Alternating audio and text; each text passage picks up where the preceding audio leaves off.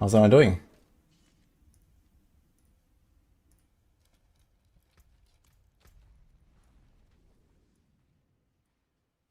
Can I get a duel thing finally? I still don't have the duel thing. I want to do that Uber event at some point. Merry Blastmas. Exactly.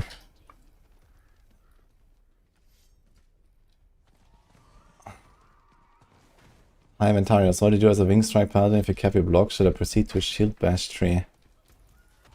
What do you mean exactly?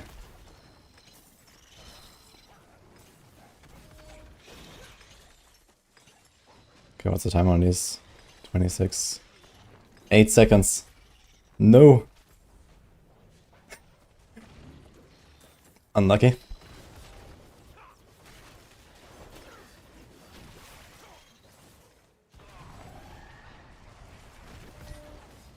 How hard is it to get a 5 Mythic 9 dimension? It's pretty hard.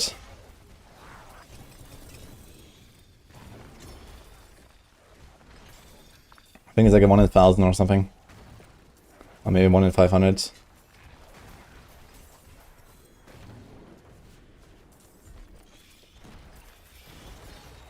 Ding. Yo. 1,000 bits, thanks so much. Obsidian, appreciate that. Merry Christmas.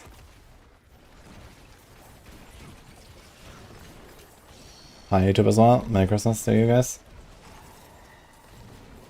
The build I'm using right now is Oradin. But there's like a few more things I want to try in the next days, so I think I'm gonna definitely do something that I used like all of my boss mods yesterday and stuff. But like a big Mythic timing session. I got 2 flicker steps with Grandfather on it, so that's kinda funny. Not sure what to do with that now.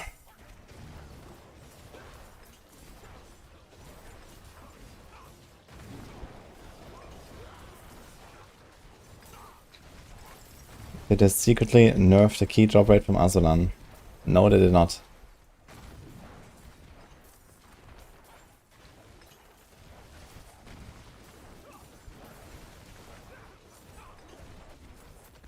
Ulti maxing.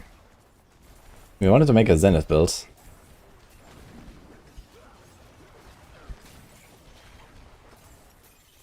So maybe we're gonna fiddle with that a little bit today.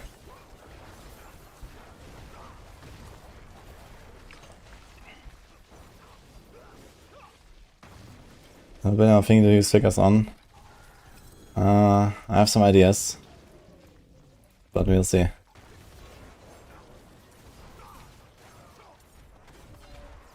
I mean, it's honestly not such a bad item for a bunch of builds, I think.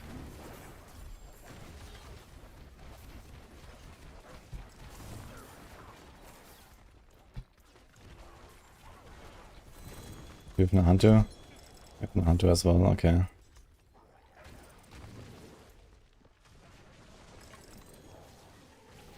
So I guess we just go over there.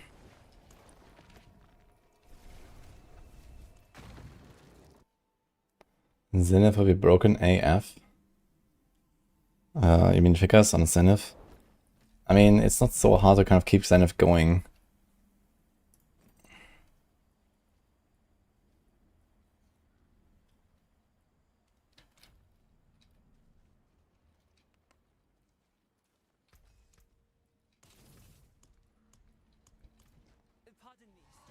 Oh shit. Yo, Alex. Danke, frohe Weihnachten.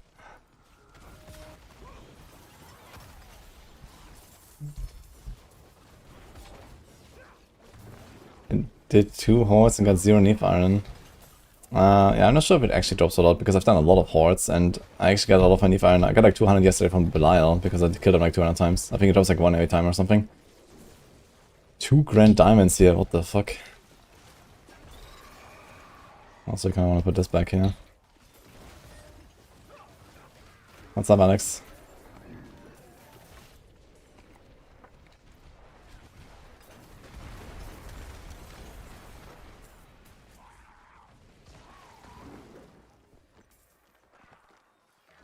Moin. Best farm per XP, boss or Helltide? Yeah, they're not even the same universe. Boss is like 6 times better or something than Helltide.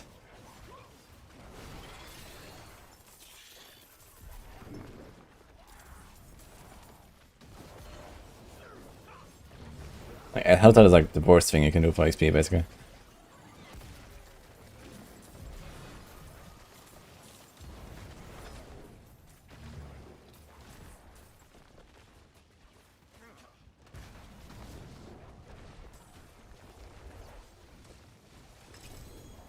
How do I keep going? What's my goal?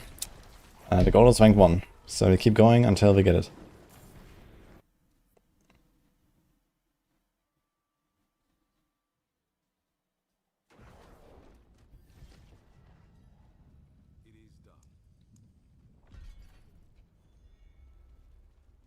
It's a quick way to load a new character. Yeah, I can do whisper catches, you can save these and open them on a fresh character. And besides that, I actually made a video on this, like how you can self-boost.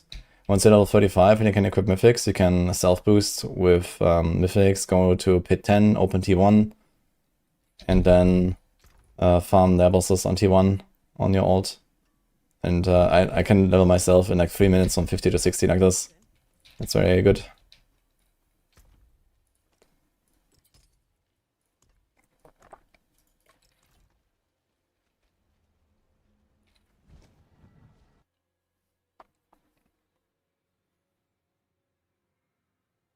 They have an air with free aura and without GA crit or GA crit and shitty sanks.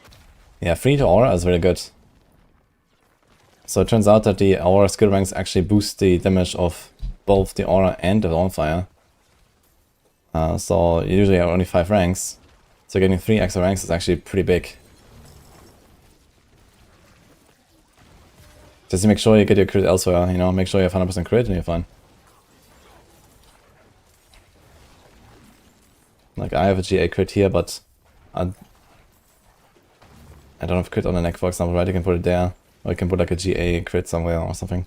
So. And also the extra aura ranks give you crit too.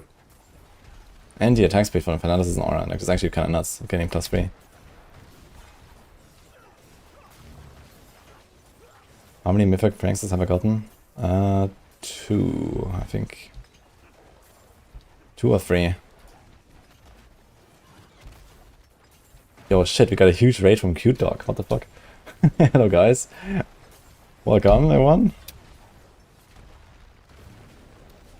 Weeps arrive. How's it going? Merry Christmas, man.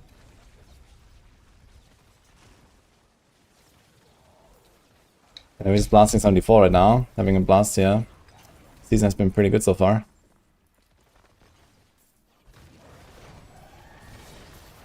Big fan. Oh shit.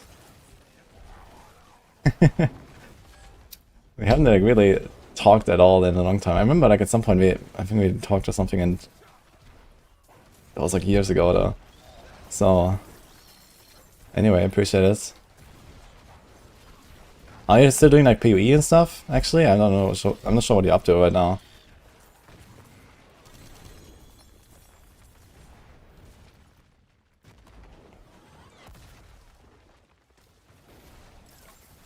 Howdy. Hello, Barry.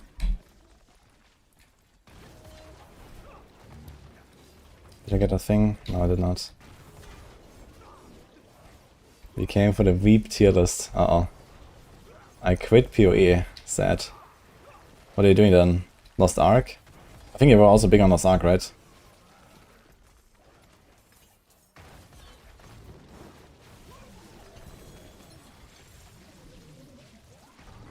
He's only dropping mirrors. And that's a first world problem to have. Killed PoE for Poo 2. Uh-oh. Diablo Immortal Gaming. Okay, I see. Huge.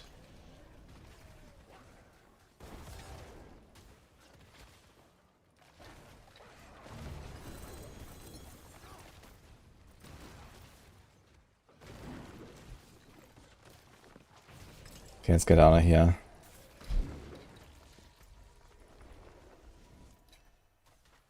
DI login, man.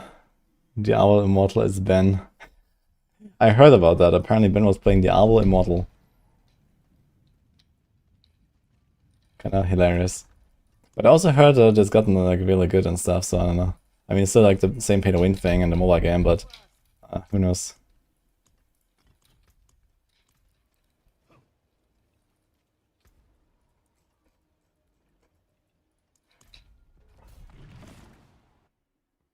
Hi, Edo. You can't open the chest after beta, and what do you need to do then? When you fight Asmodan, the world boss, then you get these tongues or whatever. And this is what you can use to... Or like, if you fight Asmodan as a world boss, you can always open the chest, because he drops the things. And then you can also farm Asmodan in Havazar. So you can get the stuff there, and then get even more. Tier 135 is crazy. Yeah, I've played 130, so we unlocked 135 now. So it's probably gonna be roughly the solo push tier, I expect, when the tower comes out, so I have that kind of unlocked now. And we're preparing for the tower launch when the leaderboards come. And I want to get rank 1, so I'm like farming the gear and you know, we did like some 2-man push to unlock the tier and stuff.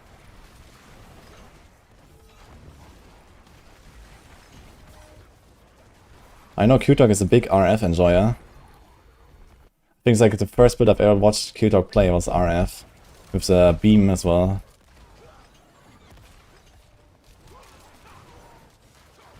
This is it, yeah.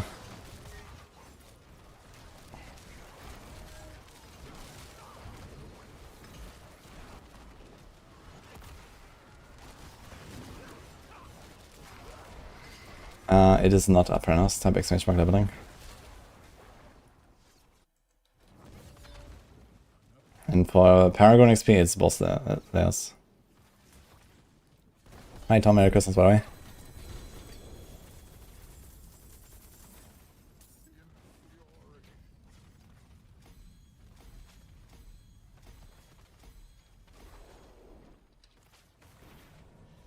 Hi Lolep. Karach Hysteriana. To the Greeks.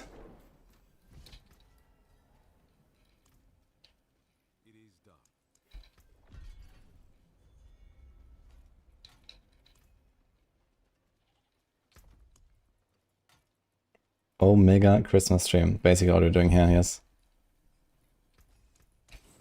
Yo, I wanna play a bit of the Lance guy, I think. Cause that's fun. Or Brandish, do we do some Brandish action? But I think this guy's kind of like muled right now. Where's not? Which one is the Lance guy? This one, I think.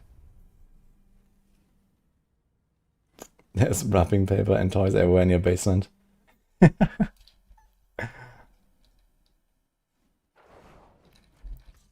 Ah, shit. I have too much stuff. I noticed. But I'm really not in the mood to sort out my stash right now.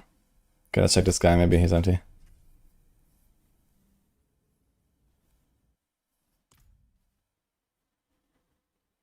I did Hammerden, 190 seconds.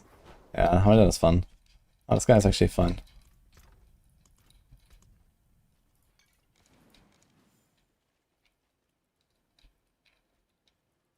Is that a ruby here? Wear the stars around your neck. Well done.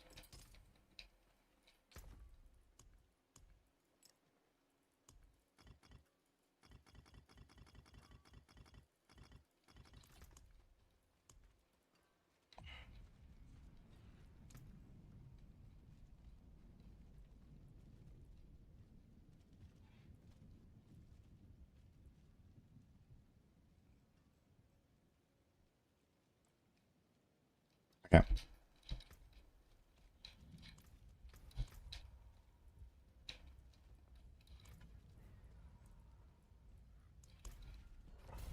We have 5 paragons. Holy. What can I do?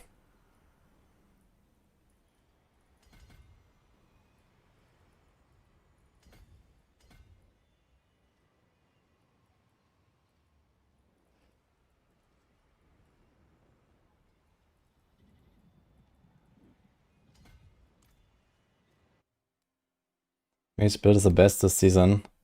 Aura then, the one I just played. It's just insane for everything.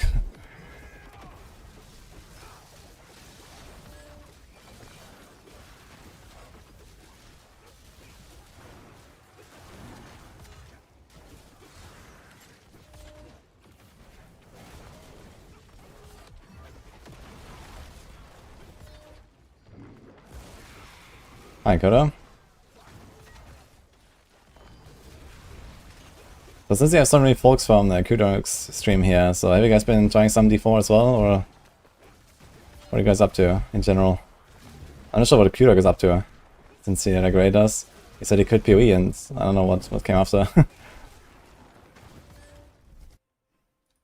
Aura then is aura farming, yeah, for sure.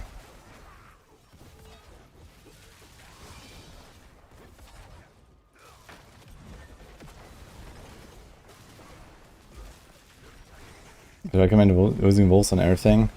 I mean, wolves are pretty effective on paladins, I think. You know, there's multiple reasons I have them. I know aura for sure because of the extra auras. But on some builds, like for example, I have it on Divine Javelin as well, just because, you know, easy wound application. And they freeze everything at range, so you can like position yourself and so on. Makes everything safer. They trigger life per hit, so for builds that run rally, where you spend your life all the time, this is useful. So they're like pretty good across the board, I'd say. Or like several like kind of like smaller effects. And I mean, offensive runes are usually just not really that impactful, so.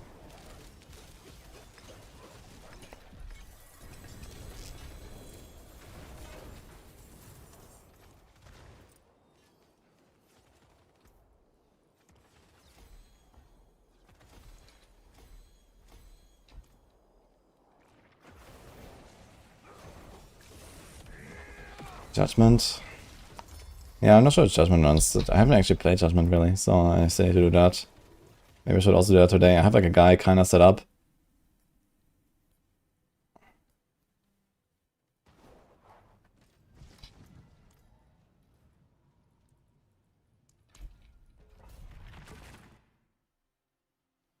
Well, boss takes too long even after 2 weeks. Yeah, it's because your damage doesn't really go up on world bosses. They have like some sort of like DPS cap. With the resilience.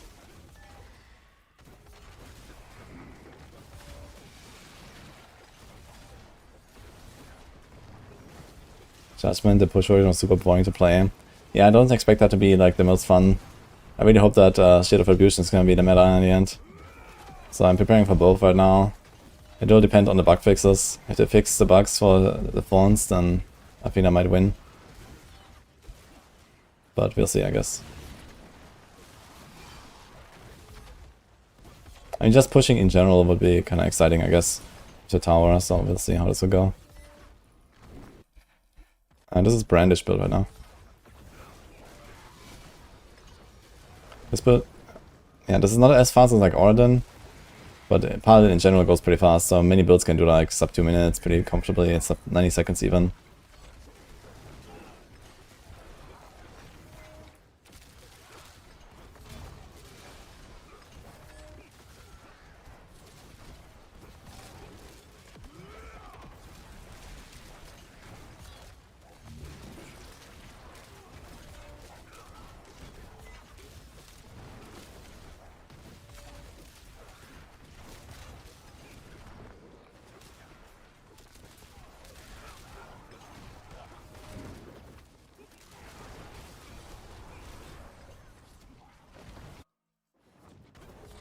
Are so far ahead of other classes? Yeah, not really actually. It's definitely ahead, and it's like generally pretty good with many builds. Because it has a lot of like generically good scaling that other classes like. Where, you know, other classes have like some shining builds. Because of, you know, certain multipliers that those builds get. On Paladin everything's like, you know, more streamlined. And, you know, it can make anything kind of work. So that's cool. But it's actually not like ahead by such a crazy margin.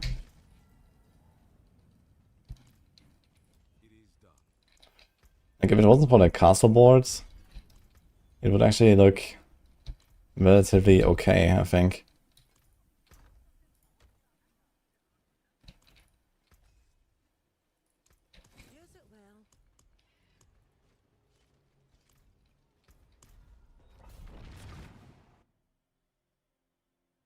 Try running pit 90 as fast on Barb. On your Barb. Okay, maybe your Barb. But on Barb, in general, I mean, you can do pit 90s just like that, for sure.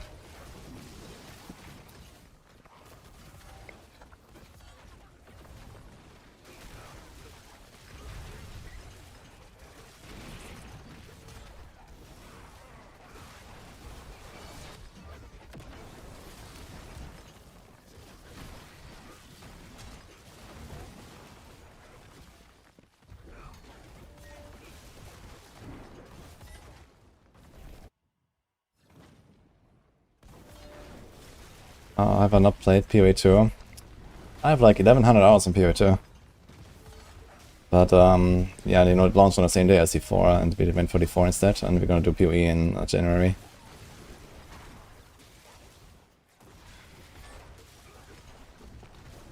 I win more.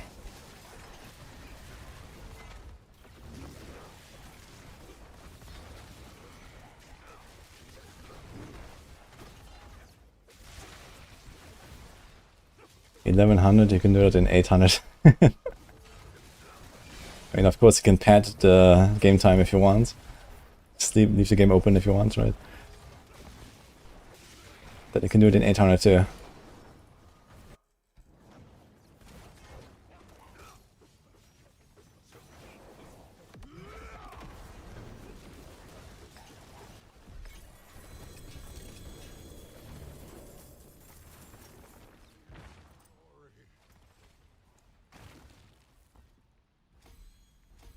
Is resistance not worth it after some point? Why is giving so many resistance paranoids in a guide? Yeah, each like resistance or armor node is somewhere in the range of like 0.2 to 0.4% EHP. So it's not that much. You take them later, you know, like close to 300, basically you pick up everything and then you have it.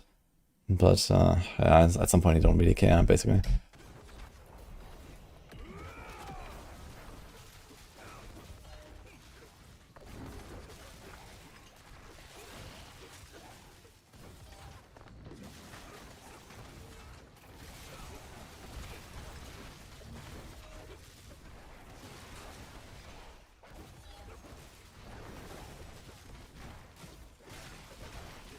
Yeah, Neepquay can definitely do like 60-second runs, I think.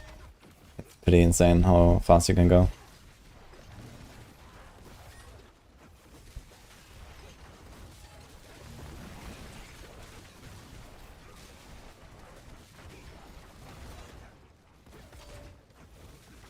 Best way to maintain rage as a lunging strike. I mean, the roll on the boots helps a lot with the regen. So the drain can be at most 40 per second. So if you can get close to 40 regen per second, then you can maintain it pretty easily. But it's kind of tough, but you need some big boots basically. And then you have like these, yeah, you have Shroud, I guess, for the regen. You have the, I guess, willpower on Barb that gives you extra regen. And you have the passive as well for extra generation from your attack. And extra regen when you are berserking. So yeah, there's like multiple ways like that to do it.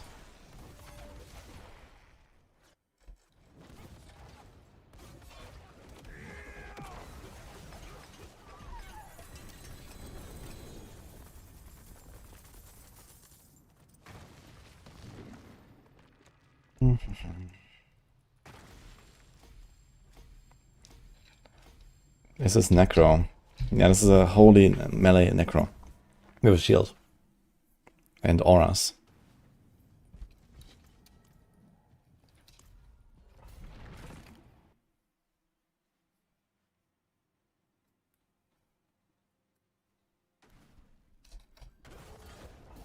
And angelic wings.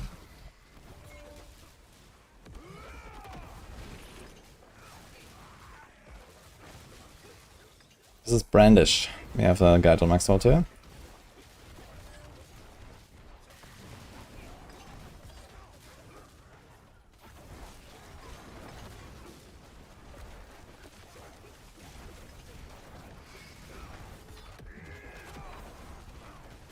Yeah, I'm playing hardcore. I only play hardcore in D4.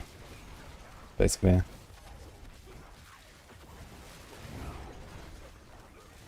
Took Necro Golems to 106 and hit a brick wall there. 106 is pretty solid, I guess, Barry. Yeah, after 100 the scaling is ridiculous per tier. So it's very hard to go up another tier. So you need like some, you know, massive improvements for each tier. I wonder what the highest Necro clears are. I've really checked. I guess a lot of Blast is also just not really on Necro this season. Maybe you're gonna see like Lord Zora or something come around with some big clear.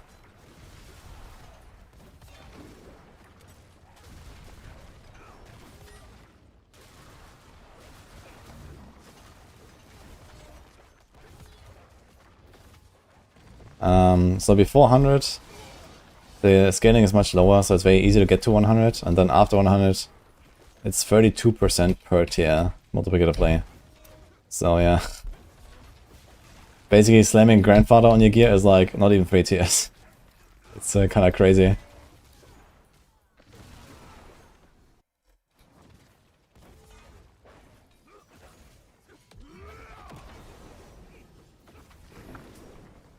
And the gap between each tier is ridiculous.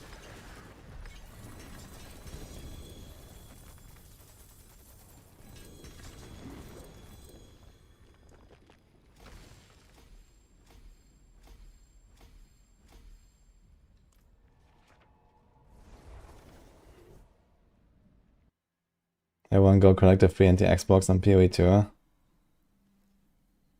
How long do you have to collect it?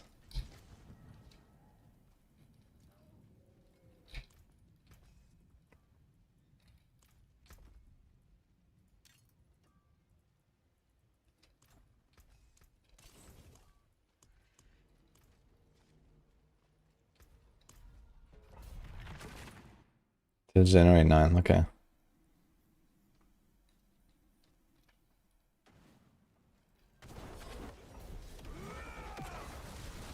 No, Bruce. Do you need to buy DLC in order to play the endgame? Not really, but you are missing out on some things. And your build's gonna be a bit scuffed. You're gonna be weaker and stuff. You don't want to have Paladin or Spiritborn. You don't have runes and mercenaries. You won't be able to go to Hantu and Honor City. And Uriva and Harbinger boss, I guess, if you want to farm those. So there's definitely some stuff that you're missing out on, but you can technically play this season.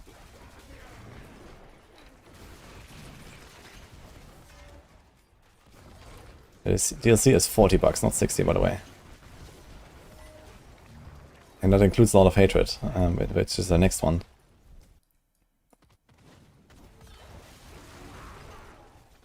I want to buy a lot of hatred, and it comes with Vessel of Hatred. That's included. And you get a Paladin and a Spirit One and everything.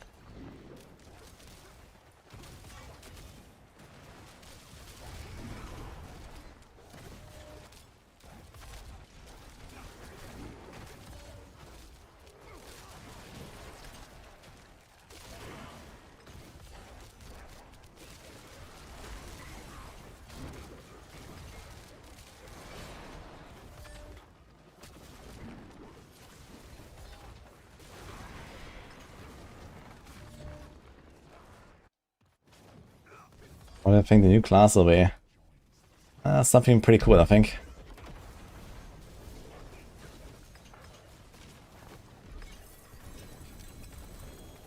What's more fun in Diablo 4 or Diablo 3?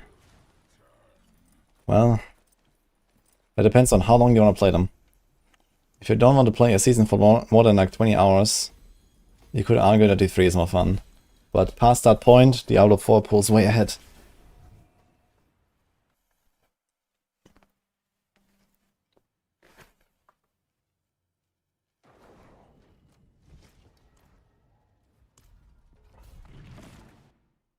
The D4 community healing.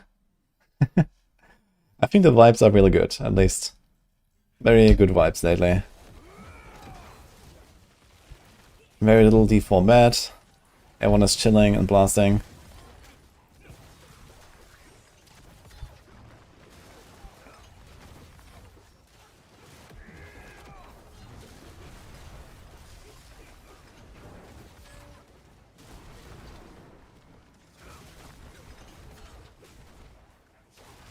This might be the best season. Yeah, I think so. I think that's the best season.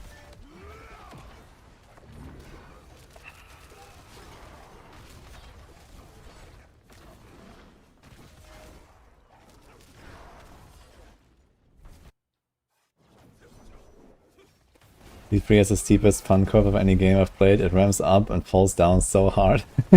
Yes, it's kind of funny.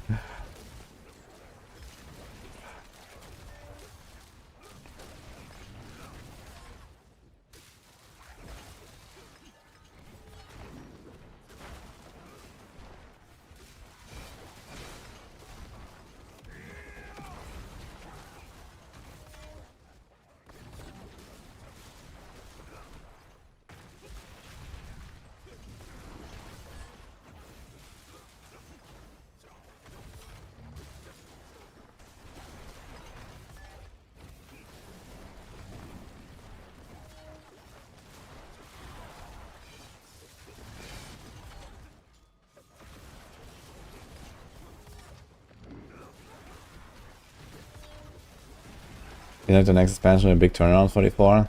I think so too. You know, they're finally like bringing all of the like kind of baseline ARPG features that we were missing. Plus, you know, the revamp on the skill trees and all the alt classes and, you know, all that kind of stuff, right? So I think like overall it's gonna feel a lot better to play. In addition to just finally being like a complete game.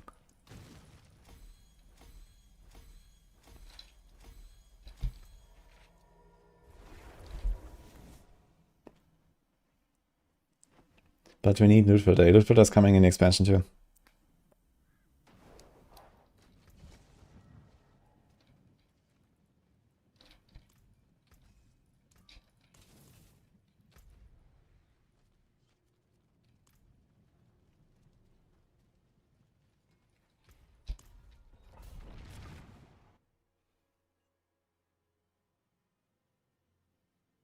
Just need auction house. I'm not sure if people really care that much about trading. I think this is a pretty niche problem. But it depends on what they will do with like item crafting and so on. So if we actually get like, you know, a much more randomized loot system, then I guess more trading would make sense. But with like, you know, how easily you can just like get the stuff you're looking for, I don't think an auction house is really in any way required.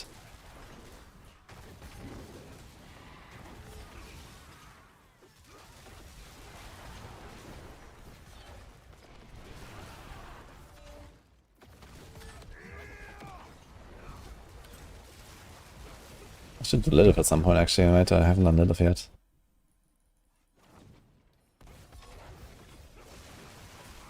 Your friend got 70% on a skin off and you got the same skin 50% off.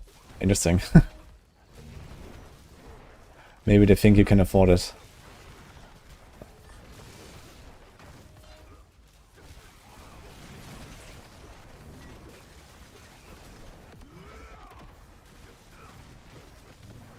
Think they will fix Permadeath Spirit Bomb before end of season? Yeah, I'm not sure exactly what's wrong with it. I know that the Thunder Spike breaks sometimes or something, right? Sounds kinda yikes. Yeah, I don't know. I'm not sure what's fixing this. I mean, there's gonna be patch 2.5.2 when Tower comes out, and that's probably gonna bring some fixes and balancing.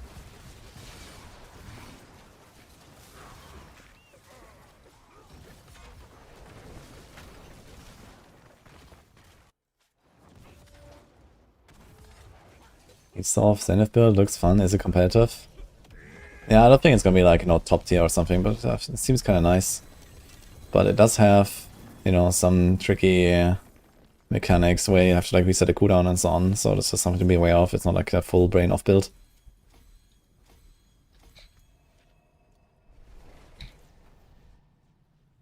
Merry Christmas, guys. Stat Squish 2.0 or not? I hope they're gonna do another Stat Squish. I think just with the skill tree and revamp alone, they can do a lot of that already. And then like, you know, item, like aspects and uniques revamp, they can like lower numbers and so on. So I think that's kind of the main thing that they have to do. Stat Squish itself is not necessarily, like, not necessarily such a big deal, I think. If you're talking about like lowering life or like stat like values of weapon DPS or so, I think this is in an okay spot. That all the multipliers that come after that are kind of ridiculous.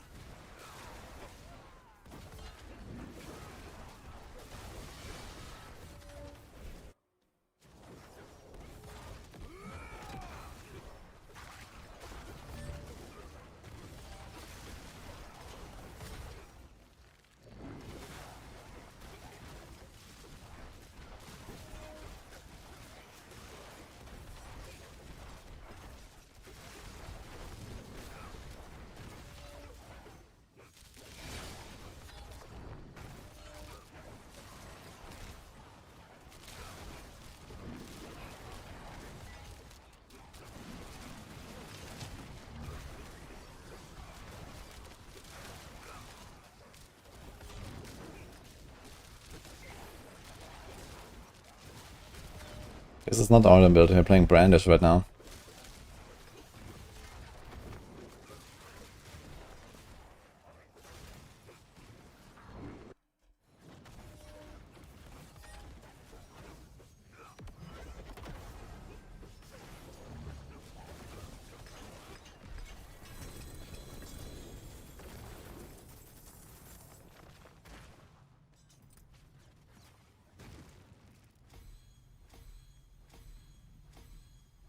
What's the max Paragon? It's 300. We're 6.5 levels away.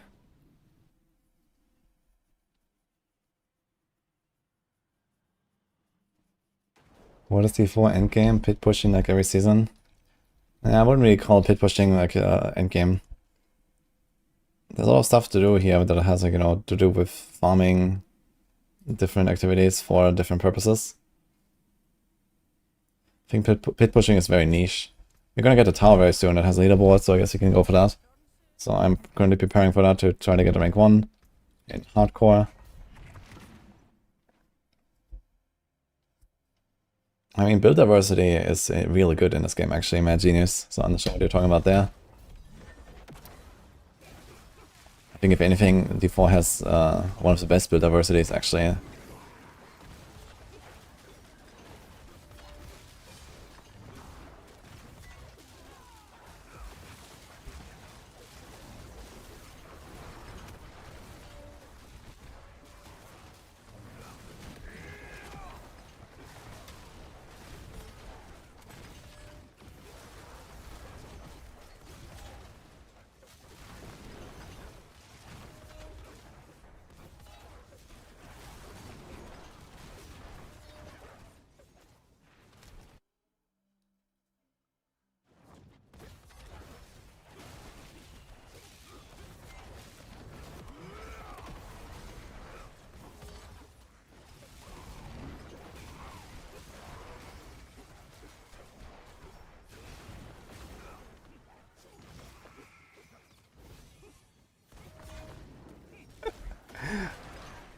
Only 18% is upsetting.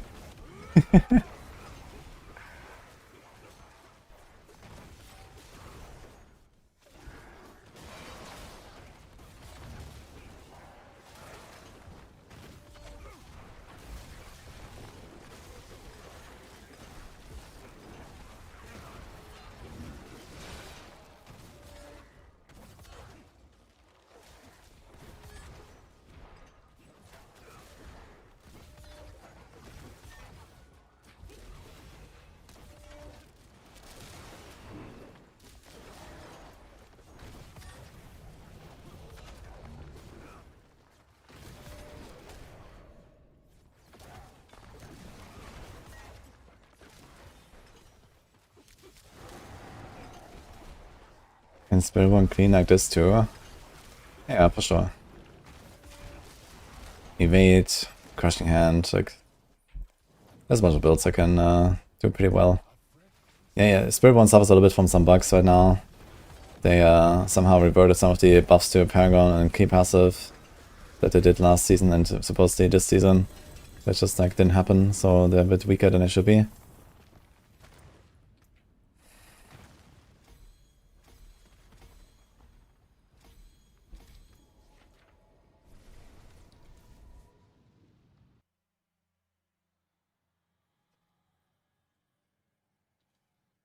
Yeah, I think this permadeath not working is just a bug. I saw people still playing it, so I'm not sure how often it breaks.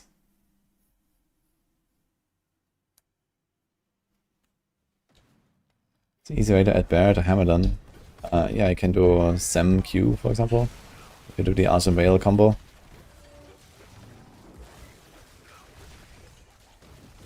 Or a combo I like running is like Poc say for the wolves and no, not Poc, sorry, Neo say or Seer say for wolves, and then you can do Nago and Q.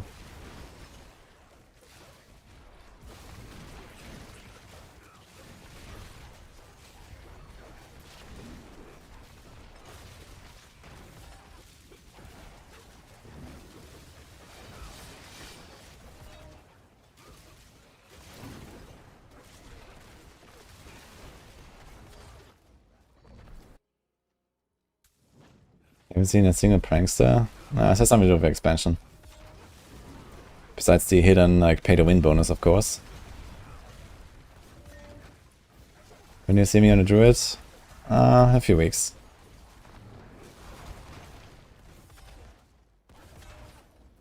Druid was really fun actually. I liked it when I tried it.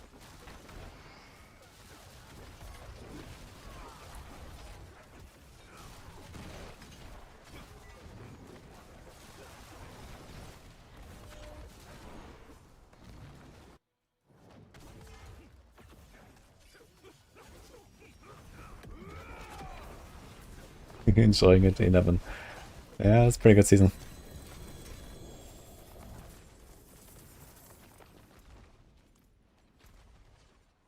World War soon.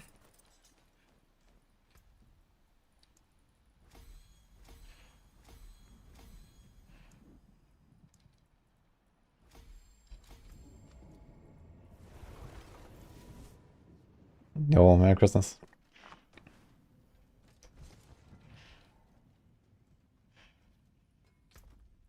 I feel like PvE2 build diversity is bad, a lot of build playstyle is samey. I disagree with that. I think PvE2 also has pretty good diversity.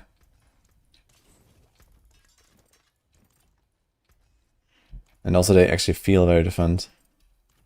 You know, just from like the different weapon types and stuff.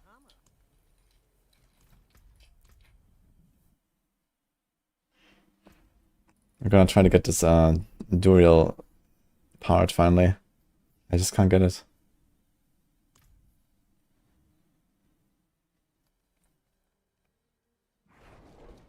I'll stay for your sake, but you don't have to like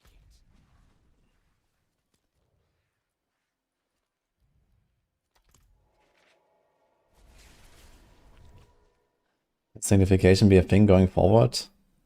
Well, if they know what they're doing, yes. I don't expect it in Season 12, but I would expect it in the expansion.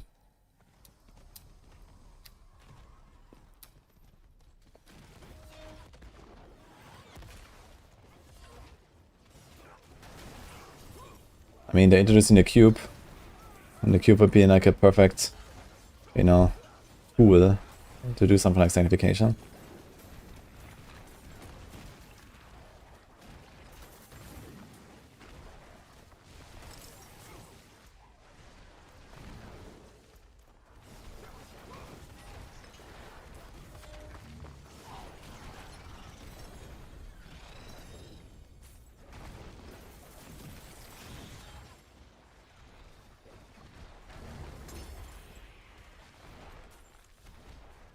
So there's some Asmodans actually, holy.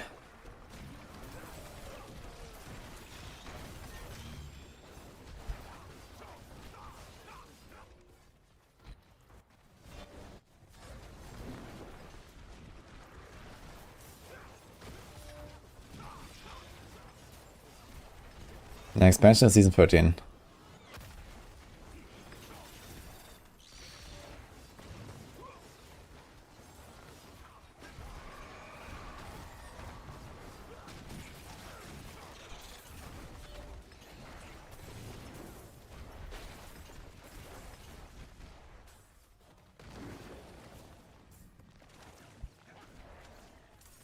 So about the Thunder Spike and the evade weaving, so what is exactly the problem with that? So sometimes it just doesn't happen, and other times it does, or what? How many new characters other than Paladin are they adding? 1.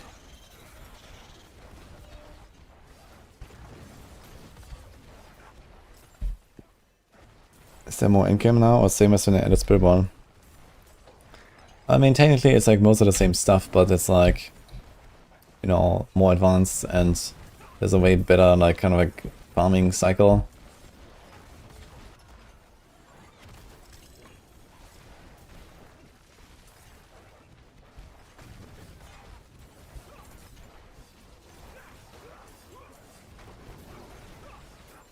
Best way to farm Paragon is lair bosses. Oh, Grand Skull.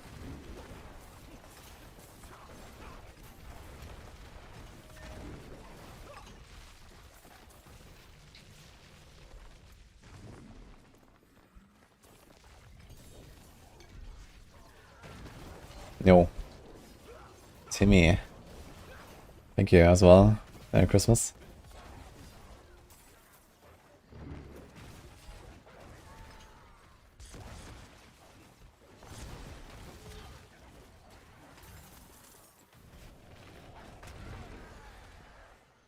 What's this thing of Season 12 in the expansion? Yeah, it's gonna be a short Season 12 and then expansion. There's no mid-season expansion launch, that's not happening, man.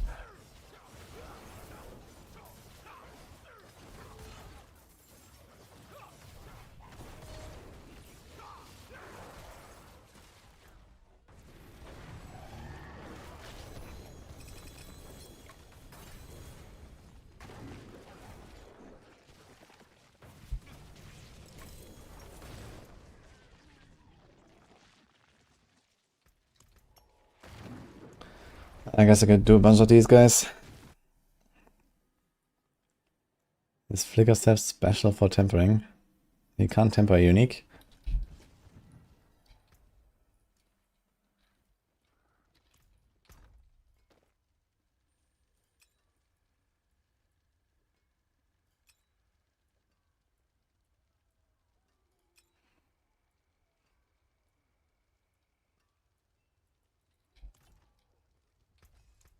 Come back if you need the forge.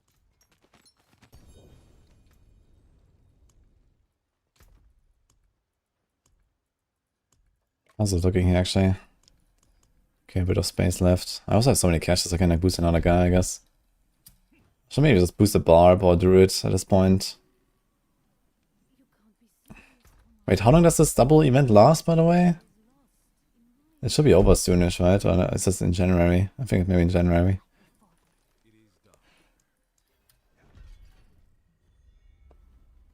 What boosts? With the caches. How many caches do we have? 3, 6, 11, 20. Okay, we're like a lot. Maybe I'll do it very quick. Gives me some space. Uh oh. I guess I would have to do one of these, yeah.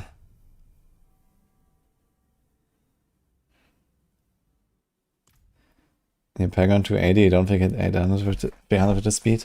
Yeah, just farm more Asmodon and then bosses. You're gonna get a lot of XP this way. Okay, maybe you can sort out a few things, yeah.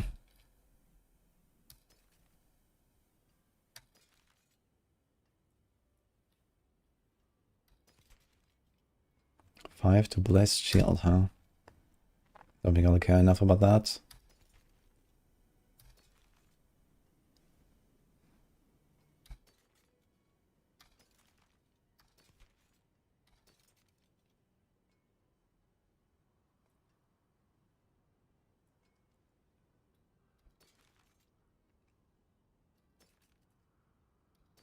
Yeah, it's all like really outdated stuff here, actually.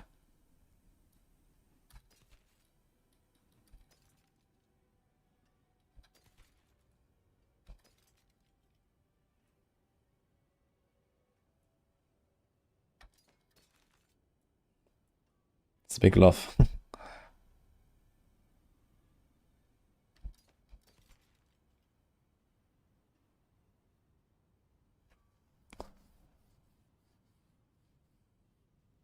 How did this end up here?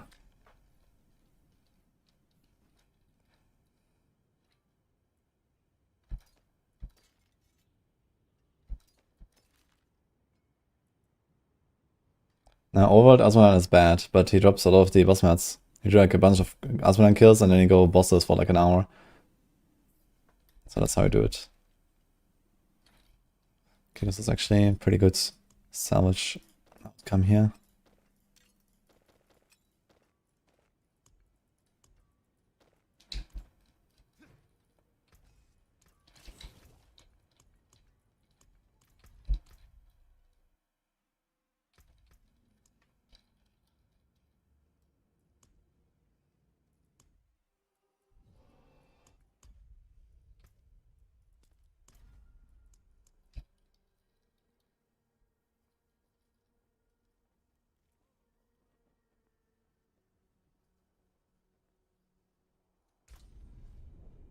There was a grandfather sanctification on that glove.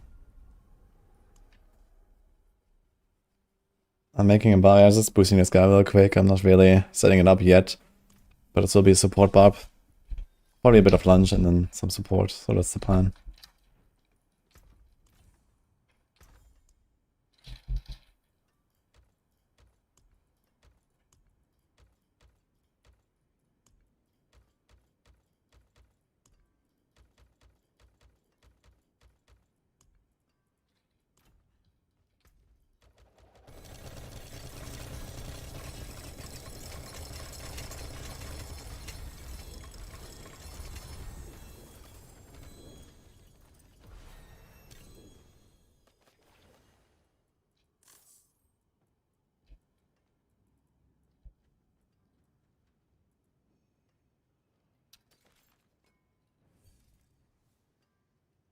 Might actually be useful for a support buff, huh? Bishop Paragot, I will keep that. Come back if you need work.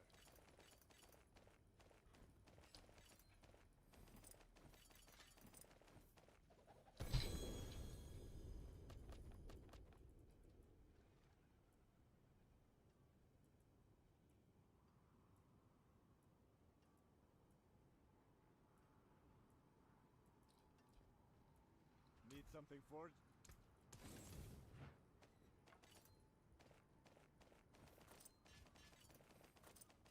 Auto scroll restoration, no any firing cut on other side. Where did I go wrong? Farmer Belial and Hordes.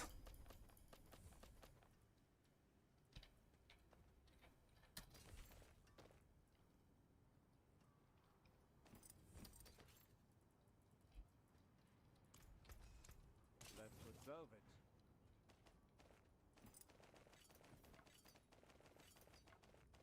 Did you hold on to your 50 quality shroud or salvage at this point? I mean, there's always a chance. You should certainly not salvage it. I think you can afford this one slot in your stash.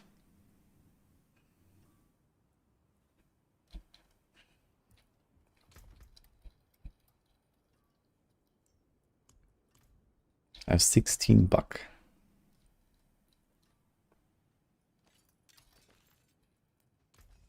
Someone wants to buy.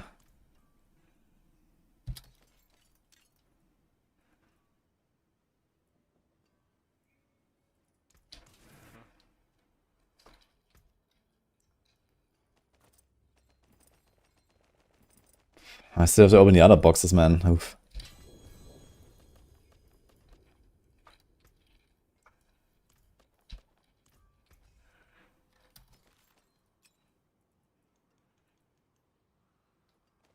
Cooldown, bone.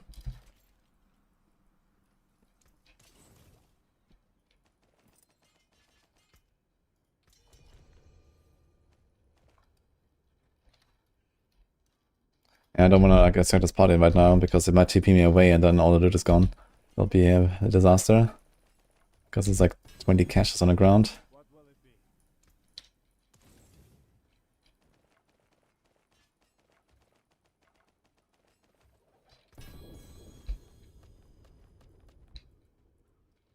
Father bless. What do you need?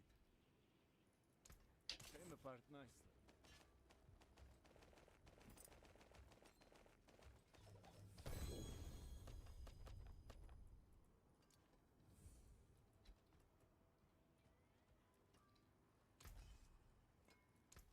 You can take what's left.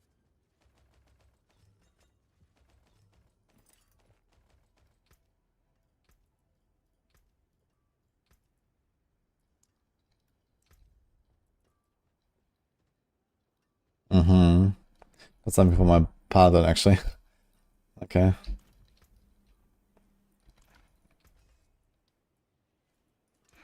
Ding. Apart nicely. Yo, wait a minute. That's a lot of bits, man. Johnny, thanks so much. And beats as well.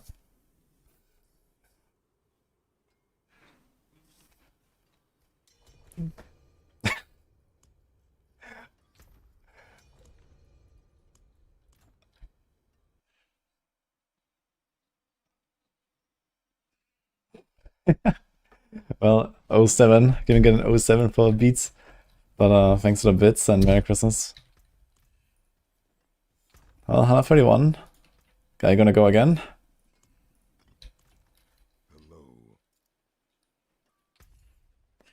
That was really low volume. The text to speech, I mean.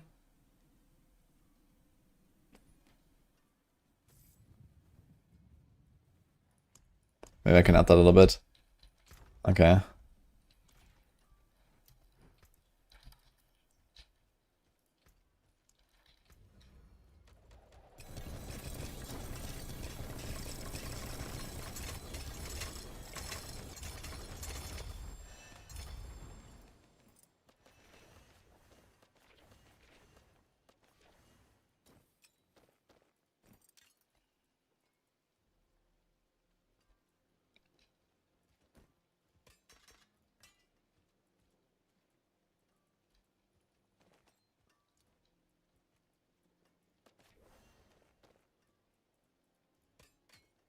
It's kind of funny you can run flails on a barb.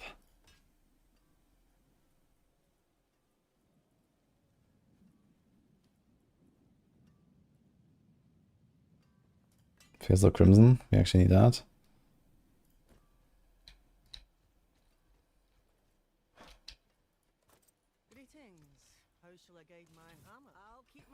Oh, thanks those up as well, Beats. Well, boss in free. Uh-oh. Gotta hurry.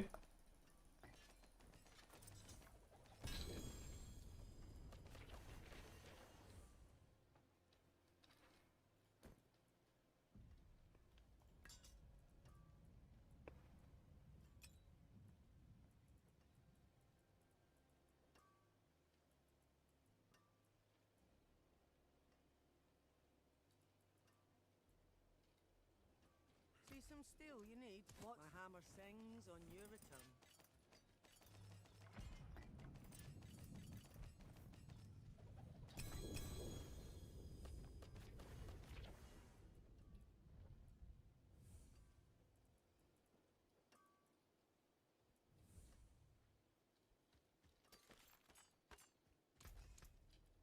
Better than starting from nothing.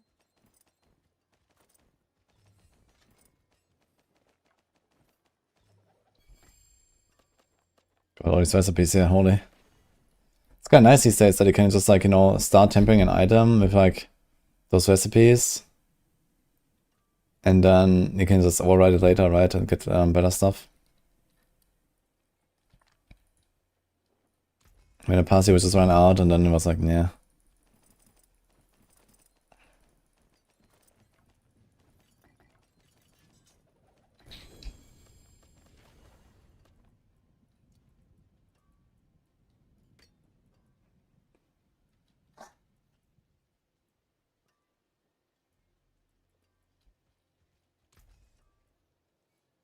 No, it has like the bulb passes on these amulets here, so that's not really great.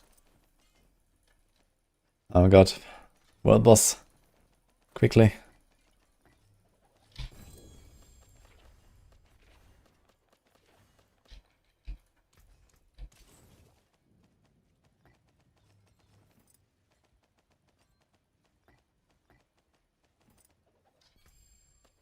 There's a lot of recipes.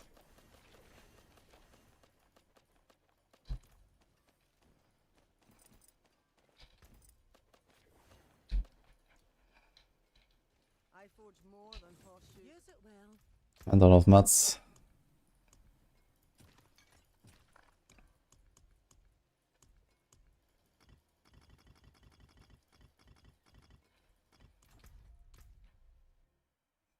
World boss, alert.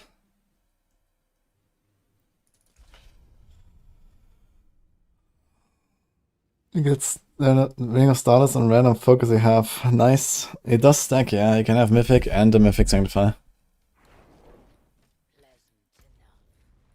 Okay, where is it? Wandering Death.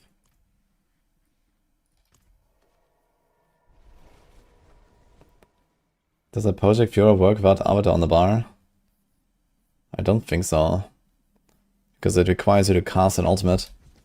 I'm not even sure if it does anything for like wing strikes, I guess, if that's what you're asking. I haven't tested that.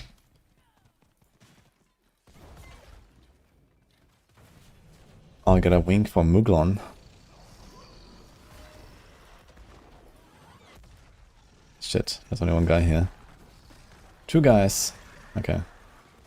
Three. Alright. Let's go. He's also playing Order, it seems. He both just like AFKing here, waiting until all of us to die. Look, now we have 3 of them. Then we don't have wolves either. With another rune. Fail. Debate. Yeah, I'm gonna get the knockback sometimes. And that should trigger the wolves. We're gonna get like 10 wolves at once. Interesting, can block the beam, look. It says block. Weird.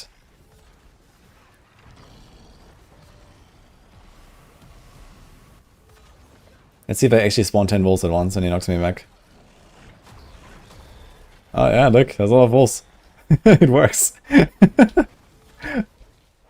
Very nice. Let's get him. Is that like a cooldown indicator for this? Ah, here, Fear Rune is a cooldown. Yeah, look.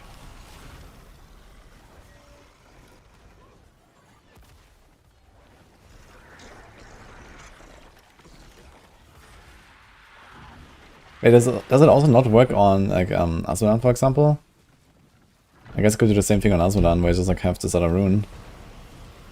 He also has resilience, so I think it should be bugged there too.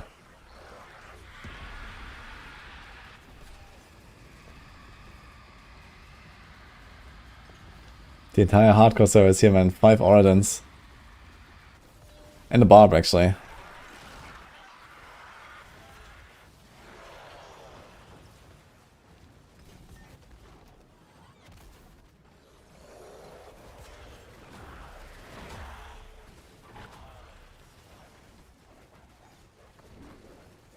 What is better? 30 multiplier from have a barrier of plus you all skills on Paladin with all auras. Ugh. If you're actually playing Oradin, I think the plus 3 to all auras is probably better. First of all, it's like always up, right? Versus barrier that might not be up. And 3 ranks, when you have only 5 in your Holy Light aura, is pretty close to 30 multi. It's like 20 something. Plus you get the extra benefits on bigger fanaticism aura. And stuff like that. I can do this guy real quick. You're playing Divine Lance. Okay, on Divine Lance, I guess you can do the Moni Q combo and have easy perma barrier. And in that case, I would say you want to do that.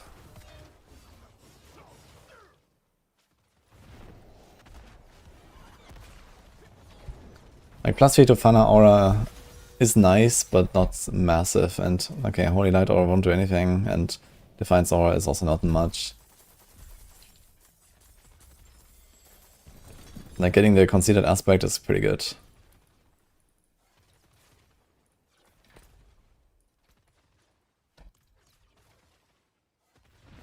I'm doing Moni Quacks. Okay. You could try Epoch and Q. Might be consistent enough. But yeah, I guess you might be struggling with resources.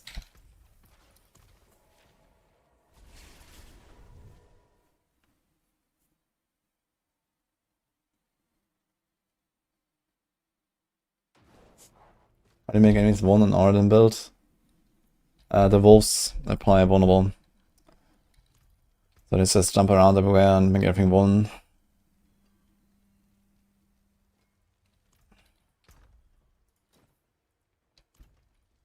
How can I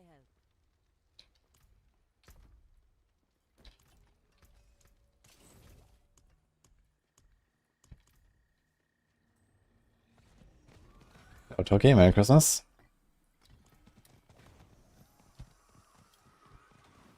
Kanach Historia, ne? Actually.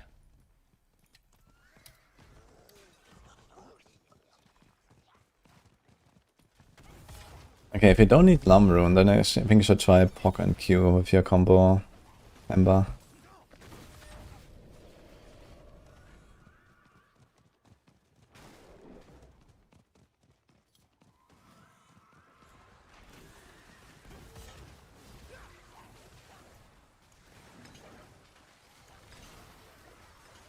Shit.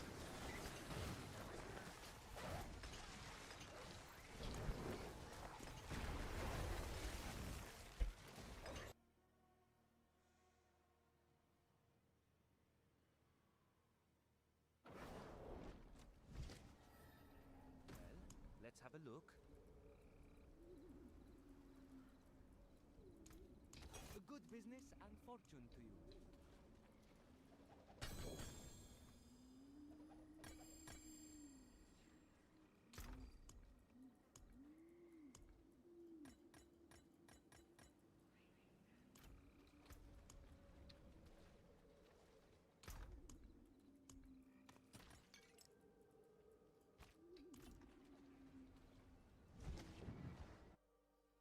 Hi, Doctor, Merry Christmas.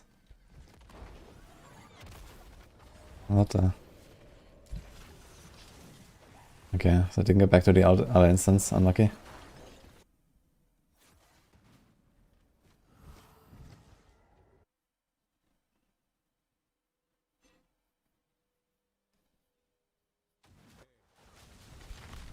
Okay, better.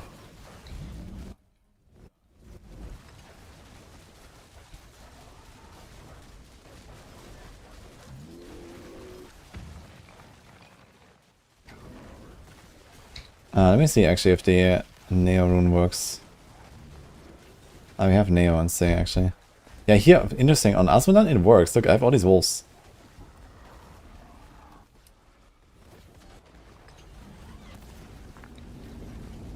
Hmm.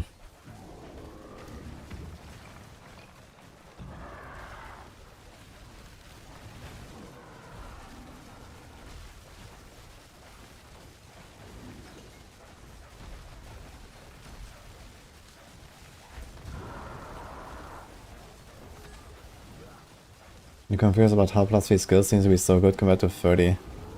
Well, I was explaining that for you the conceded aspect will be way better. I thought you're playing an Auradin, and on Auradin the plus 3 auras is really good. But if you just have like supportive auras, then it's not such a big deal.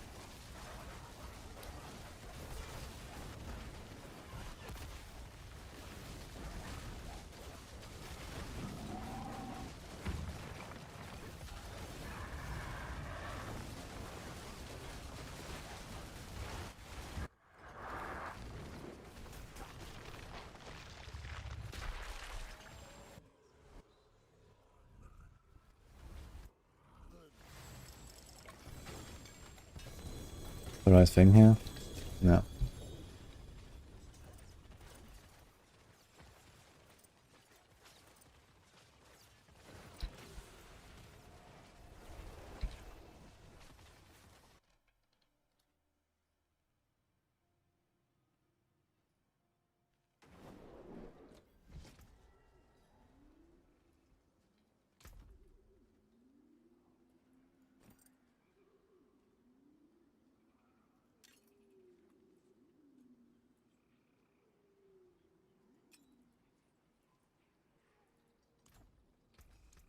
There's that.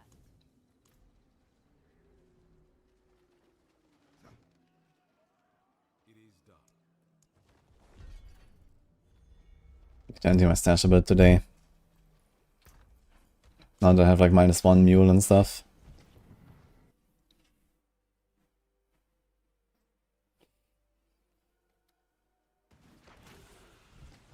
Oh, Vex.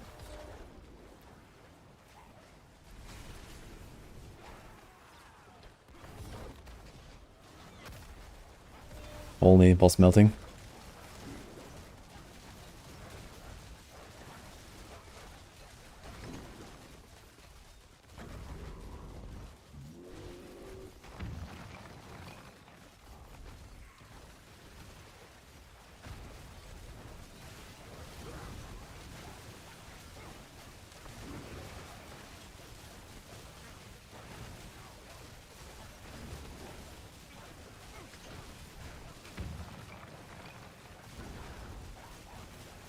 What about making a second D4 account just for the stash?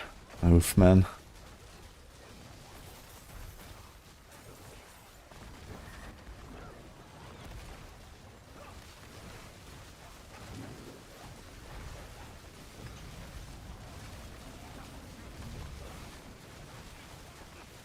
Yeah, at some point I just have to go and like, you know, sort out all of the stuff that I have.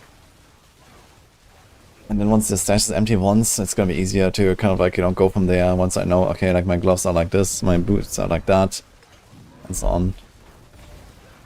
Maybe I should make a sheet. I think I'm gonna set up a sheet.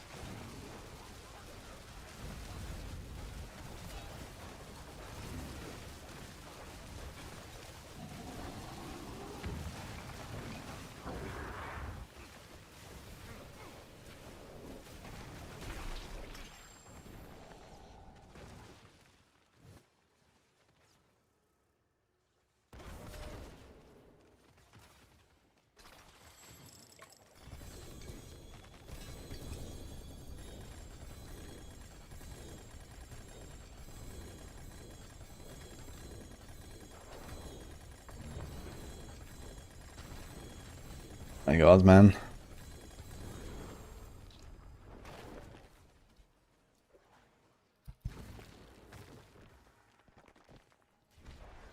I actually need to run treasure breaches again.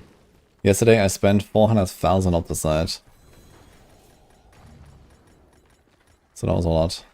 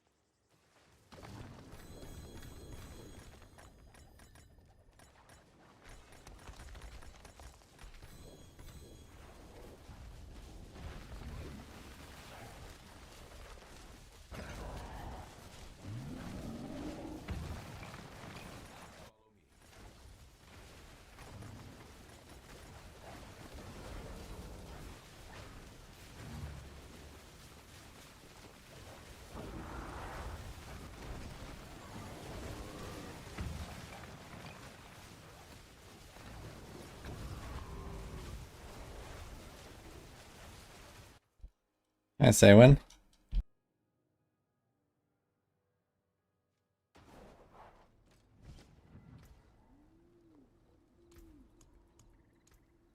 Another happy customer.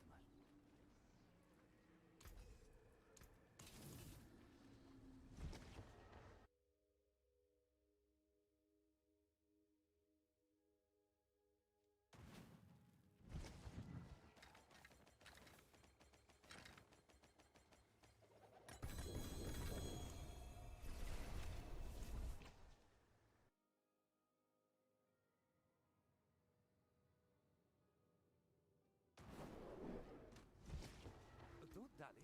Hand it over.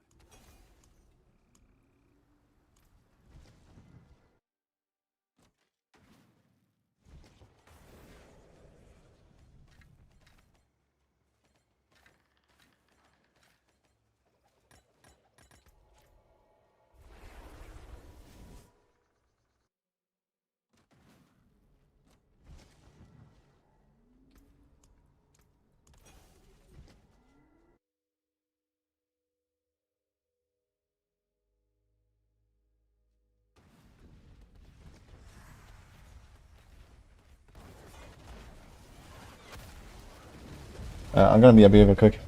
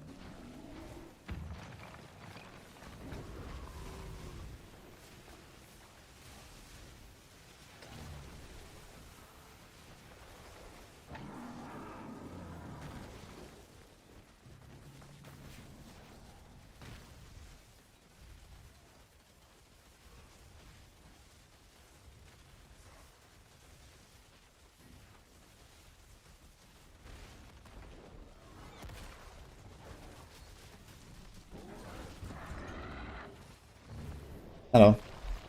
Way back.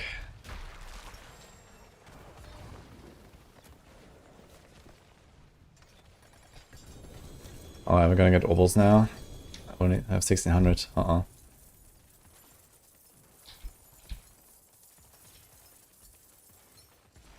Okay, it wasn't too bad.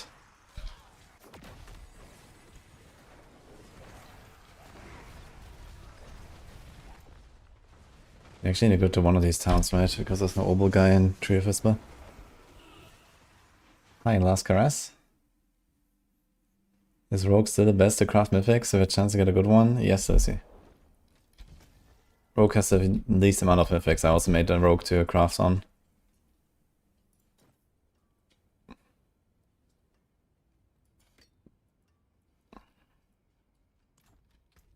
What will it be?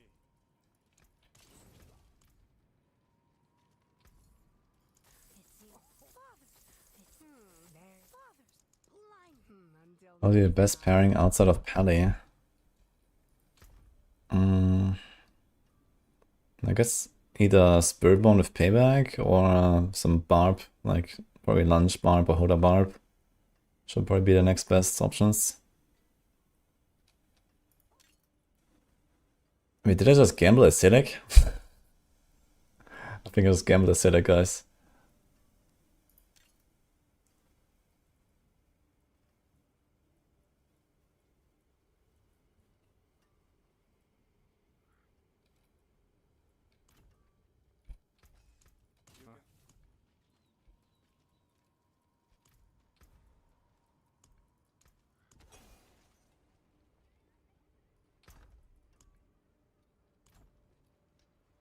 Neo Q or Seer Q? No, Neo won't help. What? Neo won't happen. So Seer, I guess. Seer is like relatively consistent uptime, I guess. Let's blast 1 PK Seer blood. Good luck. What's that?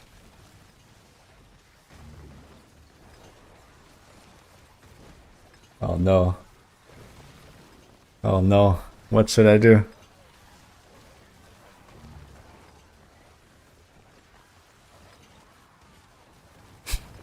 Nice. Well, welcome to the game.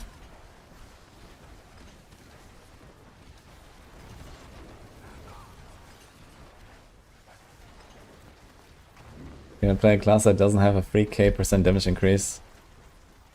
No.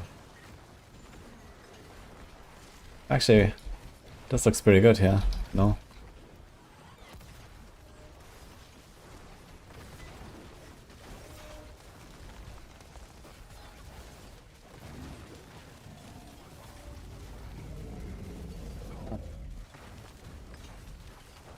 Thank you. You got coffee, guys. Christmas dinner. Christmas dinner? Yes, we have Christmas lunch. Okay.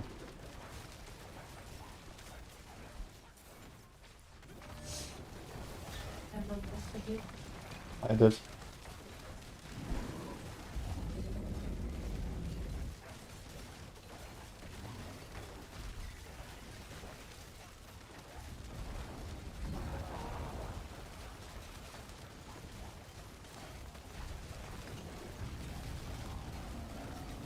One too furnace, one too potent, one too oppressive.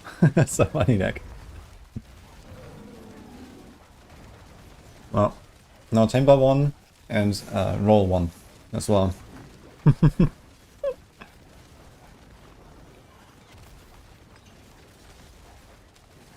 Hi, Obsidian.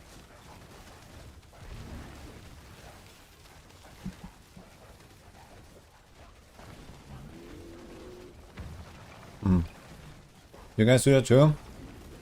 Dipping like a cookie.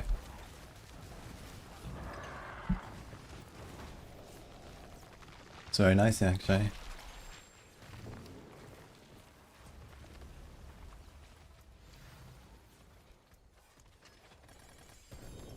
I got so much other shit, man. Oh god.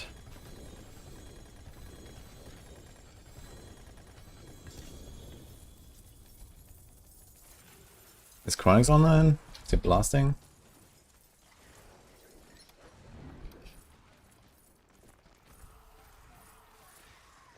Onyx is blasting. What level is he? 76, okay.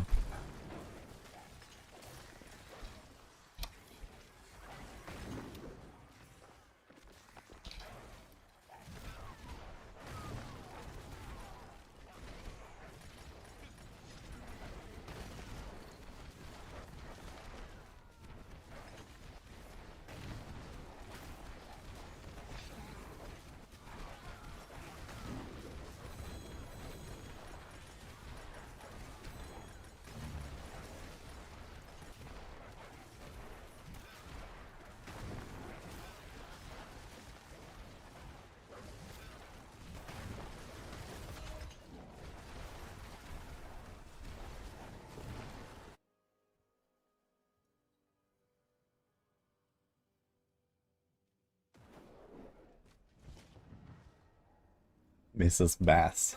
I like that. The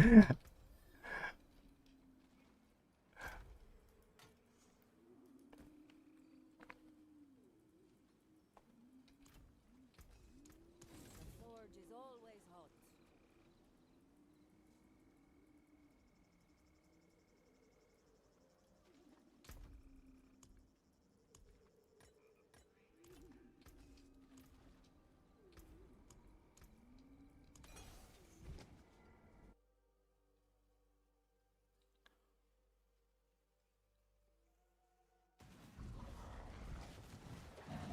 Can you one bug rune to craft a mythic place?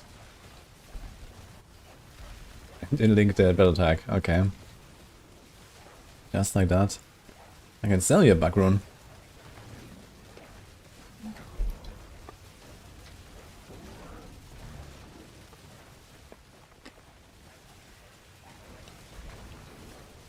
But you know, I kinda need to fuel my own gamble addiction.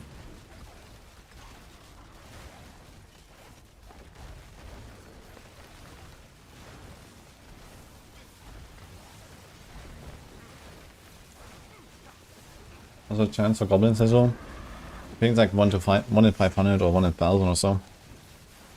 From what it seems to me.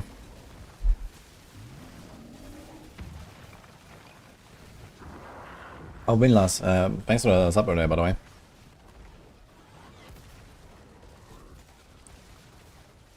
Can I slowly scroll through my graphics settings? Well, not slowly, but everything is high, I guess.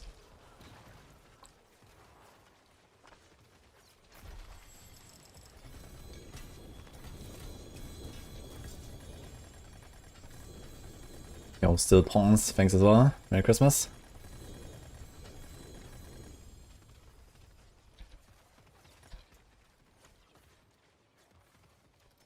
Treasure Breach.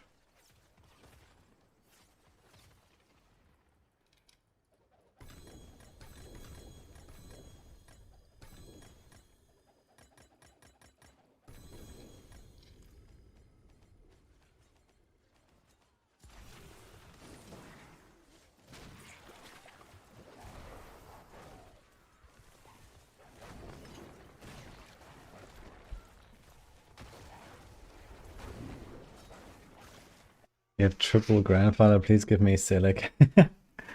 Yeah, on Barbs, Silic is pretty good. I actually stand some Silic on something as well, but not sure if it's usable on Barb.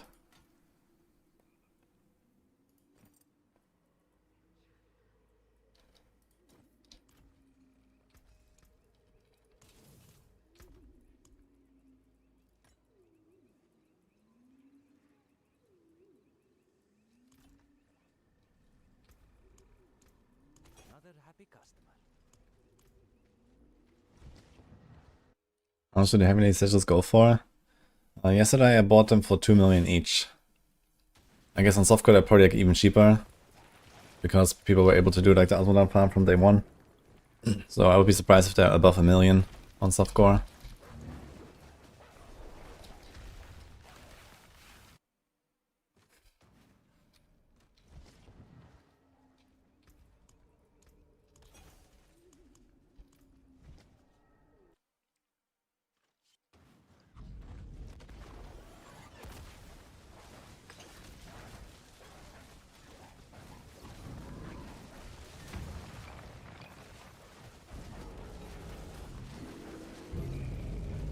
Do we have anyone who wants to do treasure breach rotas on hardcore, guys?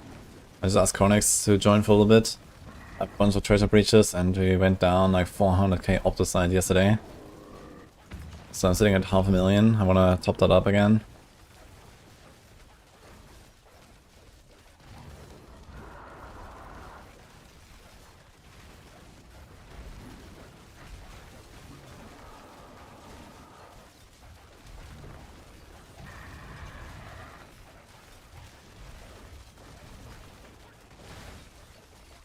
I look very tired. I slept actually a lot today. I slept like 9 hours actually. Wing Strikes versus Orlin, which is better? Aura.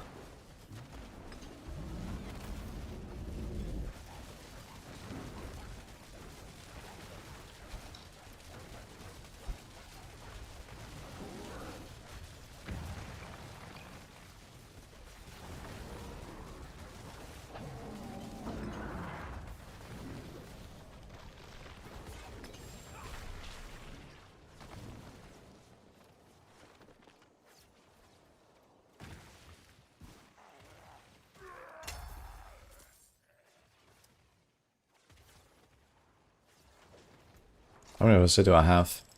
Kinda just like spend more of this at once or so, that would be cool. Like why do I have to kill this guy like 20 times? Holy.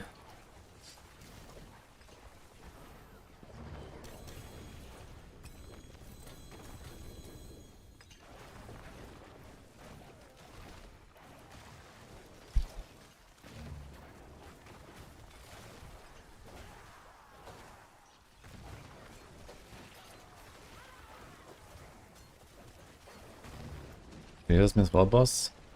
Yeah, World Boss was like half an hour ago or something, I think. No.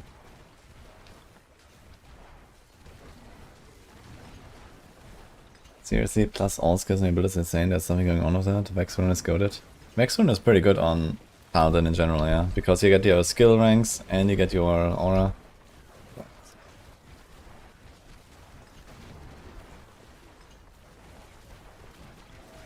Can you explain offering from runes? Yeah, so one rune generates offering, the other consumes offering. And for example here, you just gain offering and it fills up the cost of another. So this one is 75 when you evade, right? And this one costs 100. So you have to do 2 evades to go over 100 and then this one triggers. And then there's overflow, which means that if you have more than the cost, then an extra effect happens.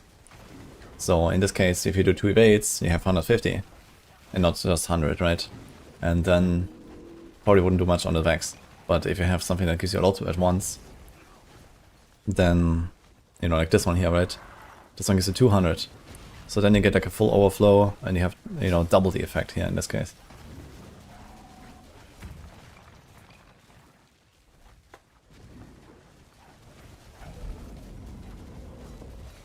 And then there's also a cooldown. So for example here, Vex cannot trigger more than every 5 seconds. So you can fill it up, but it can't really trigger. Or I think offering generation can also have a cooldown, I'm not sure. No, it's usually the invocation that has a cooldown. But yeah, for example jar, you cannot get the jar more often than once every 3.5 seconds, for example. So you can't just perma teleport.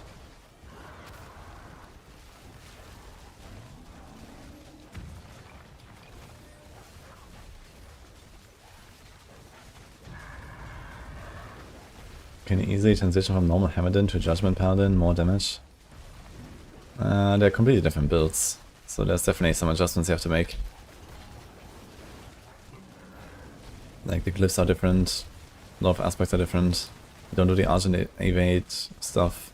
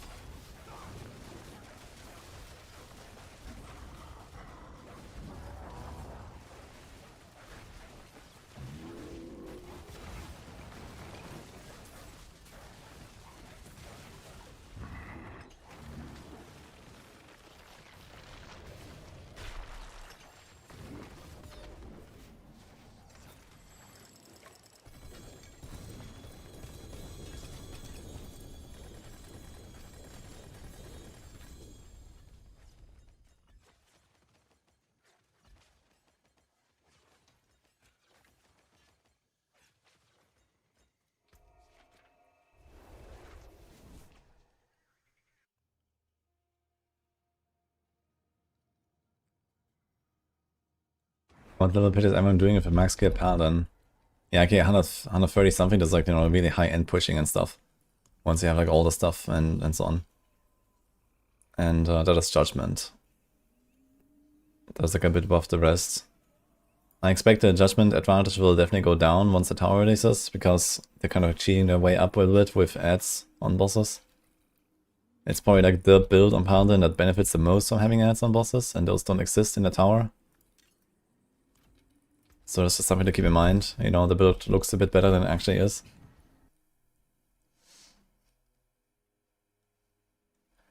Do you need a DLC to play the full game? That depends on which DLC we're talking about and what the full game means exactly here. But I would say generally the answer is yes. So without buying Lord of Hatred, you cannot play Paladin. And without buying Vessel of Hatred, you cannot play Spiritborn, or go to Nahantu, or go into the Undercity, or fight Urivar, or Harbinger, or use runes, or use mercs.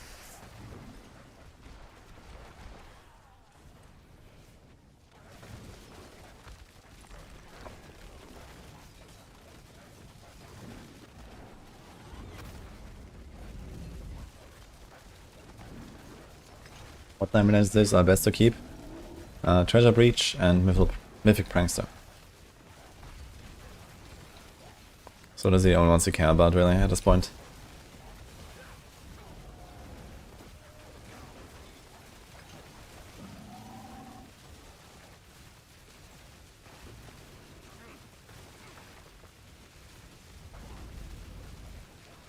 There's no Vessel of Hatred DLC available. Oh, okay. So if you buy a Lot of Hatred, then you just get both. I guess it makes sense. Since the next one is already announced and pre-order ready and so on. And it includes Vessel of Hatred anyway, then yeah.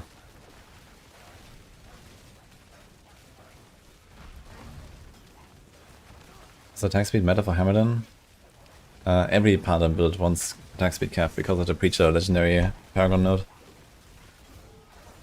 So when you have that, which I mean basically every build has, yeah, you want to stack 100%. How's the Mythic slamming going? Pretty good. So last night alone I slammed 3 times Grandfather or something. Oh no, 2 times I think.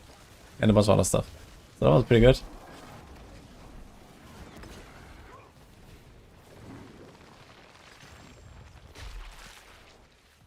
How long until I make it all the way to day 2? Can equip your mercs with gear and runes and auras? Yeah, please not. I would like to see an option where I can just play without merc. I don't want to have a fucking merc.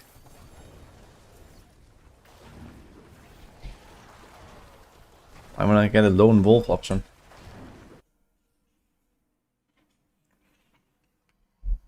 Including wing build, yeah, every paladin build wants attack speed, yes.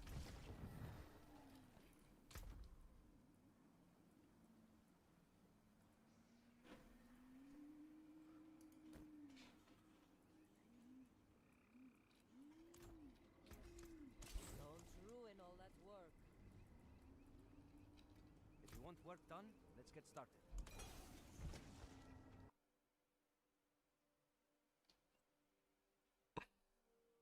Yo, Reese, it's a good season right now. Where's everyone? Dude, I still have like 3 times the Belial thing and 2 times the Endower thing. Oh my god, dude.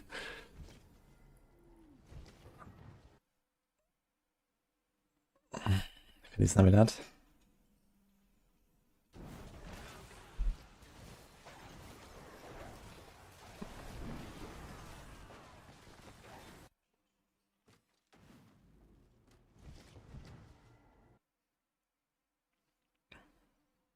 I have so many damn balls, not so many Whisper caches. I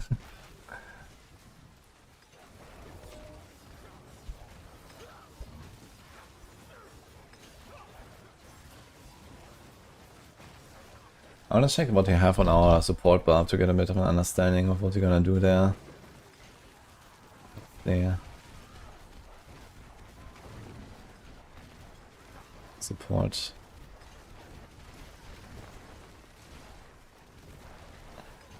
So it's going Wrath, I guess for the pulling. It's going Rage, we have that. Harlequin, okay. Cooldown, attack speed, res, Wrath, Warcry boots. Evade charges, he's not doing Steel Grasp. Sedge.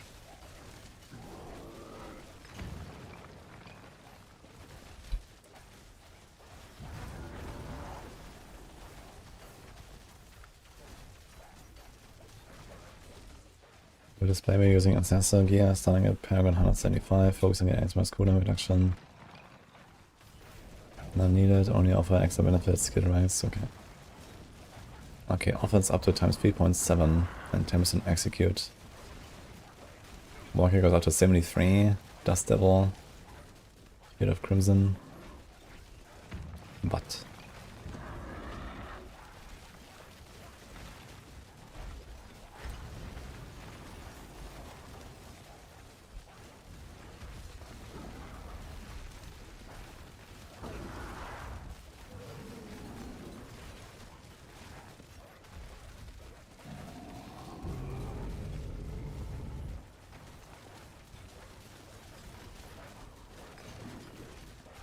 reinforcement, okay.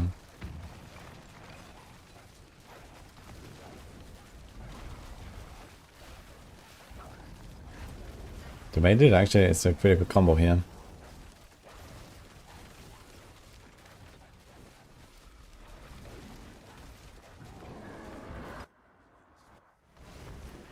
He has Ring of the Ravenous to get more Warcry ranks, I guess. Kind of funny. Okay.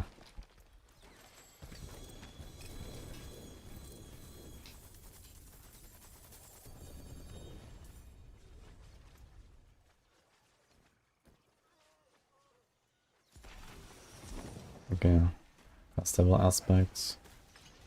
Here's winds.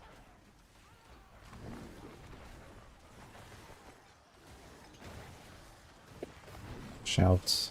Yeah, this aspect will be kind of tough to get actually. I mean, we have cap cooldown, right? 74.7.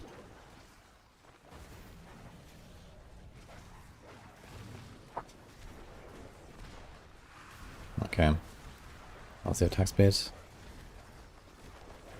Fine. And we're gonna have a Paladin that gives us Giga attack speed as well. 9.9 seconds. 2.6 seconds.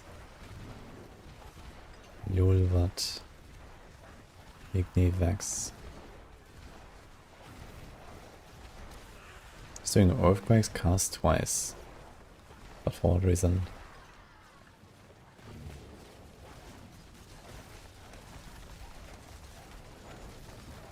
And there's also Browning skills here.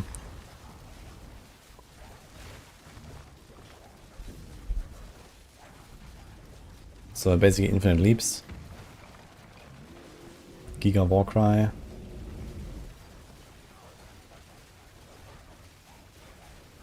Okay. That seems kind of worthless. Just like that, yeah, right, yeah.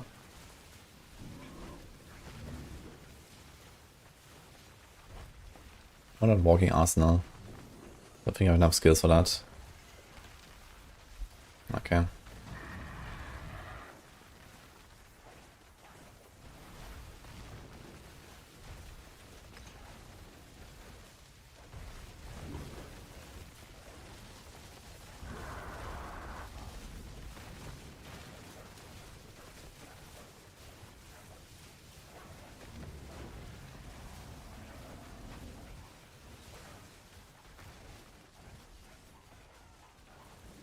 $4 million toughness, okay. Kinda chilling on this guy.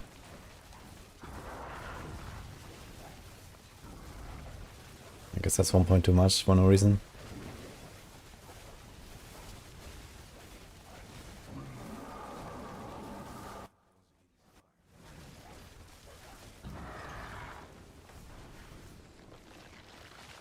Okay.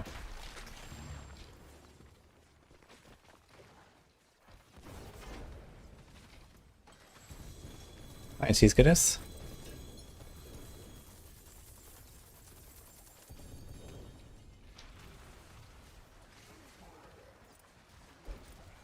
No sigils. Interesting.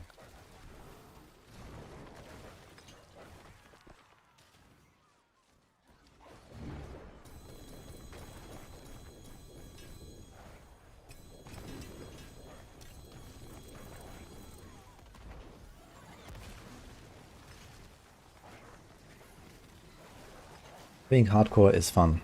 That's why I play hardcore only. And there's certainly a bit of a community. It's obviously way smaller than softcore.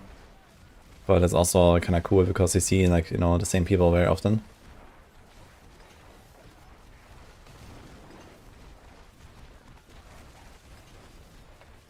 Which Paladin build will be the best for leaderboard push?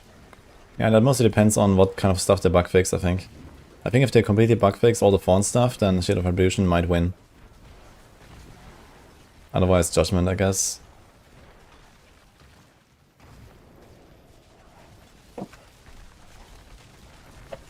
So right now I'm going to get ready for both. And we'll see what's gonna happen.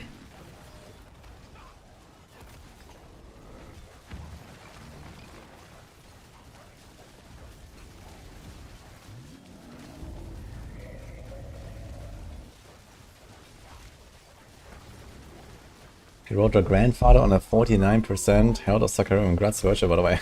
That's sick. Yeah, that's, you can use that on like almost any build. It's pretty good.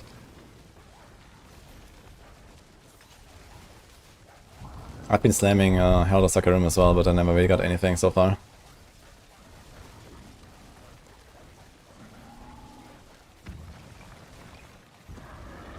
That's why he's doing the Earthquakes thing. Chance for Earthquakes to cast twice. Alright. How do you fortify here?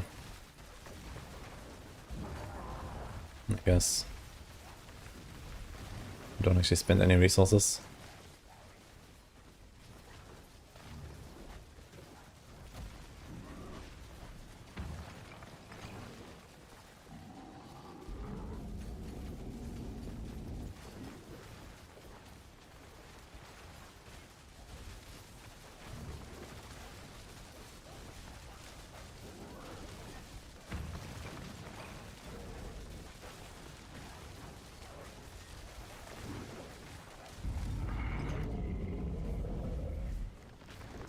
Do we have any Berserking triggers?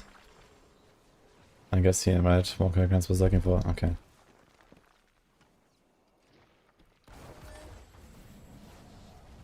Everyone's running away from the malignant guy. Poor dude is just waiting here.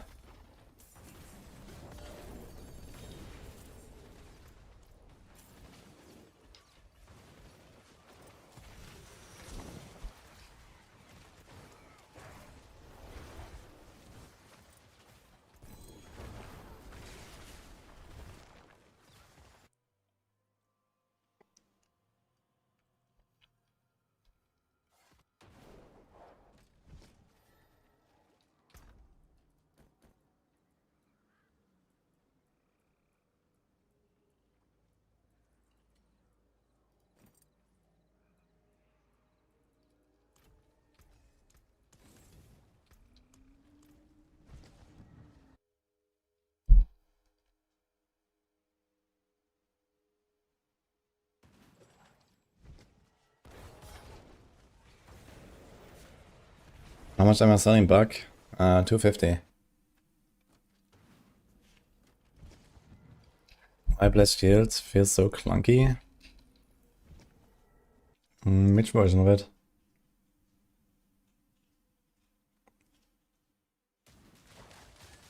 Ever think of making a proper Mjolnir build using Holy Bolt and Pain Gorgers?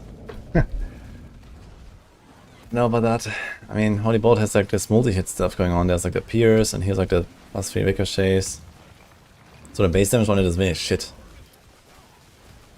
And when you do this, it's not a basic anymore, it's a justice skill, so you can't even do Pain Gorgers. So, I think this is not it.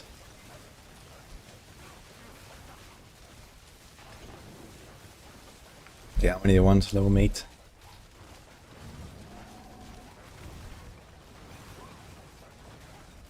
Okay, what's the barb build? This is top of the push tier list. C-barb. This is support here. I was just checking this out a little bit to know what I'm going for. So we need a Ring of Ravenous and a Chain Scourged. We got this. I guess ideally... Actually we don't even need anything on the side, we just want the size to 100% and the rest is whatever. Okay.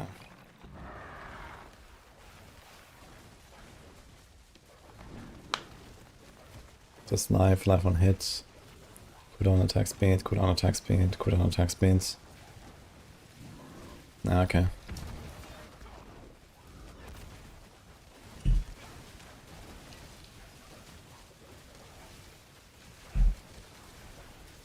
So one of it uses evade with Argent Veil.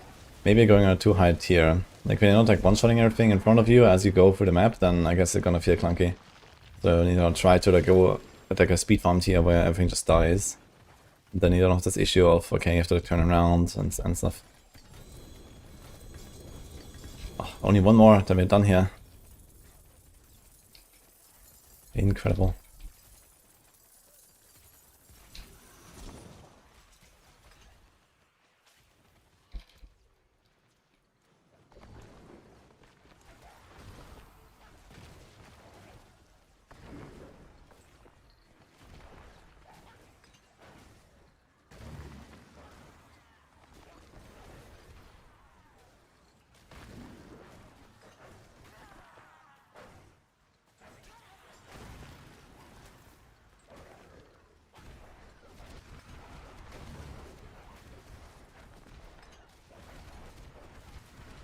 We just remove the Asmoran gifts if we don't want 3000 sigils per kill. No, we just don't go here anymore.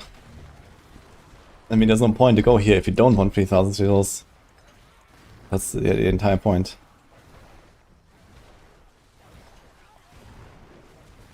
Someone wanted to buy something.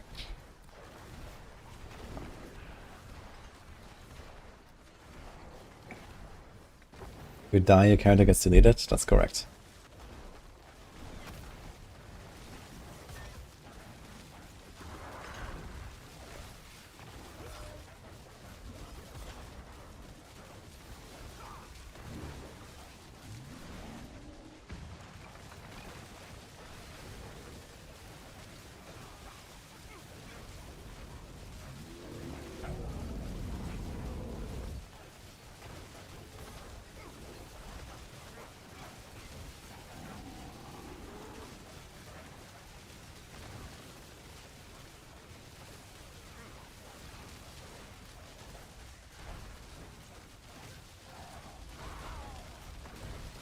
Every time you spawn back to get the rest of your loot, you keep getting put into another server. Yeah, you get like into like a different instance, but your loot is still there. You just need to make sure that you juggle it once. You have to pick it up, drop it on the side, and then pick it up and drop it on the side. And like this, it doesn't despawn.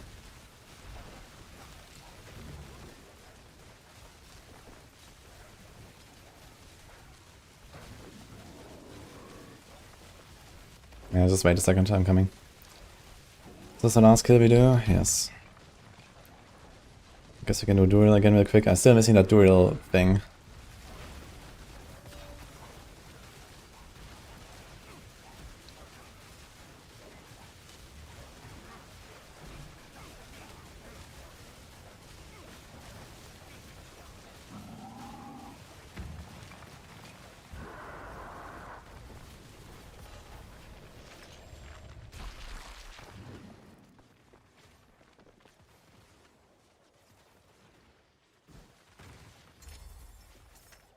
Uh-oh.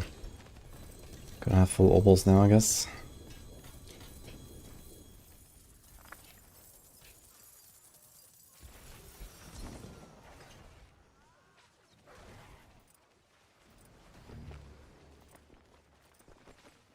Okay, was not bad. Let's get out of here. The purified items drop from the respective bosses, but they're really rare.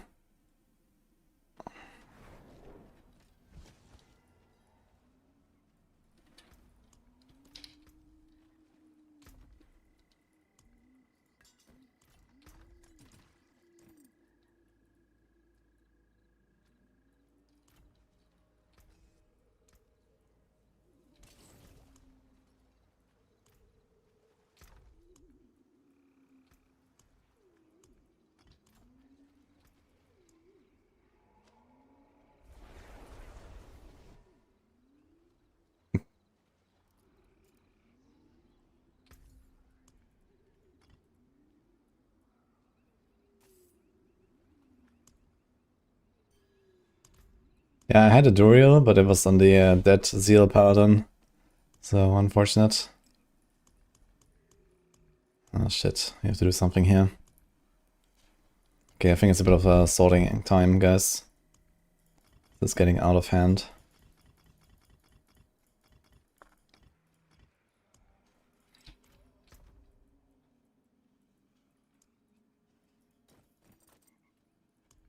Let's see where we're at.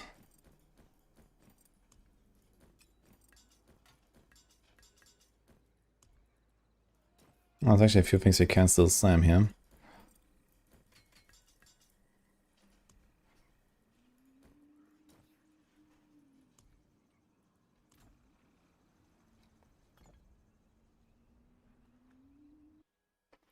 "14 characters for storage and 2 for pushing."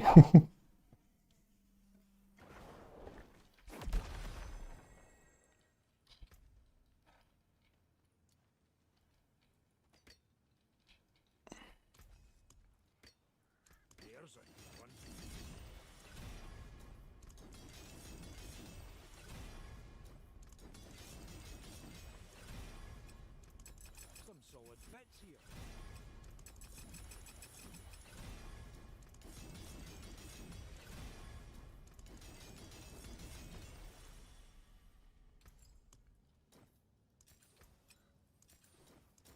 Beautiful and handy.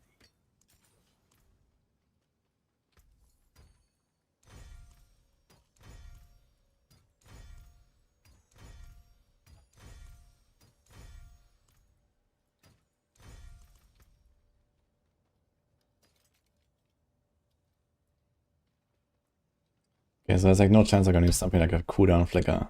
Sorry, like a quality flicker, right?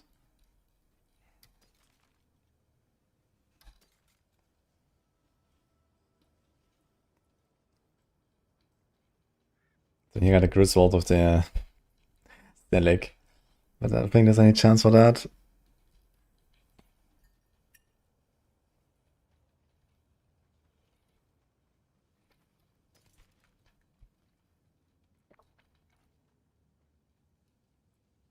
Big attack speed Tibalts. Cooldown and resource.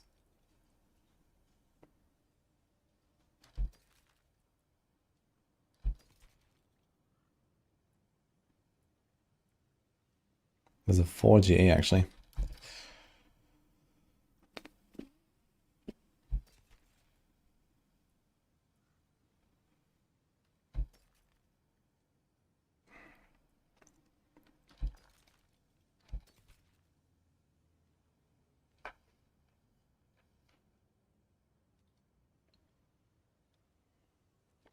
Would I care about this for anything? Not really, right?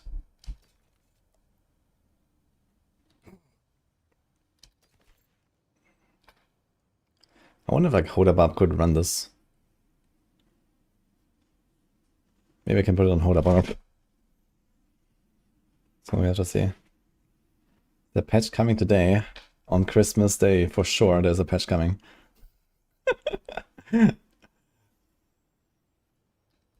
I'm not sure, man.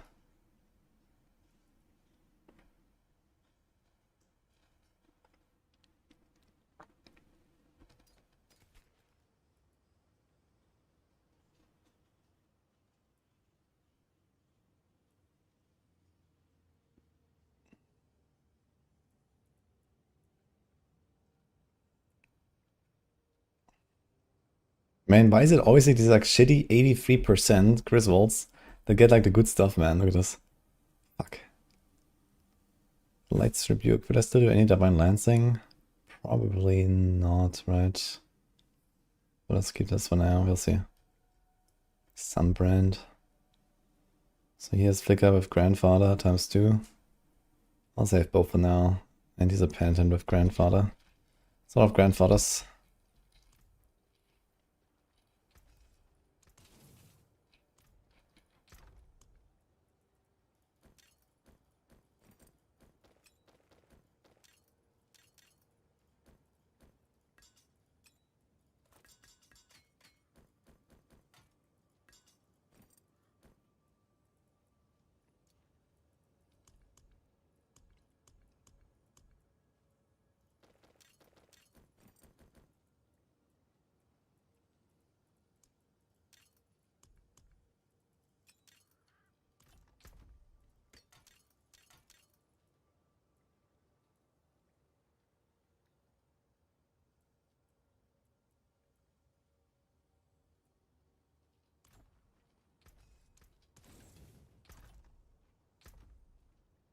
Every time I see a character, it's always 7-15 damage.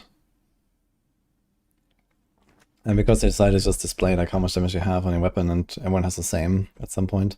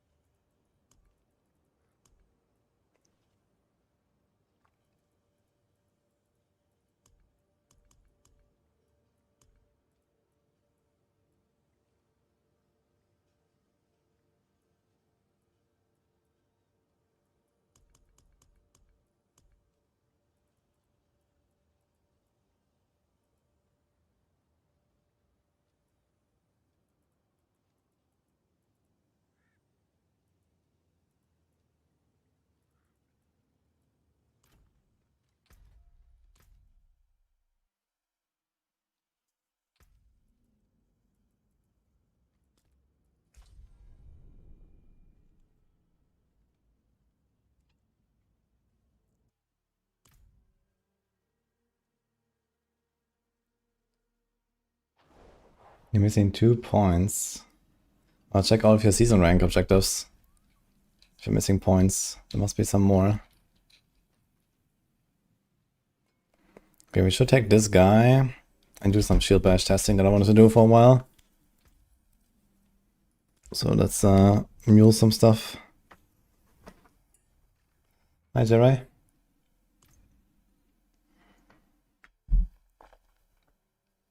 I do not have a GA or a Swain you can buy, so I haven't played any Sork yet.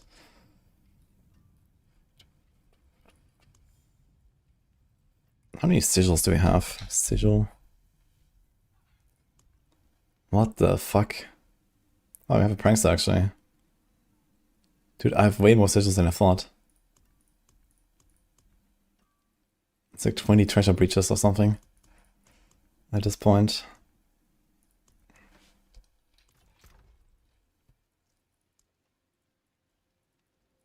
There's also an entire stack of ascendants.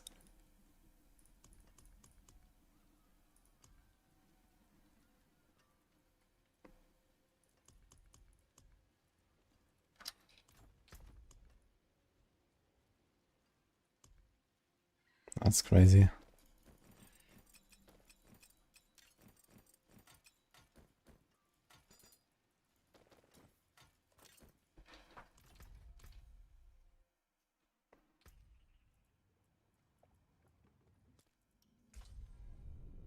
Can escalations turn into mythic pranksters mid-run? Yes. But this doesn't mean you should do them.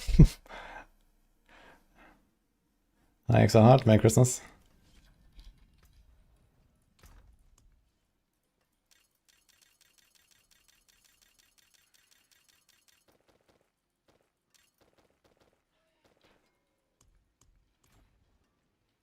Okay. I'm gonna keep the Opals for now.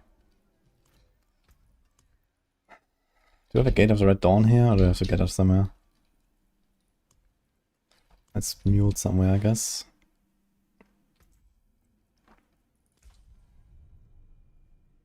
How high is the chance to get grandfather on any item? Apparently it's 1 in 700 for any specific mythic.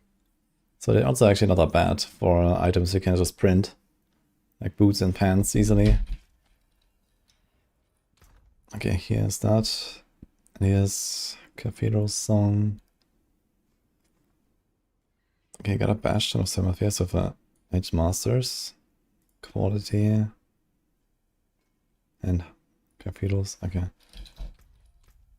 So I think the 4GA shield is probably the one I want in that case. Any mythic prankster party? We could probably do one. I didn't realize I had one. Panda apparently has one. So I could try to set up a party. I can ask Chronix if he's up for it.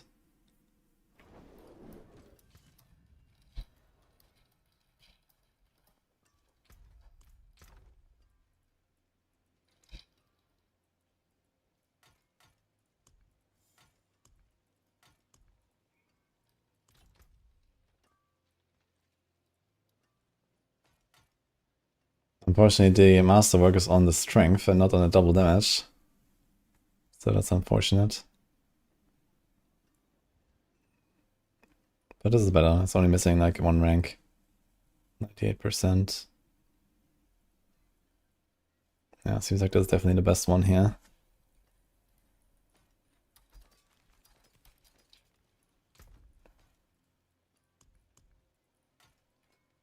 Okay, we have a Griswold that needs to be upgraded. It's only 750. Damage with a barrier.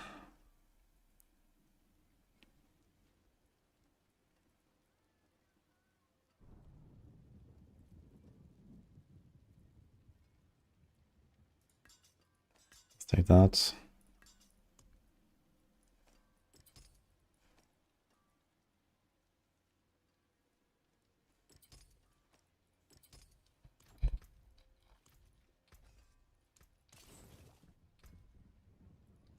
Alright, what do we do? This is fine. This is fine. This is fine. This needs to go. And this is fine. So I think I might just put Resplendence to a habit. Oof.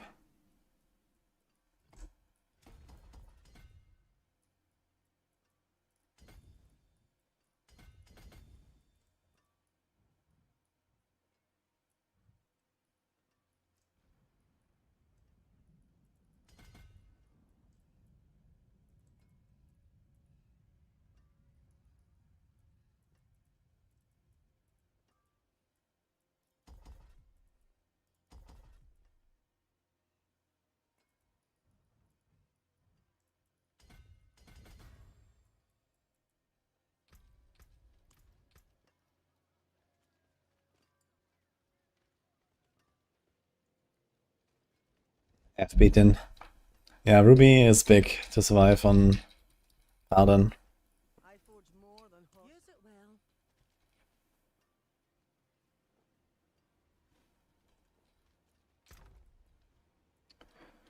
Yeah, I don't think I have to change that much actually, it's kind of funny. Okay, we have to get another glove.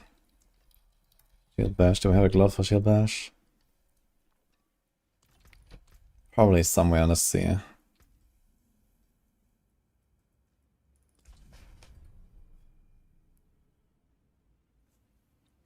I was just deleting some. Yo, hot cigar, thanks for Prime, dude. Blast shield. Attack speed, maybe he's gonna take something like that and maybe try to roll some ranks. He has 2 to core skills, that's not bad. 3 to zeal.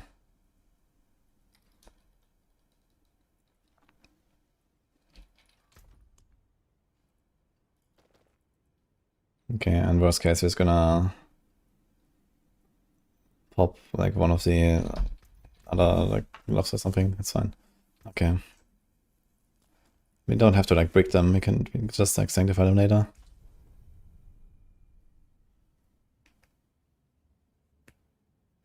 Just hit 60 of Paladin, having just a good 750 gear of aspects rushing for T3. Nice.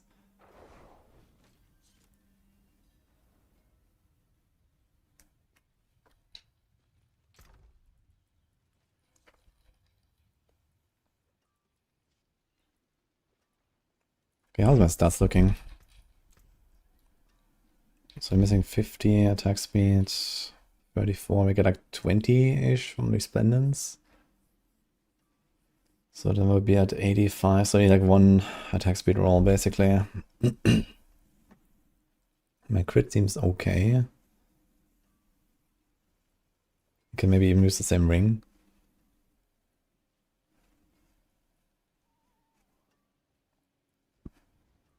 We have Fawn's boots. Is it like shield bash size? Is that a thing?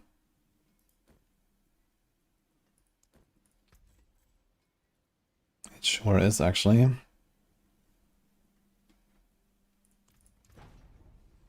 First try.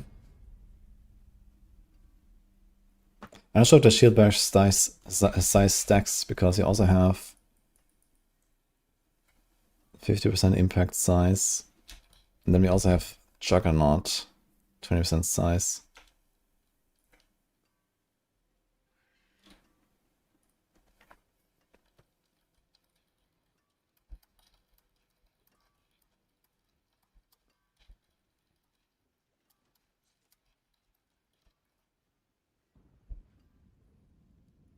Gonna ask Chronix, he might know what is happening with those.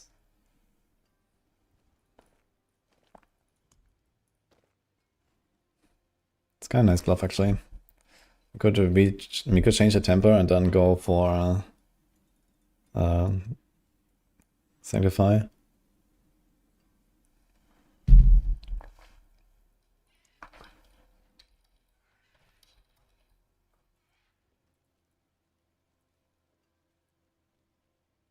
+2 to core skills. I might just take this here. Close enough, I think. I have 13 ranks. Probably have to move that. Don't think we need any generators, so we can do this. Okay. I guess we do Rite of Might. Because we get resolve anyway. We don't need this. Okay, okay. Not sure if I really need rally actually. Maybe I can try to get away with that. Yeah, Fortress.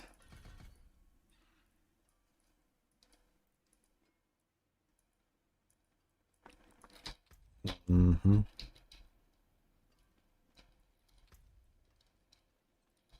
I mean, Fortress is nice. We'll see.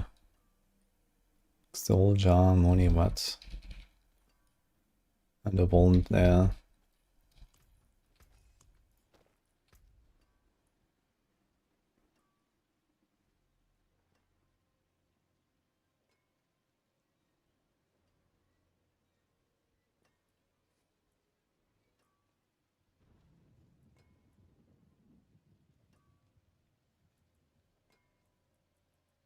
Not really anything I want to put here. My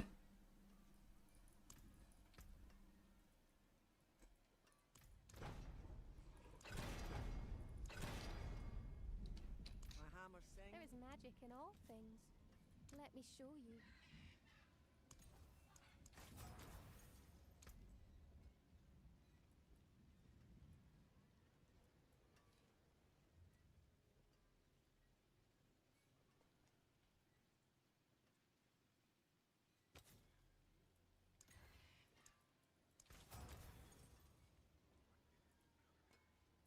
Okay, what do we imprint? We have Utmost Glory on us.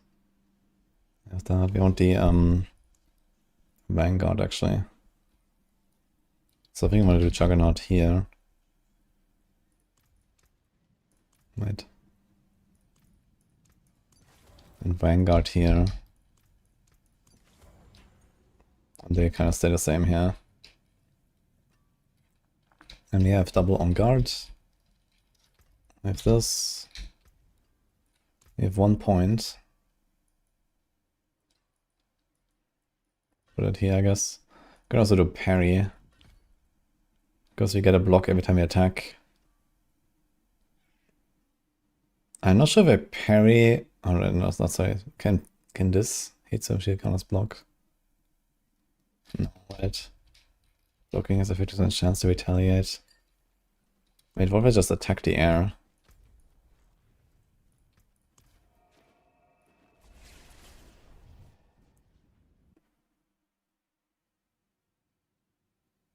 So someone be trying to level in Helltide or doing other things. Helltide is relatively slow.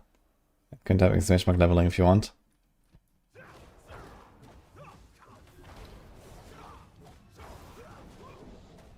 Okay, my resources actually go up pretty fast. What does it cost? 15. My regen is 16, holy. So we can almost get away without it.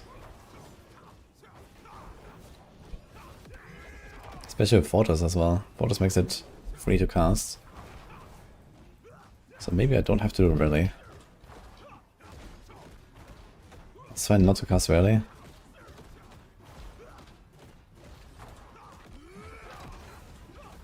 Yeah, it seems like there's actually an option.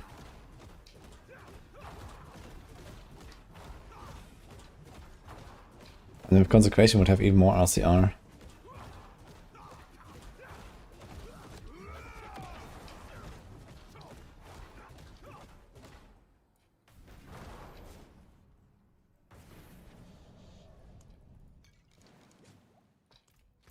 Okay.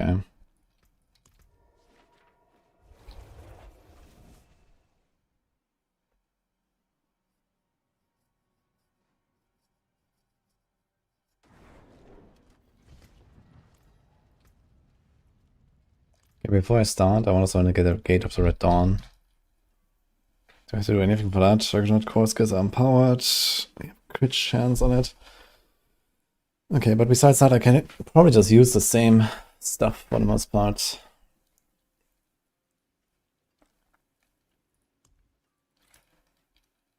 Let me see what Onyx fabricated here.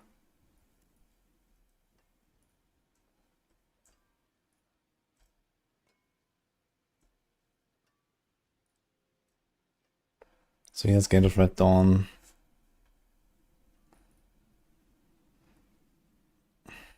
Element Juggernaut, Justice, Vanguard, so it's the same thing. Unstoppable Force, whatever, okay. Uduat, Ignixan. I guess that's kind of interesting if you time this. Then you can get the overpower, I guess. But it seems kind of tough to do. Nah, actually, just like don't hit anything for like 2 seconds and then press the fortress before the status runs out.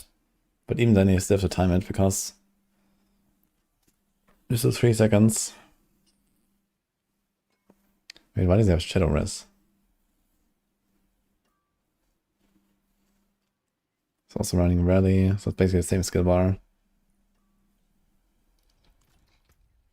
Okay. He has movement, Juggernaut damage, he has no shield bash size. Okay.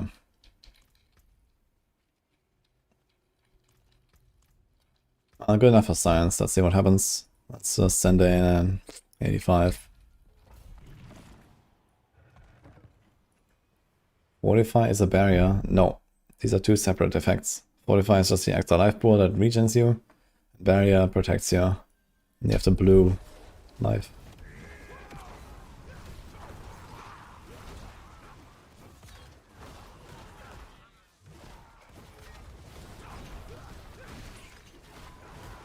Okay, we have a perma full resolve because we hit multiple targets, so it's easy. It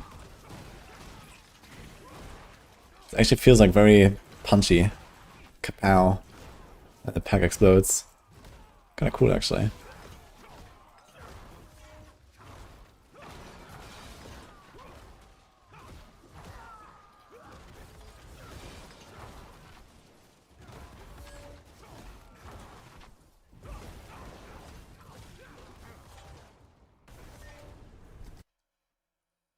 Morning, Gris. How's it going?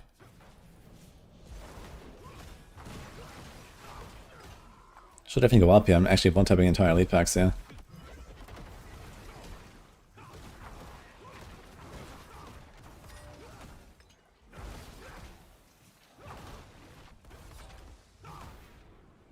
Having the Jar rune is kind of cool. Makes it like kind of fluid.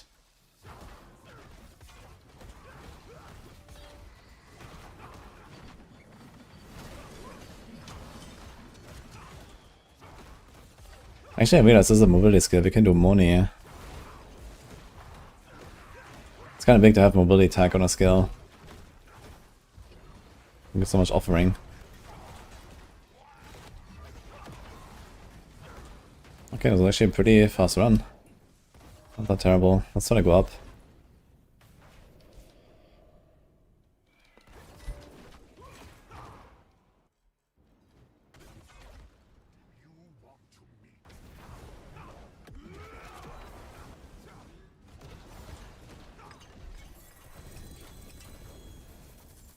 Oh, we're full.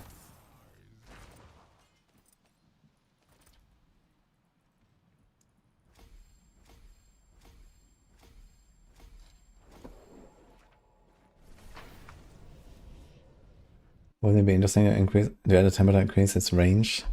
I mean, there's the size temper already that we have. So that's kind of what we got here. How much move speed do we have? We are capped in town, so I think rally is completely worthless for this. I don't think I'll need this at all. So we can do Condemn and then like Condemn Size Temper and pull stuff in. This could be kind of neat. Otherwise, just Consecration is 15% damage.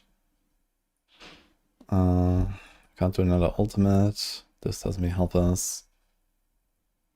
Well, yeah, I don't know about this.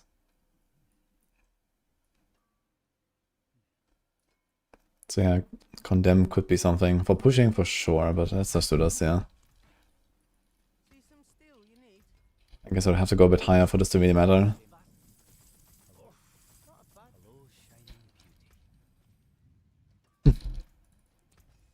Aspect upgrade. Better than starting from nothing.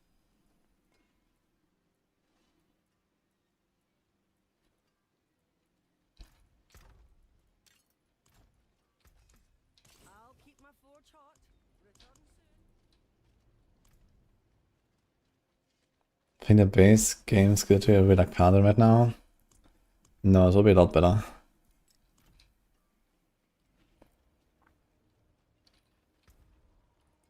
Let's do 90.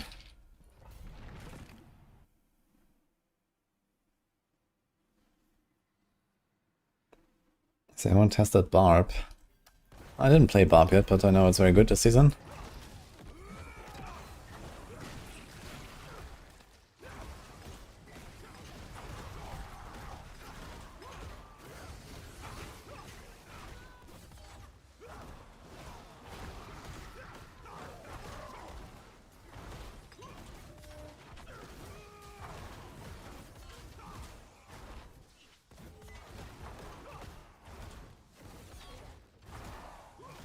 Actually funny how he's just like absolutely decimating like single one-shots, entire packs.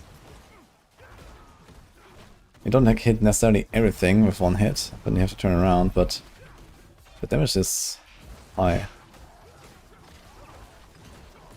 I'm not even pressing concentration like Fortress most of the time, so those two together give me like 60% damage boost or something. Maybe more actually. I would have to try this with Mantle of the Grey and see if that makes a noticeable difference.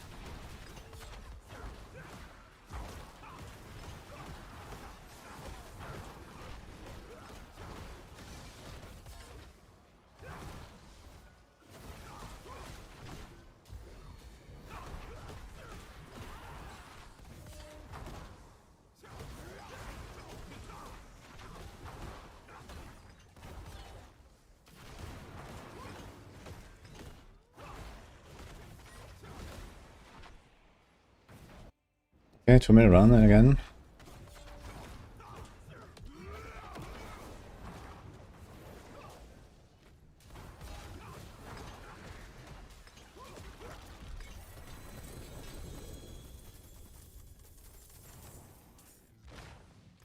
Could try the Argent Veil stuff and see what happens, just because.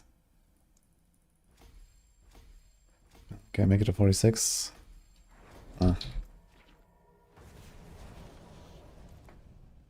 Dawnfire as Vashan.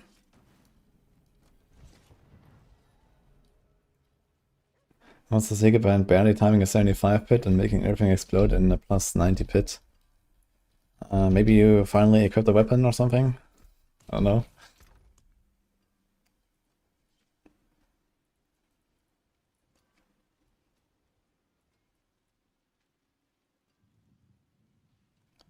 Well, I mean, what are you asking exactly, Copycat?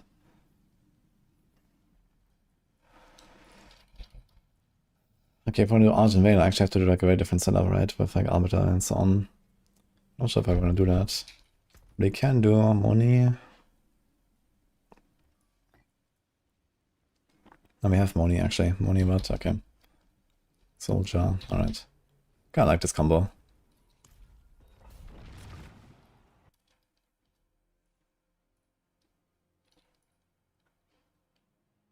Merry Christmas.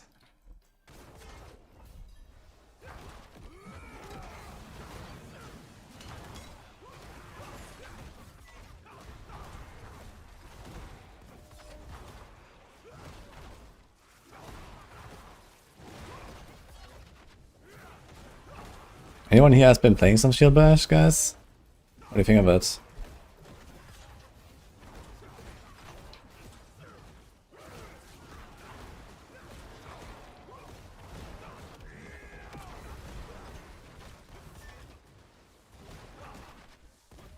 Purified Durable Piece can drop on boss or only Helltide? Both, as far as I know. But I've done a lot of Durios and didn't get it. A lot of Helltide and also didn't get it, so unlucky.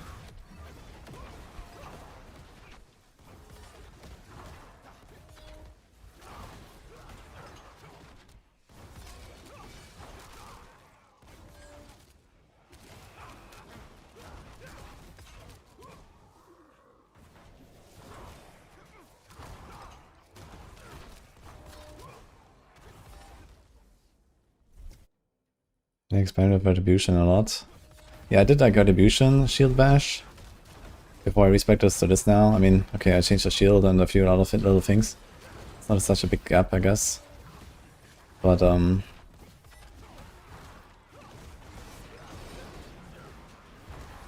yeah, the Retribution wasn't really that crazy, I feel.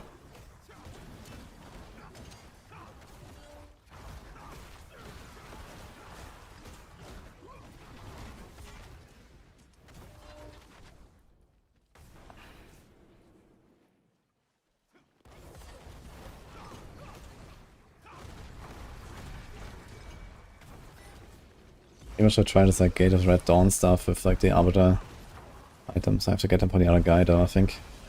Need like at least one Arbiter duration item or so. We can do that.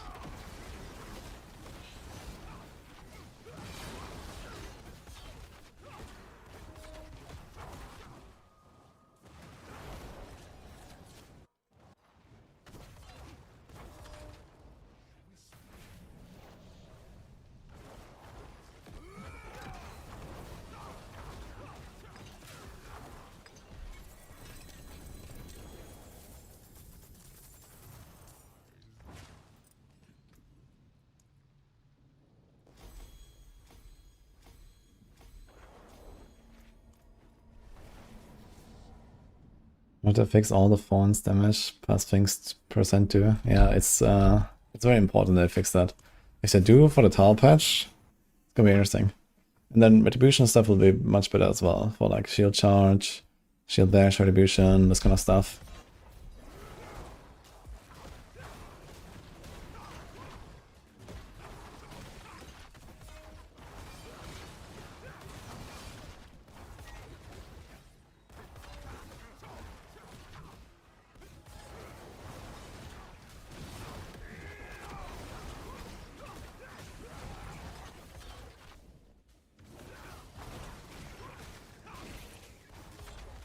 I'm not sure if I established all of my mental of the grey now.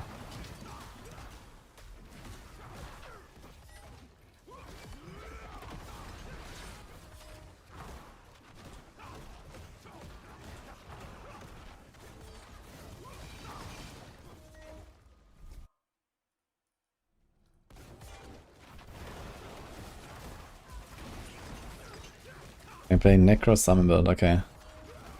I thought it was also on Paladin or something. So anyway, I mean, builds are not all created equally. That's how it works. And Necro is not really on the level of Paladin right now.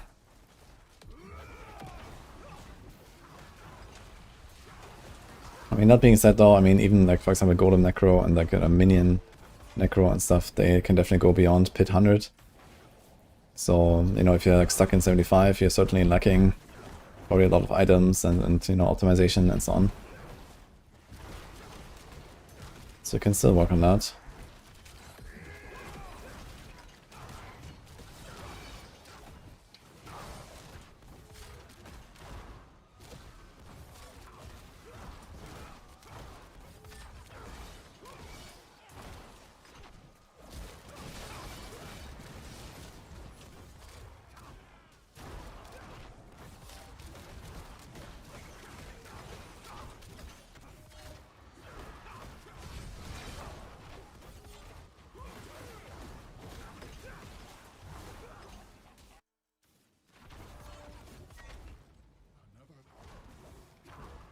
managed to dash to Belial there. He was invisible.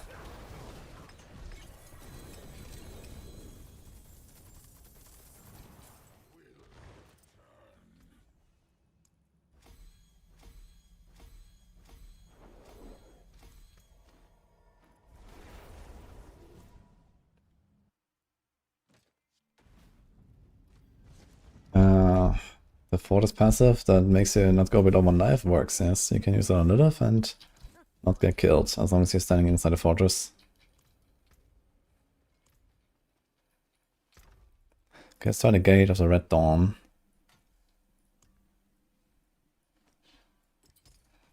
And we don't really have to change anything else, right? Okay, so it's just increased damage against the first enemy, and we don't have the double damage effect anymore. And then you have the Fortress for the Kapow.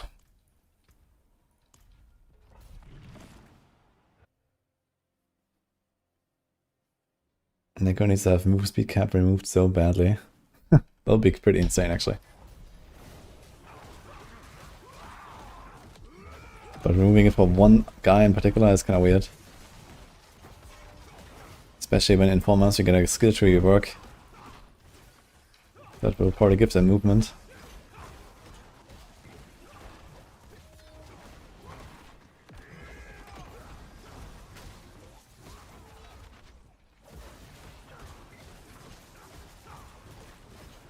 Oh. I need the other Fortress upgrade, I guess, so I can recast it, right? That's kind of what we have to go for here.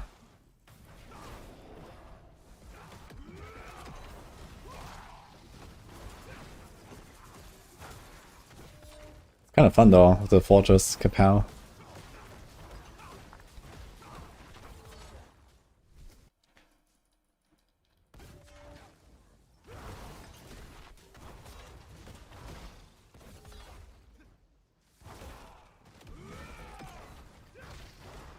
Just the entire room explodes, man.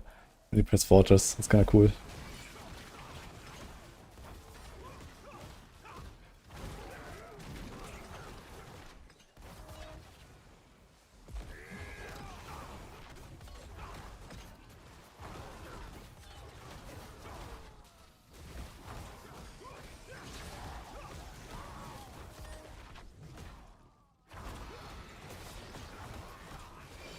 Yeah, it's definitely important here to have the recast on the Fortress, because I can't really clean this too well.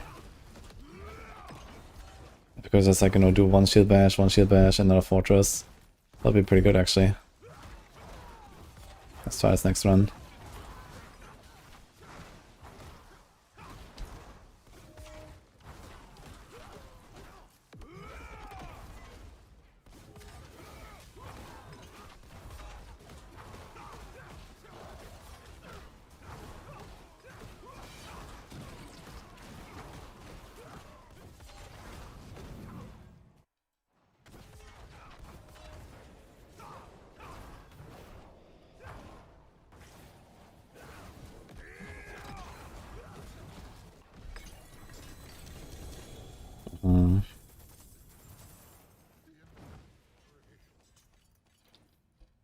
Okay, let's change that.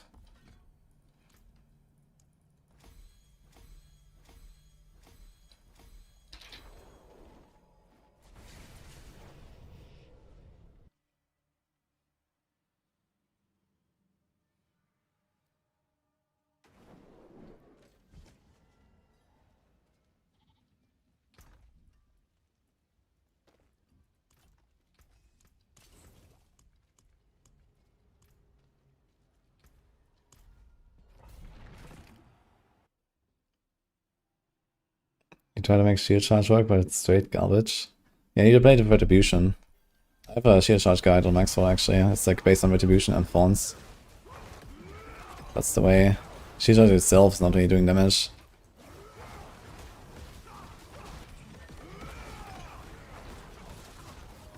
But yeah, it's still not really like, you know, a great build or something compared to other Paladin builds. It's great compared to other classes, but not compared to other Paladin builds, I guess.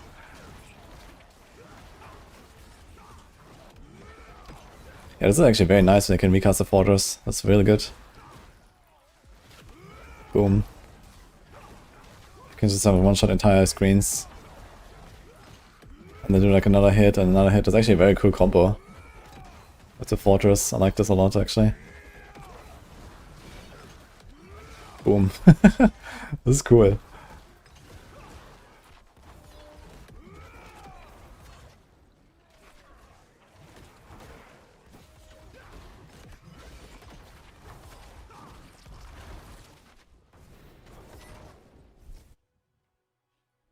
Is that payback?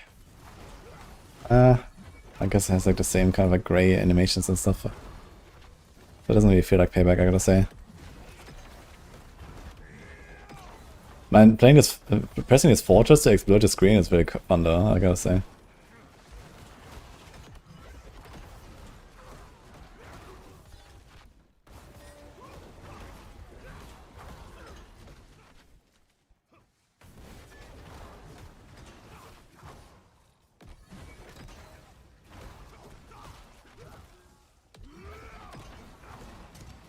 Every time you see a pack, you just like one-shot it. Bam. I'm gonna try this a bit higher.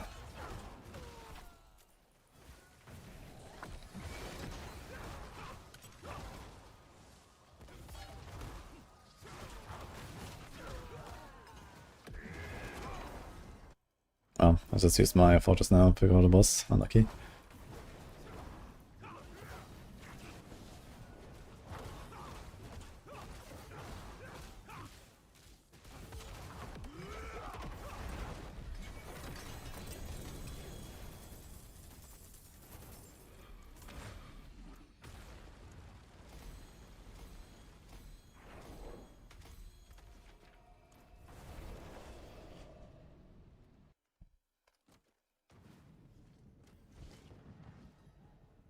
Here we go for the world boss.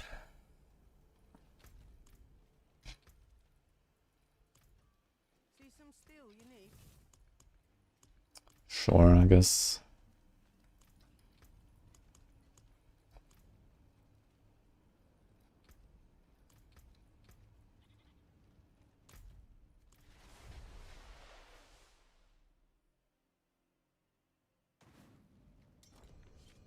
How many different builds are there in Pal right now? Which one is fun to play? Yes and yes.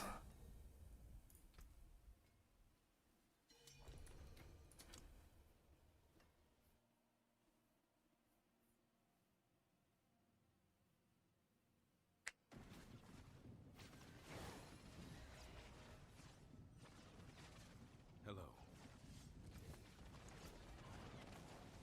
Greetings. Soradin? Mm-hmm. Ooh.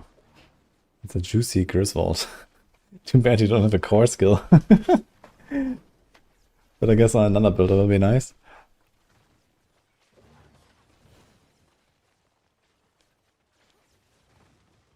Which one is the strongest Paladin build, spear build? Judgement is the strongest for pushing. But overall it's alright then.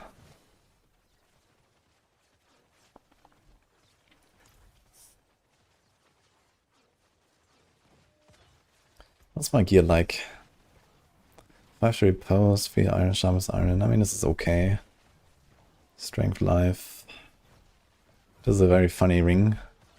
No crit, no attack speed, but I guess it doesn't matter. This could be a lot more ranks.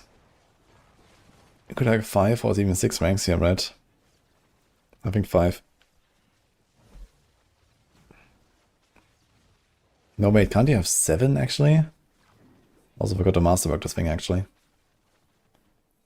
Hey, Hokkaido. Hey Ma, Merry Christmas.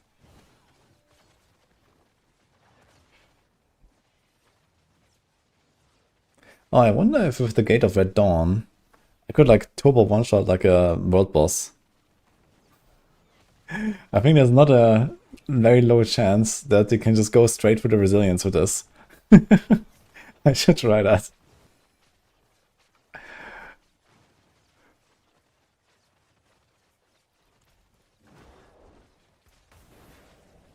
That would be cool.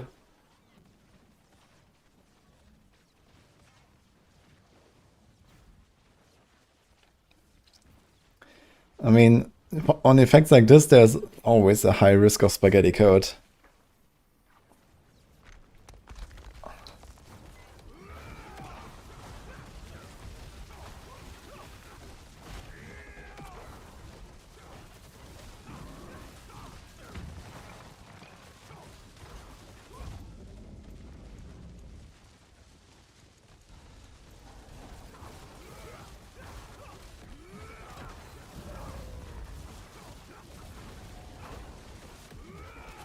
I think it's always a non-crit. I see 250M. So what if I put in Exan? I think Chronix has Exan. So I wonder if we can actually force us to crit in all power. Get some big damage.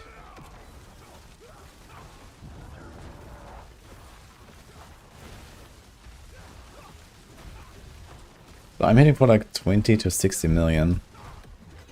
And then I get 360 from the fortress. Which is a bit sus.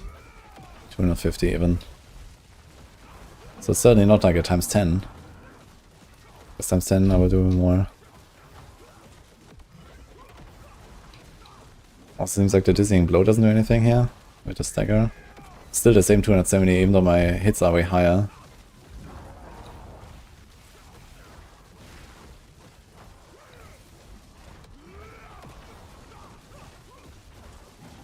Okay, I need to try this. I'm gonna go to Asmodan, I wanna see this. If blind mods anyway. Thanks for the invite, Sophie.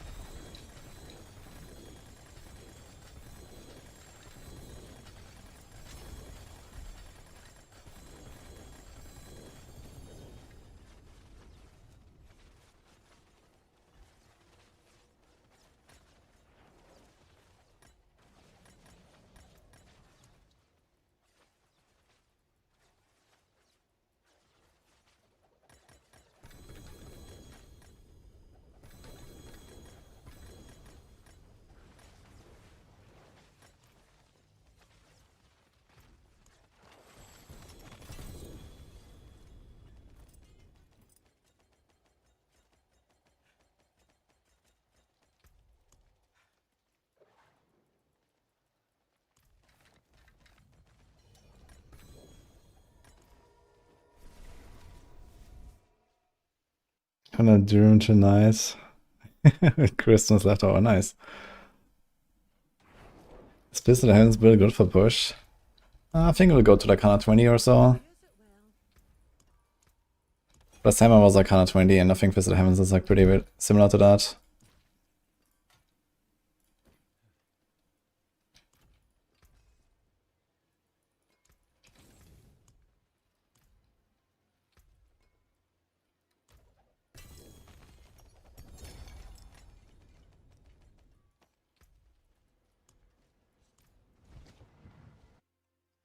Morning, hard boy. Is there a way to farm the pangs or do it efficiently? Yes. You can get them on every single chest you open if you have Squalor in the corruptor slot. No, sorry, the other one.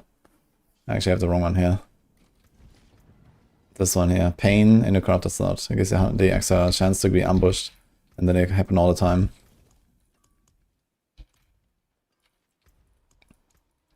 Okay, I'm gonna go to Asmodan here real quick just to see.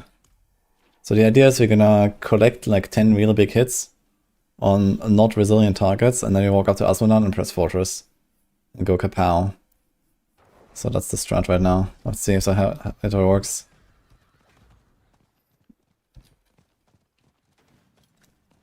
How much damage do I do?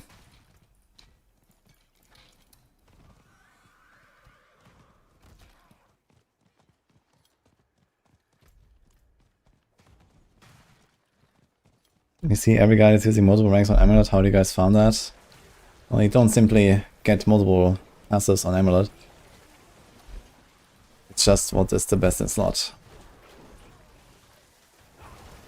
And, you know, I can't really put like strength and life on an Amulet in a guide. Because then people will think that it's actually good. So, it is what it is.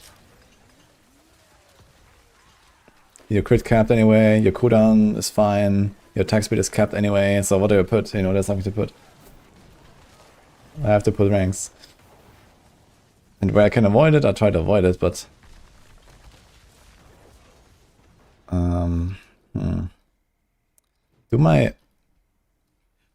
Does my fortress like do less damage now? Or does it disappear when I walk out? Let's see.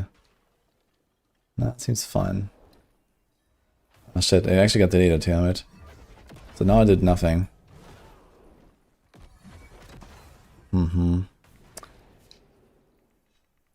Okay, wait, aren't there monsters spawning before Aswan appears?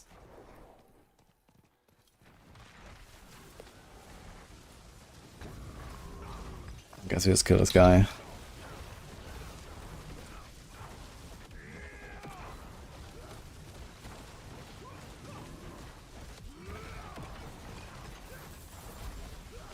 There's actually some monsters spawning during the fight too.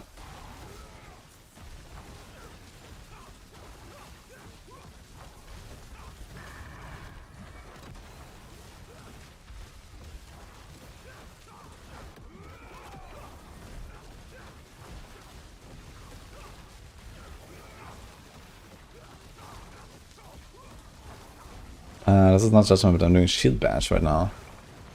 With Fortress with the Gate of Red Dawn. Dude, we're staggering Asmund down, what's going on?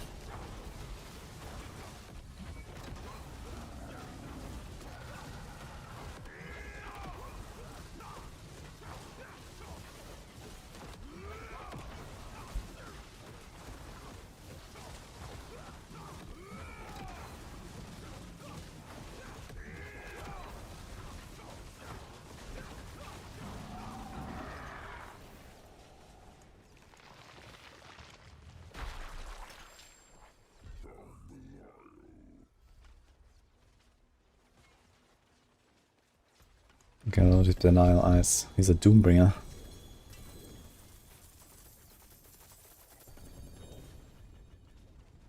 Okay, I'm gonna specifically like summon a new bite and let's see.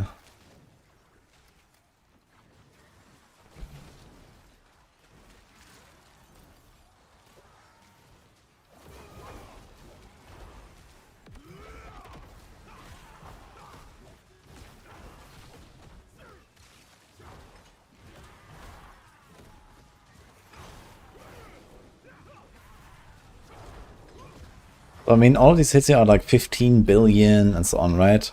So like earlier I was getting like 250 million, 300 million or so per fortress.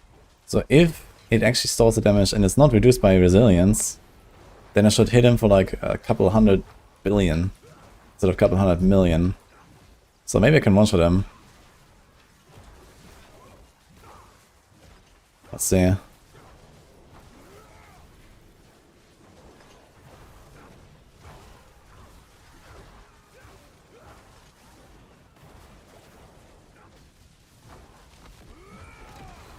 No. Unlucky. Okay. Was worth a try.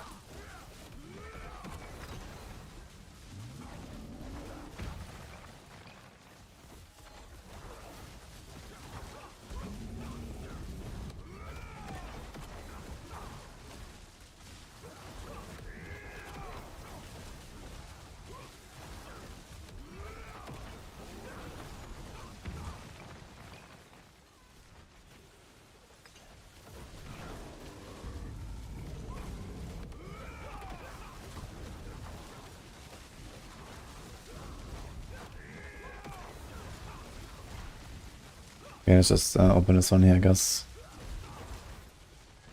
Do we have Helltide going? 31 minutes. Should probably go there really quick. Trying to get my luck against the wheel again. I don't know if I'm ever gonna get that thing.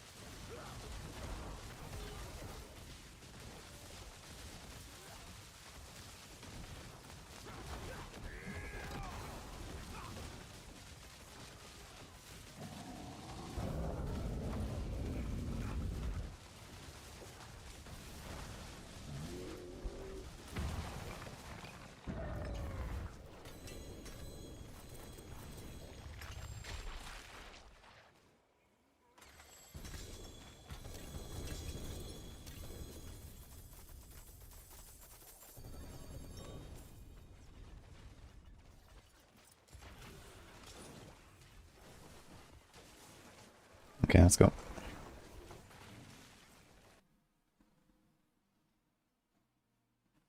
You had all 4 in your inventory for a week. And you can just go and put them on the altar. And then you can find new ones.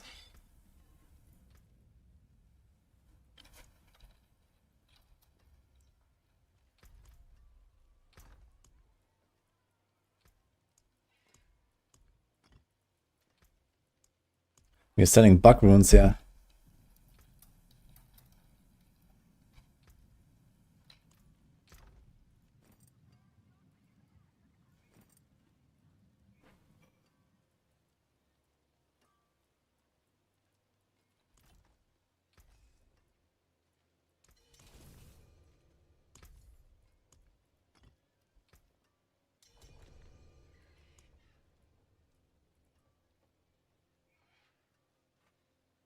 Paladin off kind of makes me feel like almost mini ascendancy. I mean, it's the thing is it's not really much of a choice, right? It's like, okay, you play this thing and then you choose that. And then you play this thing and choose that. It's just kind of like, you know, it kind of like evolves the playstyle a little bit. Which is cool. What is this guy doing?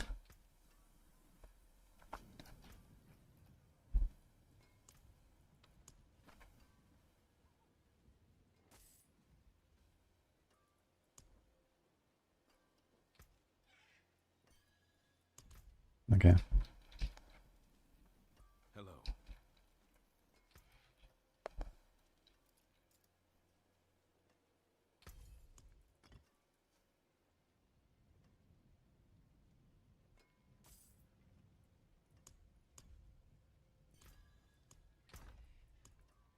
$17 billion gold. Okay.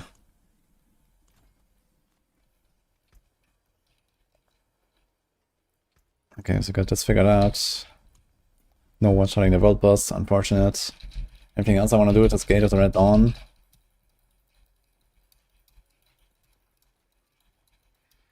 Let me see what Chronix did there. So, okay, one thing I wanted to test is like what happens with Xan. I guess Xan is going to be an interesting test. That might be important to see. Now, the interesting part is like when you get Nesicam, that could be weird. Because Nesicam allows stuff to overpower and crit that normally can't. So I wonder if I can force this thing to overpower crit. Xan already does that, but Nesicam does it even better. Like even Judgments can overpower with Nesicam. I think Xan doesn't do that, for example.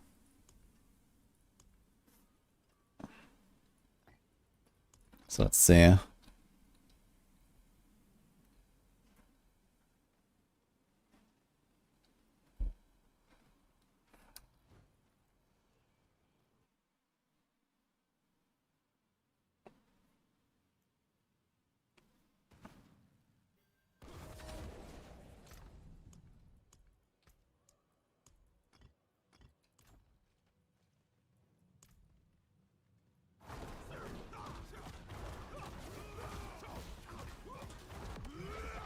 Yeah, 26 billion.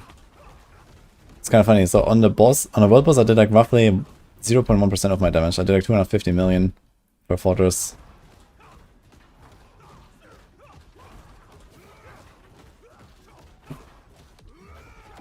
$900 billion. Let's just cast a few, I guess. 600 billion.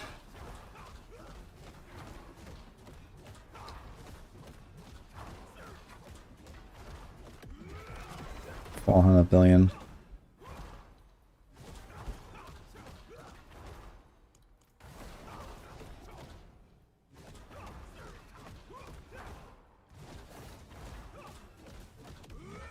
$200. Okay, let's see what happens.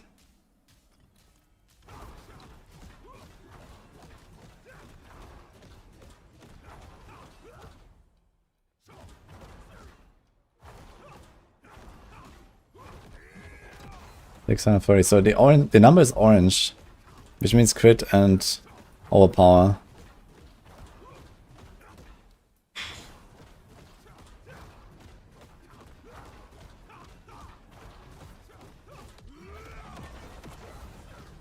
Oof.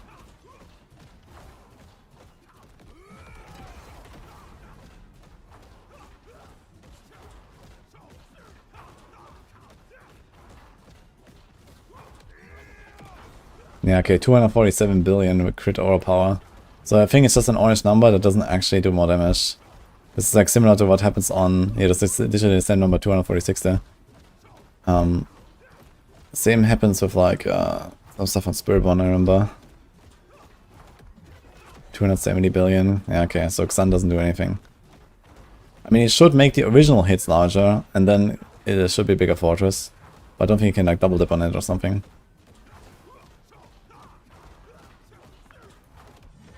$242.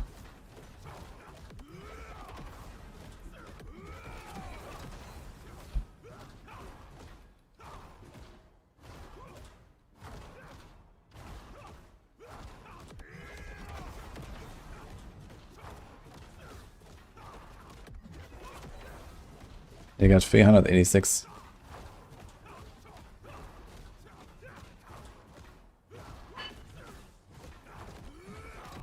$160, okay. So this doesn't help us.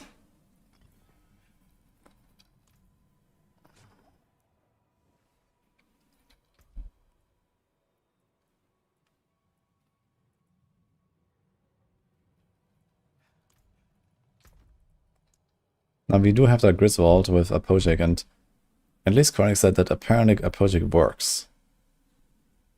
Which is interesting.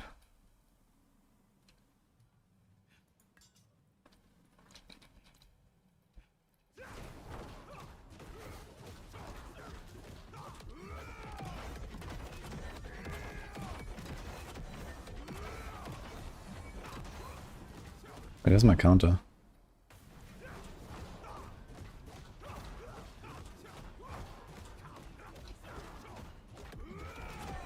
$275. That doesn't really seem like a lot of extra damage. 250.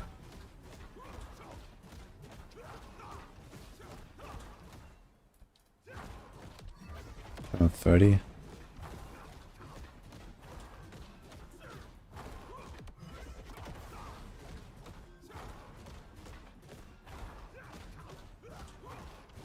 I guess a counter at 3. Okay, let's try this again. Oh, wait. It doesn't go up. Oh. Okay. It only goes up for like each real fortress cast. Wait, how did it go up? It went up 1 there, but not on the first cast. Now here at the end, I got 1, but didn't actually finish the cast. What the fuck? So at the end of the fortress you get the counter. Wait, does it instantly reset like this? No, because it's 10 stacks, right? Okay. Okay.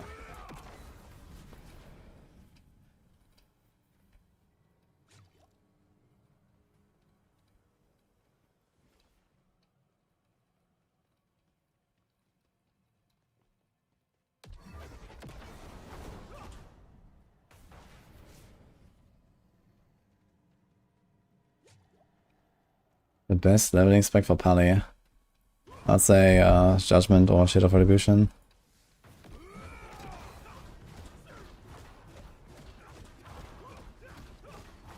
Okay, so we had 9 Epoch Fury now, let's see. 8 for this.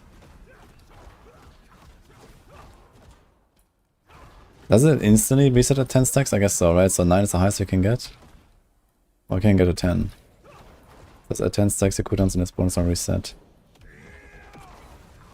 Doesn't really seem like my damage went up. 250. 225.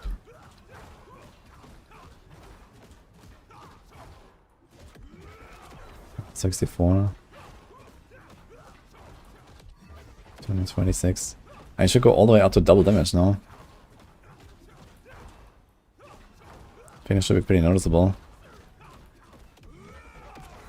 165. 299.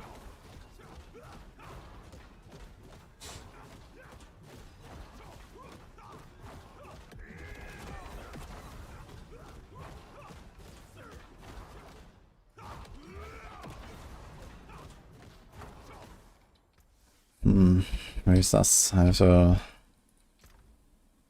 try something else. Yeah, do you have any kind of weapon? Let's move this, this, this, this, this, this. I think these are okay. What's my crit chance?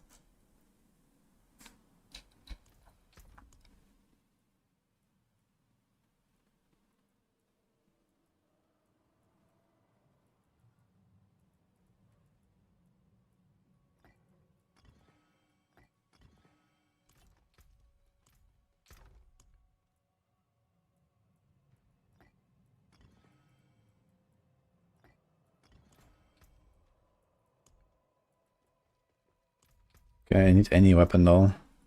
That is not a Griswold. I guess I can just do this one. Chance to spawn a hammer. Does it even work?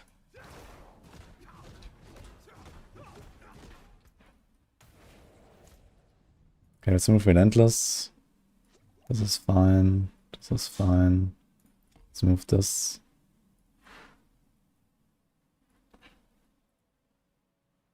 I guess my resolve is not actually... Actually, my resolve is being deleted sometimes, so let's move that.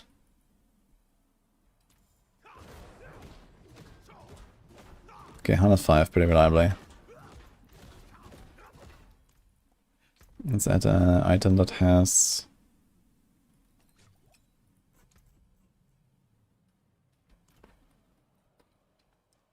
no attack speed. Like I don't want to use this one. Strength. Okay, I need like a ring that doesn't have attack speed or strength. So this actually, let me roll this off.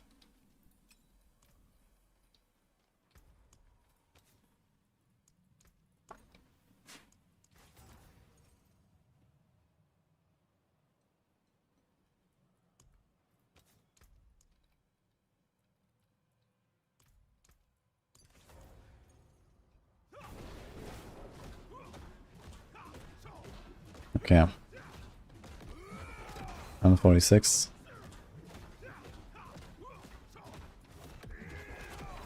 $820. So I had like some of the old ones still stored. Oh, now I have Giga cooldown actually. Fuck. I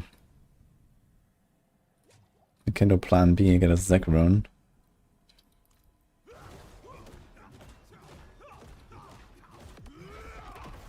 $800.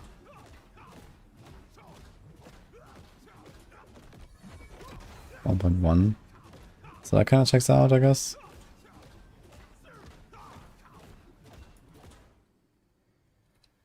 Still looks like there's a fortress here, but it's on cooldown now. It's a bit sus.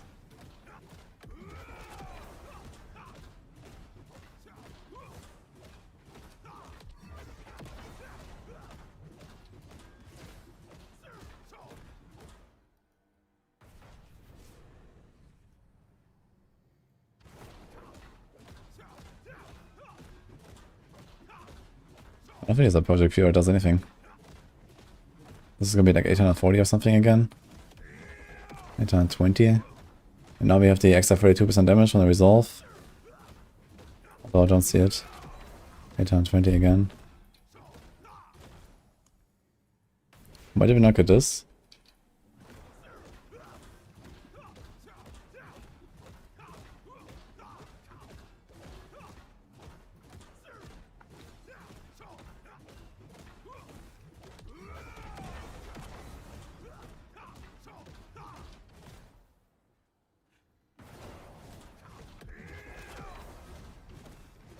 What the fuck?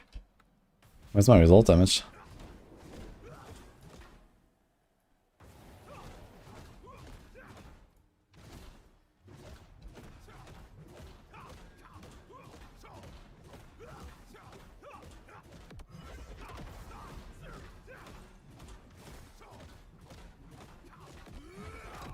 Either way, this Epoch Fury does not do anything at all.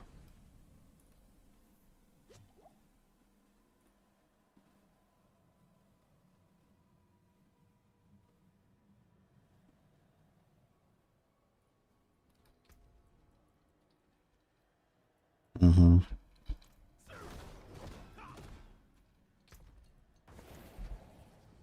Where's the other shield? Yeah.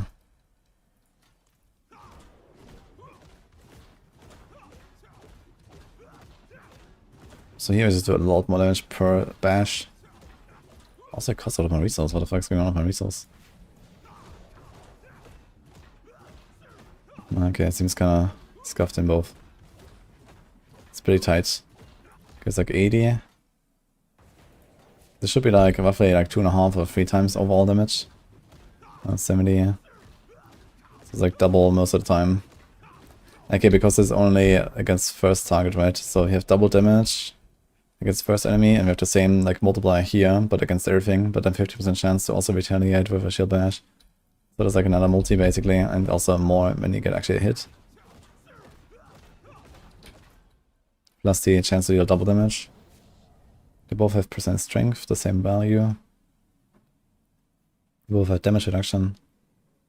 This one has cooldown, this one has shield bash ranks, so Juggernaut ranks. Kinda similar. Okay.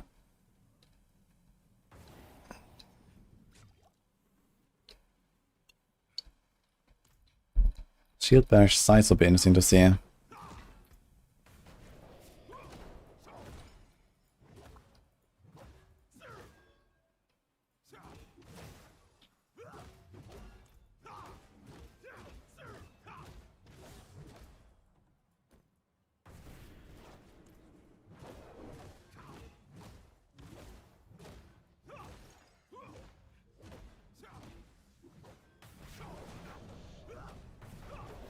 Okay, we need another item that has shield bash size on it though.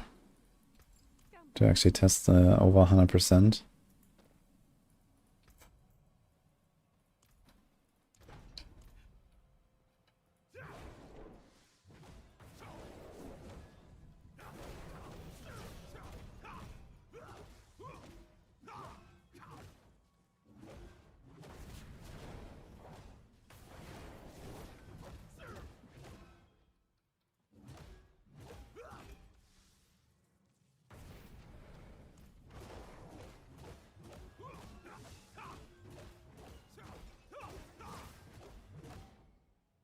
Okay, where's the Juggernaut off?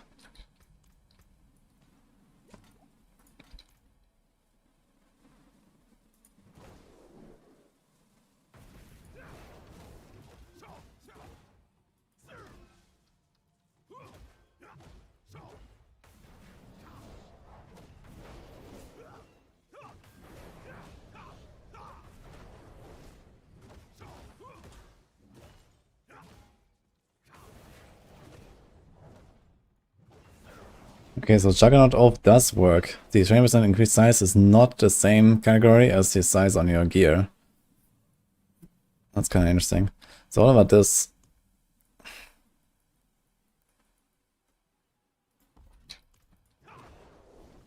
definitely seems smaller. Just as a baseline version of the skill. Way smaller.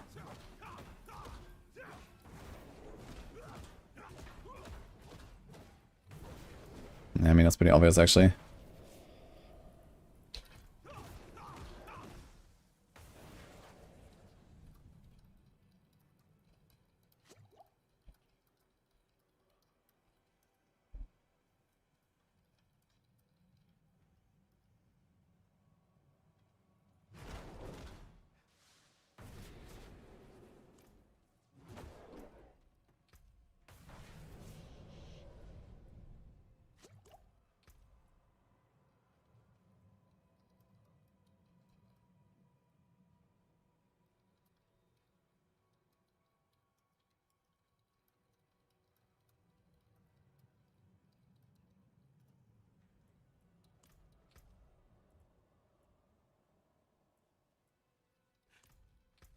Let's take this off again.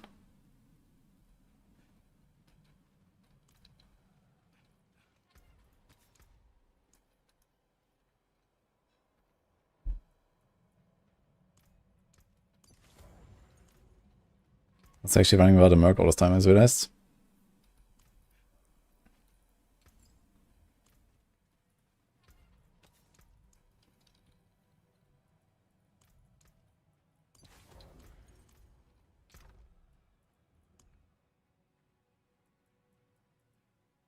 Okay, Monilan, Tamgar. Kinda wanna keep the Tamgar though for the crit, because else we don't hit 100. Unless I can find some other gear that has crit.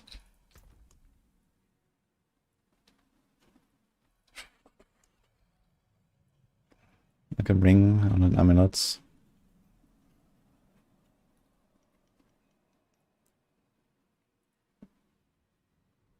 These have crit but no strength or attack speed. Or something else.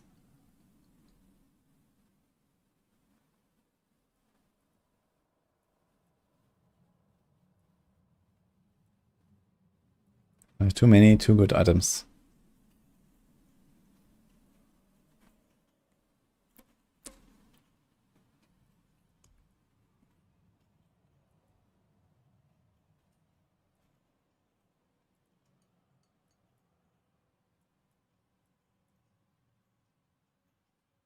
I guess this works because righteousness does not actually apply here.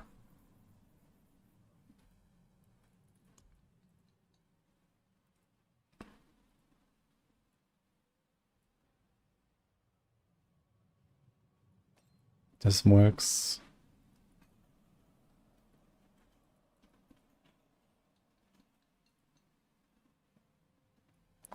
And this works. Okay, so we have 100% crit.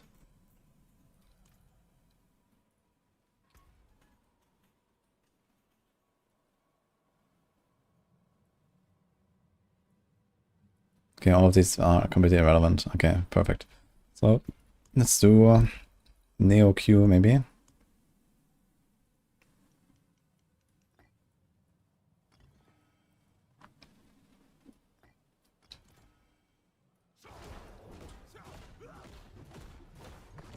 Do we have Red Dawn? No, let's get Red Dawn here.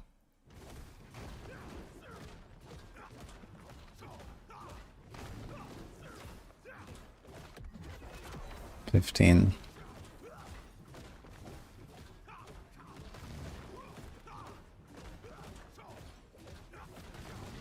Wait a minute, the automatic shield bash explosion actually doesn't like do any damage at all. It's like 3 million. What the hell?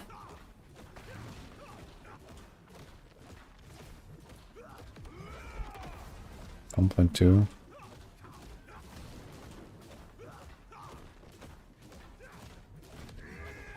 $2.2. What the hell?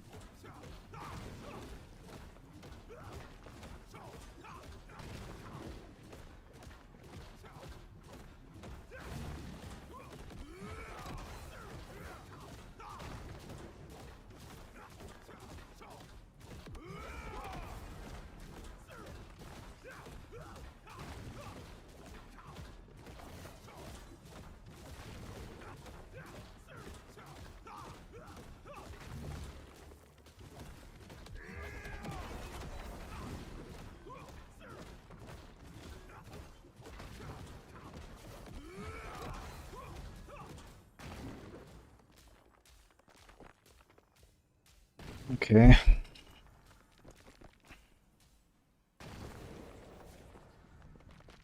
I just put I don't know, guard back, doesn't matter. I want to do this without bulwark. Also my stuff just fell off here.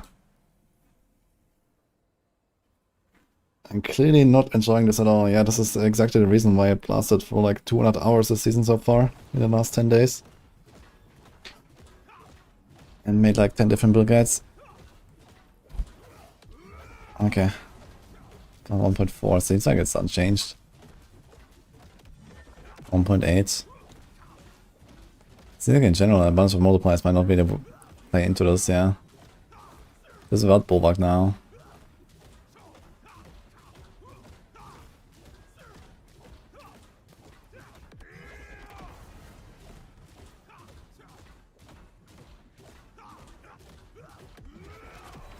$1.4.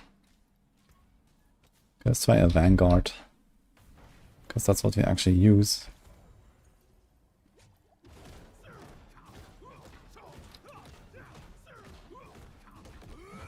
Boom. Okay, that clearly goes up.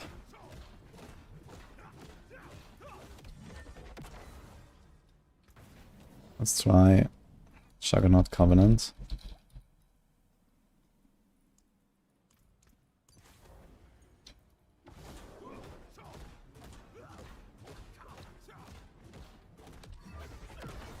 That also seems high.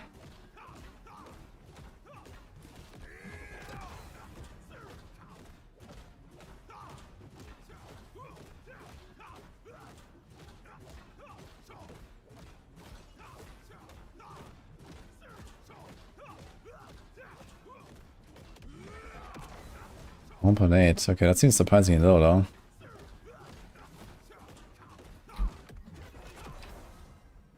Wait, let's take this off again.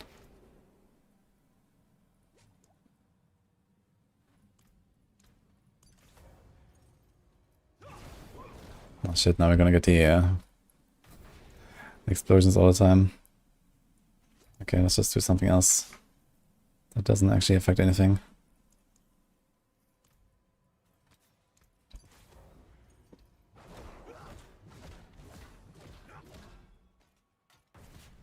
Do we keep the stacks when I unequip those? No, okay.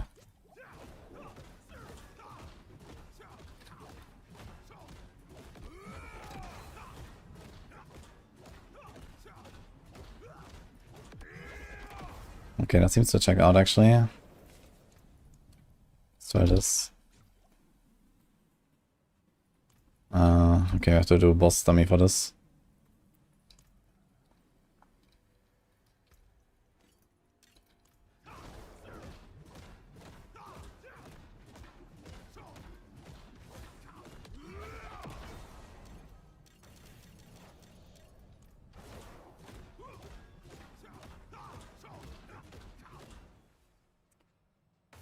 Half a second too late.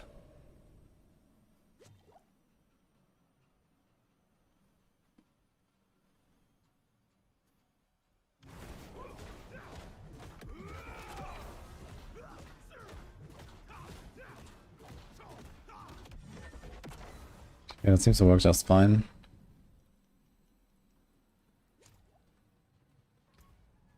Let's try something like Edge Master.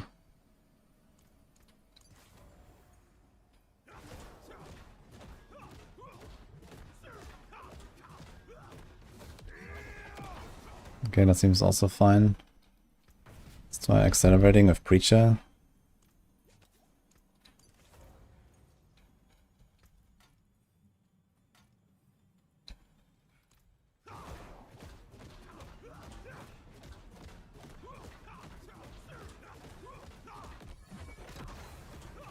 Interestingly, it seems like a very small number.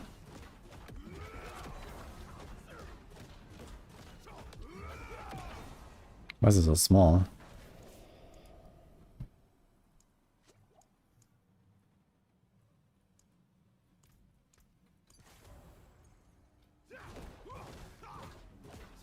It's 110 million a hit.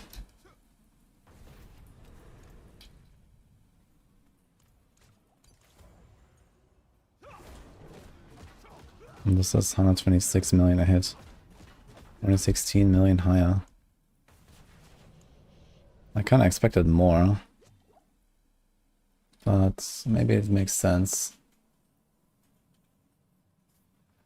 It's 45%, we already have 100 something, including the auras. Actually, I don't have 100, I have 60.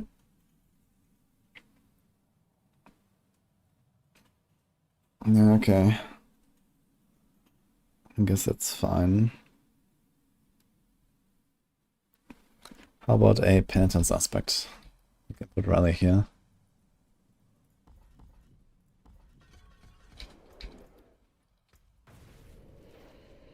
Assume it's just accelerating again.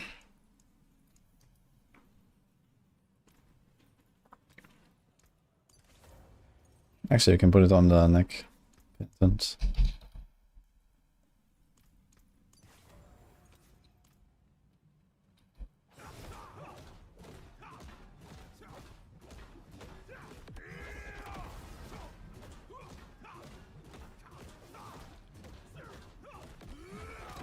Okay, that seems to work just fine.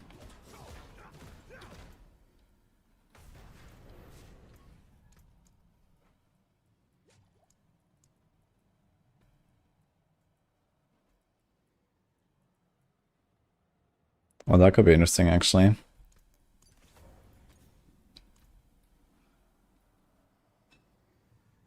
So this is physical, and then the moon thing is not physical, right? You have two.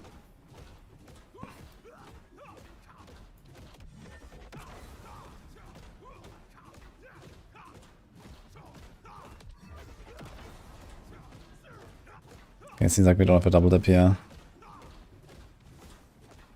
We have 4 stacks. 5 stacks on the same one.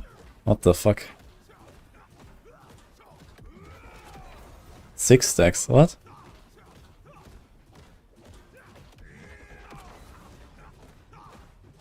Now we have the other one.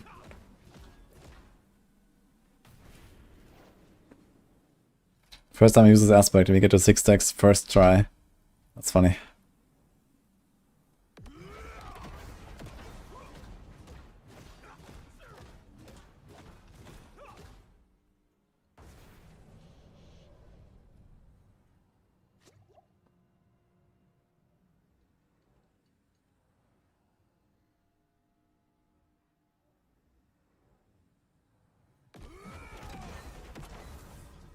I'm not sure where the gold came from. Good question. Why did I have gold there? Maybe when you hit a target on me often enough, it drops gold, guys. Okay, seems like there's no weird double dipping here. What else? Inner calm.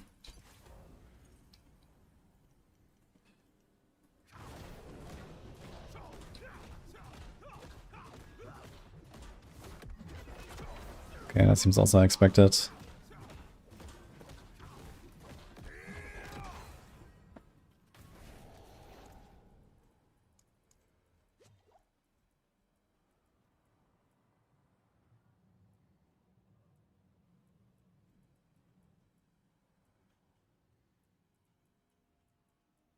Utmost glory.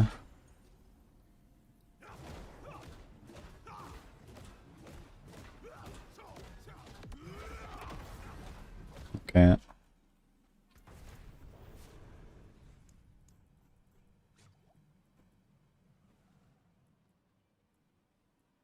And then Vehement Brawler would be maybe interesting to see if it counts actually on the cast itself. Probably not, I imagine.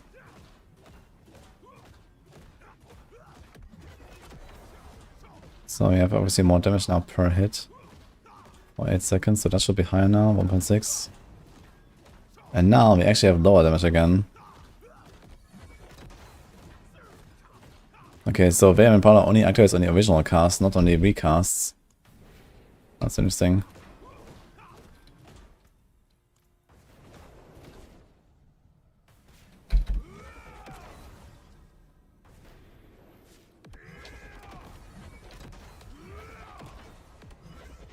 Wait, does the Vehement Brawler even show at all here? Or is it only at the end?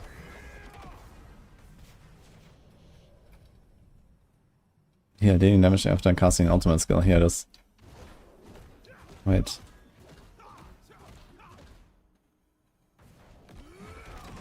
Ah, so here it is. Okay, Vehement Brawler actually activates everywhere. It's kind of interesting. So Vehement Brawler activates every time. Project Fury does not.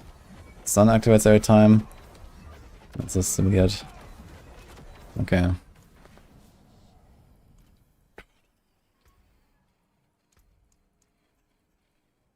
And that's about it, I think. Virtuous is maybe one more thing we can try. We have to remove the penitent thing though.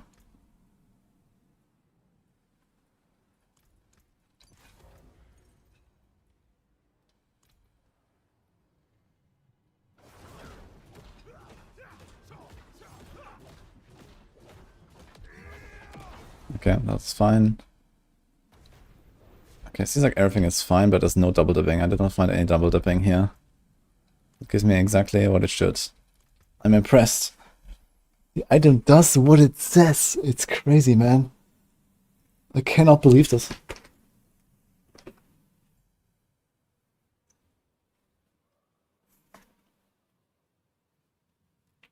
I in fact do not have to write an angry letter to Colin about this item.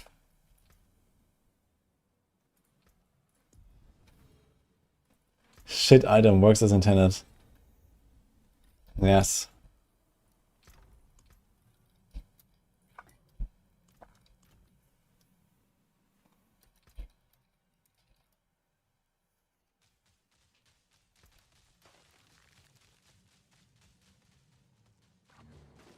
Tutu is actually correct, man.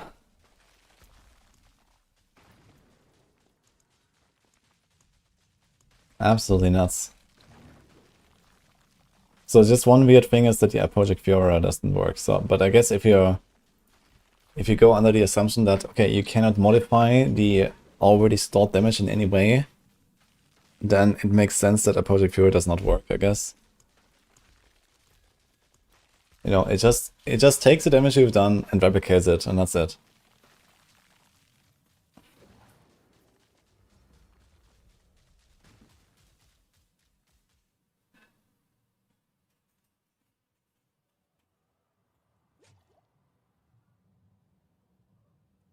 How much damage will it drop with capped castle? Yeah, most builds will lose somewhere like a ×5, ×6 or so. Which is like... not too many pit tiers actually. 6 maybe? Yeah, 6 to 7 pit tiers I guess.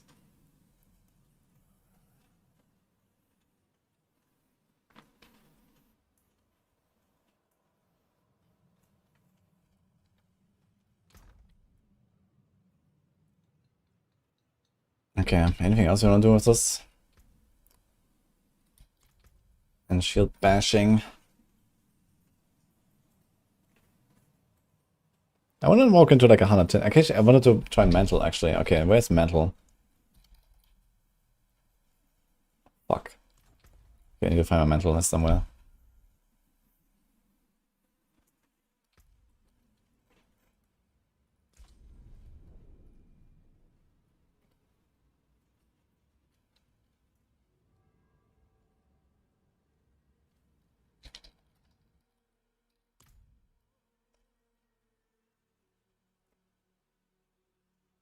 The judgment of going off after 3 seconds. Yeah, judgment going off by itself also counts as consuming as far as I know. For like all purposes.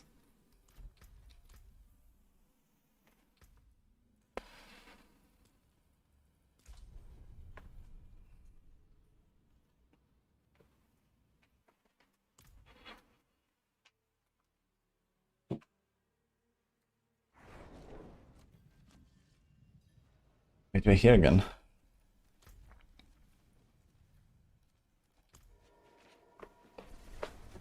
Knasties. Thanks for the sub. Full man. Good luck with the prankster, thanks. Maybe get some nice presents.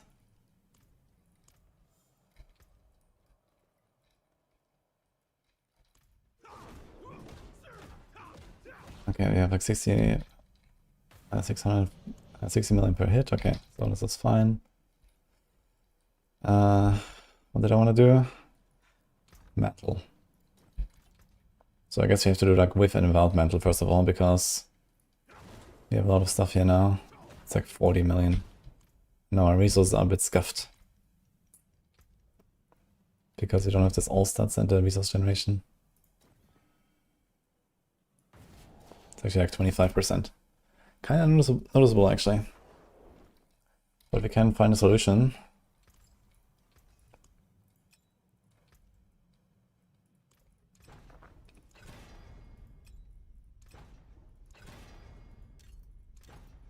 Okay, that should help.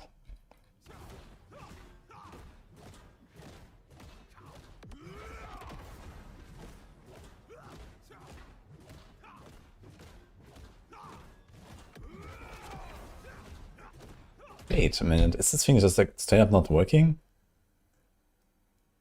You gain 4% damage per stack of resolve.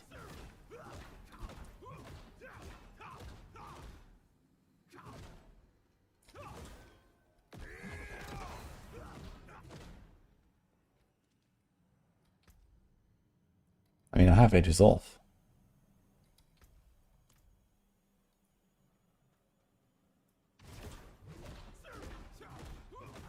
Like, my damage is just like not going up when I cast the ult. Dude, how is it still like so little? Wait, do I have any chests in there?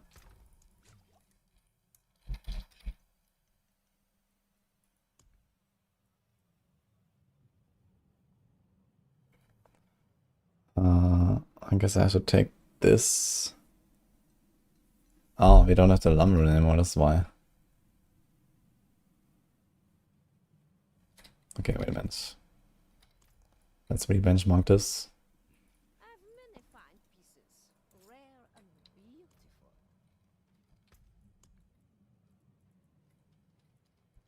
And ammonium. Okay, this helps a lot, I guess.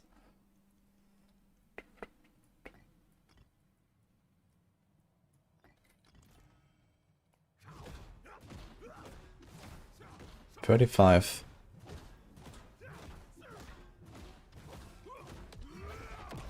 It's still 35. Like, it just doesn't go up.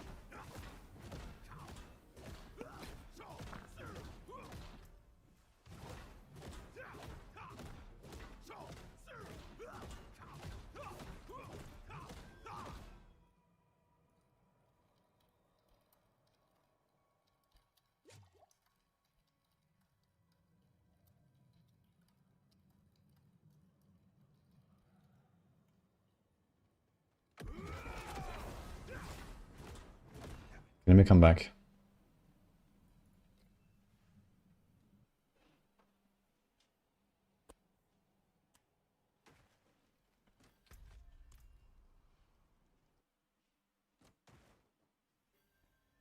First pitch with another purified eye. Nice. Yeah, Belial is pretty easy to get.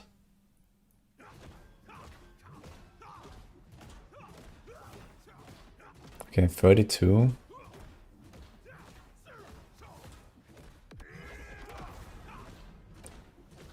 Yeah, it's the same fucking damage, man. What the fuck? What if I change the modifier on this? Just do this, yeah.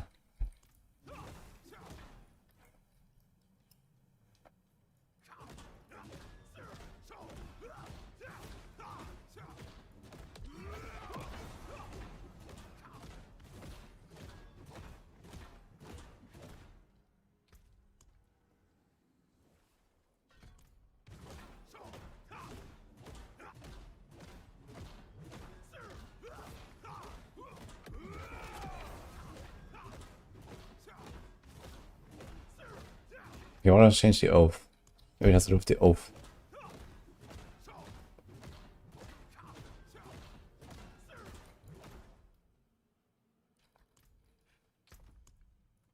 Yeah, 100% crit, right? Okay, let's do Zek.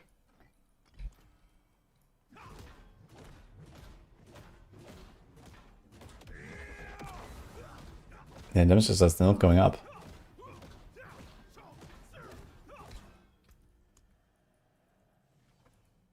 Let's try this one.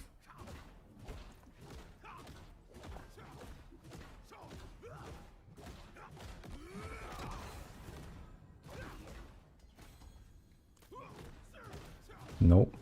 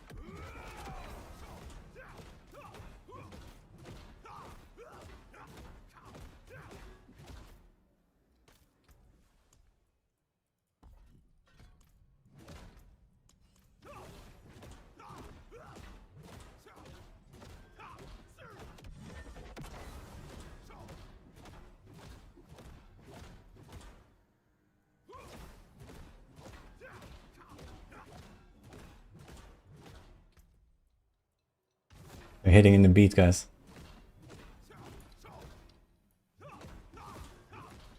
Okay,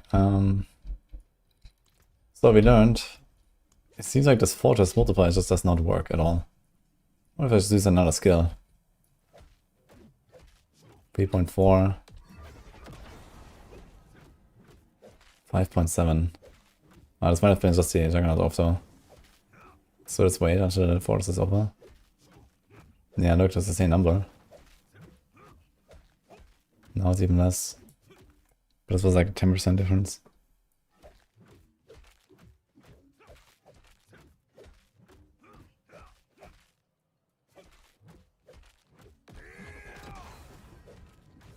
So that's just the Juggernaut off blocking here because you get the resolve all the time. Interesting.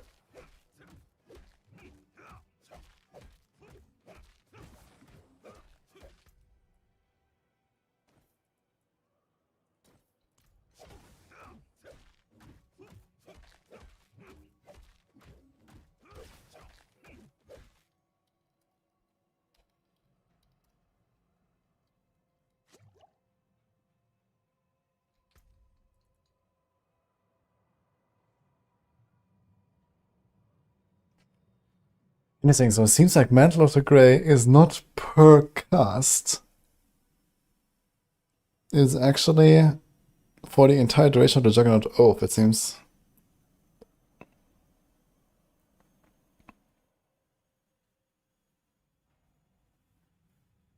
So I read this as, okay, when you have the Juggernaut Oath, then casting a Juggernaut skill removes all of your resolve every cast, giving you 12% damage per resolve for that cast. So you need to have some ridiculous resolve generation in order to make this work. But it appears like that is not the case. That is a lot of damage.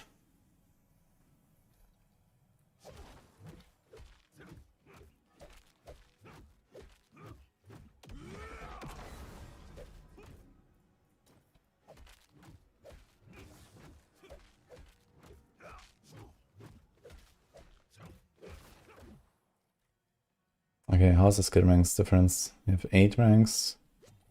This is 170. 130. 2, 5, 8.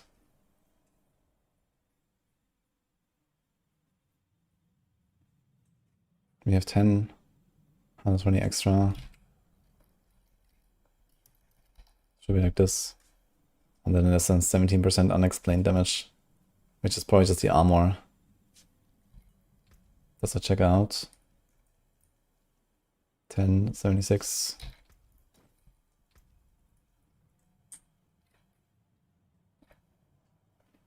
That's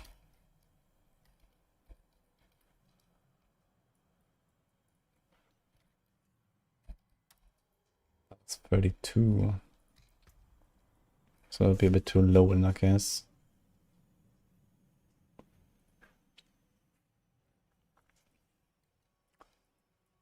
I could equip just another chest that has armor like that. And then we don't have to worry about the castle.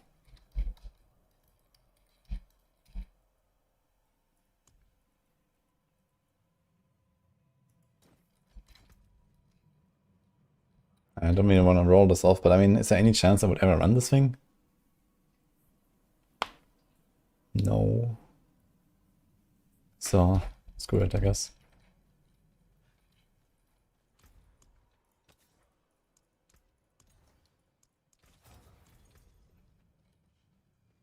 Let's change the temper. I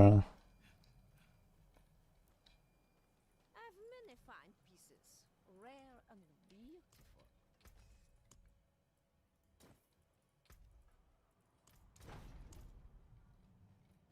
We should have the same multi now, right? 815.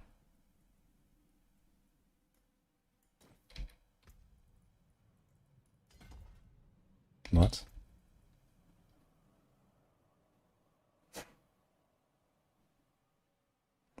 I guess because of the extra quality.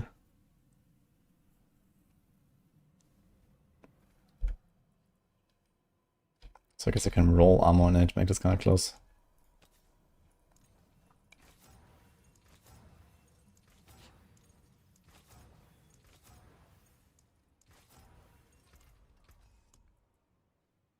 Okay, this has... I can also unlocate it, I guess. But let's see if we can get close. Oops.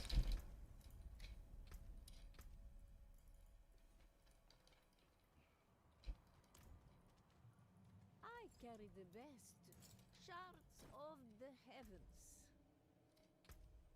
1078. 1070s. Okay, this is actually almost the same now. Perfect. Okay, so...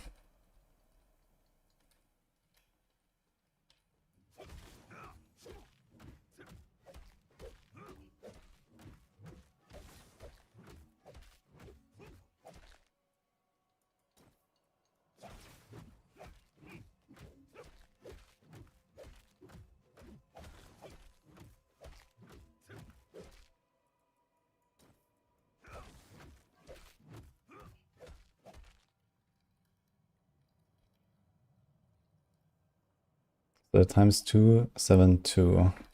The chest should be this. And the skill ranks should be that. Okay, so we're like 5% off. Which is, I don't know where that is from. We have like a slight difference in the castle, I guess. And I don't know what else. So it kinda checks out.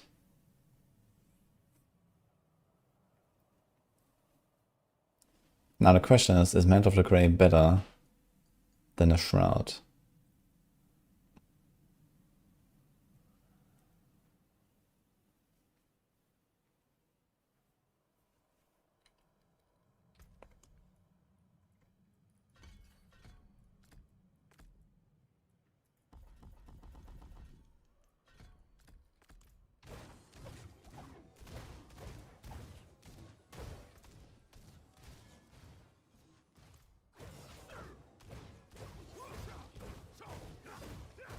First of all, is the damage probably applied to the thorns here?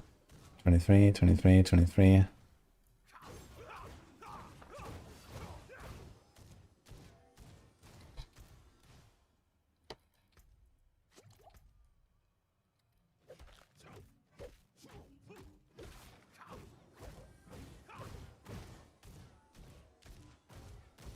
Looks okay.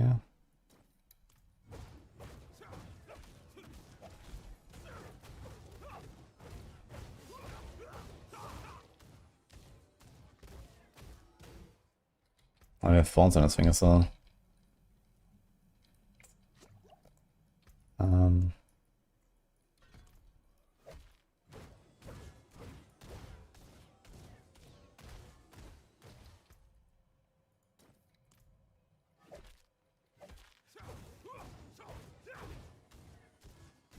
Okay, that seems accurate.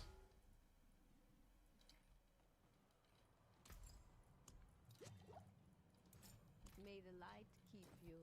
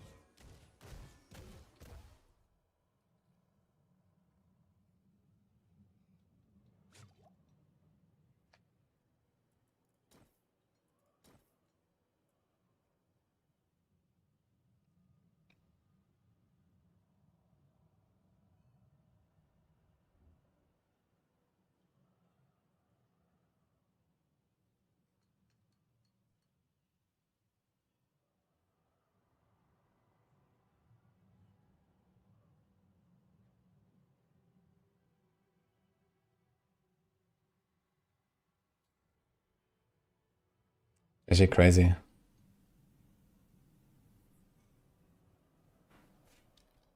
Like, it seems like the Mantle of the Grey is already kind of worth it compared to a Shroud. And that is without Thorns and Thistles working. With 10 ranks, you're gonna get 150 multi there. And then there's also this missing 75. Wait. 180? Where's that coming from?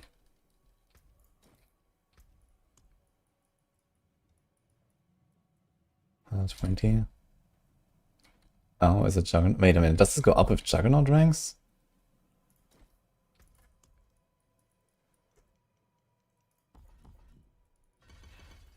Oh shit, the scales of ranks. It's gonna be even crazier. If it worked. Problem is it doesn't work. But when it works, it's gonna be nuts. What the fuck? 210? 176. Interesting. Merry Christmas, guys, by the way. Mantle of Grey seems like it's bugged with Shield Throw. No, it seems like it's working fine. The only thing that's bugged is Thorns and Pistols. So my damage definitely went up here. And for example, now we have 10 Resolve. I throw, I consume, I get the Juggernaut buff, everything's fine. Maybe the size does not necessarily go up. Not sure about that, that's kind of hard to tell, so I guess I can try to extend in a certain place.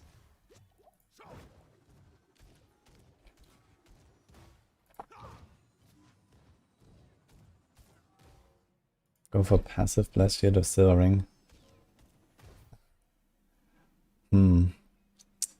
Maybe it's an Argent Veil angle, actually. I was thinking about something like that, but it's gonna be kinda awful to play. I'm not really in the mood for that.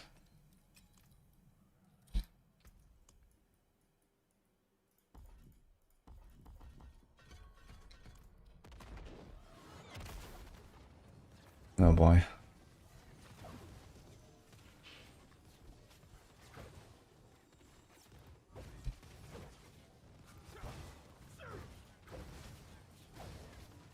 Yeah, it's gonna feel really bad.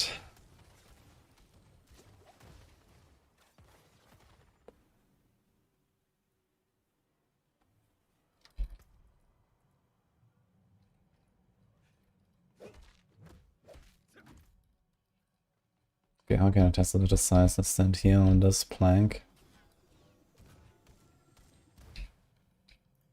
Stand here in the corner. So we are reaching 2 hits. One to one stick and the explosion.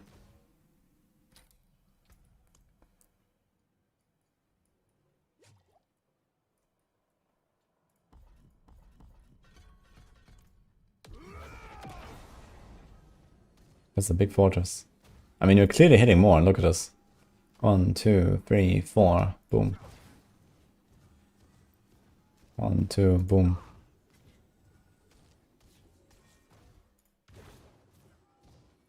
One, two.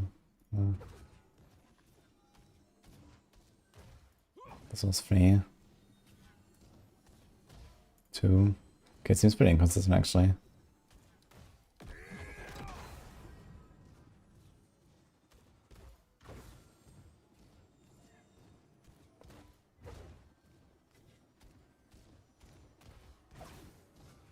Yeah, okay, maybe this size is not working.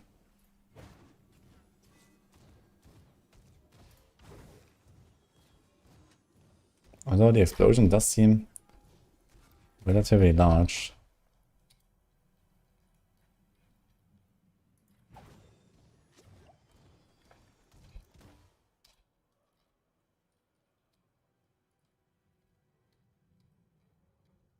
I think I caught it in almost the same moment. But it's hard to tell really. This definitely looks larger though, I mean. But yeah, it might just be not perfect size. What if I shoot a bit to the side? Where I just never hit.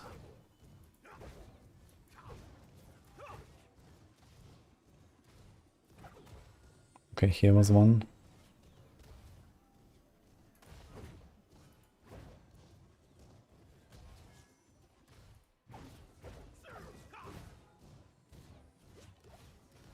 Okay, let's try this again.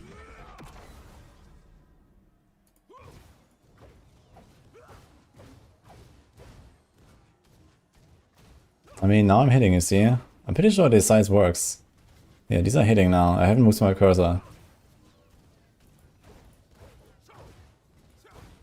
And now, when the Juggernaut off is gone...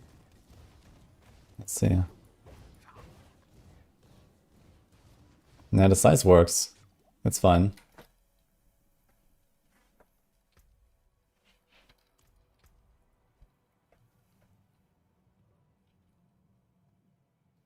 Although the question is, does this size work? There's two sizes, right? There's this. Okay, wait a minute. So I do this with and without the mantle.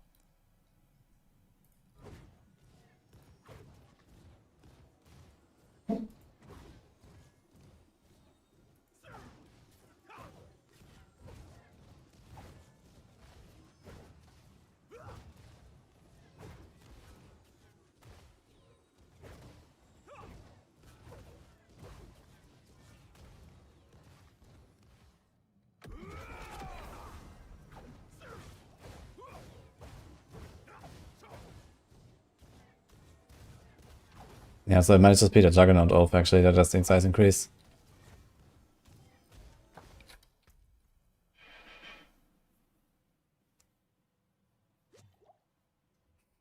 Merry Christmas, Mercy.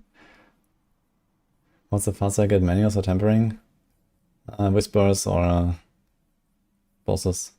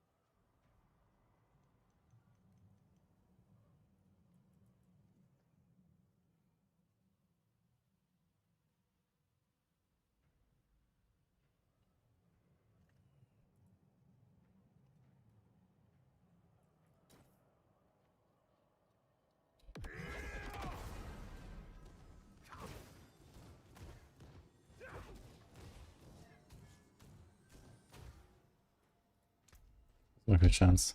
Power crit.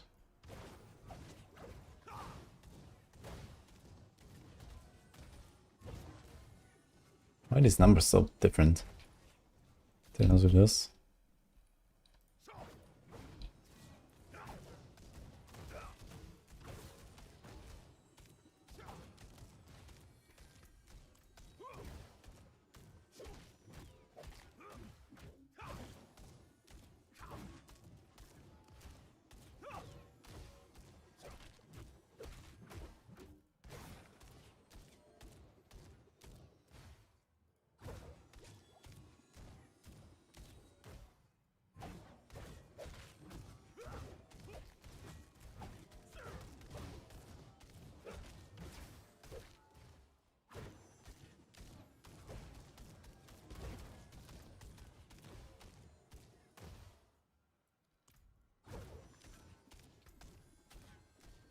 Oh, the Gate of Red Dawn has the first tick doubled.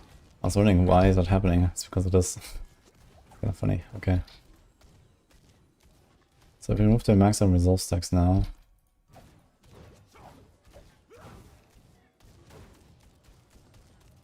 And 46.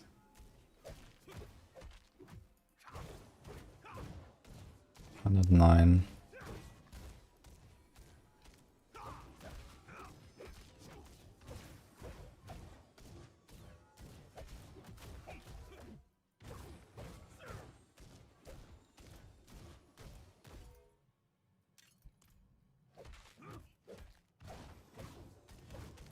Yeah, it seems to kind of check out.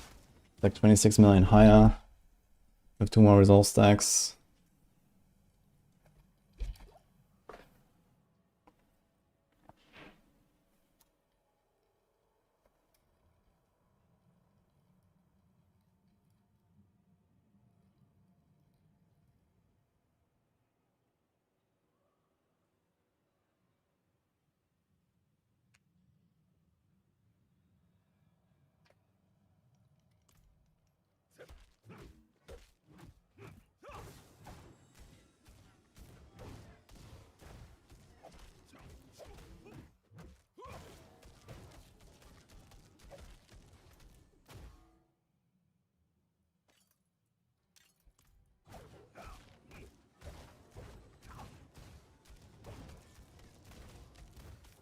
Okay, that kind of checks out.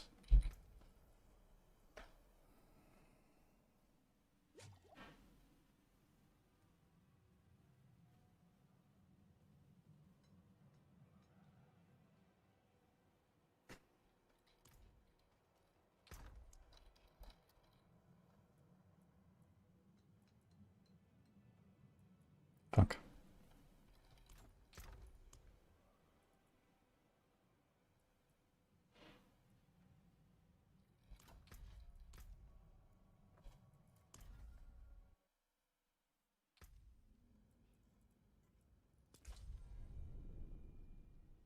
Is the Azeroth World Boss Meteor Bug still a thing, or is it safe to farm on hardcore? It's safe. You sanctified your 3-star or so Sword without socket. It doesn't matter much. Socket is pretty minuscule.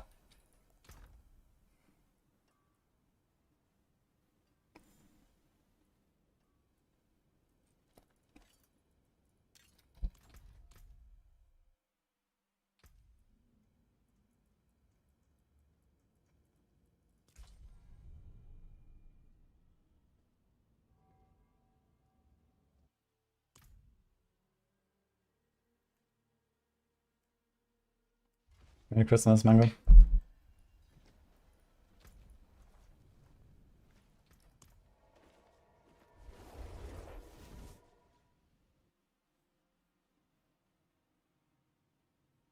What Paladin build do I recommend for speed farming? There's a bunch of like all these like Arbiter evade builds. They're pretty fast. So I can do Auradin, Hammerden, the Fist of the Heavens, like, you know, all this kind of stuff. Even Brandish is really fast.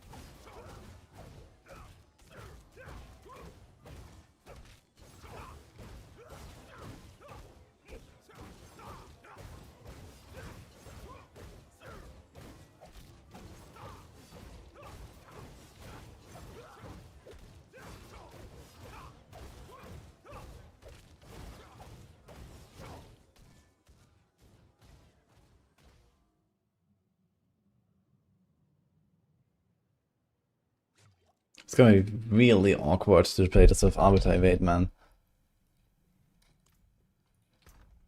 Like, really bad.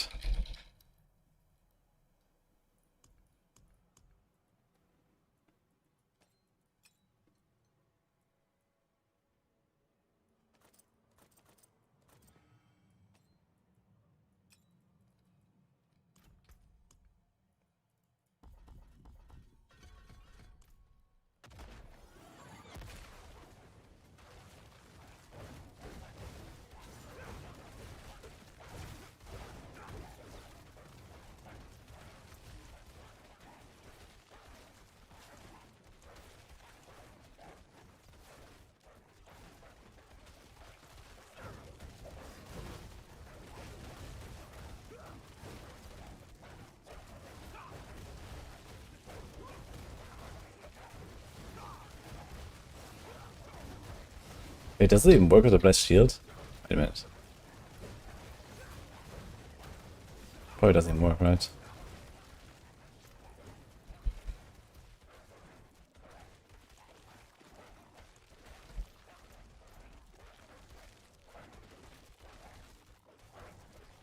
Any build on Heaven's Fury? Yeah, that exists. I'm not sure if you actually put it up on Maxroll though. I know Snail was doing something.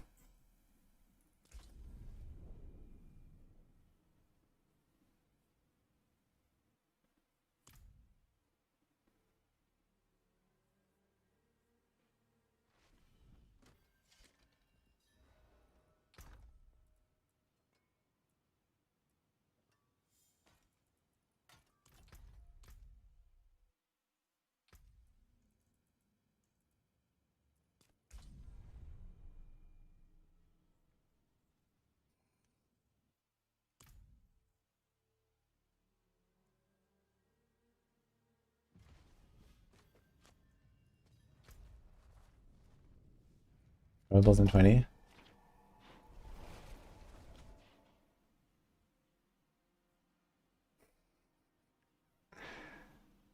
They should reward nicely in hardcore. What's the point of playing that?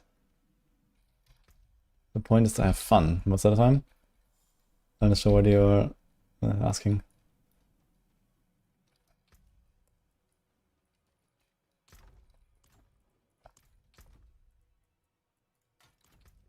Okay, Blast Shield deals increased damage, casting another skill makes it double this bonus and costs 7 less faith. So maybe we're gonna do this whole like life on hit rally action. Like life on hit is insane with this. First of all, it doesn't even consume this at all. Actually, it does consume it. Interesting.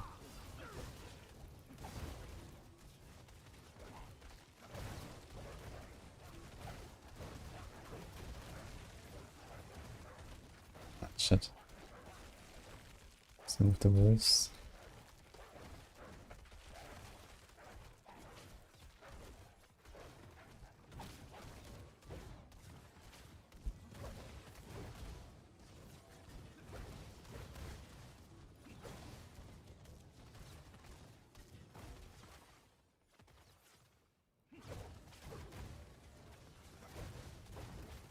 It's gonna be so awful. The shit of Retribution. I don't think this is gonna be the way.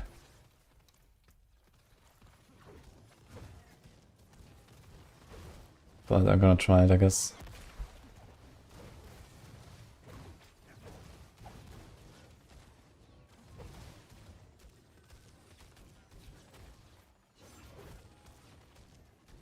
We had 20. So apparently the Arbiter Evade counts as another skill as well. That's kind of funny. For the...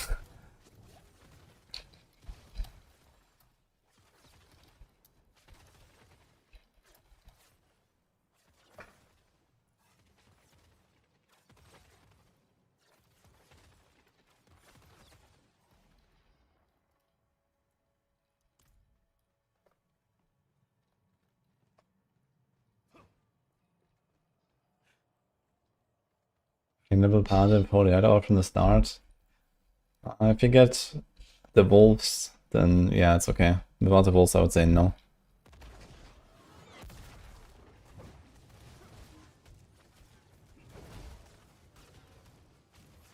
Okay, how the fuck do I test this?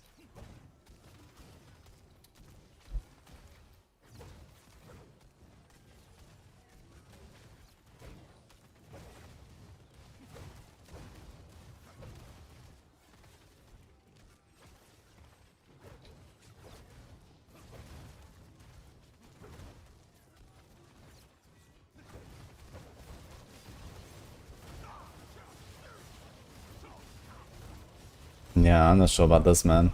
Like, they're gonna go all over the place. You're not gonna hit shit. You better actually, like, having this grouped up and, like, you know, everything is shotgunning. I don't think that's the way. I'll be very surprised.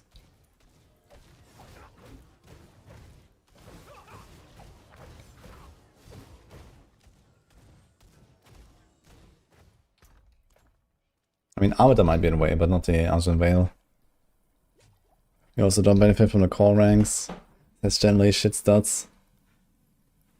Hello. Will you be able to take a 10-15 minutes break? Yeah. Now? When do you want? Yeah, when is good. 5 minutes? Okay.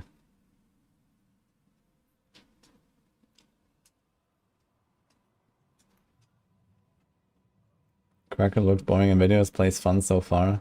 Yeah, I like Crackle as well, it's very fun.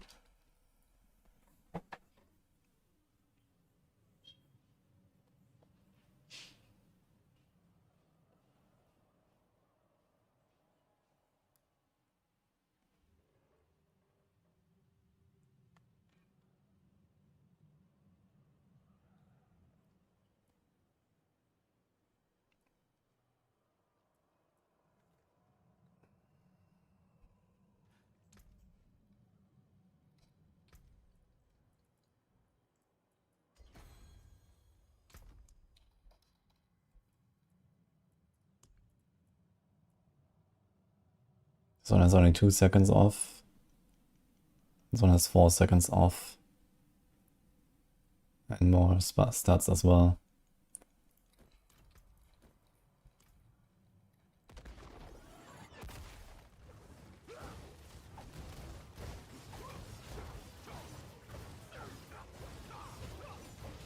Yeah, so the update rate works, so you can just get it back and go again.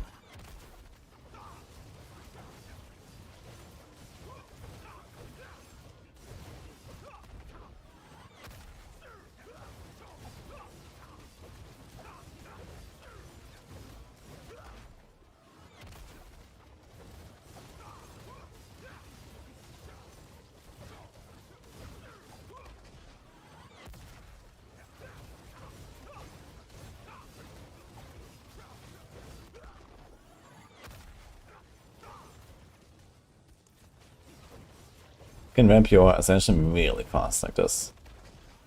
Probably like in the first half minute I can get it stacked. Into a pull like this, and then you're like ramped. Like normally it takes 3 to 4 minutes when you do a push to ramp your Ascension. But tower is only 10 minutes a run. So ramping it like 2 minutes earlier or 3 minutes earlier is gonna be pretty big.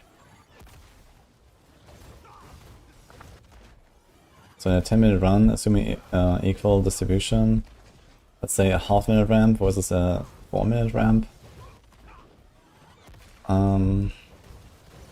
Yeah, basically 4 to 6 minutes are full DPS. Then the first 4 minutes are like half of the buff on average, which is 120%. So you have 60% buff on average in the first 4 minutes.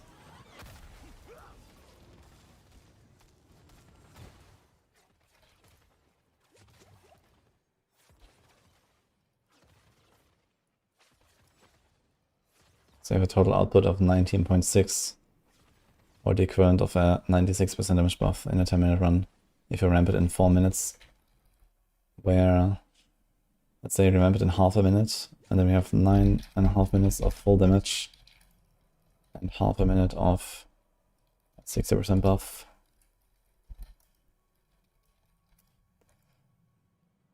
Oops. Which is like roughly a 10.7% increase.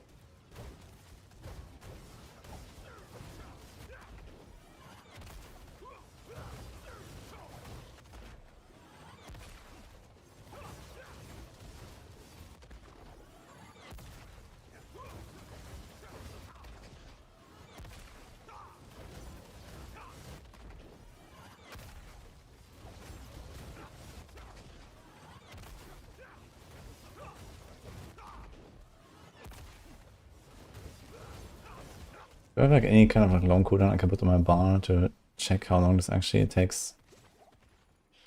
Let's just do a stopwatch. Okay. We want to count 10 casts.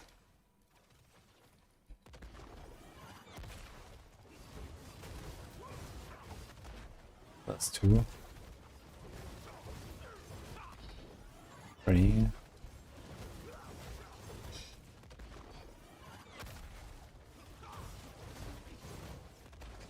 4. 5 actually. 6. 7.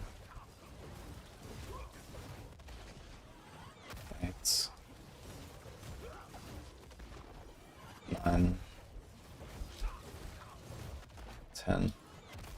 Okay, so that was 40 seconds. Ish.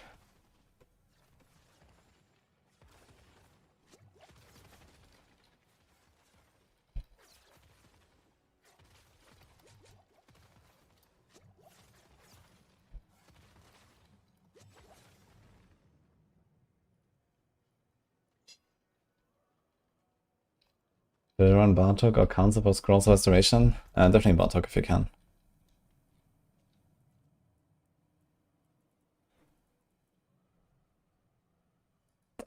Okay, we learned a few valuable things, but I have to put this into practice. We also have a world boss here in 10 minutes.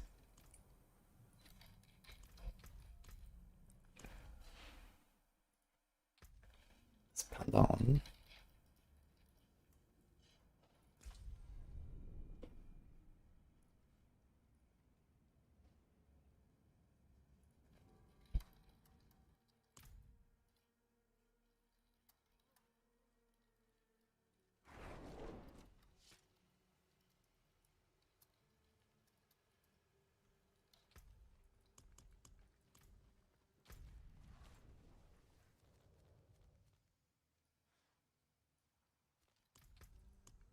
We have 25 Aswalan tanks. Yeah, I was gonna go there, I guess. Which boss is it?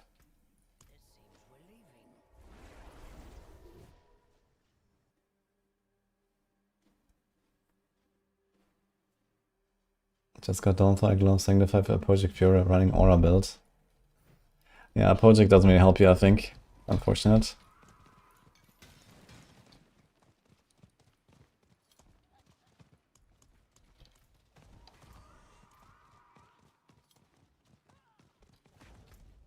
I want to test though if a Project Fury does something for Wind Strikes. So I'm gonna try Wing Strikes with a Project Fury. That'll be interesting. There's a lot of people here already, look at that. Okay guys, I'm gonna BRB. It'll be like 10 minutes, so sometime when the world boss is dead, hopefully. Greetings. Hello.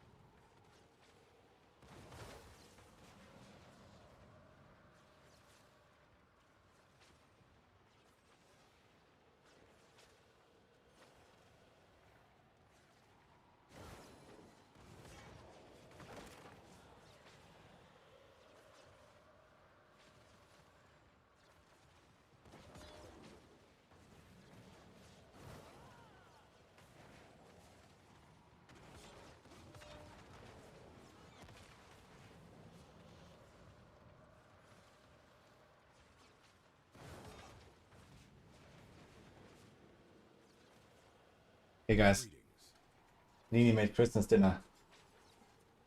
It's stuck. It's some other stuff. Hello. Very good. So, I'm gonna have dinner. Yeah, babe.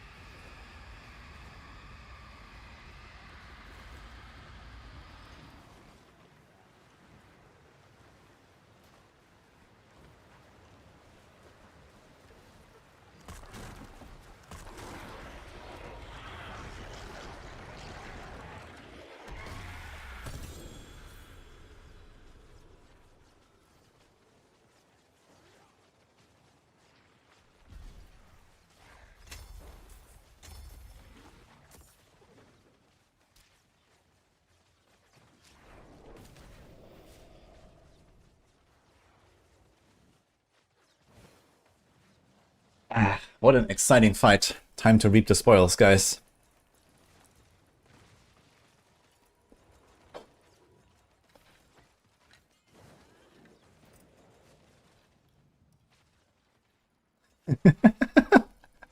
This guy says well played.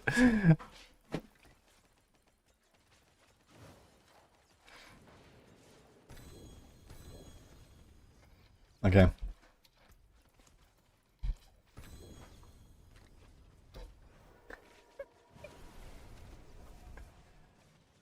Okay, I need a few more minutes though. So. What's up, Manon? I don't have anything. Okay, let's put this here.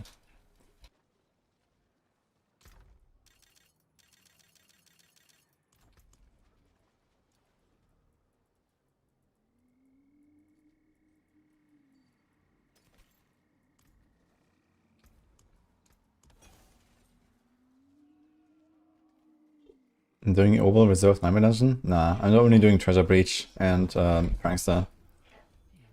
Oval Reserve is kinda nice, like in other seasons. But this time you have the Nariel and the City Farm that gives you a lot of Ovals. So that's the only thing you want, really. Okay. Yeah, I'm gonna stand in town here for like a few more minutes, guys, and then I'm back, okay? And by the way, after that, we're gonna have Panda Glass Show on the stream for the 101. We're gonna do a blast cast of him today. So stay tuned.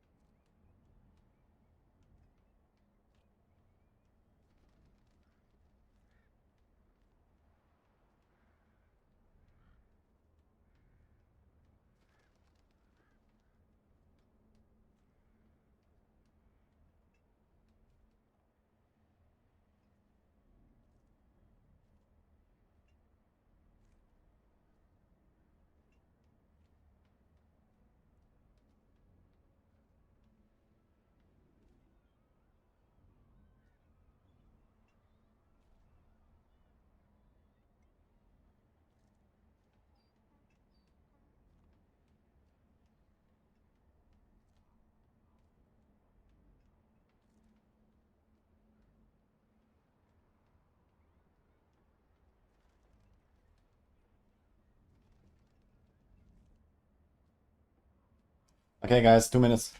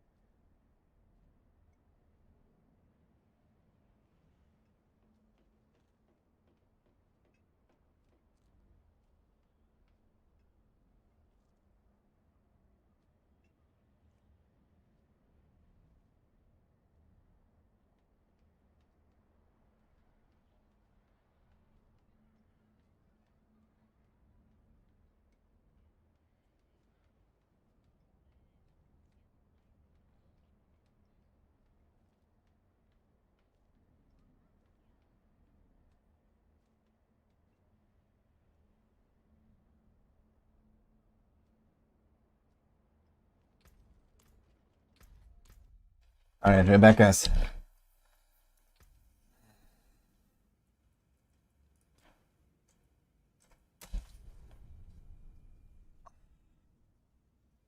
And there's a lot of song requests. What is going on here? No one is streaming Necro, lol. Yeah, I'm not surprised.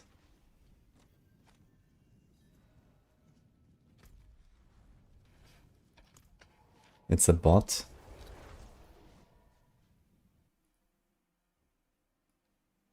Account created October 2024 though. Oh, okay. Well, problem solved, I guess.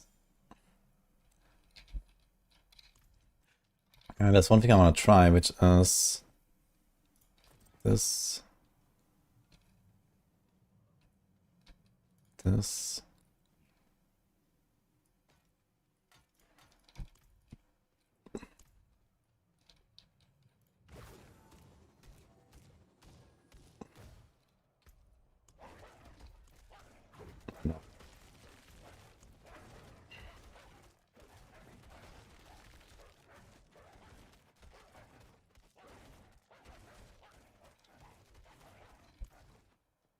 What are good affects on 9 dungeons?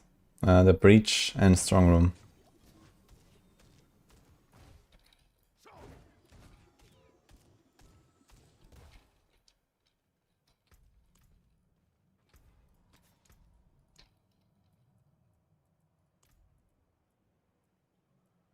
Okay.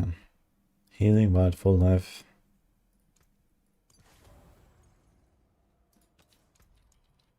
When I have life vision, does it just like auto activate?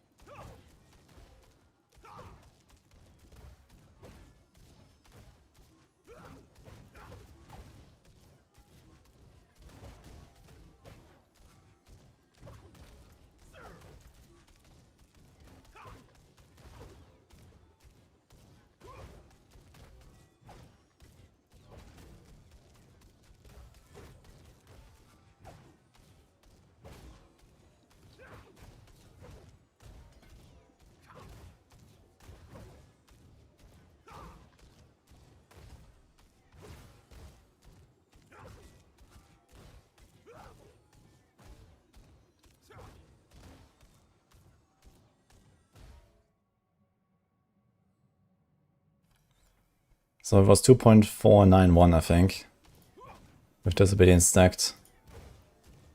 And look at that. Disobedience is stacking again, and it's the same. So it snapshots the armor value. You see 249.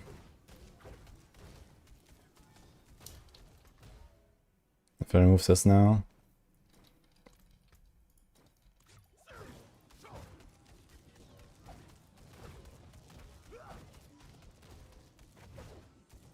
Yeah, it's 227. So 60 stacks of Disobedience. Now we're gonna get to 249 again. And there we go. Wonderful.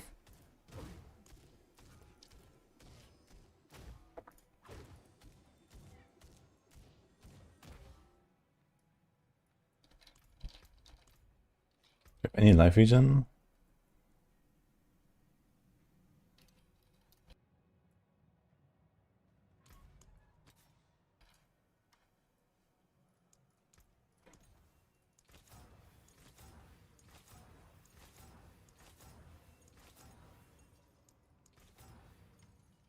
So that should trigger Hail Self. I can't really tell if it's actually active. Let's move this. It says 50% increased armor for 5 seconds.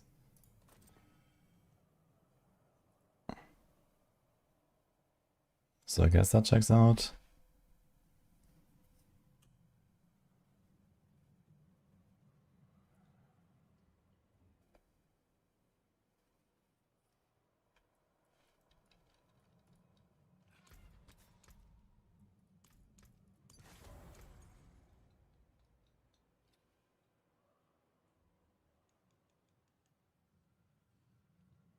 That's just like not work. Where's my armor?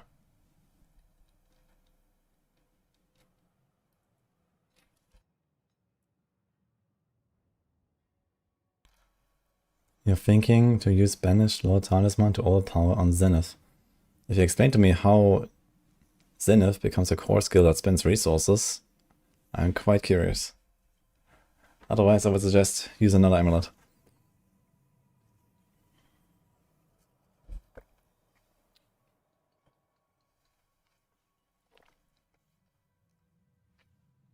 Do I want to do 2 times Prankster Rota, if I have any? I have one actually. And Panda has one. We could try to do it later.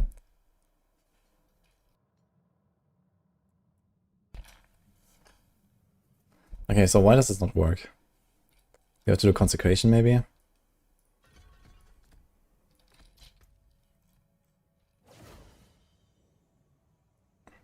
What the fuck? Like, Hail Self is just like not working or what?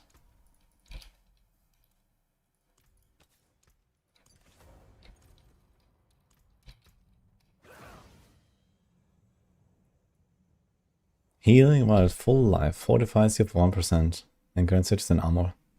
Like, it just doesn't work.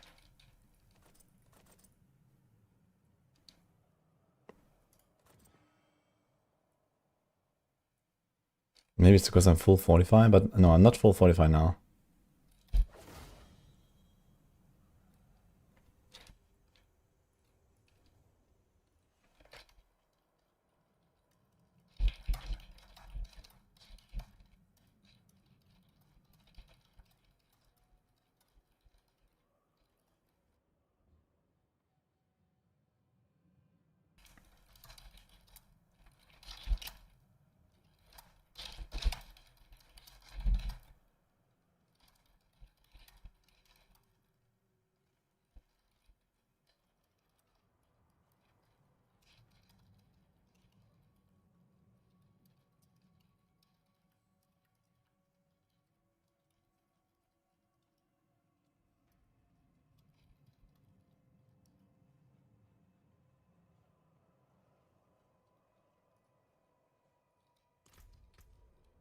Do I have life per hit maybe? We have life per hit as well. No, it's just the disobedience going up here. Dude, Hail Self just doesn't work. What the fuck?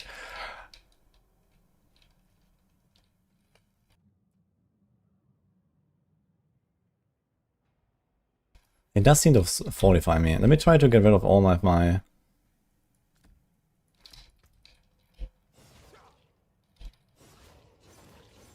out of my fortify at least.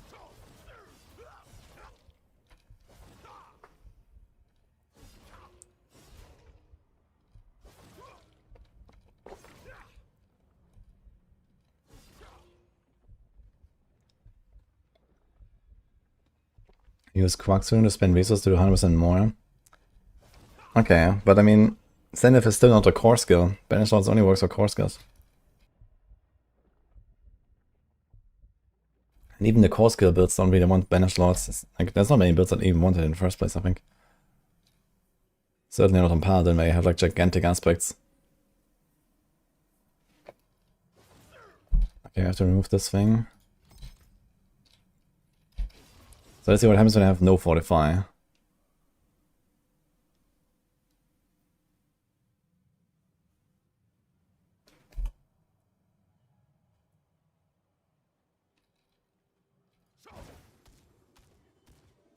Okay, so neither regen nor life per hit actually triggers Hail Self. What? This gave me 97.45. And then, wait, what?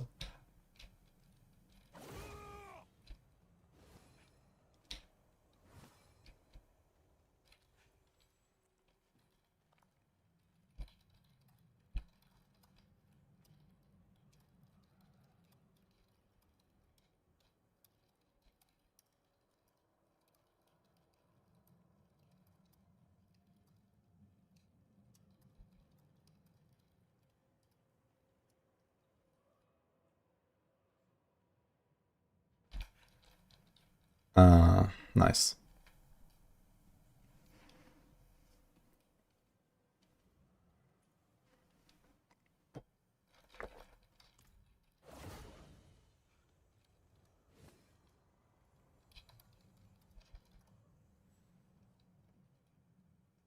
Any other heals I have here? What else can we do to heal? Healing, let's see. Like, no, this is... Okay, heal for 12% of maximum life. Okay, let's try the aura.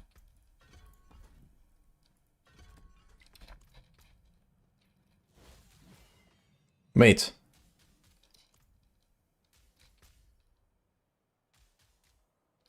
Did this one actually work now? Or was it just like the disobedience breaking? 61k.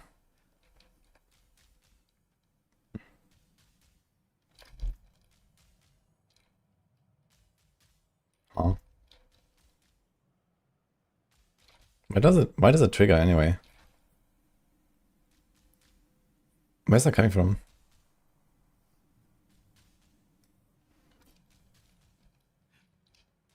Like somehow the Holy Bolt aura gives me the 45 from Hell Self. But I don't understand why.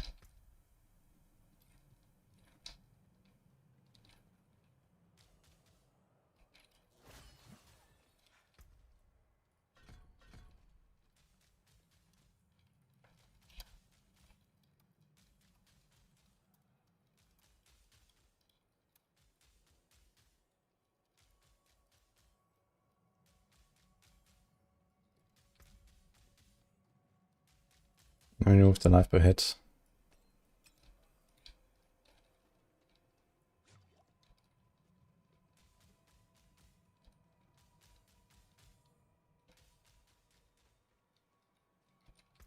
That makes no sense.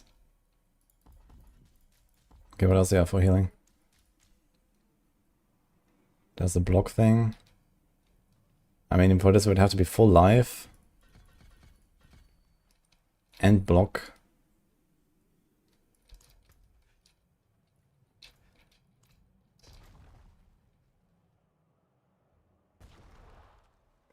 So that also works.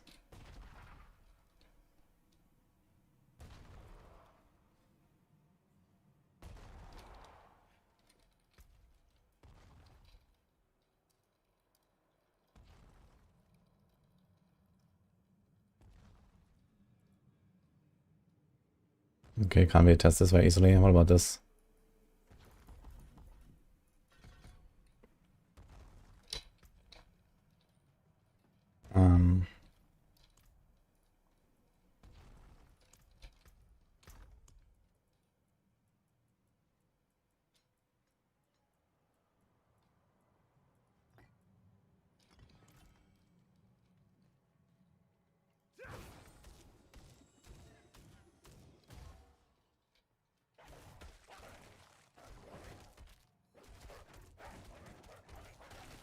Interesting, the wolves trigger disobedience.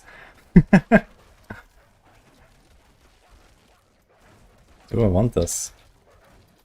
Or the forge?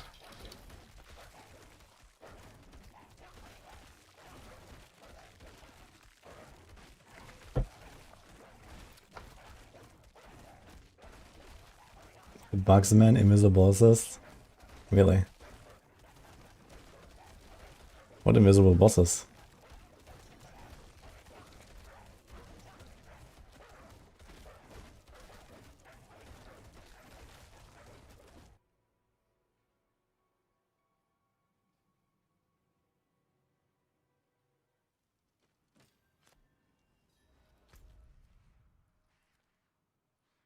It would be very cool if I could tell where someone is. Besides this very tiny blue dot there. That may or may not be accurate because there's no one here. Greetings. Yeah, we can do a quest meantime. Like that. Cheer. Oh wait, no, we can't. I can't believe they haven't fixed this. I can't scroll left and right here on the wheel. Can't even click on this.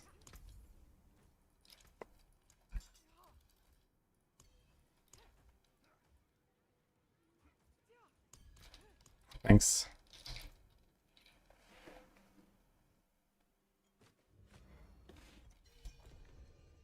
Origin better than Blast Hammer. Yes.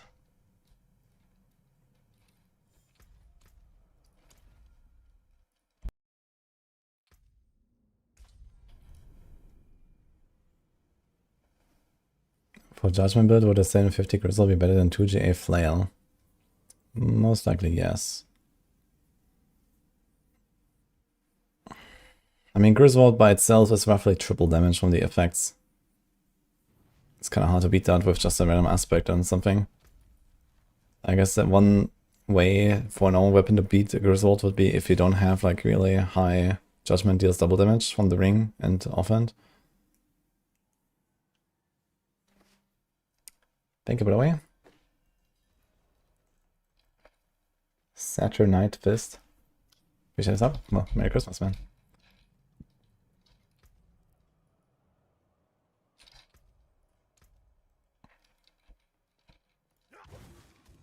Okay, so it appears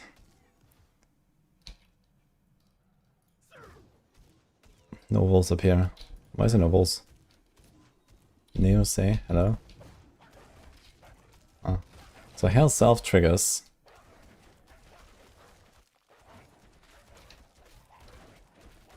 Pretty reliably actually.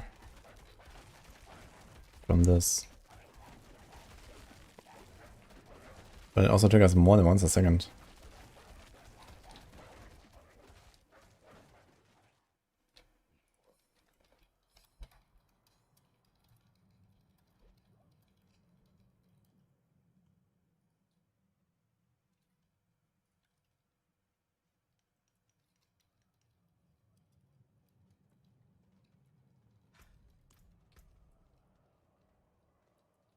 Anything else that has healing here? Getting a Stucker Resolve heals. Let's check that out.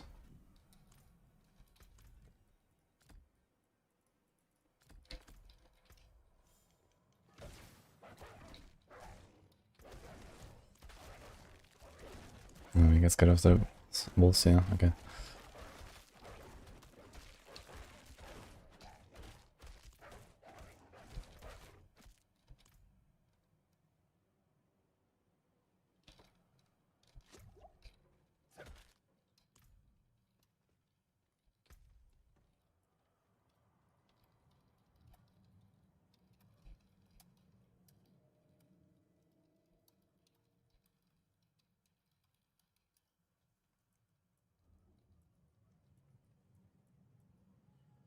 Okay, so that's pretty much it. Okay, so Life Region and Life Parade does not work to trigger Hail Self. But this works, which means it's pretty consistent, and this also works. Okay, good to know.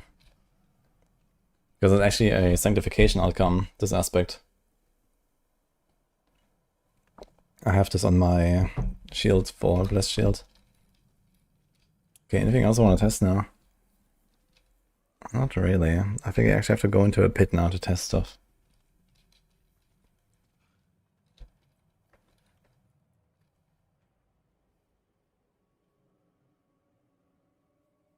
How much is this health self buff actually?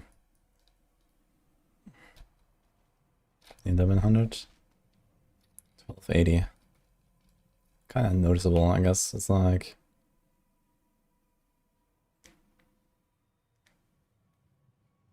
$1,200. It's like 13% damage or so.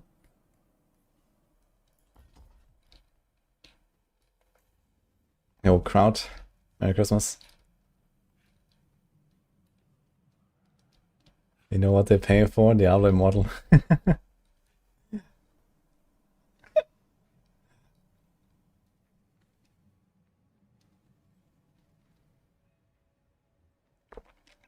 I have not heard it, I think, hand sanitizer. But someone just linked something and got banned, so maybe that was that one.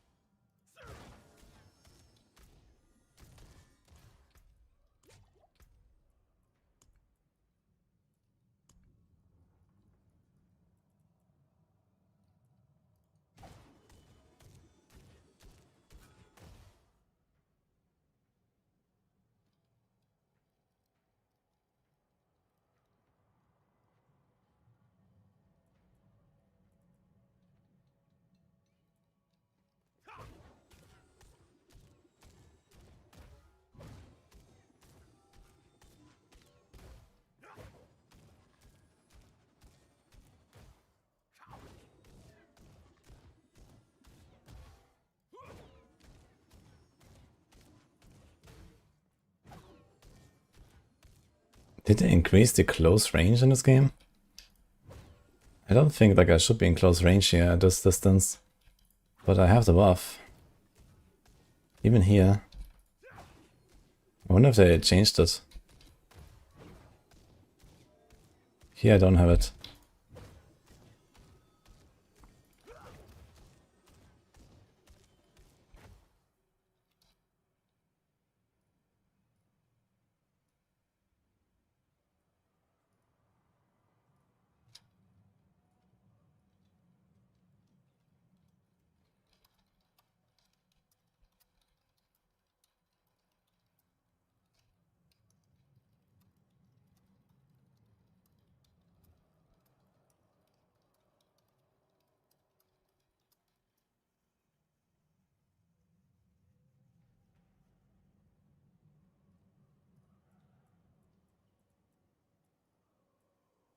Yes, and yes, the Mithril.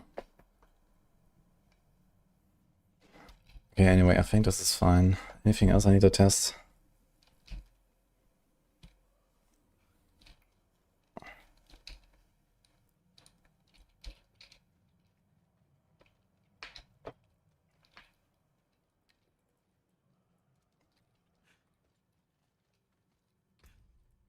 Good old paint.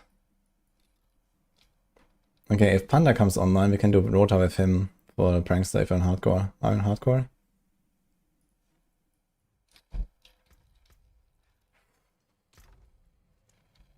Okay, Flicker.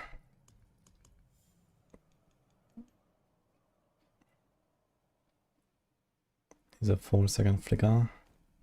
Let's do this. Let's keep that. Now I need another neck. I also have this thing. I have this thing. I have this thing. Okay, let's put this here.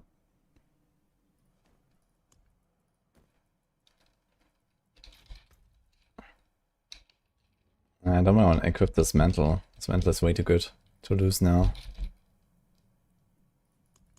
But I guess I can just run a shroud for now, it's fine.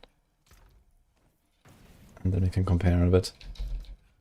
Do you want to do more of the Gate of Red Dawn and stuff? I don't know. Maybe gonna leave one of them here, just in case.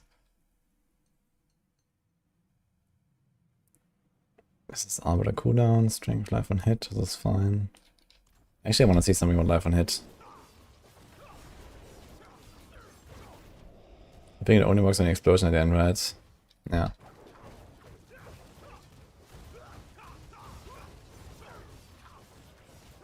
That's this weird delay.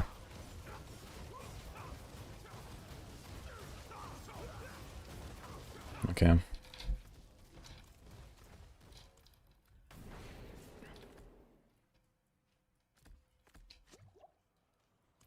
Okay, I have another problem. If I do Arbiter, I cannot do Condemn, which might be a bit of a struggle.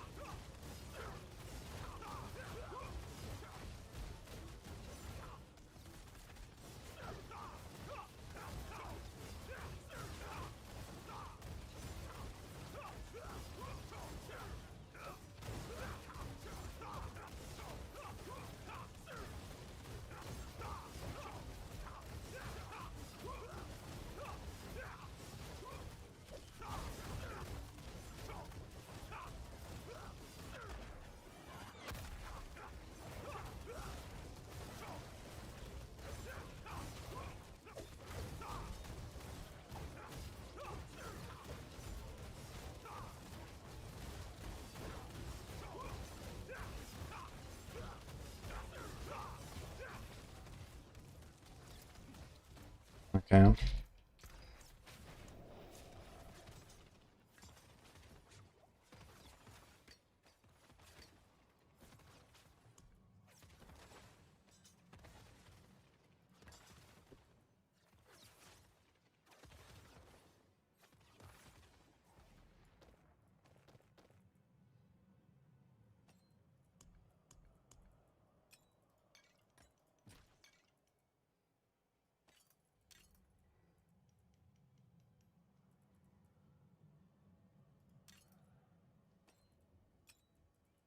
Holy.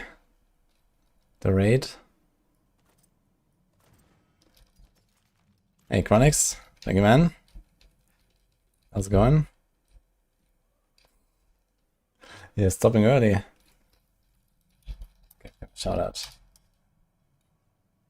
So I guess you're not joining us for some treasure breach farming. But that's okay. Let's use those items here for more testing potentially.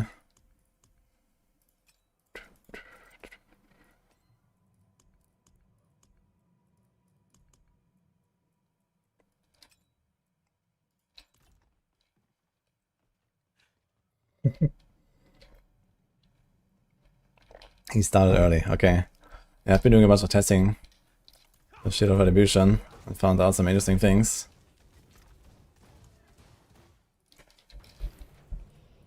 Also, what's my attack speed right now? 94. Is that with or without aura? Okay, so apparently... Oh, this doesn't have the extra attack speed on the ring actually, so we can just get in a starless with attack speed. Then we don't need any attack speed here. Okay, my crit is also too high actually. Alright, let's take some glove. So what do we need? We don't need much of anything really. So we want strength life.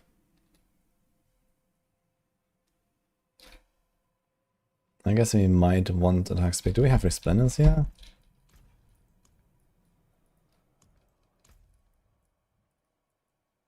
We have outmatch on the cooldown board, and we have resplendence here. Okay, so that kind of checks out. We do this.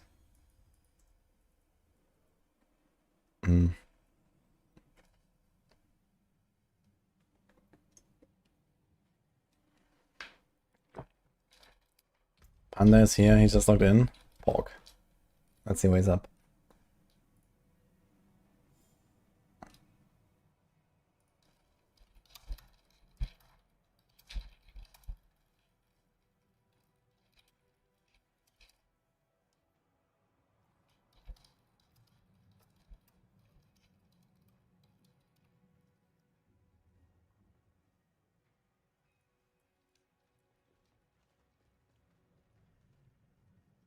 If I'm placed here in a circle around you. I mean, there's like this ring out of veil that allows you to do it while evading in a circle. I think you're talking about brandish, not shield. I don't have one here now.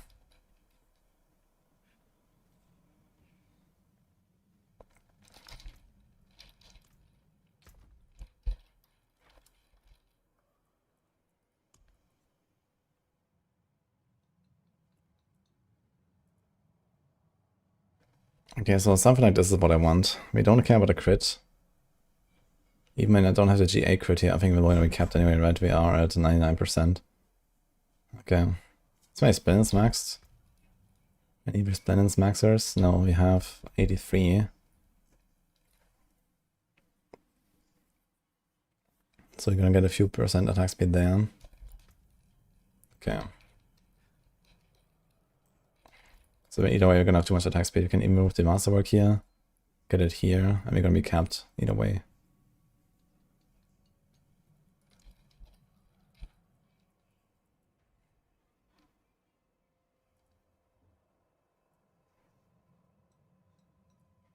So you probably want something like this here with like the cooldown.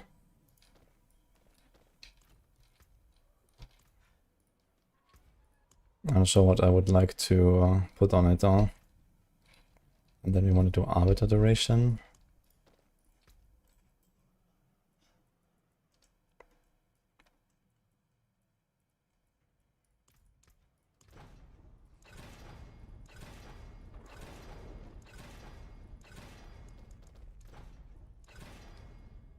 I have 2 scrolls.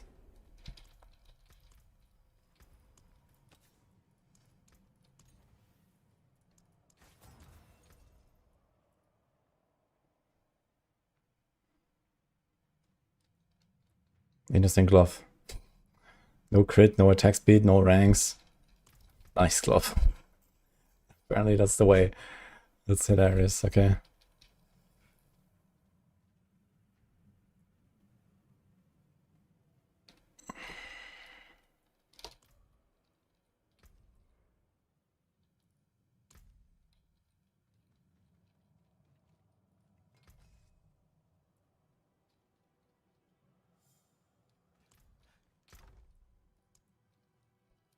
You do not need faith per second on the pants.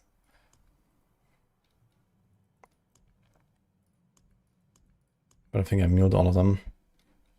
So it's gonna run this one now, it's fine. But I think I'm missing block now, right?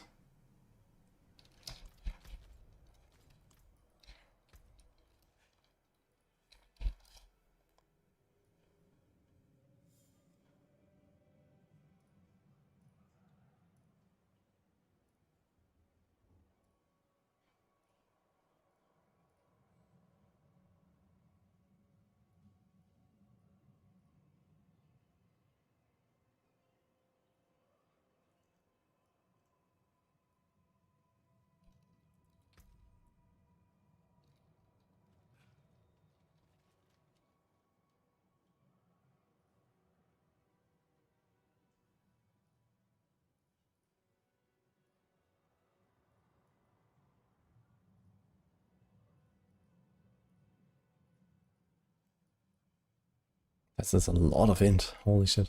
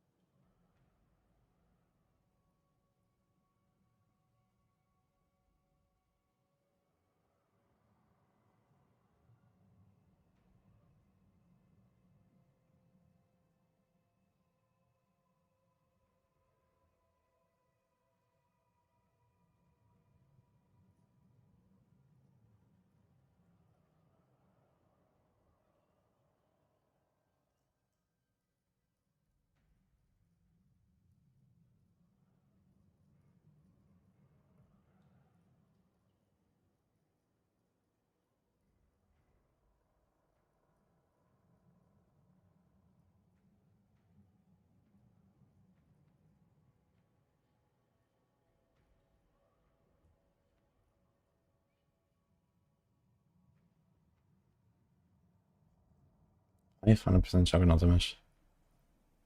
Quer's chip.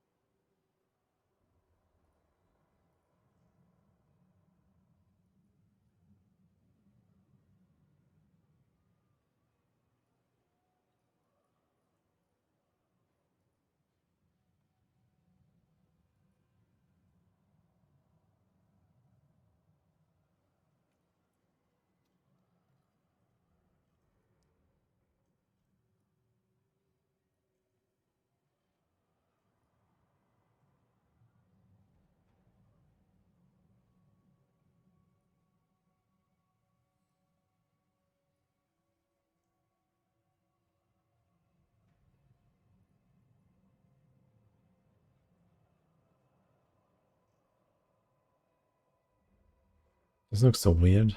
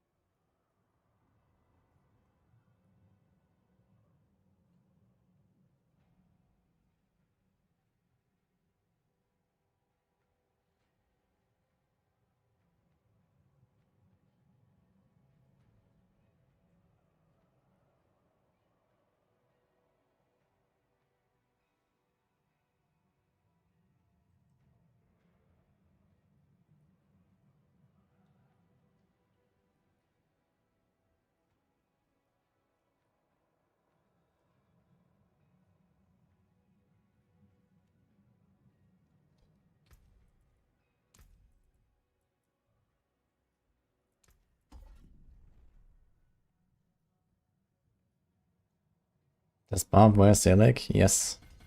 But you need double Selig to make it worth. By itself, it's not good enough.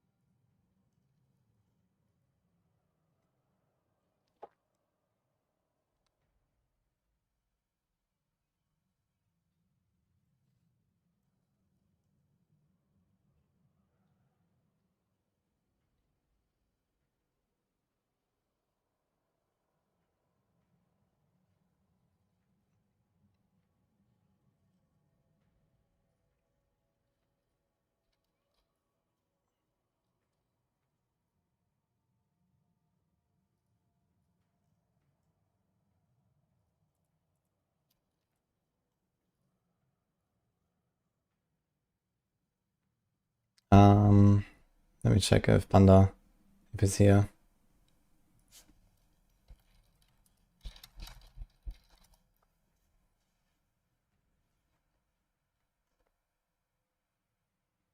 Flexible.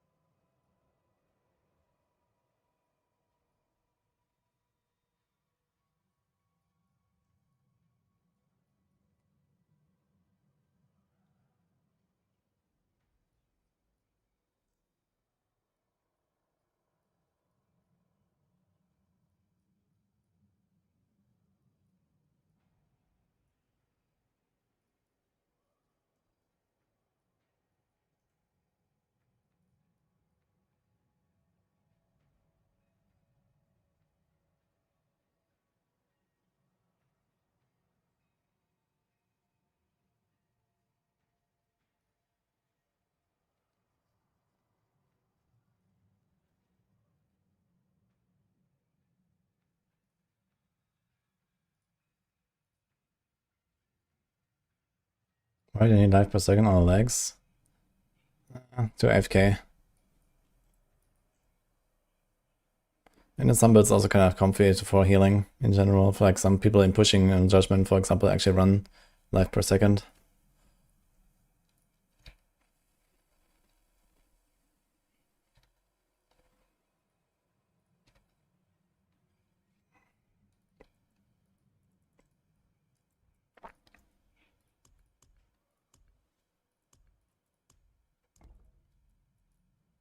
Oops.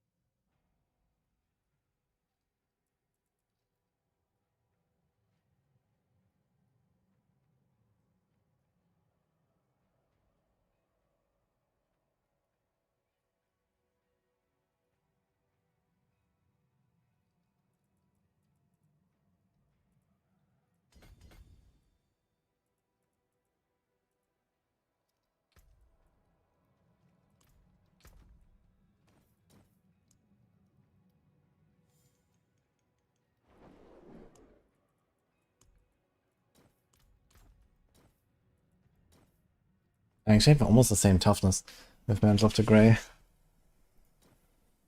At least standing here, but I guess we're losing 3D armor there. Seems like this is fine, and this is fine, and then we lose the 5% chance to ignore there, which is also not calculated, I guess. And then like some small stuff, we're also missing this. Yeah, doesn't really matter, I guess. This doesn't really matter, this doesn't matter. This doesn't matter, it's fine.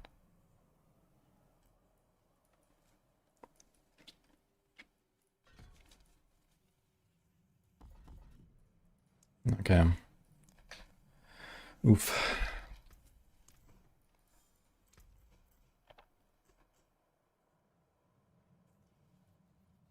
Now I have 96 blocks standing here.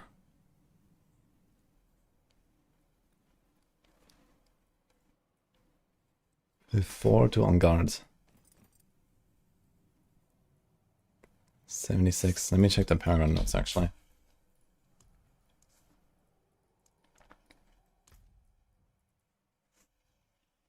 Yeah, so we're missing 100 willpower for that. Then we would have 101. Actually, I'm 106. I have like no all stats. How do I have 480? How do I have so much more willpower there? Is that with thing? I have Spiral Morning active. Okay, I see you're flexible. I'll be here in 3 hours as well. We can do it later if you want. Yeah, I messaged Panda, but I haven't heard anything yet, so I know he has a Prankster, so we can do it later. I'll save it.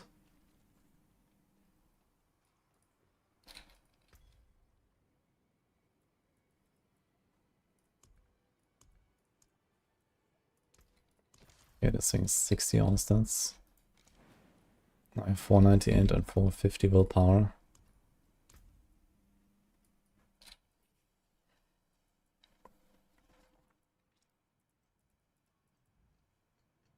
So this is missing 5. Great.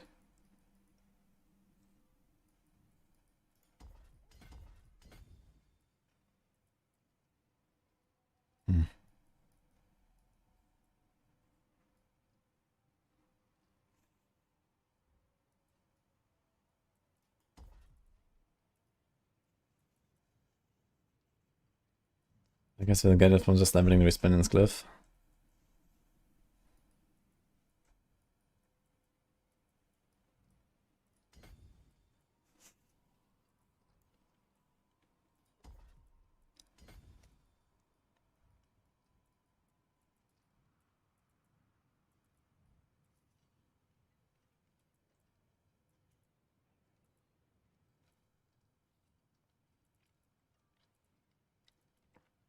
Dude, it's actually crazy. This is like the second board I've attached, and even here I can't hit the strength requirement for this. Wild.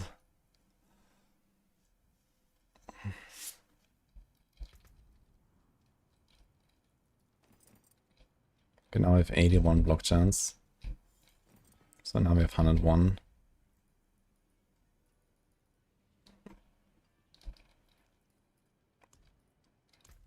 Now if you had more...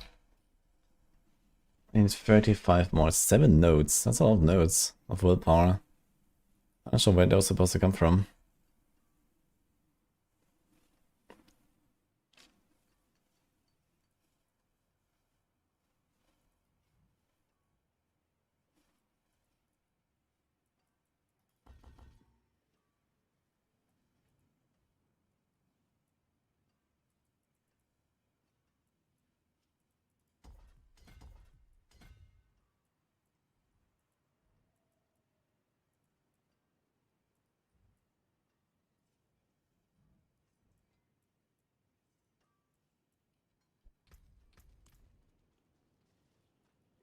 Take a chance, one. It seems your prayers have been answered. It seems your prayers. What is going on? I just want normal pants. Father bless. What do you need?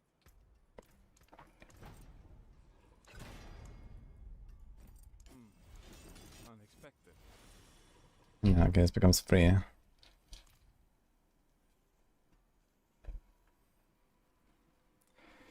think the builds will change for pushing tower when it comes out. I mean, there's certainly some things you're gonna learn, and you know, tower rules are a bit different from pit. Like especially all the builds that are like kind of cheating their way up a little bit with ad bosses, they will maybe have to adjust some things because they don't have ad bosses anymore. And like the monster rules are also a bit different.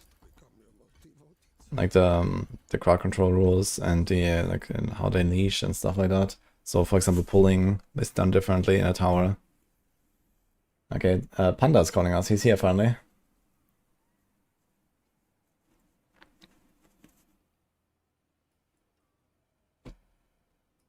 Mora 9. Hey, how's it going? Hi Panda, how's it going? I'm doing fine. Hey, heck yeah, it's going well. Merry Christmas. Yo, did you celebrate or anything, or did you like spend some time with family?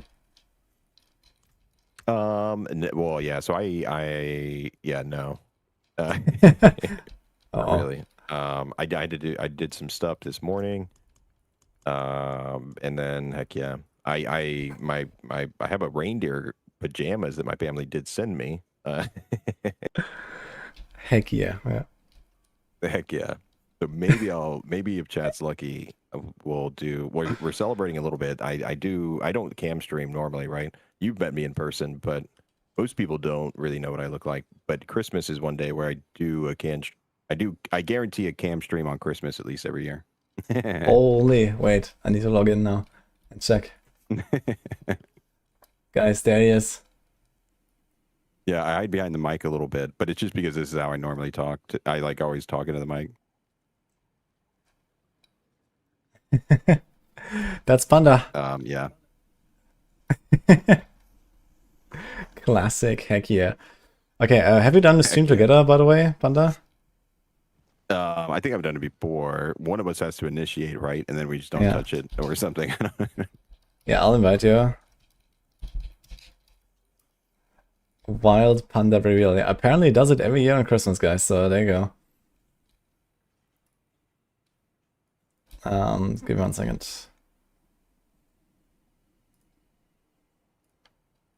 Okay, got an invite.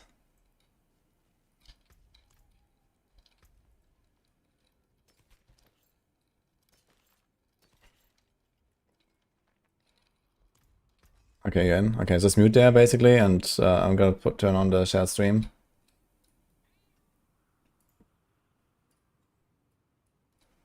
Hey, heck yeah.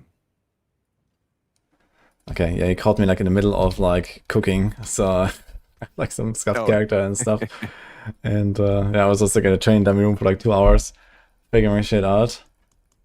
Nice. Yeah, I was tuned in a little bit before I started eating. Yeah, I think I was gonna like. I saw you messing with Shield Bash, trying to get the you're trying to one-shot the world boss with Fortress whenever I was watching. Yeah, unfortunately, that did not work out. Yeah, but it was a good thought, I think. That would be nice, you know. Imagine someone suddenly everyone is just gonna play like Shield Bash with like a gear swap setup for the world boss and just one time bam. That'd be cool. Yeah, it'd be sweet.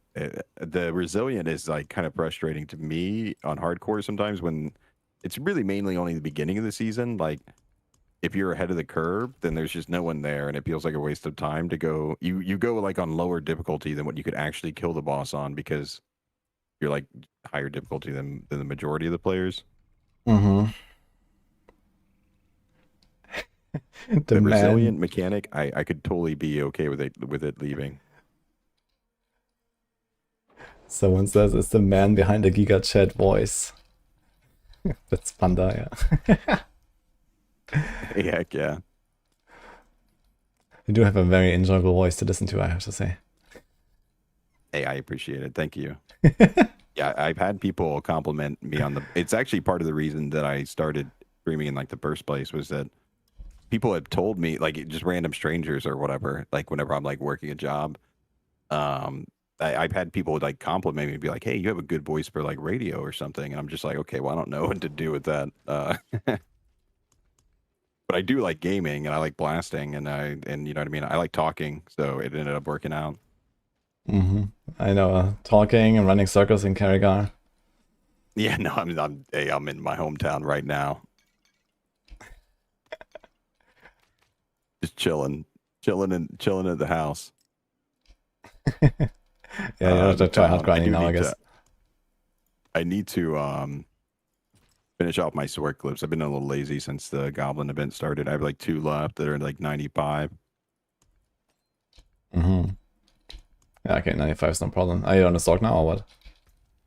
Yeah, but I think after I get these 2 glyphs done, or if you guys, if you want to do anything, then I'll be on my Sork, and then. I mean, otherwise- I asked Chronix for Treasure Breach Rotor, but he went offline now actually, so I guess another time we can just like, you know, Yeah, hang for out sure. and blast them. Like, I'm down to 500k off the side. So yesterday alone, I spent 400,000 off the side. Oh wow, that's a lot. Yeah. So I figured, okay, maybe it wouldn't be a bad idea to do some treasure breaches. I have like 20 of them lying around, so.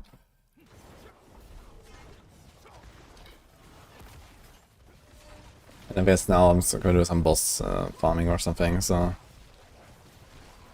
Yeah, it's actually, I think the first time pretty much that I have one of these like little blast casts with someone who's actually on hardcore. So we could blast them together or something, but I don't know, I'm just doing just doing bosses now and chilling, so. Okay, heck yeah. Yeah, I don't mind either way. Yeah, like most of the time it's just like kind of hanging out Bosses and are like, always talking, nice you know. to do, I mean, but- yeah, you and me, we haven't really like talked in a while. Besides, like, okay, Maxroll meeting at some point or something, but it's not really the same, right? So.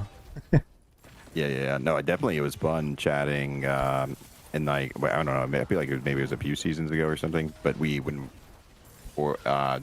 do some of the hangout chats at the beginning of the season. Yeah, exactly. Yeah, we can do these things as well at a time. Or like when we do a hardcore event again, that's also fun. True. Yeah. But yeah, I've been doing this like pretty much daily now with, you know, just all kinds of streamers, even those that I don't know very well, which was very fun. So for example, yesterday we had Elena. I never really had like a chat with her or something, or the day before with Roxy and Hysteria. That was nice.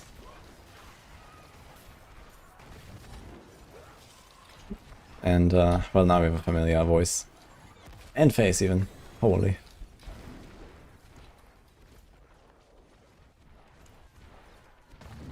Yeah. No, I haven't I've Thanks for the offer, chatted or Monkas. rated or like, you know what I mean? Like I most Diablo streamers that stream a lot, I've encountered at some point, either just from, you know what I mean, chatting in their stream or them stopping by my, you know what I mean? But I've been really sat down and chatted with her before. I mean, Roxy, I what? liked, Roxy though, I actually consider a good friend. yeah, She's okay. a fellow sorcerer. Yeah, I figured master. because you're blasting on Sork. Yeah, her and Hysteria. I definitely they are good friends of mine. I definitely enjoy chatting with them. Or yeah. Yeah, I guess you probably can touch about like, I don't know, Sork meta in general and these kind of things. Yeah. I'm right now. Obviously, though, it's like most dedicated sorcerers. They're just not playing the class right now. Feels bad, man. Obviously, Paladin came out, but it's more about the teleport nerf than I think the Paladin. Sork meta is play Paladin. Oof. Yeah. But I hear Sork still has the fastest builds, so. Yeah, so if we go low enough, definitely we still go really fast, and then it's just the problem is it doesn't feel as good. It's not like consistent or smooth. It's not like it just doesn't feel as good, right? Is like the big problem with it. Is like you can go similar speeds, a little bit slower than before, right? But that's exactly the point. Is that before it was fun, fluid, consistent, fun. I said fun twice, but you know what I mean. It was just that Before, much fun, it was yeah. just it was actually like really fun. Now it's like clunky. It's like if you experienced it before at its peak state and you enjoyed it a lot, you're going to feel a slight bit of frustration when you use the new teleport. Yeah, And I see that. you go a little bit slower, right? So what value did we gain if it's similar speed, but just feels really bad, right? Yeah, it You just need, like, seems the kind of perfect shitty, I setup agree. You need like the perfect setup of like the position of the monsters, and you specifically need to be crackling energy to take advantage of the speed. Like there's no other build, because no other build is going to have overflowing energy to reset your teleport. So it's like you could do Oculus, but every other build is like 10 times less damage than crackling energy, even if you use an Orsavane, right? So now what, you're supposed to drop the Orsavane for an Oculus on these other builds, and then you have to hit enemies with the teleport? Like, are you kidding me? Yeah, that is certainly kind of oof. And Raymond has the same problem, right? Raymond also has like something there. Yeah, Raiment, they improved the Raiment. The new Raiment is kind of nice. Ah, right, they changed it in the final cooldown patches again, reduction. right? Yeah. Yeah, and now you just get damage reduction. The new Raiment is actually kind of nice. The new Oculus, the effect didn't really do anything. It could have like literally been the same effect that they said before, without the cooldown reduction. And it's like the only thing you would take the Oculus for is the ranks and teleport, not for the actual effect of like resetting when you hit enemies. You would have like a slight benefit where sometimes that happens and it works, right? But it's like you're not going to teleport out of your way to hit enemies, right? That's going to slow you down. So yeah, for sure. And also, it's like when you go that fast, it's also hard to do, I guess. Right? It's like you always have to pay attention, and you already have to like read the map, and then you also have to check, okay, where are the monsters? Like, it seems kind of rough. Yeah. Whereas like you could play Oradin, go slightly slower, and clear the whole screen while you run. Like, it's like, okay, well. And close your eyes. Yeah, exactly. You don't even have to play. You just have to like generally go in the right direction. But it's like, yeah, to me, the problem with the teleport change is that it didn't really feel like it accomplished the goal of like the game direction slowing down the game or anything. Because right, barbarians are going faster. We have a new class Paladin that is almost as fast. Rogues are, with the teleport nerfed slightly, rogues are like kind of keeping up with in that like speed department, right? Like I don't think it's like a clear cut like Sork is definitely fastest.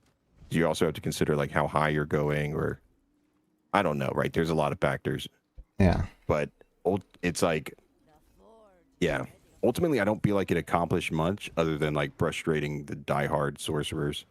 However, I will say, I don't like saying this, but I will say that for people who aren't tryhard sorcerers, the teleport's going to feel a little bit better because they probably weren't getting to one cast teleport, and just having it at 5 seconds while you level up is like nice. Get Enchantment Master, you have it at 3.5. It's not great, right? It feels terrible if you're a Sork tryhard, but if you're not a Sork tryhard and you're like a Sork casual, it's like you're going to have an easier time getting to going fast than before. You just won't have as much of a peak speed, and then even once you reach your peak speed, it's going to feel like clunky. It's like I said, you need like enemies kind of around, and you specifically have to play like kind of one build. Yeah, okay, I definitely dislike this. I mean, it's fine that it's like slightly slower, I think, even at the peak, but yeah, it should not feel clunky. At least it should feel okay. Like, you know, maybe at the peak, like you have a teleport like every 2 seconds or something at least, or something, right? And that would, like, if it's consistent and you don't have to like do this weird aiming and whatever, then okay. So you like, you know, teleport in, attack, teleport out, or something like that. So, you know, if you max your ranks and stuff, you can get it to where like the on bar cooldown is around 1 second. However, like I said, the problem with that is that it's really only the crackling energy build is really the only like powerhouse build that feels good trying to do that. And even then, it's like 1 second is still like, it feels like you're like hiccuping, you know what I mean? Compared to before, where it's just like you're just flying or whatever.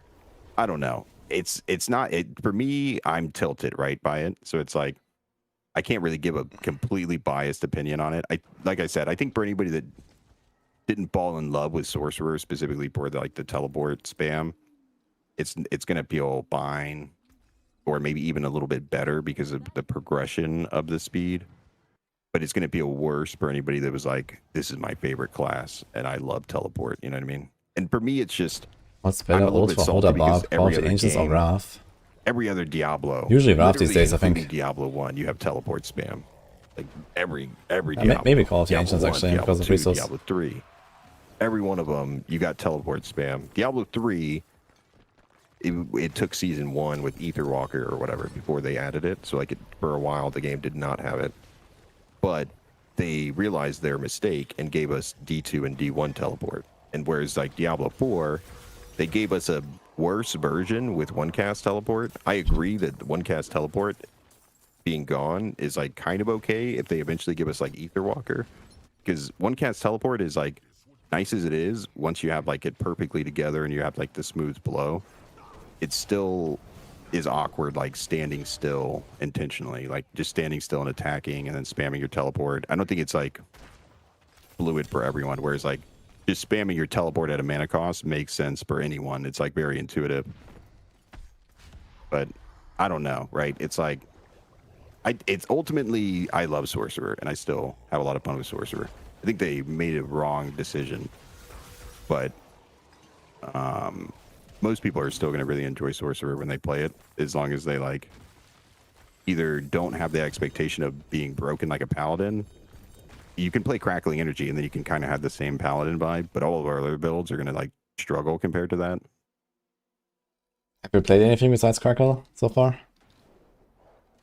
No, but I have such good gear that I could play anything, I think, at this point. Like with this much gear in Paragon and like my glyphs leveled a bit already, it's like I'm pretty sure I could play anything in Torment 4 and it would be fine. It's more about the like getting to like the, okay, I'm killing bosses on Torment 4. That's where those builds like really struggle. And even then, I wouldn't want a boss on like Incinerate, even with a perfectly set up gear. Like, considering you could just instantly kill with Crackling with like much worse gear, you could have like Bisque gear with Incinerate, and then it's just like, okay, well, let me just like wait for this boss to die in like 10 seconds. Yeah. Yeah, it doesn't help that the by far the strongest build is also the one that has like the best ratio of like kind of single target versus AoE.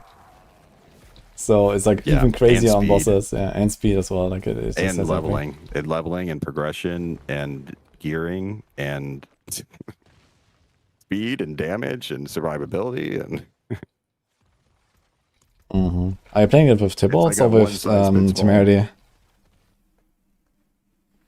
Sorry, what? Temerity? Are you playing Temerity or Tybalt? I guess Temerity, right? Yeah.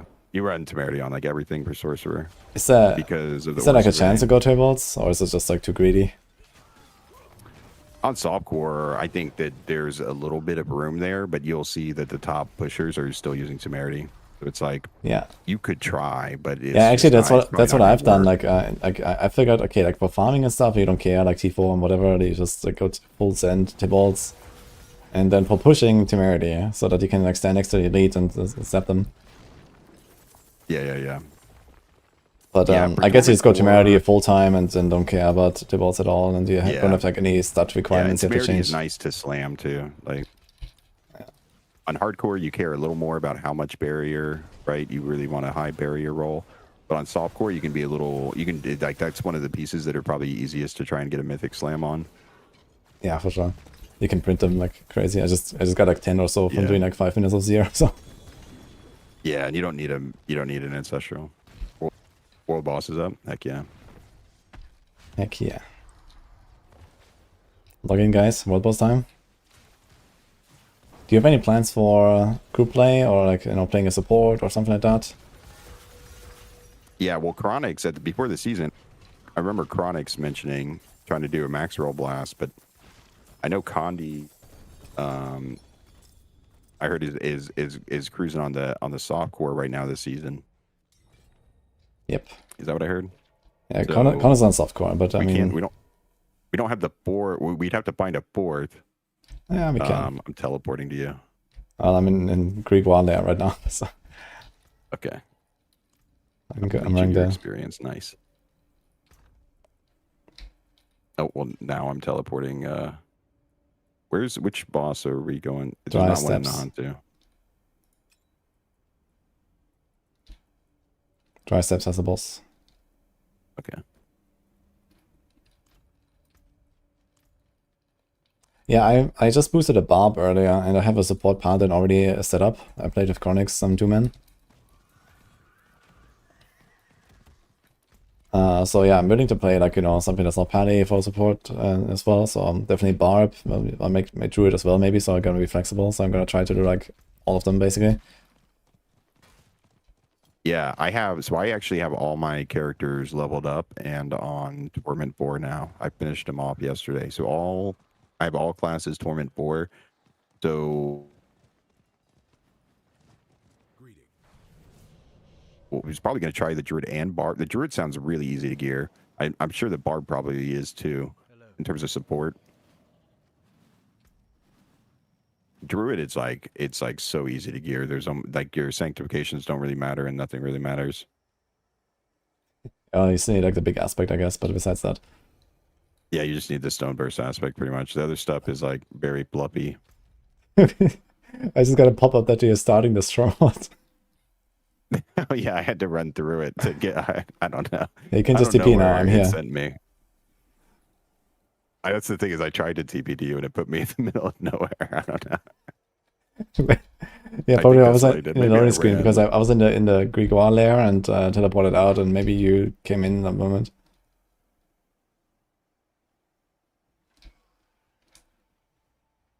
Someone is wondering why is Air better than Shaco? Because Shaco gets +4 to all skills. You wanna answer that? Yeah, well, so crit chance, you get a bunch of crit chance. Core skills is not as good as all skills. However, you get a larger amount of plus to core skills once it's like masterwork, GA, that kind of thing. You get less overall skills, but you get a new brush 60% multiplier, whereas all skills are going to be adding to your already high multiplier of crackling like rank stack. I mean, like in You 8 get a game, you have something like brush. 100 ranks to your skills combined or some shit, Yeah, right? So, exactly. and then you have, okay, Yeah, so maybe that's like all, 5 like, more or adding 10 together. more. That's not that crazy. Yeah, exactly. Heck yeah. But Shaco is what I'm using right now. And I like for casual play, you can definitely use a Shaco if you're feeling squishy at all. And if you're on hardcore, I would recommend just using a Shaco until Tower comes out. Like I've leveled my glyphs to 100 with Shaco. It's like totally fine. Yeah, I guess it makes it comfy as well. Cooldowns. Can you get more teleport? Yeah, I guess. with an Oradin on my party, I'm in like over 4 mil toughness. What the hell? And the temerity. Yeah. Yeah, in that case, Well, I think if the you want to do temerity actually group adds play to with the a sword, toughness. then maybe you need to get the Tibalt out after all.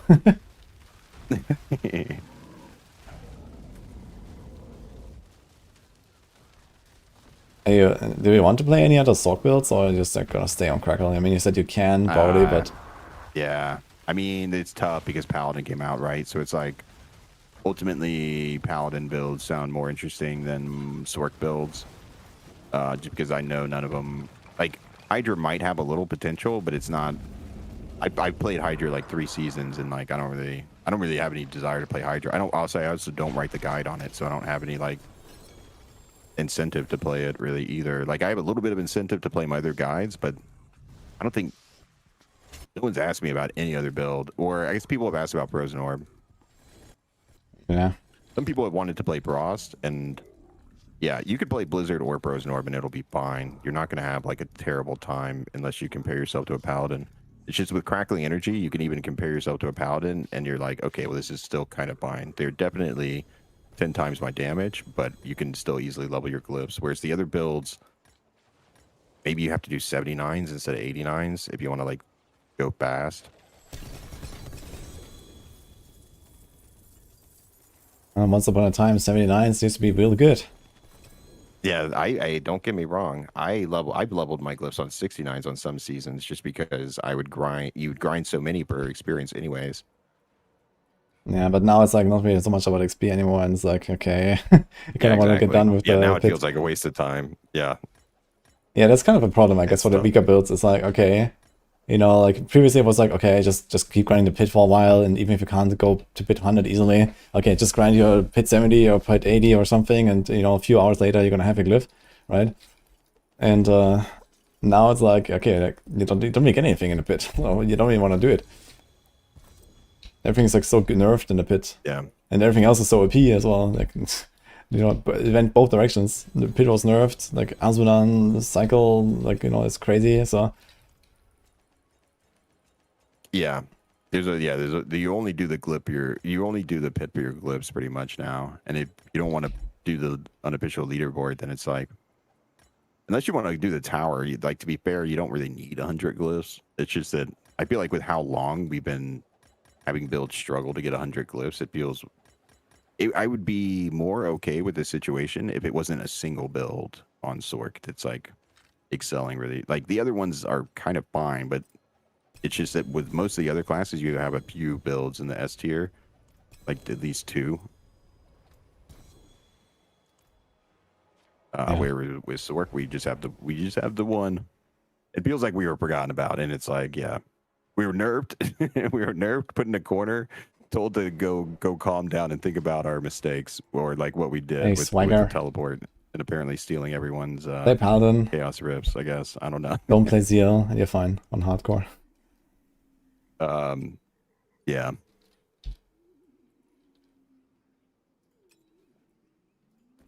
But we did get it. The Orsabane is like really strong. It's like cool, kind of changes up the play. It's just unfortunately is too strong. Also, that makes it to where every build runs it, and it like people. The whole thing that they were trying to fix was they were like, we don't want all the builds to be the same, right? We want we don't want all these builds to all just run teleport, flame shield, ice armor. So let's make it to where instead all of them just don't run those 3, and they just fill up 2 worthless skills that are just for elemental synergies. It's like, okay, well, it's the same thing. It's just the opposite end of the spectrum. Yeah, there's definitely kind of weird choices there. I agree. I mean, okay, like when the expansion comes out, I guess there's gonna be like a massive change then for that department, right? I would expect that. Okay, I mean, this suddenly opens up a lot of things. Ultimately, for me, I'm disappointed in Sorcerer, right? My day is ruined, and the disappointment is immeasurable, right? But it's not. My day is saved because we have Paladin, right? And Paladin's really fun. It's so much better than I expected. You know, you and I, right? We got to experience it beforehand, and even with what I got to see, it's so good. It's like crazy how good and how many builds there are, and it's really amazing and how good of a job they did with it. I thought they did an amazing job with Spiritborn as well. But this is just like on a whole nother level. I think they really outdid themselves with the Paladin, because it's like, I didn't realize I was going to be playing an Angel. I thought we were getting Paladin, not Angel class. Like I was confused. I get to be an Angel now. I'm like Imperious, killing things with my wings. It's sweet. Yeah, and in 4 months everyone's gonna be Paladin, you know, this is kind of how I imagine it to be, right? So, you know, I think, okay, Sork, okay, you have one build, you know, everyone knows defensive skills and whatever, right? Like, there's this one meta. But I feel like, you know, in 4 months, when the skill trees come out, you know, every class is gonna be like this, and more, right? Like, there's gonna be, like, suddenly so much shit that you wanna go back to and try on the Sork and on any class. So, yeah. I'm very excited for that. I might go blast through my aura bars if you want to join. Ori bar, let me see. I don't have many. I mean, we can do some bosses and we can just share the massive abyss, I guess, or something. I'm not sure how much you have. Yeah, I have a little bit of most bosses. Like, I think I have like at least 10 runs of most bosses, but some of them I might have ran recently. My Endarial claws are full at the moment, though, so I might have to do some Asmodan also.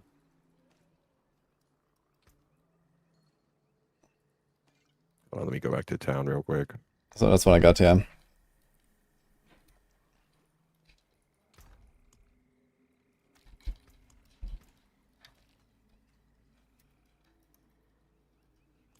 Yeah, so if I can just think what he got, and I don't know, maybe gonna, like, you know, even it out and go or something.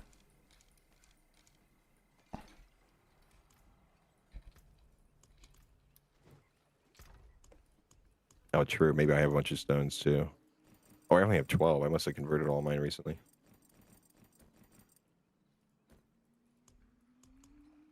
I just stamp some shit though. Space. Corrupted and Purified are independent, yes. You can drop them independently.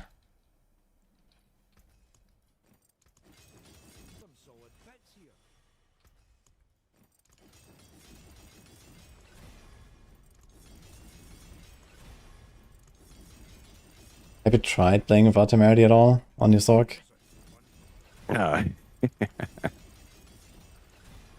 Uh, I mean, before I had a temerity, sure. Okay. Yeah, I feel like it's probably like pretty important to survive. Like, how do you feel in general? In fact, the toughness and the monster damage. Like, I ripped on my rogue already, and also a paladin. Yeah, I've been a little scaredy cat. I played it pretty safe. My paladin, I'm rocking like a Doombringer and like. Oh boy. But no, all my classes I force whenever I go to T4, I always force them. I do no mythics until they unlock T4. I kind of force the character to unlock T4 and like earn the mythics before I put them on, so that I don't get so I get a slightly realistic toughness expectancy for what I'm dealing with while I go higher in Torment. Okay, that's cool. But then I just kind of once I unlock Torment 4, I just slam the mythics on, and temerity is going on a lot of my characters, not just my Sork. But Barb, you know, we got the Leap Pants. I think that we're not going to do the temerity. And then Rogue, we have Death Trap right now, Pants. So I'm not doing temerity there. Yeah. For Sork, you could go without temerity. There's just not much value in doing something else. Like you're going to get a little bit of value out of like intelligence on some normal pants, right? And the DR would be kind of nice on some aspects, but ultimately it's not really worth it compared to the barrier. On softcore, I think it's kind of fine if you wanted to go without. Wait, which boss are you at? I'm just chilling in Hadriel zone right now. Okay, so what do you got? Cool. Yeah. Okay, I'm gonna go to Urvar. Oh, you also have a lot of stuff, I see. Okay, yeah, I'm coming for Urvar. Yeah, let me add it up and see where we at, actually. I think you have to give me like 25 Urvar or something.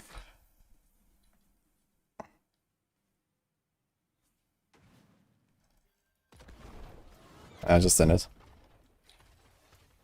Oh, you know what? We should actually do an experience before we start. I didn't think about that. Yeah, we can do that. I think I might have a dungeon even lying around. Not here, but... Yeah, I took a pool actually before. Oh, you have one? Okay. Heck yeah.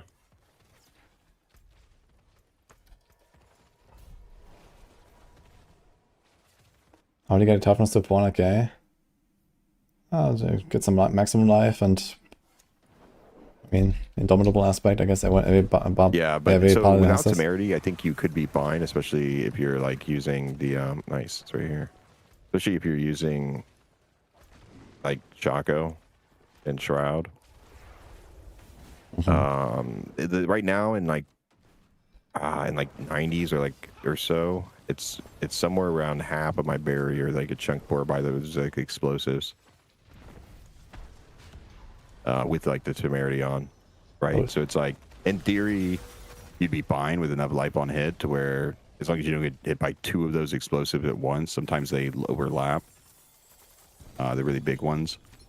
So as long as you don't get hit by 2 of those at once, then you should be fine without a temerity. But other things might hit you at like the exact same moment. It's really just like kind of risky to go without the temerity. Yeah, okay. Do you wanna do some trades so I get your flicker steps and I give you my temerities? I can give you my flicker steps. I definitely don't mind. But yeah, I exactly. actually I don't do true SSF because I group, but I don't actually I don't trade items on Okay. I've been doing like no trade for a few seasons. But I still group because I like blasting with homies and we don't have true SSF anyways. You have to open the chest, by the way, sometimes. No, that's true. The rotations before. Ah, you're here for the XP or what? I mean, you're 290 Well, almost. I mean, why not, right? Like, because you have to wait like 15 seconds every time. the Urvar is the best experience rate out of all the bosses.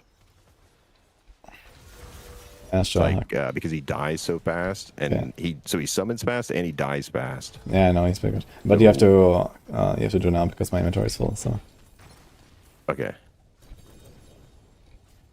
Yeah, what I would do is we'd get like, you know what I mean, a whole group, and then everybody just opens their materials one at a time. Yeah. and then yeah, you just get crazy good experience. Yeah, but I mean, you know, we're almost done with experience, so I figured, okay, just like, you know, get rid of the boss monster as soon as possible. That's kind of my priority. That's true. Yeah.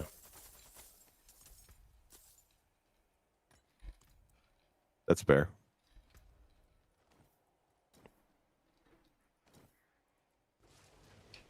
For me, it's like, in theory, after we're done, once we're done with, I guess we are still gonna have to do it because of the Asmodean loop. In theory, once you're done with your levels and you have like kind of, unless you need something from the boss, right? You wouldn't need to do it. But the Asmodean loop kind of makes it to where you're always going to do it until you get your mythic sinks. Dude, I just can't do fucking Asmodean like for hours every day, dude. It's insane. I need to do something else. Yeah.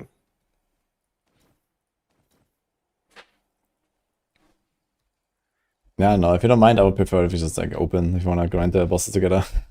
So that, you know, I feel like I'm just sitting here now and waiting for nothing. So it's kind of weird. Yeah, sure. Yeah, I don't mind either way. Open them together makes sense. Nightfall. Full or one more? I can go back and reset. I don't mind. Okay. Let's just like, you know, reset inventory and go. Yeah, just whenever. Yeah, just tell me when. I mean, if you're both open and we're gonna fill at the same time, right? I guess you salvage anyway.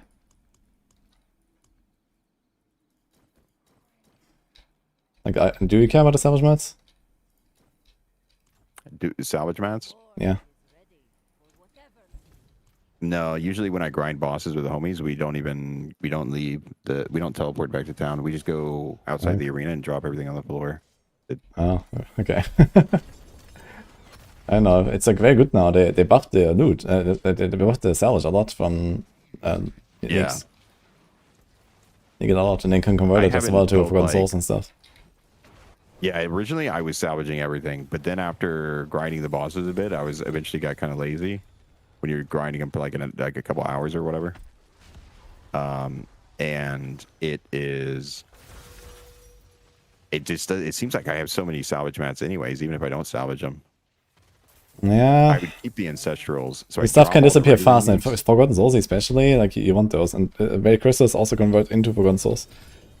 Like if you start tempering and you know, just slamming like hundreds of pants or something, or boots or whatever. Do you get Forgotten Souls from the regular uniques? I know you get them from the ancestral. No, you get a lot of crystals, and the crystals are 10 to 1 into souls. Oh yeah, that's right. So I think each unique is like 6 souls or something. It's actually a lot. Okay, yeah, then that's something worth it. Yeah, let me check actually when I go to town again. I know I would at least keep the ancestrals because you get like 10 times the value out of the ancestrals. But yeah, actually, I think that's also not true anymore. I think they nerfed the ancestrals compared to the regular. Let's try it. Let's go back.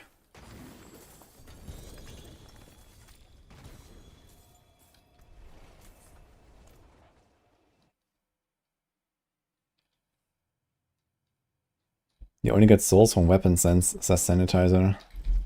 Okay, maybe. Okay, let's see. So here's an ancestral. It's 10 souls, 100 wards.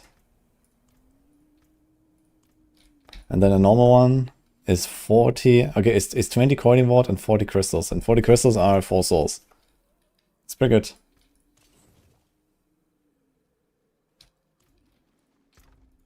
yeah, it's pretty good. Yeah, and especially, like, you know, you don't have to like mark them one by one anymore and sell. Extending is not really a thing anymore. So you just go back 10 seconds. Yeah, thank goodness we don't have to sell them anymore. Yeah. I still think we should have a sell all button, but at the same time, I'm glad that we don't need it. I'm back in, by the way. Yeah, I'm coming in.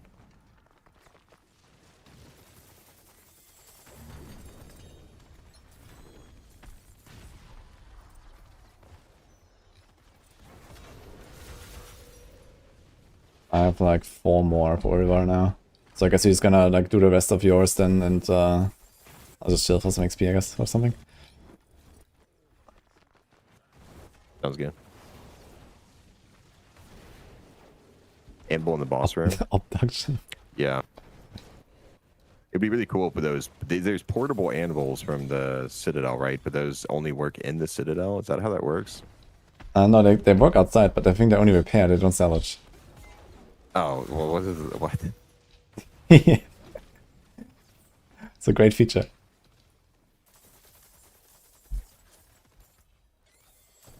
People might actually farm those if they let you salvage. Yeah, this would be useful for like, a session. You come in here with like 2,000 mats and just start a session, right, and go ham. I mean, yeah, I would do it probably. Yeah. It's like going and grabbing the experience well before you start or whatever. Yeah, exactly. Just grab an anvil real quick and go. I mean, yeah, why not? Or you know what? Or yeah, you already convinced me. I'm gonna go clear. I was about to go drop it out on the ground, but Trust me, you want those souls. Like, I can spend like 30k souls in an evening if I want. Like, this stuff disappears fast, man. When you start slamming 800 pens or 800 boots or something like that, they disappear fast, and you have to tempo like 25 a pop for a tempo, That's a lot. 1,000 tempers, you're out. So.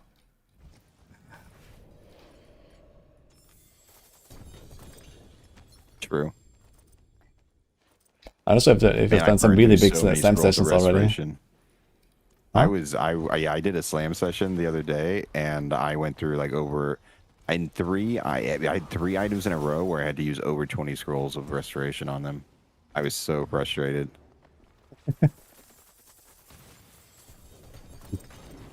Yeah, I mean, at some point you just have to make some cuts, right? Like if you don't want to slam those mythics everywhere, then you have to find the pieces like boots or something where it's like, okay, you don't care about anything, and just one temper, exactly. Reroll it 3 times and print it and send it. Yeah. So, else it's gonna sit there forever. Yeah, I know. I hear what you're saying, but the part of me is like perfection or failure. I don't even mind. Like I don't. No, not really. But it is like a kind of like an odd obsession where it's like I just really want the item to be perfect before I slam it, even though I know it would be better to. Yeah, go for the aura then, Sammy.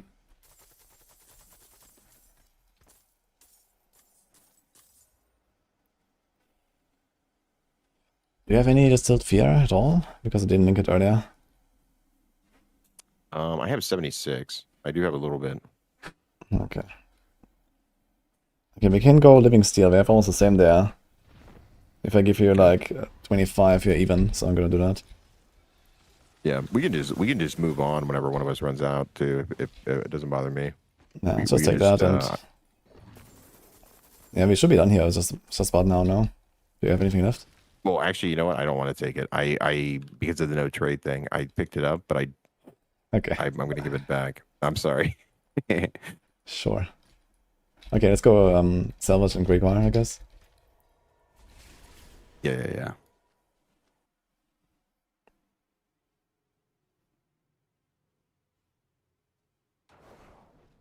Welcome back, Raman.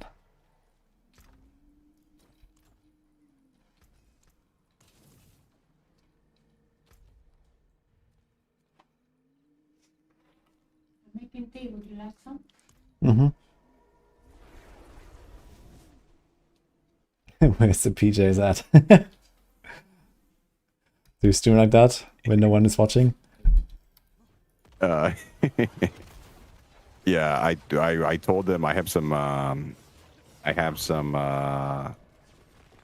reindeer PJs that I was gonna put on. But yeah, usually I'm definitely a big fan of the no pants party. What? No. I usually wear PJs, like PJ shorts. Okay. I'm in Greg, by the way. Oh yeah, Greg, my bad.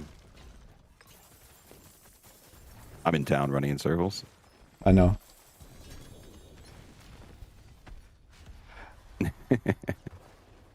So which builds are you excited to play on other classes besides like the sword now? Yeah, I actually was looking at all my classes and their builds, and I literally picked the best build on every class for our tier list. I realized, like, if you just go to each class, whatever one's like the top on, that's the build I'm playing. Yeah, I'm a little bit of a meta slave. I can't really deny it after looking at that evidence.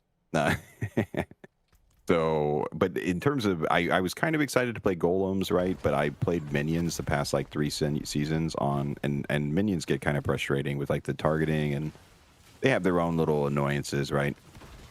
So I kind of just wanted to try out something different. We're doing Shadow Blight, the leap spam. I'm really excited for the pants. I already got the pants, and we're kind of earthquaking around on our barb. Rogue Death Trap is like pretty amazing. I thought about trying out Twisting Blades maybe for like a push instead, because it might be a little tankier than some of the other options. But like Heartseeker will be the best push, but it's going to be really squishy, I think. Yeah. I don't know. I would like to try and push on all the classes, right? So and so that's why it's like I kind of want one of the better builds, so that I'm not like wasting my time as I like gear up. I don't need to play the absolute best push build, but I want to play like a better build so that I at least have a little bit of a chance in the tower. Yeah, for sure. Like, I'm not really planning to do a lot of like serious pushing outside of the Paladin because, you know, of all the mythic slams and stuff you have to go for. Yeah, no, exactly. Yeah, the other classes, it's like I can't take it too seriously because I'm not gonna have mythic slams, and even on my work, I don't have a mythic slam yet. So I got a mythic slam, and it was on my Paladin, which is I didn't want, and it wasn't even. It was a Shaco slam, so it wasn't even one that you wanted.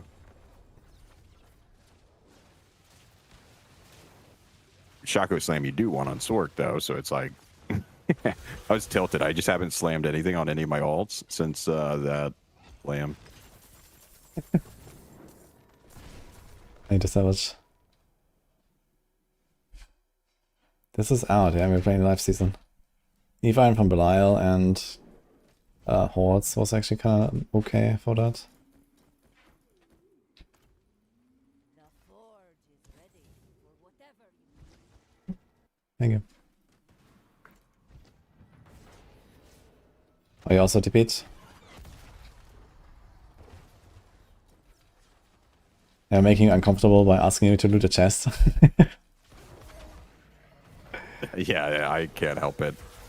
Normally I don't. So it's like I have to like I have to like intentionally remember. And if I'm talking, I tend to autopilot. I see Anna Kick is here. Hello. Heck yeah, yeah, she just raided in. Oh. Welcome, Raiders. We're chilling together right now. Oh, I dinged.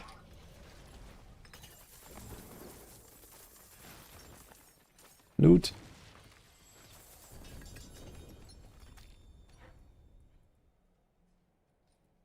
I guess not.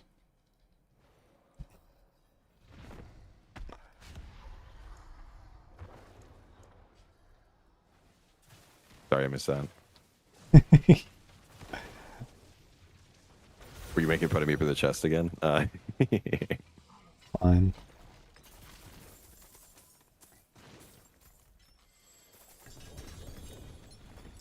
I guess it makes sense for us, you know, like, we just, like, the guy who has more opens a few times on his own, and then we just, like, open both, you know, to empty at the same time. I think that would be good. So I had, like, a few more summons than you, so I guess it kind of checks out now. But now we just open together, I guess. I mean, you know, at this rate, you're gonna beat 300 next week anyway or something, right? So, like, who cares at this point? Yeah, I'm definitely past. Yeah. And then you're gonna be boosting some people anyway, I guess. After no, that, yeah, I'm definitely gonna. I'm gonna hit 300 probably twice this season. Yeah. Okay. I have to TP after this. At first, I was like heavily against this, but after seeing the actual rate that we level up, it is much better, and a lot more people are gonna get 300 now. Because pits were more fun to grind, but you had to. It took longer, right? Because it takes a minute instead of 15 seconds or whatever each kill. It's like Yeah, it with seems to me that mids- like very efficient pit runs last season and very efficient boss farming now, it's like roughly twice as good now. yeah. So like it's the way maximum better XP now. per hour is like, you know, somewhere in the range of like 600 million an hour. So that's a lot. And you can do it even more. This is with looting, you know. If you don't loot, you can probably go like 1 billion per hour or something. It's crazy.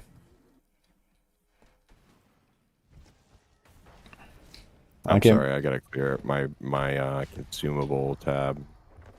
Oh, Got full my runes. yeah, sure. Well, do I just keep summoning or what? I don't know. Yeah, you can just keep summoning. I don't mind. I guess I do like 2 I'm or just 3. grabbing. I was grabbing a diamond.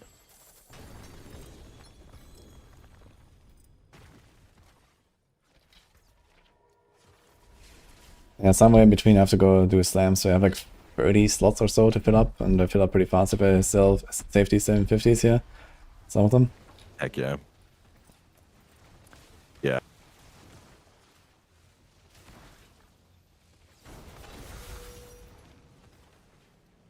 Yeah, Paladin is out, you get it with the pre-order. Harley Bane says Venom fact I did 75 Ascendants, got 21 Mythics and 12 for WoW. Oh man. Actually, that's a pretty good rate of Mythics though. Big Like, rip. you know, because Ascendants it was changed, it's not a 50-50 anymore. But, The drop rate. I Yeah, thought I the drop rate was like 20% is what it seemed like to me. yeah, It definitely was not 50-50. I went over 20 in a row without getting one. So there's no shot. I don't think you would yeah, I do mean, that this with- season or last season? No, I'm talking about like this was season like 7 or something. Really? I thought it was always 7 and season 50-50. 8. I went like an entire season without getting a single mythic permanent ascendance. Okay. That is wild. I think it was around 20%. I just got really unlucky. After yeah, because like if you run in a party, usually at least one person gets one. But I mean, I don't know. I get unlucky still. I ran like 10 ascendants earlier and I didn't get. We're like massively desynced right now, F.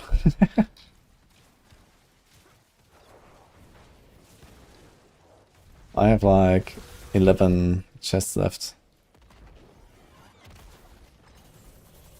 Yeah, I have like the same amount. Okay, let's go then. I had like exactly 132.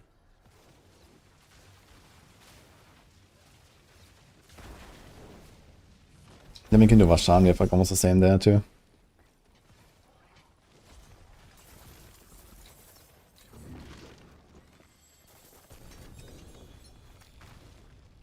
Was there a season where you have not played all classes? I think you always do it, no? Yeah, season 0. So preseason was the only time I didn't play all the classes because it took like 3 weeks to level a class up. Fair. Yeah. Again, but You know, since yeah, it season only 1 you always lasted, played all like- of them. Yeah. So since season 1, I played every class. Damn. That's even more It's than me. getting hard though. Like, yeah, and because like they said that we're getting another one too, right, or something. It's like what? Yeah. So it's it's a lot of classes. This season, I was a little overwhelmed with the sanctification, but honestly, every one of the classes blasted to torment once because I'm at 280 something Paragon, right? But every one of the classes, if you just put on the top meta build, you don't even put on the full ancestral set, you can go to Torment Boar without, even on hardcore, you can go to Torment Boar without mythics, without a full ancestral setup, and without leveling your legendary glyphs. Every class did it. Yeah, sounds about right. But I did play like the best build on every class basically, so. Or not that, yeah, pretty much the best for that progression or whatever.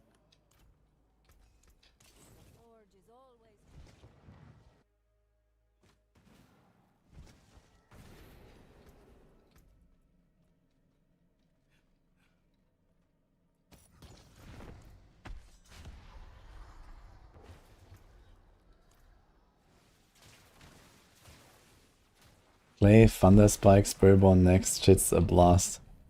Thunder Spike Spiritborn with Pain Gorges or what? Thunder Spike. I actually tried that at The some point adaptability. briefly.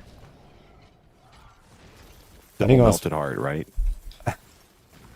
Adaptability. I'm not sure if we'll do that on this build. I mean, adaptability is strong, but if you don't have like a double dip on resources like the barbs, I don't think you'll do that. Yeah, well, plus you, adaptability is capped, unfortunately. Yeah. They did not remove the cap. They removed the cap of some things, or they just like added things that didn't have a cap or whatever. They didn't cap out some things, but they didn't remove the cap from adaptability. So, Lunging Strike would be the best bar build if adaptability was uncapped. But since it's not uncapped, Hoda ends up passing it with the melted heart, the double heart. And double heart is pretty strong. Yeah. I was thinking about it with Hydra. I was like, oh yeah, double heart the Hydra. And then it's like, oh yeah, you have to use an Ophidian. So you'd only get a single heart, and then you're just like, yeah, good luck surviving.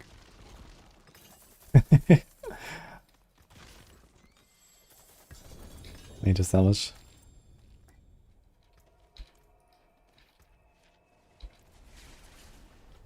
Santa says he got the Selig on his Hesha, he had to.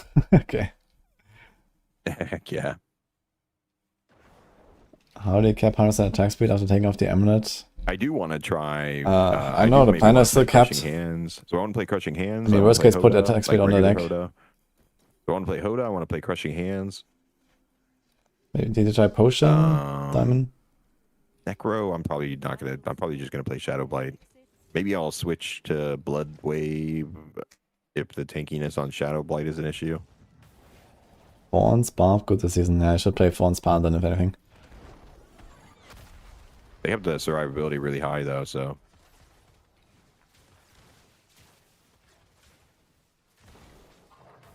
Shadow Blight, I don't know. Like I played last season with the Soul Rift, that was fun, but this season I don't know if I would like to do it.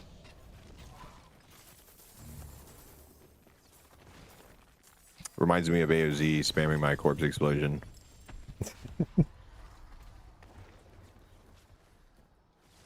I pushed an AOZ with Bone Spear for the lulz, that was funny. Heck yeah. I did some weird Bone Spear setup where I was running like this ultimate shadows and then this barrier aspect. Did you get to 10 with it? Yeah, I did it. I did a T10, yeah, incredible. Heck yeah. No, that's actually really impressive with Bone Spear. Yeah, so the strat was I just got a Giga Tanky with this like ultimate shadows barrier mod. And then I was like putting everything into the wall and then like shotgunning into the wall and then reflecting the projectiles yeah. back.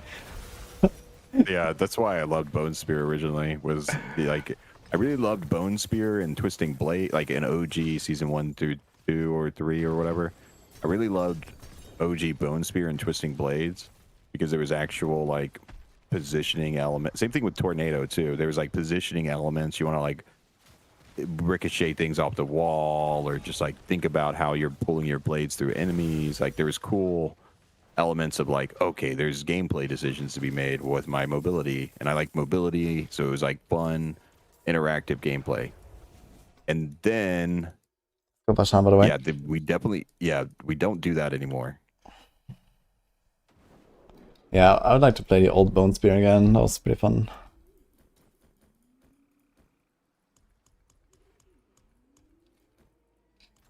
That looks worn. I can fix it.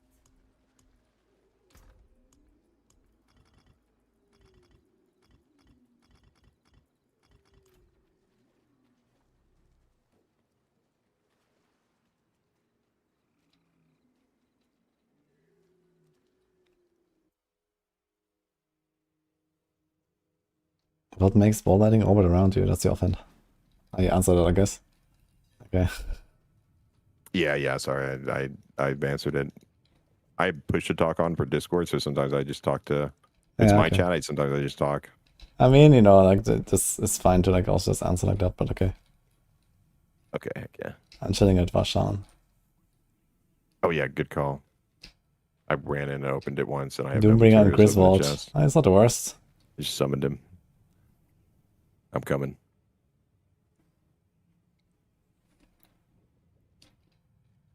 This is Oradan right now, yes.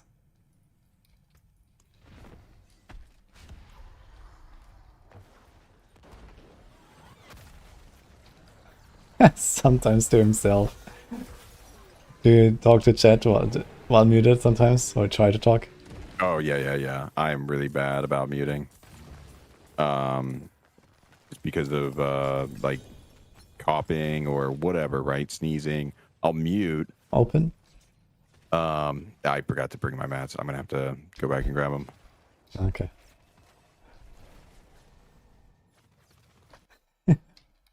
Yeah, I definitely sometimes mute my mic Hey, Level. and then I got a more rogue, don't worry. because I can't see. There's like a red light to indicate that it's muted, but it's on the bottom of the mic rather than the top of it. So I can't I don't understand what they were thinking by putting the red mute button on the bottom. You're obviously going to see the top of the mic, not the bottom of it, if you're talking into it.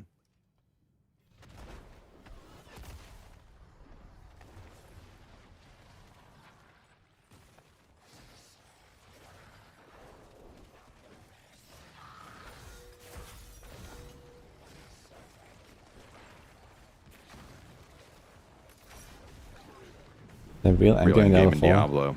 You know what's funny is that I realize this isn't what they're saying, but people that did criticize that there wasn't no end game, there was always an end game, right?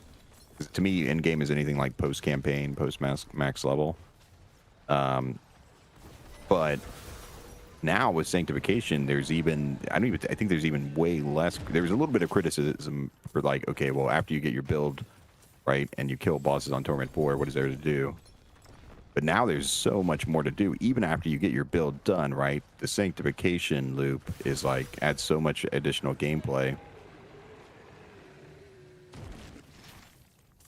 It's Yeah. hard to imagine the game without sanctification now because of like it's like yeah. Even after you finish your build and you beat the game, there's more for you to do. And that's like even after you finish the end game, there's more end game in the end game, and it's like yeah. To me, it's like I don't understand what people could complain about at this point. We need more maybe pinnacle bosses, right? Where like Lilith, but ultimately that devolves into us just one-shotting the boss. So I mean, the it's main hard thing to- that I think people are upset about when they ask, or when they say, hey, there's no endgame, is just because there's like, it's like way too easy to reach a point where you don't care about anything. Outside of like, Yeah. okay, like, you know, competitiveness and leaderboards and whatever. So, you know, like Torment 4, Yeah, we had you the can tower like coming one-shot up, too, everything yeah. in Torment 4 in like, you know, first day, and there's no way to like juice it up further than that, and there's no reason to gear up further than that either, right? Like, what we're doing here is like exclusively to get a rank 1 in the tower later, and everything else is completely Yeah. irrelevant that we're doing here. So, No, there's that's fair. definitely that point, and, you know, like, for example... Yeah, but what ARPG do the blasters play for more than like 2 weeks? Yeah, PoE is certainly an example of, you know, like you can spend 2 weeks on a single character and, you know, still not beat the hardest game mode, basically. Like if you go all in with juicing. Yeah, and but stuff. like let's say like Ben, right? Let's say Ben. If Ben wanted to just blast the game and beat the whole game on a single character, he could definitely do it in like a week on PoE. Or like days probably. Yeah. Maybe it's just because that, you know, it's like too easy for the average player to do it in D4. Yeah, okay, Like in PoE, it's like very harder Maybe for the that's average fair, player to 'cause, do like, that. Ben, it's like Ben is Like- obviously like Giga Chad, so it's like. But that's like kind of what I'm trying to say. Is that like yeah, sure, like the blasters finish the game in like a week, right? But that's I feel like that happens with the blasters in an ARPG, where they're done with whatever main character build that they wanted to make in like within a week, and then they're just doing like alts or like other build or like you know what I mean. Yeah. I feel like it happens in PoE 2, it happens in PoE 1, last Epoch, Diablo 2, 3, 4.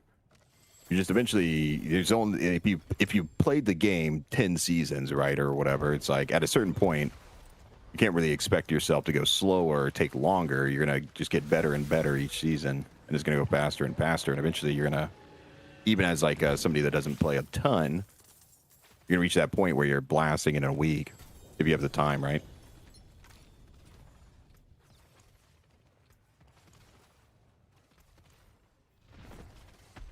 with the sanctification, they actually added it into where like the blasters have a lot more time, which, you know, I don't really like the mythic sanks, right? But especially for the tower, because I don't like it because I'm not going to have any good ones. I'm sure if I had a bunch of mythic sanks, I'd be happy with it. But maybe I'm just not. I'm not putting in the full work, right? Because I like playing all the characters and like doing. I just like enjoying the game to its like fullest or whatever. So it's like just endlessly chasing mythic sanks is a little less interesting to me, even though I want to play the tower. There's a little bit of fun in like knowing like, okay, well, I'm gonna have worse gear, but let's just see how good I can do. And then in hardcore, there's also the fact that people could die, so it's like exciting. Like, sure, they got mythic sinks, but how long are they gonna keep them? Yeah, it's gonna be funny. Maybe there's gonna be like some guy who's like, you know, like on the first reset he's gonna get the rank 1, but then the second reset he rips or something, and yeah. Yeah.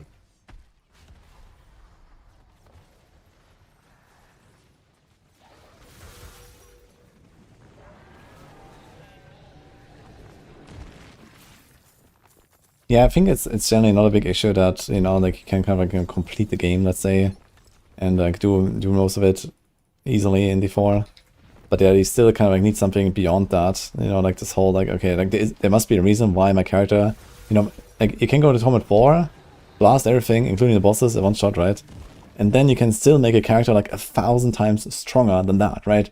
So that, why do I do that? You know, why do I want to do that? And there's like really nothing I can get out of that, right? Even if I do grind out that insane gear, right? We got the tower coming. We got the yeah, tower. but the tower is like something that's more than any other RPG. Because no other RPG has a true leaderboard besides D3. Every other but this is also like something that is like kind of the least ladder, right? least important feature for that purpose. I think, you know, like there's like a PvE game, and okay, there's a leaderboard and whatever, but you know, in the end, it's just like a number chasing there. But you don't really get anything out of it, you know. So.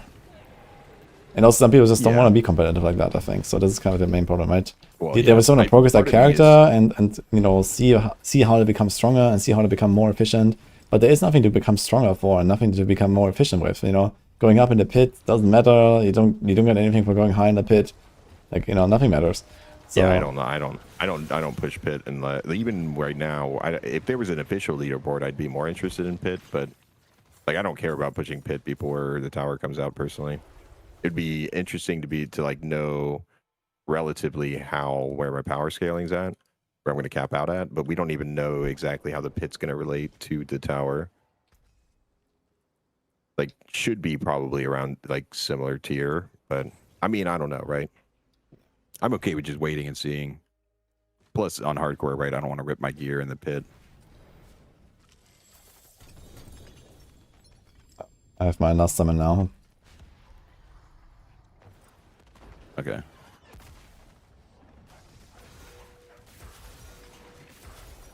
It's all China on leaderboard right now. That's funny. You know what? It's true that leaderboard is going to be a little tough. Wait, are they actually? Wait a minute. Is Helltides.com accepting like Chinese entrants and like entries, and they're putting it on the same leaderboard? Like they have a different game client. What is going on? Okay, that is weird. What the fuck?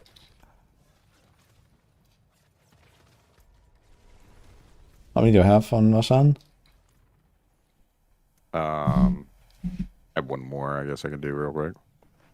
I got a good Orsa out of this. I got a 39 GA core. The problem is my Orsa actually has a good sanctification already. It already has like a GG, or not, it's like 27 out of 30, but I already have one of my good sanctifications on my Orsa vein, so. Oh, you have to concede it on your Orsa vein? It's Behemoth Brawler, but it's like close. It's like. Okay, pretty good. Okay, it's one of the ones you want to get. And let's do Andariel, I guess. Sounds good.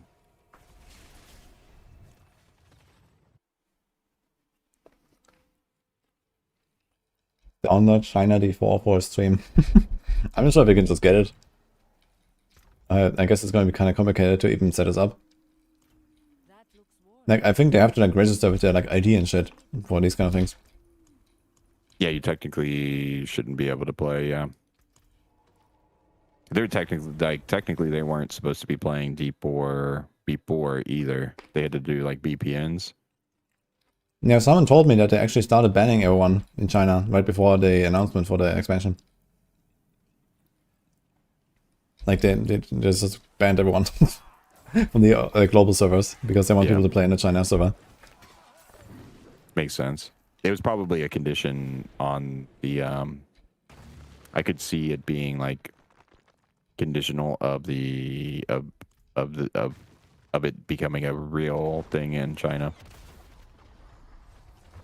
Yeah, Like I can see Blizzard not really caring, but China being like, okay, but you need to be stricter about not letting people play off of our server, kind of thing. Yeah, probably.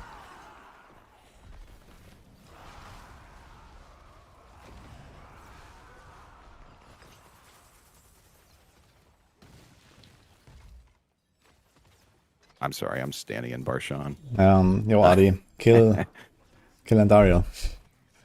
Okay. It's yeah, just come here. the reindeer PJs. Somebody was asking me about the reindeer PJs. It's got a reindeer head on it. I don't know how good it'll look on stream, but it's not PJs that have reindeers on them. It's like it's almost like a costume.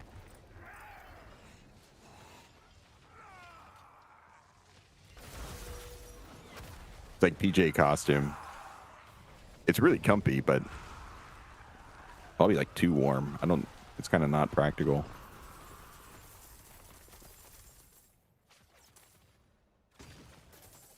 Yo, if you get flickers, let me know. Okay. Oh, I forgot to. I'm so. I grabbed all my mats except for Endario and Roshan, I guess. Okay, I'm gonna establish that real quick. Actually, I might have to go slam real quick. I think my stash is getting kind of full. If you give me like 2 minutes. Merry Christmas, Samuel. Yeah, this is like the season of mules for sure. Yeah, it's rough out here. Okay, yeah, my stash is actually full, so go. I don't need much, just 2 minutes, and then get like 50 spots again, so... Oh, you're good.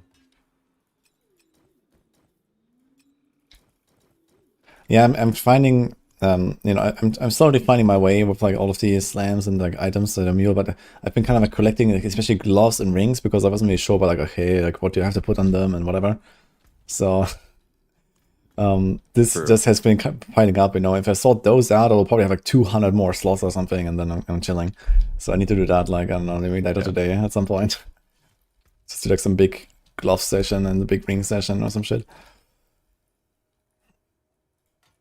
Yeah, I did. I finally got max aspects for my gloves and my offhand, so now I can pretty much. I was saving them up for whenever I got the max aspects, but after getting the max aspects, I like slammed them all.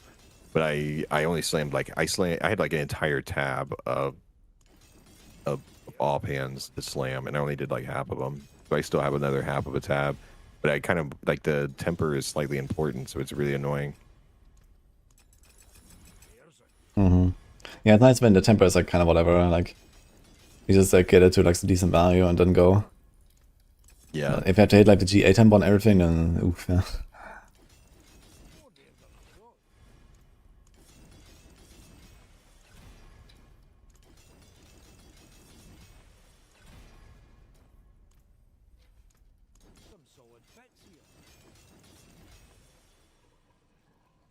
Yeah, it's fine. I don't need like one single What build is flickers. the flicker step for? Secret. You doing a fortress? You doing a fortress build? Maybe. Doing an immortal build? Is that what's going on? You got the tech? I mean, there's definitely a tech.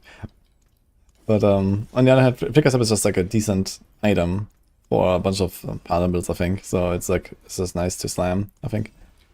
Like, you know, for example, all the Arbiter builds, like, if you know, you can do Arbiter, and then you have Flicker Step, and you get the same as the Arbiter Saphir, basically. You know, they don't care, so... You get a one cast reset anyway. For example, Arbiter itself, you know, if you cast Arbiter, it has like, you know, 50 seconds cooldown or so. You like flick, flick, flick, and you're back in Arbiter and you can ramp it and stuff. Yeah. Like if you're not playing a Disciple build, but you have only Arbiter on the bar to go in, then you can ramp Ascension with that, for example, really fast. It takes like 30, 40 seconds or so with Flicker, versus like 4 minutes otherwise. So that's something I will experiment with. And some other stuff. Yeah, sounds cool. Yeah, so far I've just played Wings and Oradin. I want to play Judgment as well, obviously, because I'm going to want to try and push on my Paladin at least a little bit. Yeah, I'm gearing up for Shield of Retribution as well, so not just Judge. I have a gear for both, but I think there's a good chance that Shield of Retribution might win, especially if they bug fix all the phone stuff. So I'm kind of going for both right now. Heck yeah. It might be like I'm almost done here, by the way. There might be a angle for like another build basically, but I'm still experimenting with like what I actually want to do on a build. So I set up a character earlier and did some like the testing you saw me doing with Shield of Retribution earlier.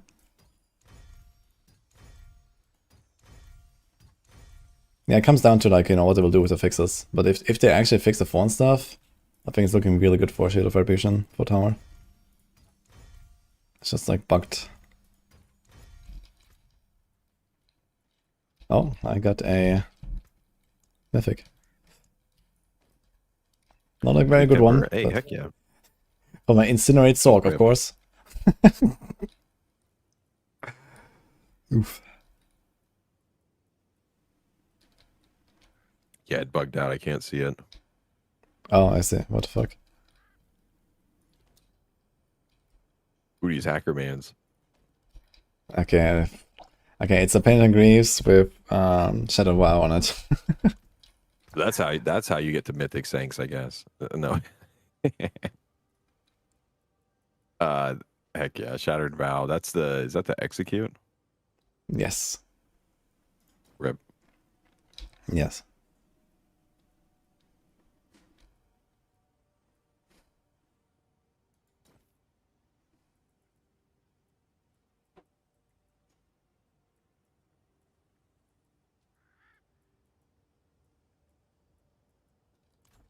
Okay, besides that, there was not really anything exciting here. Let's try again. Do we have anything left? Okay.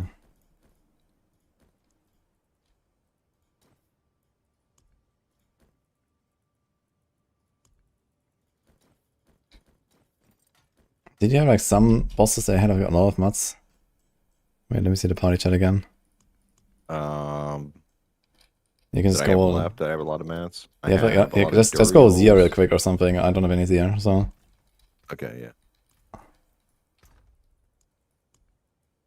Don't want you like sitting around while I'm fixing my stash. Oh yeah, you're fine. I'm not super. I like the efficiency grind at some points, but other days I'm like lazy day, if that makes sense. Yeah, but today, Christmas Day, there's a blast day. Really, that's like definitely a lazy day for me. Really? Chat, how's that for you? Do you agree with that take? You're really not correct, Lucky.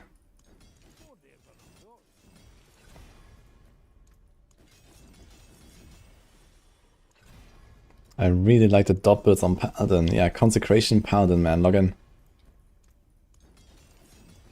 Then, you know, just use a Shattered Vow, slant on your boots. It's gonna be sick, trust.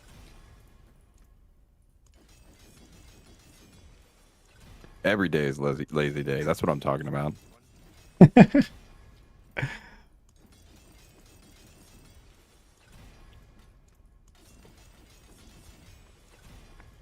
I do, at the beginning of the season, I like to try and be really efficient, though.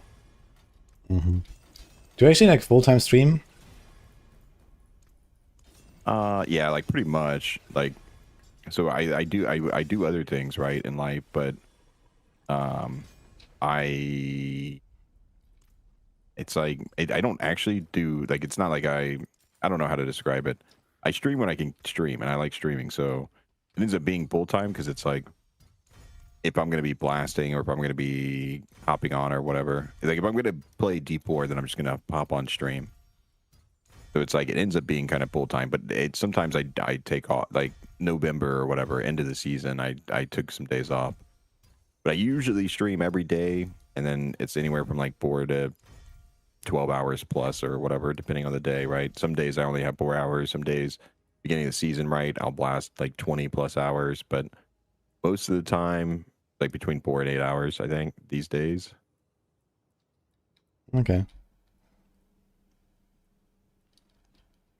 But yeah, I'm not very good with a schedule. So it's like, yeah, I'm not a very good streamer. Let's put it that way. But I like doing it.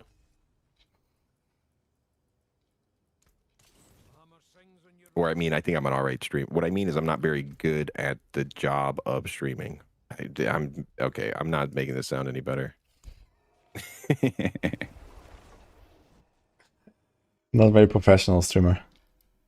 Yeah, that's what I'm like. I do it because it's like fun and it's like a hobby, and I try not to think of it too much as like a job, even though it kind of is a job or whatever. Like I make money off of it. I do get plenty of support, but it's like it's definitely not enough to where I could like just full-time stream. Okay, I see. So gotta write the Maxroll guides. Unlucky. Yeah. So it's like having little side jobs like that, and then it's like basically the Maxroll gig and streaming are like side gigs where they're like fun hobbies that also pay, and it's awesome. Versus like real life is like not fun. You know what I mean? It's just like life or whatever. I'm sure it's relatable for most people. Oh no. It's just life, guys. It's not blasting. But Yeah, whenever you're done this year, I just come back to slippery. Andariel. So I have way more mods than you anyway on Andariel. Heck yeah. Panda Okay, disparage. Well, you can see this is why you gotta be heck yeah. Okay, he's not disparaging, guys. He's always positive. Panda can turn Real anything life into a is hack, yeah. depressing, so you gotta fight against that and be positive. Yeah, heck yeah.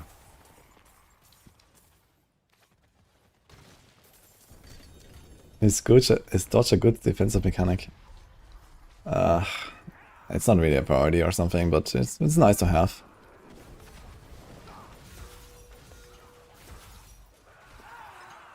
Most of the time you care more about like actually building EHP for one shots so that you can tank a big hit. Alright, can you stack corrupted mats over 20? You can go over 20 if you leave them on the ground before you get to 20. So Yeah, that's what they I'm stop doing right now. dropping once you have 20 in your inventory. Yeah, I'm doing that right now if you want to see it.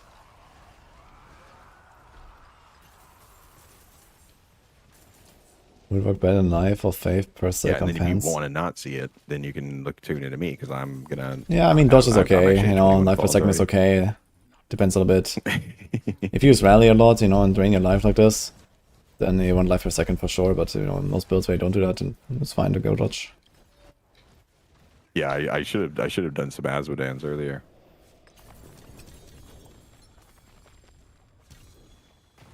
I need to empty.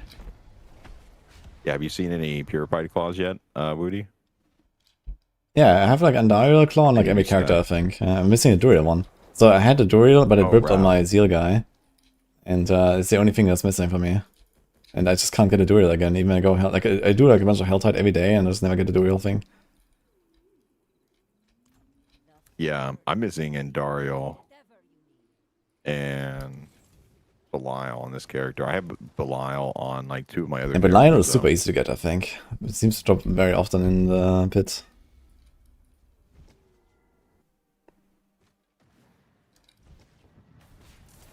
Yeah, I think the boss mat limit thing was a mistake. I don't know why they would do that. I definitely agree with Grums.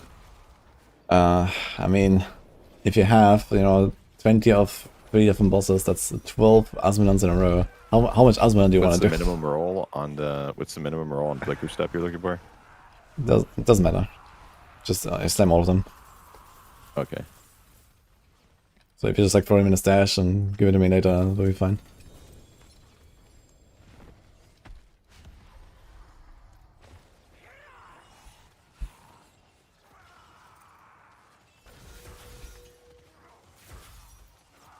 Yeah, I also don't like how you can't stash them.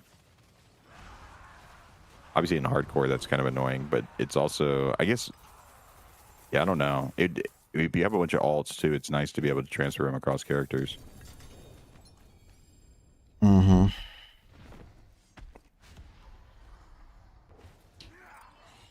Yeah, it just seems a little unnecessary to restrict it. Yeah, I think the bigger problem is that the fight is very long on Asmodan, and then you can only spend 5 at a time.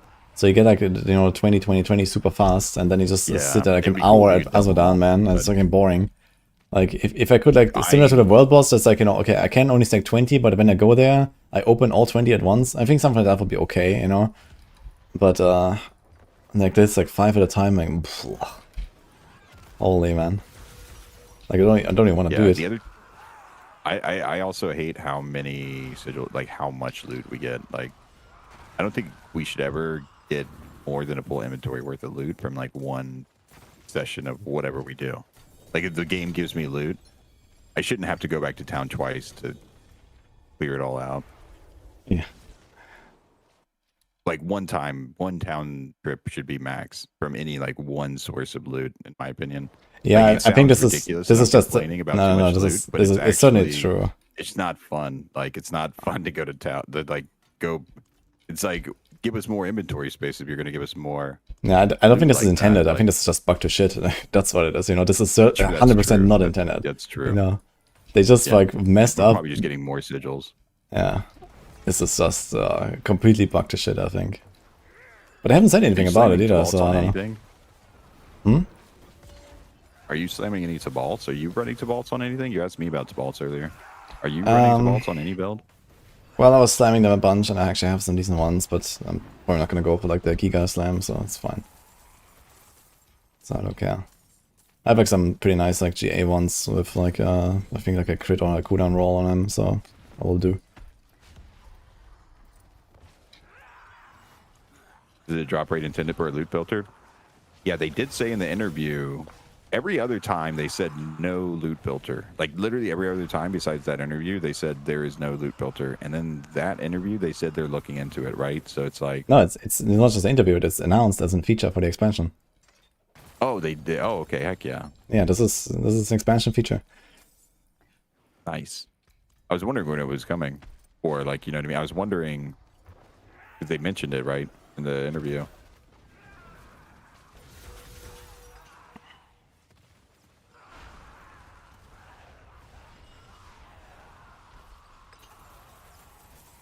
Either way, the whole like Asmodon farm is like way too ridiculous. So this cannot be intended. Even with a loot filter in mind, it's just like outclasses the rest of the game by a factor of 5 to 10 or something. In terms of like loot, XP, sigils, mythics, even more mythics. Right? It's crazy.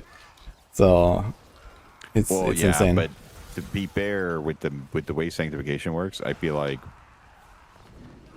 it's almost like sanctification solves the like mythics being too common problem. You know what I mean? Which maybe they went a little overboard with the 5 mythics per goblin, but at the same time, it's like, I don't know. It's really exciting, and there's then new people who have less time to play are actually like getting mythics and getting to slam them, and like maybe they have a chance at getting a cool slam on a mythic, right? Whereas before, it's like hard for them to even picture completing their build with their mythic.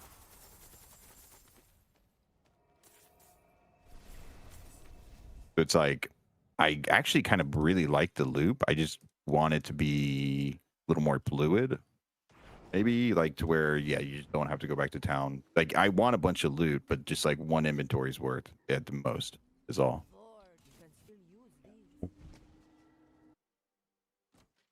Like, I do kind of like the loop, but I agree that it is too much, and it's like, like, but at the same time, with the slamming, it's like, I don't know. With the slamming in the towers, it's like players are going to need an outlet to try and fight against the RNG, right? Otherwise, it's not going to be very fun to compete. If you like, it's like trying to compete with somebody with all primals and you can't even get one or something. You know what I mean? It's like it will feel like you're outstatted at a certain point where you shouldn't even bother trying.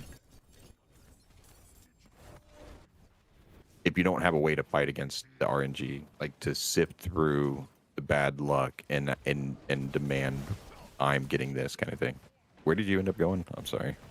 We're still at Andariel. I'm not sure how much more you have. I think I had a lot more than you. Yeah, so. I'm not sure. I don't. Well, yeah. If you're out, then it's I have more here. Move on. Okay. But Yeah, I thought you had plenty. very few. No, I have. Or I guess maybe I only have like 10 runs or something. I guess. Yeah. Oh yeah, I only have one more to turn in. What else can we do? Let's see. I've got 9 Harbinger.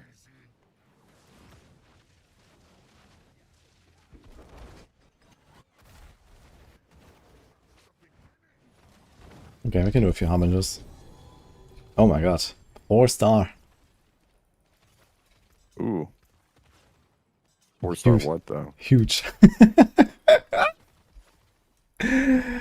Oh, Doombringer. What? That is cool. Oh my I actually god. really like Doombringer this season. Oh god. I guess I'll slam it in. On Rogue, or you could put it on a Rogue, you can put it on Barb, you can put it on Paladin. Like you'll get enough damage even if you just throw that in there and just get really tanky for chill farming on hardcore. Yeah. But do I really want to do that? Yeah, I don't know.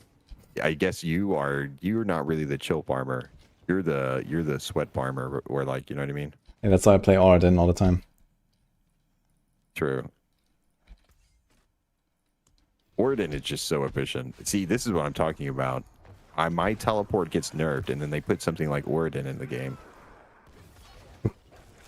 By the way, so do you want me to just open Andariel and you need XP or something? Or do you care about that? Or yeah. If you want to keep opening yours, that's fine. Okay. I've already leached a bunch of experience from Anne's. I've seen you chilling, you doing some boss runs with Anne's before as well. So what I'm trying to say is I don't really. I've already, even though I don't trade like loot, I definitely have rotated more materials than what I put in myself, if that makes sense. Like, I didn't just sit there and get fed mats, but one of the sessions was basically, it was like they put in at least double my mats. Yeah, I mean, if you care about XP, then yeah, sure. I'll just keep opening. Yeah, well, yeah, exactly. It's like I was falling behind in Paragon because I wasn't doing any boss farming. Because I was just like playing the game or whatever. And look how behind you are now, man. Missing 12 levels from 300. Yeah. Well, the thing is, I was like, from like some of the like grinders or whatever, just other people, like even on my friends list or What's that, whatever. Bunkus? I was falling like a little bit behind, like 10, 15, maybe levels or something. I was like 240. Other people were like almost 260. And I was just like, screw it, I'm going to boss grind. And some of the homies had a bunch of bosses, and I just didn't really complain. But yeah, I definitely basically got to leech some bosses. I got the streamer benefits. I won't deny it. The huge plus 10% additive damage. With my loot. I'm really looking forward to the SSF. The leaderboards without SSF is like a little anticlimactic to me. Especially with the sanctification coming. Or assuming we get to keep sanctification, that is. If there's no sanctification, then I don't know, right? But I don't really want to. Even though I don't like sanctification for the leaderboards, I don't really want to imagine going back to no sanctification.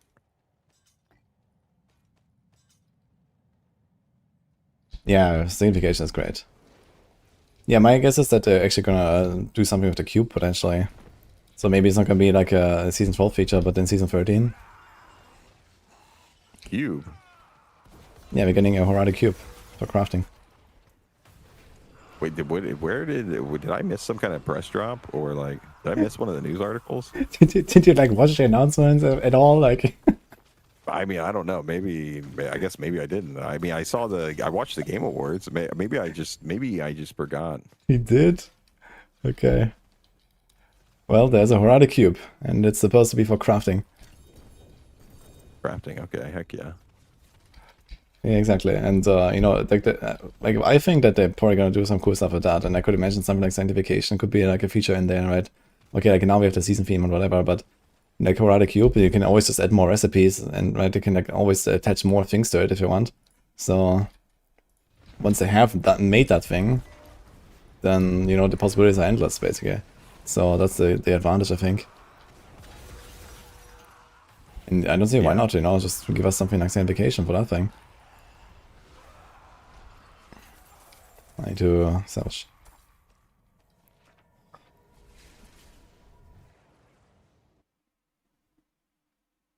Blessed Shield or Judgement? Go Judgement.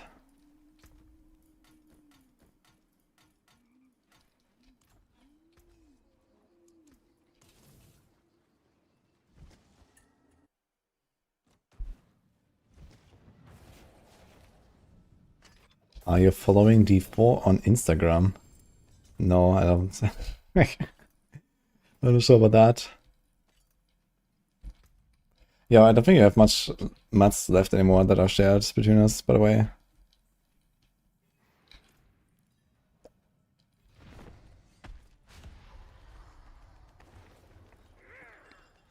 My god, how many claws?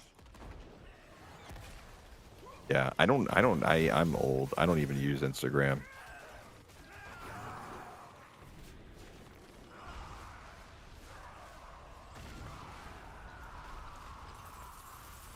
Okay, now I have 82 Undyre claws that I have no intention of ever using. Nice. Nice. Oof.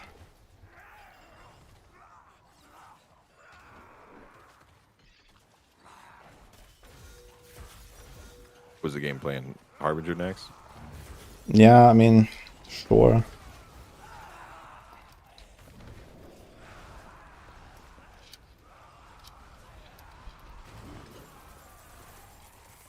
I think I have like, you said you have 9 Harbingers? Yeah. Harbinger's nice also because you don't get any claws, so it doesn't interrupt the Asmodee inflow. Or if you don't leave them on the ground or whatever. True. You can get Belials when Belial spawns, I guess. Yep.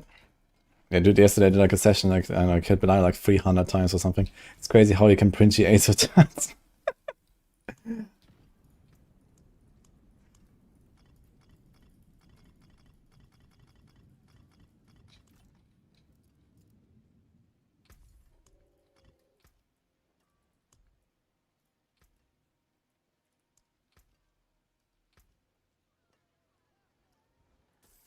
This is the Oradin casual lay. Exclamation mark build.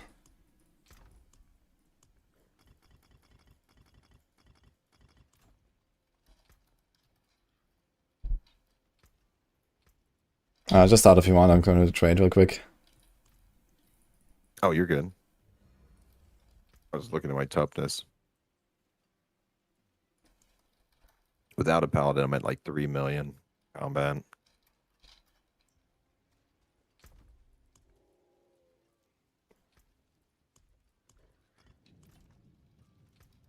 Even with all that, the explosive thing still chunks you so hard.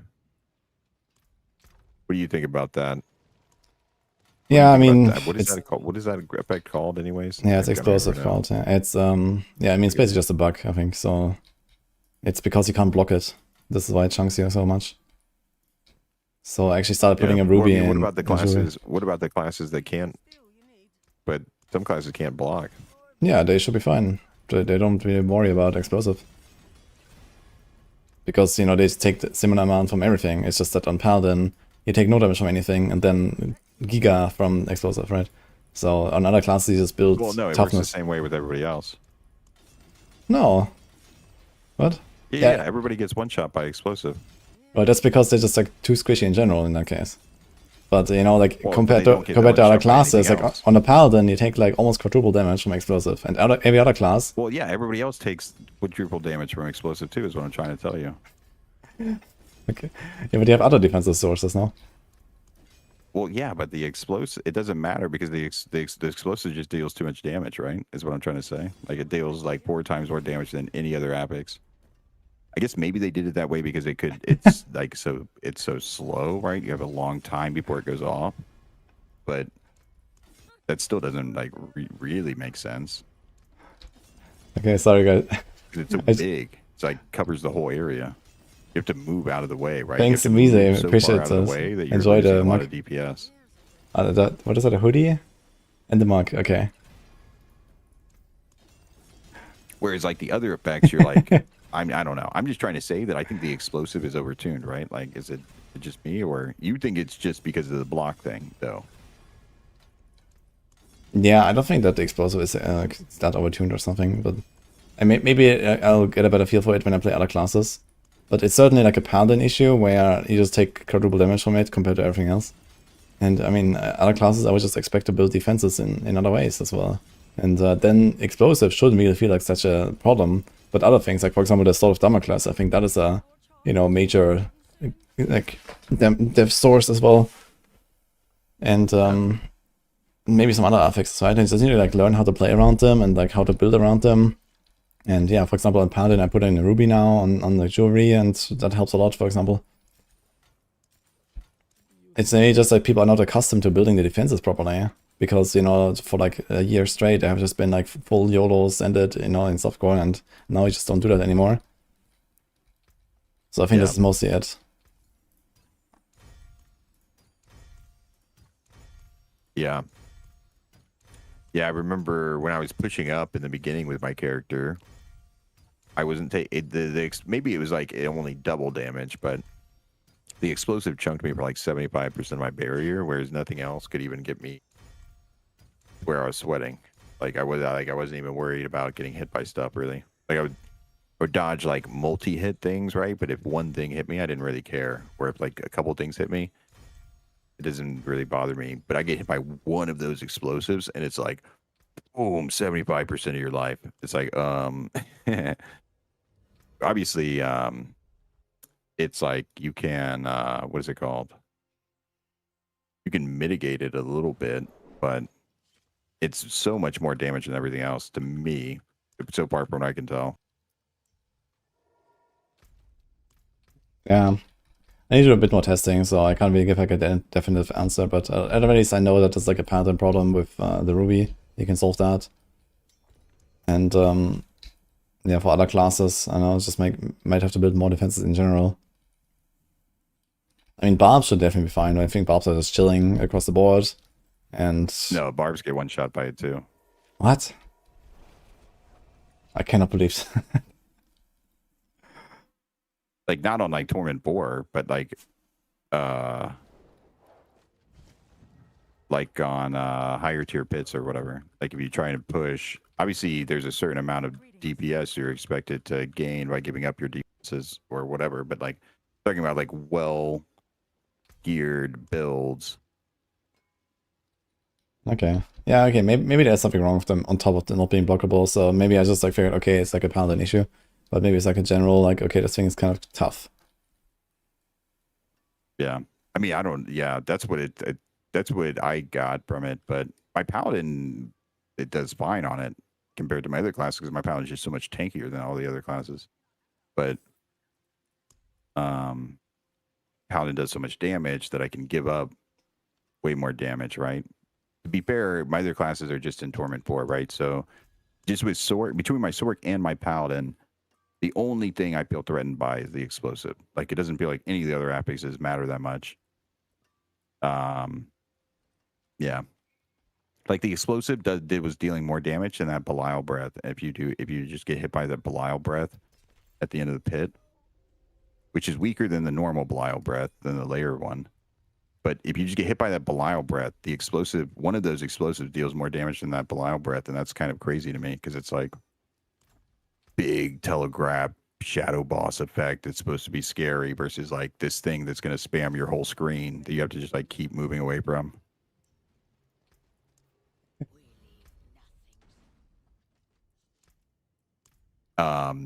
Yeah. Sometimes it's not that bad though. It's just when you're in higher pits, right? And it's like the illusory is like creating duplicates that are creating more. Like as you move away from them, they're just spawning more underneath you. Really, the illusory does that? I'm pretty sure they get their own affixes. Okay, that seems kind of odd. Like they deal damage too. Like they just take way. They have way less health. I'm pretty sure. Yeah, I didn't realize that would actually spawn their own affix. I thought it's just like extra guys. Well, yeah. That's why you'll have like 10 of those swords chasing you sometimes. Mm-hmm. I wonder if they actually do less damage then. I think they do the same damage, but I mean, I don't know. I got 10 swords chasing me. I'm not going to try and figure out. We're chatting with this The Panda swords aren't too Glassjaw, threatening one of our anymore, though. But in the Maxroll beginning of the swords. season, the swords were like crazy threatening just because of how they just are hawking you down the whole time. They're just hunting you. You know what I mean? Can't get away from them. It would be nicer if they maybe had a slightly slower speed so that you can outrun them. But if you get too far away, they just speed up. They like try to make up. They just go faster until they catch you. Mm-hmm. Yeah, the swords, I think you can outrun them if you go like 3 screens away or something. And they have to go quite far, but you can outrun them actually. You can technically outrun them sometimes, yeah. But most of the time you're like fighting and then yeah, you stop and yeah, they catch up basically.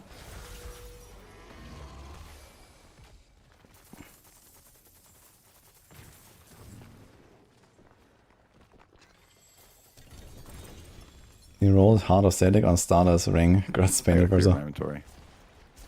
Okay, let's go after this. Right after this one. I just sent a static on a Herald or Sucker Room. Oof. Wow. Barbs can't use shields though, Rip. It'll be a good Barb Shield for sure.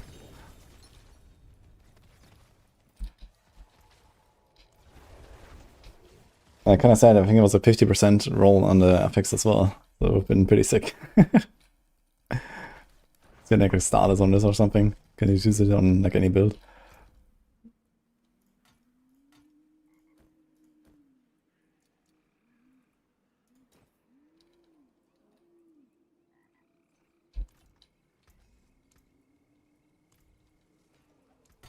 Are you slamming normal flicker steps too?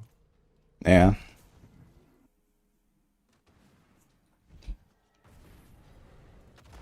Yeah, uniques are slam 750 and everything. Yeah. Yeah, I do that with Temerity for sure. But I kind of like it to be over 80%, so I'm a little picky. I'm not picky, I just slam everything. Like, I buy sigils for like 2 million each right now, so I can just slam more, it's fine.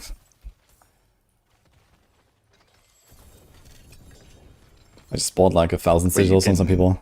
You can trade sigils? The heavenly sigils are tradable? Yeah, they're tradable. So I just bought sigils from some people and just keep slamming, it's fun. And I slam like every single Paladin Grease, Flicker Step, Tibalt, not Tibalt anymore, but Temerity, Sakarum, the Mantle of the Grey, most of them at least, and I have to, not a terrible affix. Although I do have a 4GA Mantle of the Grey with perfect affix, that's pretty good.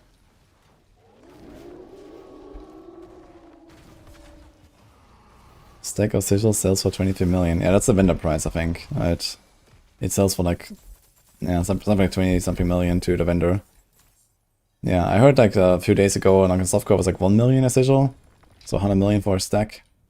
Like I bought some sigils for like 500 million per stack a few times, and then 300 million a few times, and then 200 million a few times. So it's kind of been going down since I fixed Asmodan. Basically, prices are like way lower.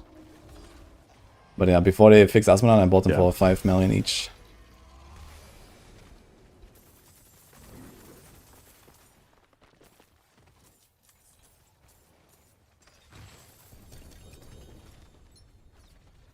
Heck yeah. Have I you agree enjoyed the with setup? Reverie. Yeah, the push That was setup is kind of actually- fun I to don't have play any if you wanna, you know, it's like more active basically. But it's only for like, you know, pit 115 plus or something. Asmodan had a bug to where with the meteor where you could friendly fire other players. It was doing like inappropriate. Obviously, meteors could die. Players could die in your meteors that they're getting summoned, but it was doing like inappropriate amounts of damage. It was interacting in interesting ways. The mercenaries started taking their revenge for the mythic loot that we're getting and not sharing. Mm-hmm. Speaking of which, when do we get to Best equip our rogue build is mercenaries, right? Death Trap, I would say. When do we get to put the mythics on the mercs? Oh man. Yeah, I kind of fear that they're gonna do that eventually, but I really don't want to keep my mercs, to be honest. Like I want an option to play without mercs. That is what I want, man. Well, they could do both of this. That would be like a good compromise. You like introduce equipping them at the same time you introduce like a lone wolf bonus. Yeah, exactly. Yeah, but realistically, equipping them will always beat it, and so. I mean, they're pretty bad in this one. Yeah, right now they don't matter enough. They're only good for goblin farming and like super. I mean, like Rahir's nice. Don't get me wrong. Rahir's my homie. He'll technically prevent some one shots, like a cheat death, but yeah, it's still like really underwhelming, and it triggers like in weird ways. I mean, you already have your flame shield installed now. Well, yeah. So I normally don't use flame shield enchant, but technically right now we're like it's forced on us with Orsavane. So even if I didn't want flame shield enchantment, I don't have a choice. Everyone just has flame shield enchant now. I would use it sometimes for. There was a couple times where I put on flame shield enchantment, like when Lilith wasn't just like you one shot her. Like I was gonna go fight Lilith, I'd put in flame shield enchantment. Yeah, flame shield still does the one shot necessarily gonna protection, save you. right? You can actually walk in and just like take any damage and you'll live for it. As long as it's clean one shot you, yeah. Good, like yeah. As long as yeah, if it triggers, it'll protect you.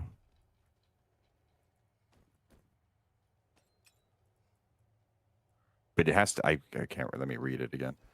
Yeah, I think it has to be like, you know, like your entire life bar in one hit. It has to be 30% of your max life within 2 seconds. So it has to yeah, Oh, it's that pretty changes much it. going to prevent it as long as it's not something that's like finishing you off when you're low already. If it's like a slow burn, then no, it's not going to save you. But if it's like a quick death, then yeah, if it's like pretty much one-shotting you, then yeah, it's going to protect you.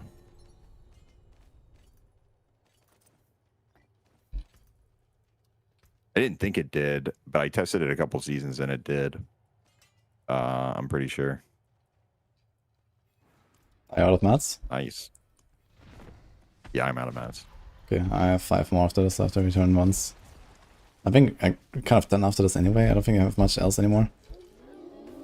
Okay, sounds good. So I'm just gonna like Yeah, I might finish have to my just my Endarials, but I would like to do that solo, I guess. Yeah. I have to mule I might anyway have before to that. do the Like I'm fucking full here. yeah, I might have to do Asmodan. I stored a bunch of my I got lucky or I did not lucky, but I stored a ton of my Sanctifies on my other characters after doing a slam session the other day. So my I'm not planning to inventory's push not full right now. Orden. Orden is not like the push build for rank 1. Then I just like everything that I wanted to keep that was somewhat good, I just put on on one of the mules. Yeah, I have to, like, you know what, I'm slowly making other characters and stuff. I have to get rid of my mules, so I have to do something there. Yeah, I actually have one Eternal character. I have all my character slots are built, right? So then I have one of each character. There's like, what, 7 characters? And then I have two Paladin, 2 Bar, 2 Sork. I mean, 2 Paladin, 2 Sork. So I have 9 characters. Yo, caffeinated. I And only then have I one have Prankster, and we want to do a Rosa later. All 5 mules. And then I have one Eternal character, and that's literally all the character slots. It's like I could use more mules, but my character slots are full. Yeah, I want to get rid of all of my mules and then just, you know, get to the point where, okay, I have like a really high standard now for my items. And, you know, only looking for like, you know, very specific things at this point or something. So once I reach that point, I think I can like sort out loot a lot more and slime a lot less, and it's gonna be better.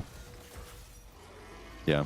And then it's probably just like turbo farm, you know, by 500 ascendance tributes or something. Gamba obels and, you know, and send it, you know. Yeah.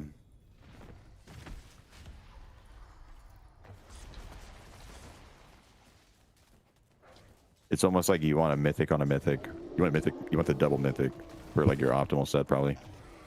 Yeah, I mean, you can get away with like getting mythics on all the easy slots, basically.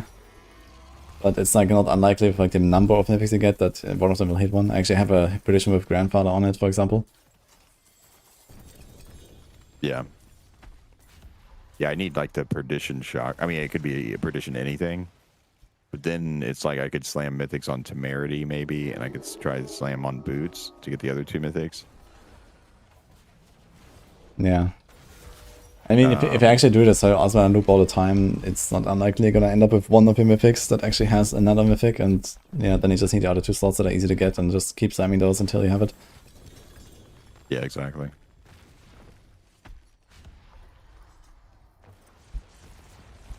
Did you save any flickers, by the way? Or not? Sorry, what? Did you save any flickers or not?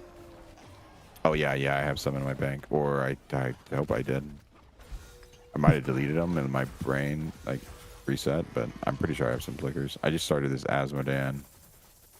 It's like half health already, though. So it's like, I'll come back to town in like 2 minutes, 1 minute. Okay. But let's switch to Judgement. Yeah, I'm planning to push Judgement and Shield of Retribution. It depends on if they've bug fixed the fawn stuff. If they bug fixed fawns, I think Shield of Retribution might be stronger than Judgement in the tower. But yeah, we don't know if they will do that. So I'm kind of giving up for both.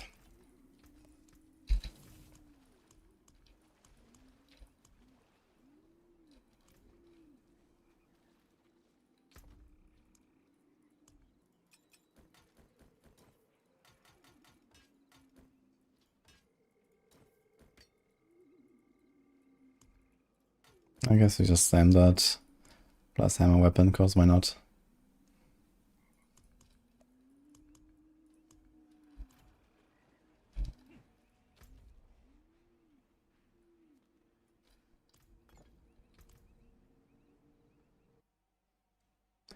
What's the pit level difference between Mythic Orden and Push Orden?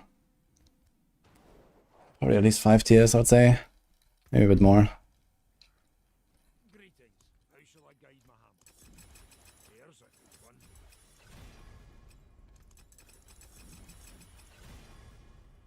Okay, I'm going to Surgar now. Like the Push Orden can actually do like 120 plus, like without signification. You were in an inaccessible area. I couldn't TP. Oh, yeah, I can come to the town. I'm in the Hadriel zone, and I think you can't party up here, actually.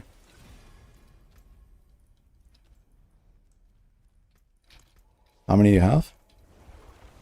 I have 5. Okay, I'll take it. More slamming. Let's go, guys. I got 2 flickers with Grandfather. 2 Grandfather flicker steps already. Wow. Yeah. I'm looking for a Starless or something. Yeah. You already have the Perdition Grandfather. Yeah, exactly. So this is like my backup option at least. So yeah, we'll see. I mean, it's will still be like, you know, a couple hundred boots and pants and whatever that I slam. So we'll see. I might get something somewhere.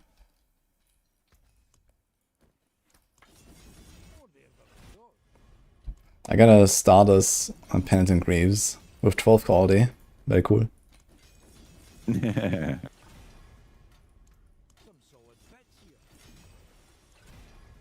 Suffering from success.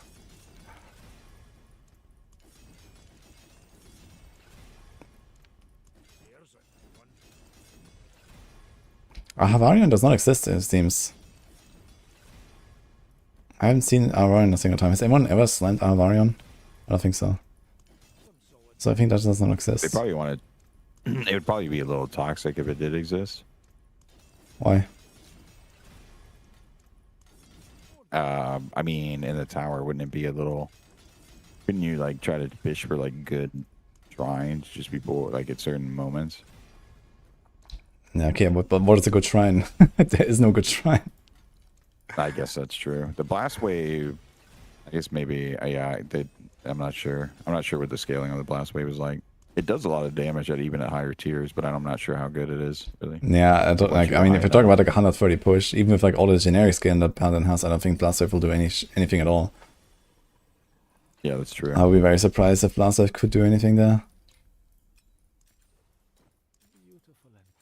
I don't have to save whisper caches or maybe I should save. I mean, yeah, because I have a backup work. I don't even have to save whisper caches anymore. I can just open them. Feels good.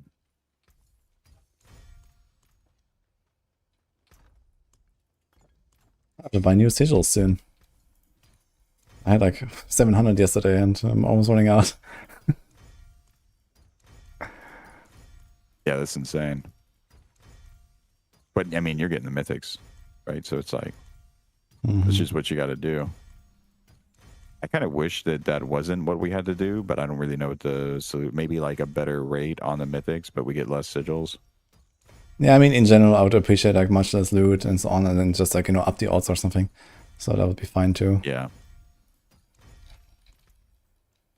Yeah, I agree. I'd rather just like higher quality loot with a little bit less, but it could be they're trying to test the waters of flooding us before the loot builder or something.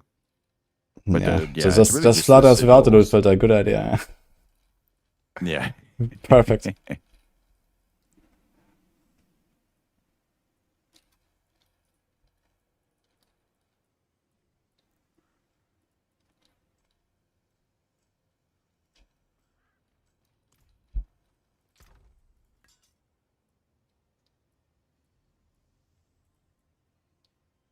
Got a 17% accelerating on an Argent Whale. Nah. But that's such a crappy roll, man. Oh my god. I'm gonna pop a well and then go grind some Asmodan, I think. Do you even get XP there from Asmodan?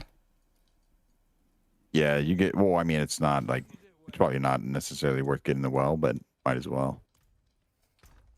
Okay.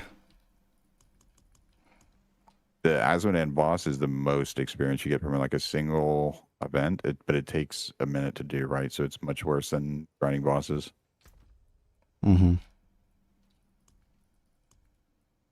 I think it's like I think it's like 7 million or something. Whereas like a normal boss is closer to like 6 million with full buffs. Maybe it's like I'm not sure about buff versus no buffs. I'll have to look at my experience this next kill. The world boss is in 3 minutes. I'm gonna go there, I guess. I really want 500 more sigils. Yeah. Always ever. Yeah, I've got a prankster. If you want to pop a prankster at some, or like you don't have to pop one, but we could do a prankster. Yeah, we at some actually point. have, there was Flexible who wanted to make a party earlier and then he left for like 3-4 hours, so he should be back in like an hour or so, I think. Okay.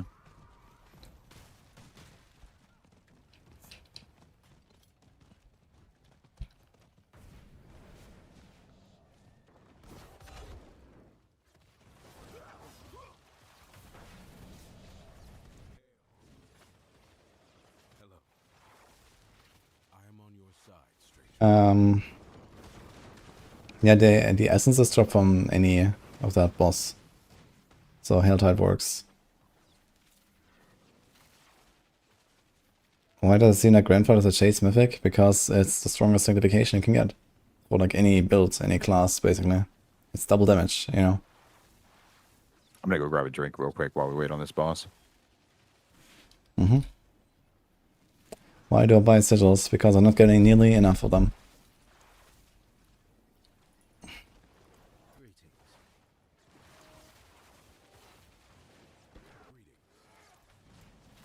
May the light show you mercy in death. I appreciate that.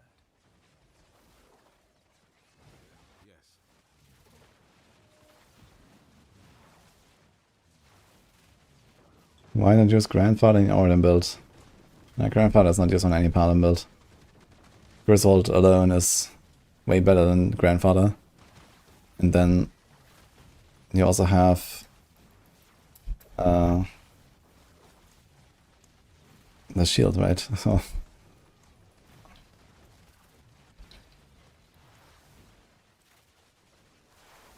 doesn't matter which slot gets Grandfather. Only for Starless it matters. It's doubled on a two-handed and plus 50% on the neck for some reason.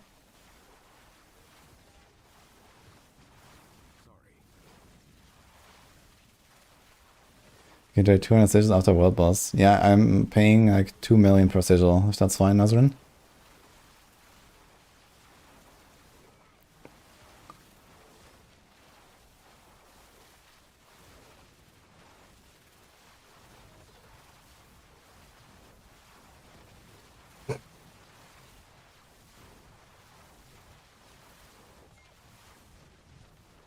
It's Consecration long use in Oradan. I have it in the guide still, but I don't run it myself now. You can go slightly faster when you have enough sustain and then hold down rally like this and just evade. But you know, you need a lot of healing for that. It's like relatively uncomfortable.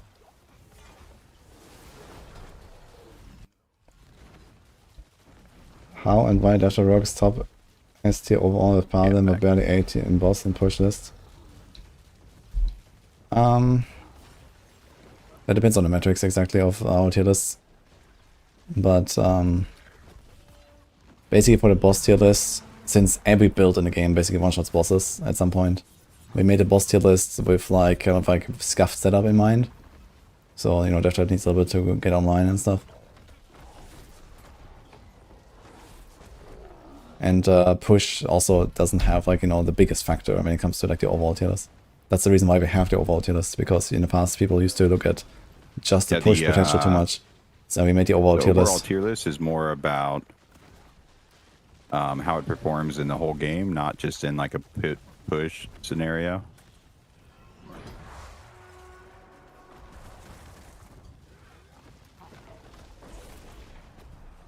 But the push tier list is for pushing. The overall tier list is like playing everything, like progression, speed farming, just like vibing, having fun. The build being like fun to play, easy to gear.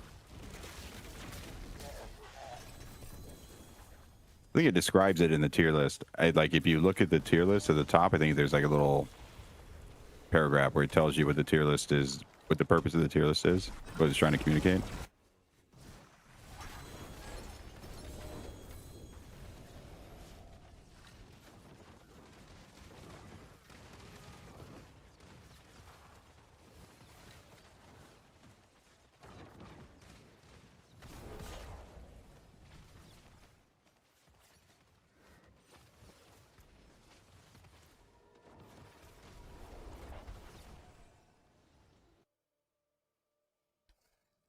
Gora gets it. Heck yeah.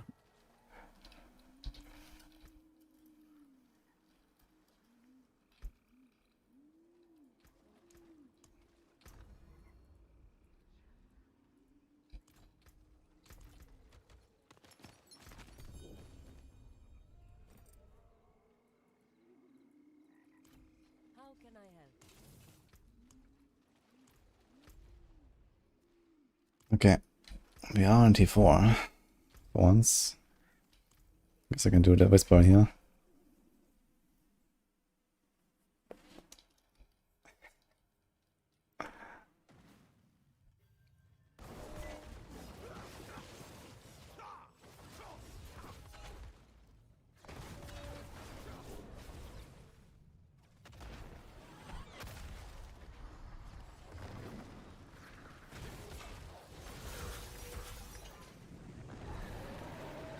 What about the speed farming tier list?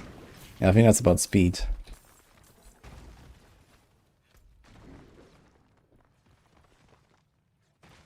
And if I recite with a particular focus on overall content such as Hell Tides, Whispers, or lower tier pits.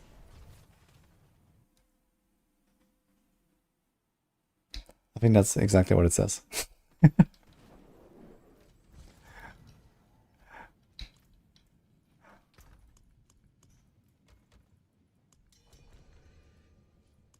Ah, I got that.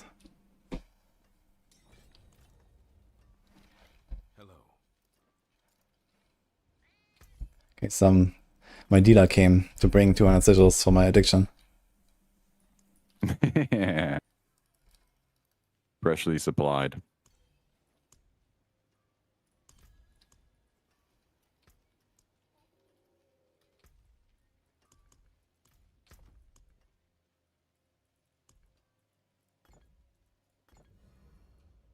Okay, do I do the last? Okay, let's do the Duriels at least. And maybe a Forgotten Wisdom somewhere? No. Bright aura. Brighter soul. Dude, I can craft 400 fucking sigils, man. Oh my god.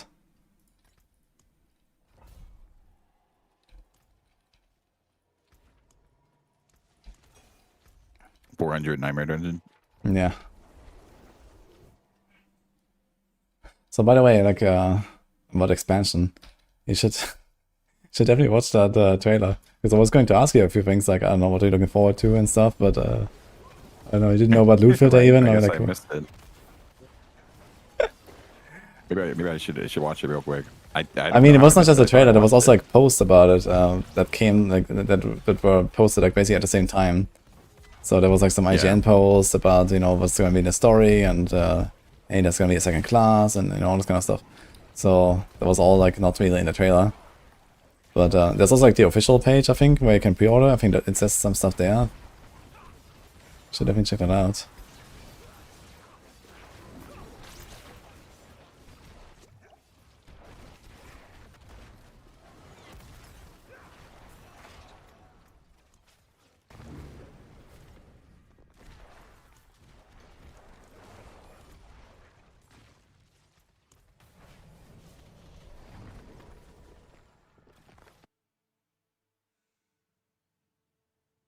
You can craft the sigil with Prankster, yeah. I think it's like the same. Wait, Lilith is returning. Yes. That's what I'm talking about, Mummy arrive. right? What the heck? That's exactly what we needed.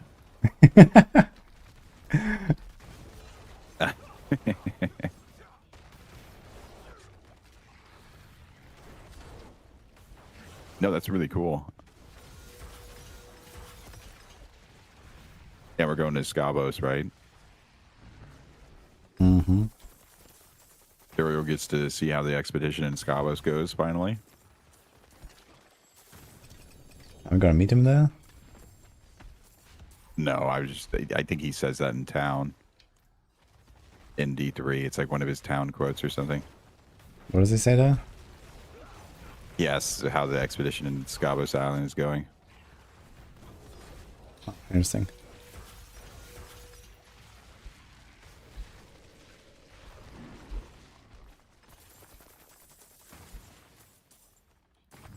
What do you want, sanitizer?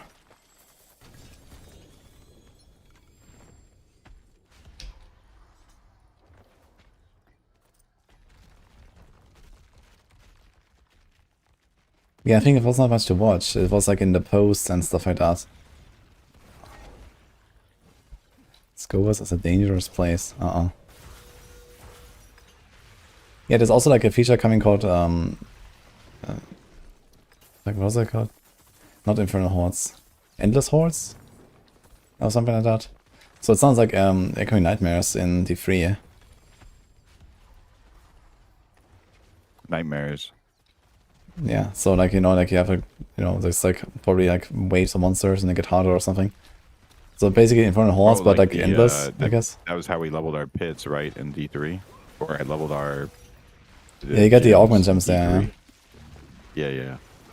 Yeah, and I think that was a pretty cool system. It was just not really, there wasn't really a point to like, you know, really try anything or so, but, you know, if they make this cooler... Yeah, you just do it for imprinting on your gear or whatever, because you needed a gem for getting that main stat or whatever. Yeah.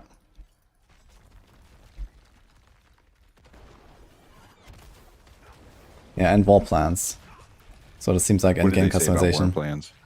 Not much, but they kind of show like just in the trailer where okay, show like different things, like different activities, like I don't know, Nightmare Legends, Helltide, Whisper, and there was like I don't know, like craft your own in game or something like that. I'm not sure what it said exactly, but basically customization of some sort.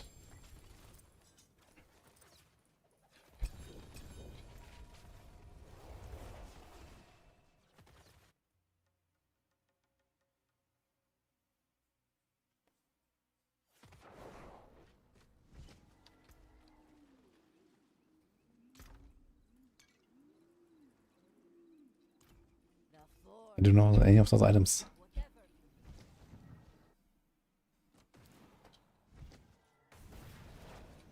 Dude, can I finally get a fucking Duriel horn? The purified one is crazy. I just can't get it. Yeah. I wonder what the drop rate is. I don't know. It seems like 0.5% maximum.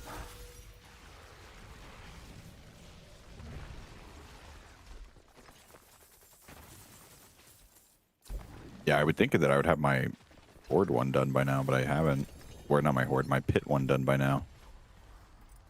You haven't gotten the Belial one at all? Yeah, I haven't gotten Belial. I got it on 2 of my other characters, but I haven't got it on my Sork. And my Sork has probably done the most pits. Like, it did more pits than my Paladin, right? Because my Paladin, I could do 99s. Because my Sork, 99s take a little bit of time. My tank set, so I just do 89s instead. So obviously I have to do more to get my glyphs leveled. But I still don't have it. Mm-hmm.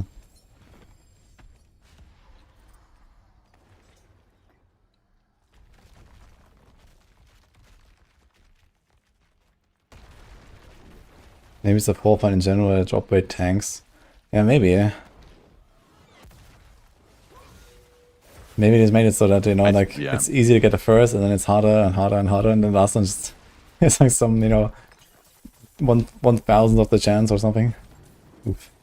Yeah, I'm still missing Andariel too, but I haven't done that many tributes yet. Someone told me that Probably, apparently you can put the things on like different characters, and it counts for the entire account or something, but I don't believe that. Yeah. I have a Belial on my... I guess I could test it. Whenever I go to do my Sorks, I could test it and put my Belial in on my Paladin and see if it triggers. I heard that you could do it on every character, though, so I don't really know if I believe that. Yeah, so apparently this is very, very tanky because they're all have resilience, but apparently it doesn't hurt too much. Not sure. Oh, yeah, how dangerous it is, yeah.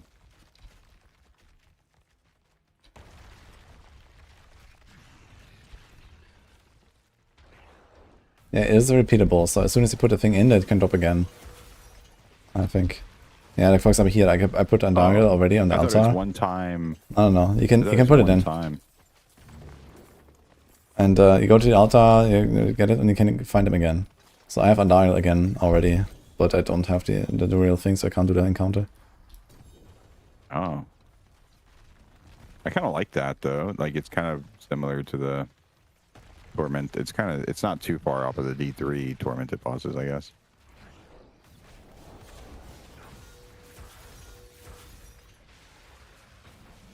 You just had, like, set locations for getting the keys in D3.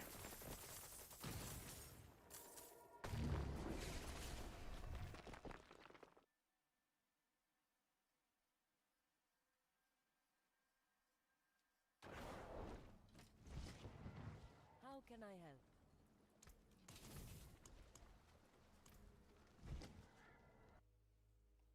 And your season was almost 2 weeks ago.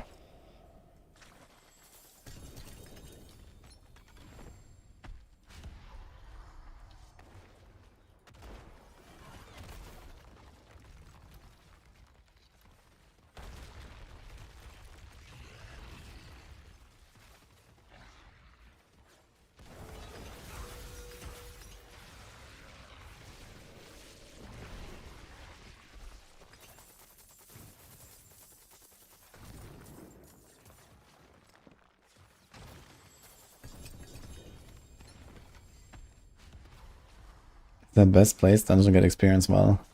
Yeah, Uriva and the big bosses. Daryl, Duriel, and Hamaja.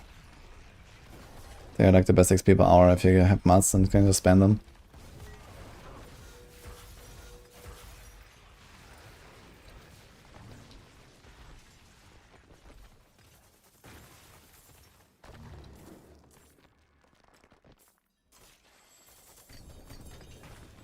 The experience wall, you'll get the experience wall from any Forgotten Wisdom dungeon. So you need a Nightmare Dungeon sigil that says Forgotten Wisdom on it. And then the experience wall should be somewhere in the dungeon.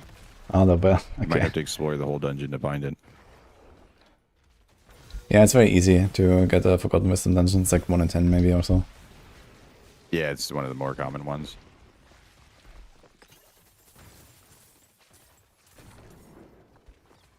Holy Wonkas gaming. Okay, you have some more on Daryls, yeah? So I guess you do that. Yeah, sanctification can replace an existing affix.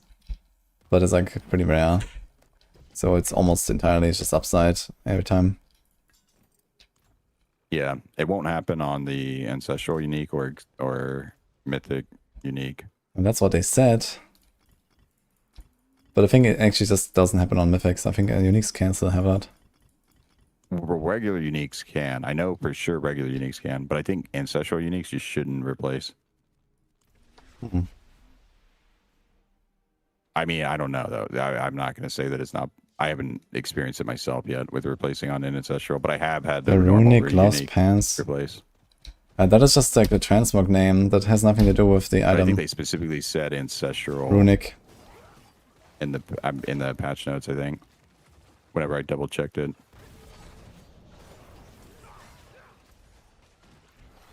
Okay, Wonkas. Maybe you can do the rotor later as well.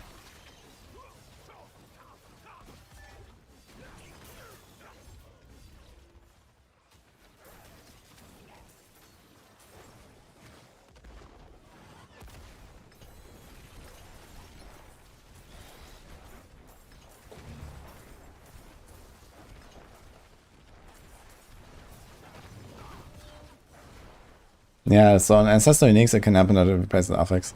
But I think on Mythics it doesn't happen.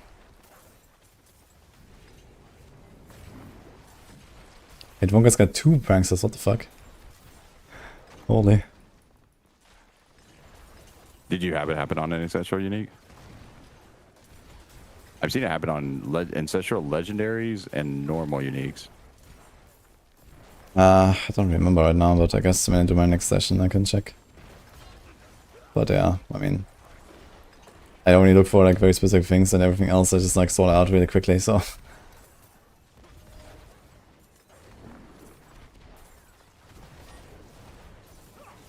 Do you run every Titan? No. You can get so many boss mats from just running Asuna and stuff. I keep my Titans for now, so maybe I will do it, but yeah, we'll see.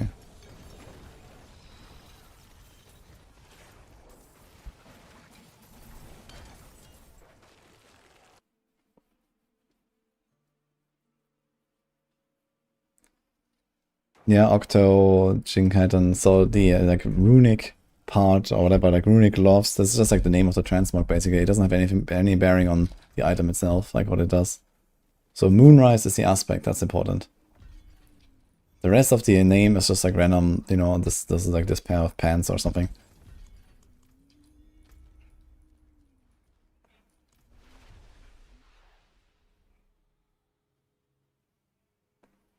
It's like the D3 of XP wells, you can stack them? No. No, you can't. You can't stack the. And that's 1 hour. wells like in D3. Yeah, you used to be able to stack the duration on them, but you can't anymore.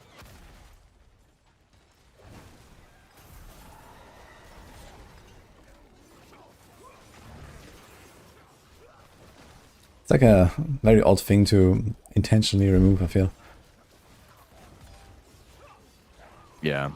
But on the other hand, I there's a guess lot that they of didn't odd want things. people like to feel like, oh shit, I have like 3 hours stacked up and you know, now I have to keep going or something. So I guess limiting it to 1 hour kind of makes sense in that case.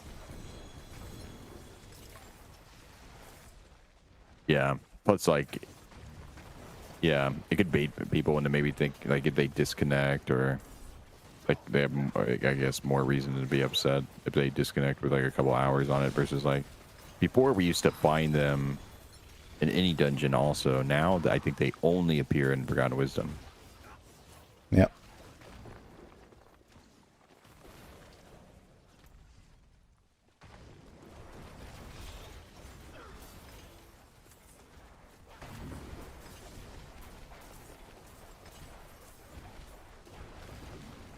You can respec the Moonrise aspect. You can go to your cultist and change the aspect.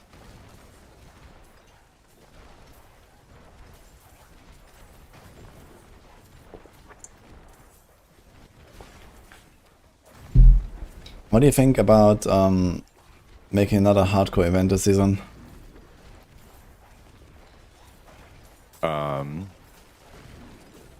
Like Cemented Blast 2 times. It's the tower.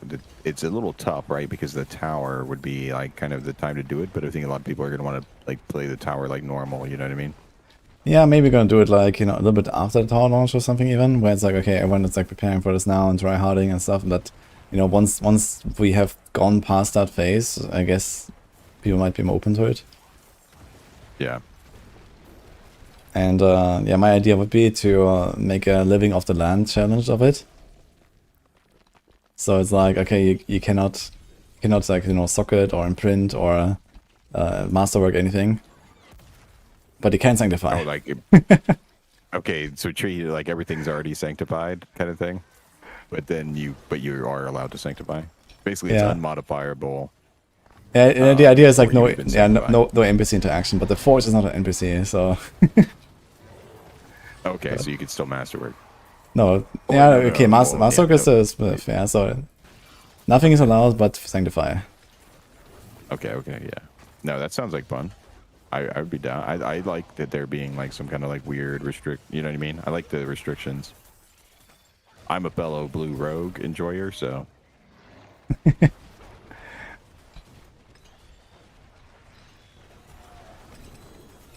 Yeah, I think it could be really fun. And then we're gonna ban Castle and GG. So. Yeah. Even with Castle, they still have the best, the best glyph, the best legendary bonuses out of any class. Mm-hmm.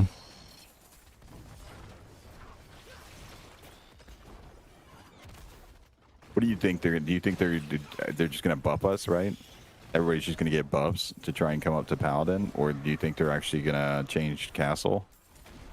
I mean, Castle needs to change regardless, so there's no way around that. I mean, like, they could have. It's not like the math is hard on Castle. It's like they kind of like. You can assume that they knew what they were doing when they put it in, right? Because it's like, Spiritborn was different, right? It was like a strange interaction and a bug with your max life. Scaling off your base max life instead of your current max life relative to your barrier, right? It was like a weird bug. But like with Viscous Shield, Castle's not a weird bug. Castle's 100% attended. Very simple math. 0.8 of your armor. Like, it's not... There's no bugged interaction, right? Yeah, there was probably like, you know, like, I don't know, like 3 days before launch or something. Like, you know, probably some marketing guy or like some executive walked into the dev office and said, "Hey guys, you know, I want plus 10 tiers on the Paladin. Do something." And then, you know, Colin was sitting there. He said, "I got it," and then he made Castle. So I think this is kind of how it went. Yeah. What do you think? Do you think that it would be cool to get things like that on every class, or it should just get axed? This is completely stupid, of course. Like, I don't want that. Okay. And also, like, you know, the problem is also, like, if they want to make Paladin OP, it would make much more sense to, like, you know, just, like, up all of the backgrounds nodes a little bit, right? So that you don't actually run into this problem. Like, to be fair, they did take that strategy, too. Yeah. They went both routes.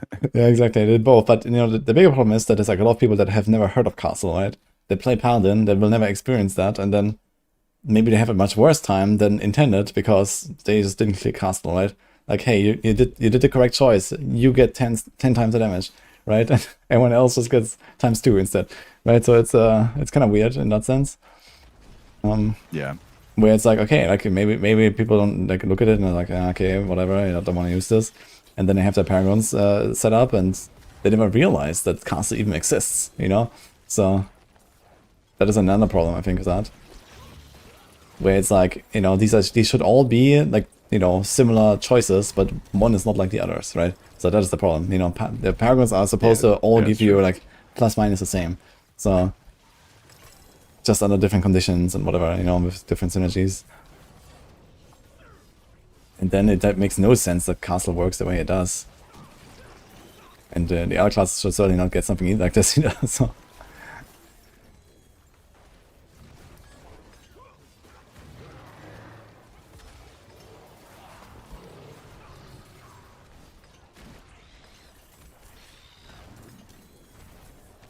What is this castle you're talking about? It's when you move your king and your rook. No. No, Boy. so castle is, this is like proving your point. The castle is a legendary node on Paladin Paragon that scales your damage based on a percentage of your armor, but it's uncapped, where usually there's a cap on those type of scalers. Like most classes have a scaler like that, but there's a cap on it, whereas castle has no cap, so it can go up to thousands of %. Yeah, it's not even like a problem that it's like uncapped. I think like the idea of having castle being like an uncapped modifier is kind of interesting, but it's just like, you know, 10 times more than it should be. So that's the bigger problem. Yeah. Like if you go all in on armor and you can get like 150 multi from it, but you know, that has an opportunity cost, right? So I think that is okay and it's kind of fun. Yeah, I but agree. I like that. Yeah. Yeah, like this. But yeah, is maybe just not 3,000%.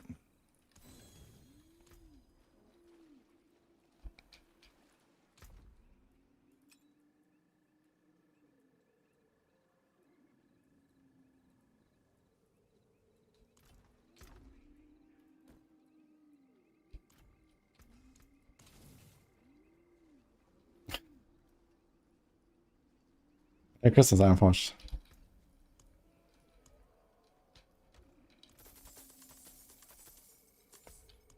Okay, do we do the remaining Andariels now? It's 30 Andariels, we still have the pool. Let's do it. And then I'm off mods again at least. And Andariel actually does drop the flickers.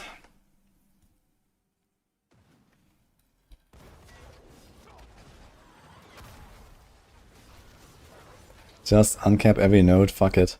I mean, that would be the ideal scenario if they would balance it properly, but I don't trust these devs at all with that. Agree. So You just uncap everything, and then but you make it to where, you know what I mean, the amount that you can realistically obtain holy, leaves it with like a, and then you might even have Paragon setups where it's like, here's your early game Paragon, right? And you take this other board because now you can scale high enough, right? that mod's just subbed. Thanks, that mod's Merry Christmas, by the way. Hope you're doing good.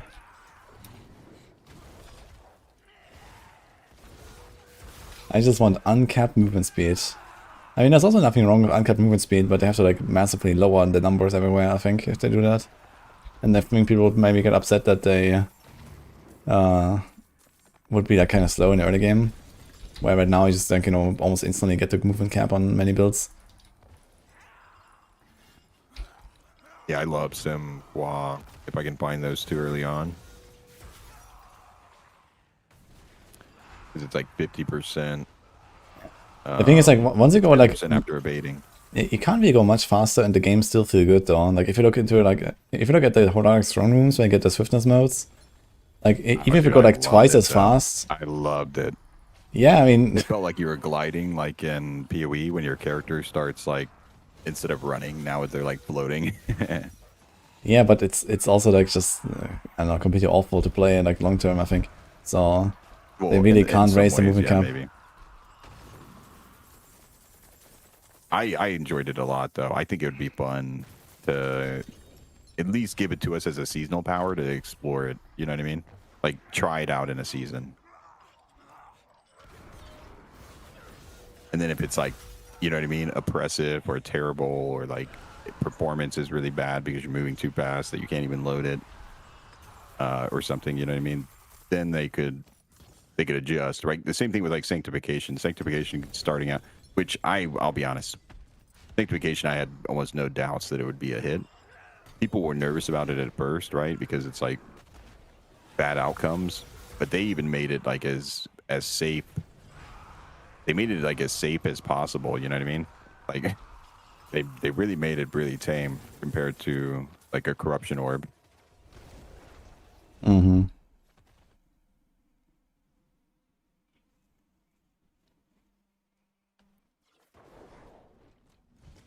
Yeah, I think the speed in Strongholds is too much.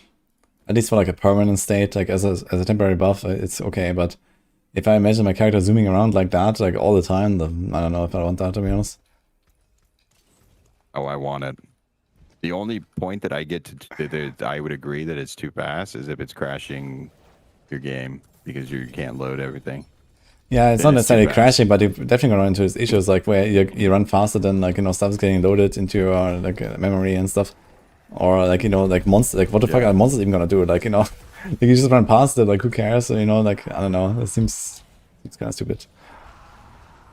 I mean, you basically get that in PoE. Like in PoE, you can. There's like realistic. Obviously, they have a better. It's like I forget exactly how it works, right? But like there's like an amount you can realistically get to or whatever. But when you're in that really high percentage, like high 100s, it's so much crazy how much faster you are and how much fun it is. Like you're just like zooming so fast that you can hardly even see the stuff as it's blowing up around you. It's like, I mean, Yeah, not really, but exactly. it's like, And I don't want it, to be honest. it's so much fun. There's a reason people love PoE, like Zoomer style, is because it's I don't know. I really love speed a lot, but I think it needs to be like late game investment if you want that kind of thing. Is all. Yeah. To me, like the one cast teleport Alright, then it's a little reset, better. right? That was fine to me because the only season that was like really oppressive was Chaos because we had the Chaos Flicker step, so you could get it online without needing like near max CDR. Whereas in every other season, you need like near max CDR, so you can't even get one cast teleport online in like a reasonable amount of time unless you get really lucky. So it's like a goal. It's like an end game objective. You definitely don't need it, but it's so much fun to play the game with it that it adds like more to the game because it gives you like an additional objective past like the I have enough damage to kill everything. Now I want to build my speed set and like I don't know. For me, speed is like the end game chase. That's like I have the most fun just like flying, blasting, blowing up screens, like not even caring about what loot I'm getting sometimes. Like that's why I love pits or like greater rifts, right? Getting the loot at the end so I can just blast and then worry about the loot afterward. But it's like, yeah, I get that that's not for everyone necessarily, like the like crazy fast speed. It's just that I think that they could. You're not like forced into going that kind of build, even though it's really good for efficiency. There's only so much you gain out of going 10 seconds faster in a nightmare dungeon than the next person or whatever. And now that we don't get experience from pits, it's like it doesn't even matter that you can do a 1 minute pit versus somebody doing a minute 30 pit. It's like who cares? You max your clip in like 30 minutes less or something, and it's like who cares? Like to me, it's like a playstyle thing where it's like sure it's not for everyone, and not everyone's gonna want that crazy fantasy, but it's good to have different fantasies for people to build into in the end game. Whether it's just like pure Fast power XP is fantasy, levels. I'm a walking tank, or I'm a speed demon, or I'm a glass cannon. I think it's good to like people like different play styles like that. Yeah, I mean, if you would actually open up like for these different playstyles to be efficient in any way, then maybe, you know. Like I was talking about this the Well, other day, that's for what I'm example, trying like to say okay, like what, you know, they're gonna add more torments, so you know, why not make builds that are super fast but they can only do torment 6, and then make the, you know, slower, more methodical and like, you know, stronger builds, and they can do torment 10, right? And then they end up at a similar efficiency as a result, right? So Yeah. that is like the ideal scenario, but I at think. the same time, so like right now, for example, our efficiency isn't really based on speed hardly like anymore. Like sure, how fast you can run Undercity, but we don't really run Nightmare Dungeons. Treasure Breach, you're not really upset if how long it takes you to slaughter a bunch of goblins. You're having fun killing goblins, right? It's not like a time trial like a pit. What I'm trying to say is that now that we don't really need to do the pits for experience and we just sit there on bosses, right? You're not gaining efficiency by going faster on bosses because there's no movement. Boards are like the second best experience, also no movement. And then Asmodan is like your loot farm. You do bosses into Asmodan, no movement.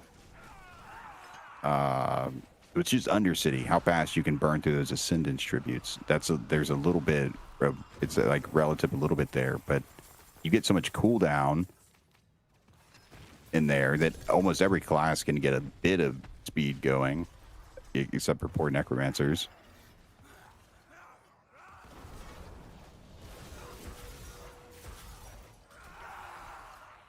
I'm just thinking they should give me my teleport back. I'm just saying. I don't know. It's more fun, Cracksock or Earthquake. I mean, they're both really nice builds to play right now, so... No, I think that... I'll probably choose Crack. A lot of players like the high speed, and they actually have done a pretty good job balancing the speed out of the efficiency equation, like this season, at least. Yeah, I'm not sure if that's really like advantage though. Like at that point, it's like, okay, like why am I trying to make my character harder, or like, you know, better or something? When well, I don't even care about the speed, right? It's just like, okay, I'm loading Screen Simulator, pick up all the loot from World Boss, and one shot some Nair bosses. No, I don't like bossing simulator really that much either, but yeah, I would like it to go back to more the like speed farm style, personally, and then the speed would matter. So yeah, they should do both. They should make it to where I'm really powerful and faster than everyone else, and then they should make it to where it matters, and now I'm better than everyone else because I'm no. No, I just want to be like a paladin, but I'm a sorcerer. No big deal.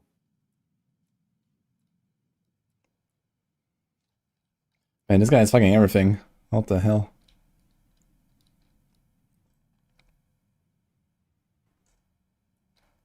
I'm looking at a profile right now from like someone, a viewer of mine.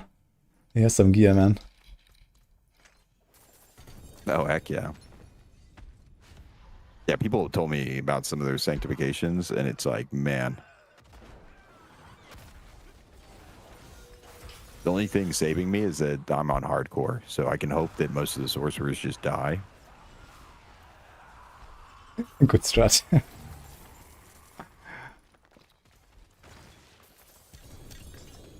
I hope that all the paladins will die. That will surely happen. Yeah, the paladin one is a little tougher because the dying part's a little hard on the paladin. Yeah, you can sanctify any mythic anywhere. It's not impossible. In an early game, you're you know what I mean. You're just as squishy as anyone else, but you reach a point where Defiance aura is quite insane,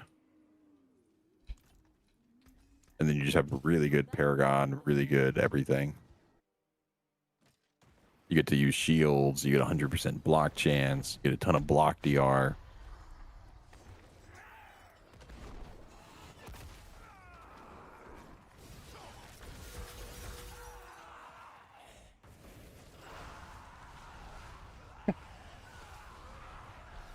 You can change your setup to a singer.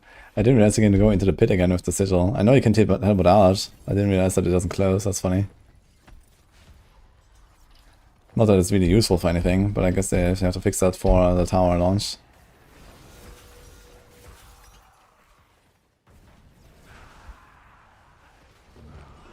Yeah, shrine stuff does not exist, it seems, and perdition also does not exist.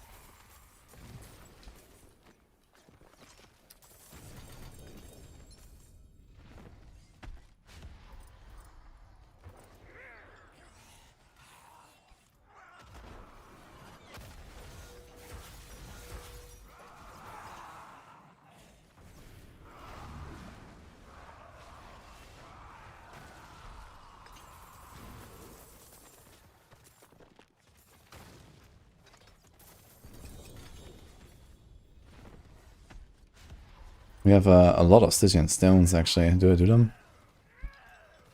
Maybe we're gonna do it. We have 27 minutes of the pool, so let's just do it. We're gonna get to 295. We're gonna be $5 away.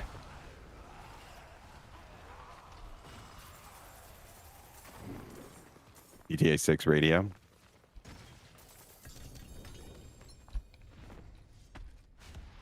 GTA 6 is coming soon, right?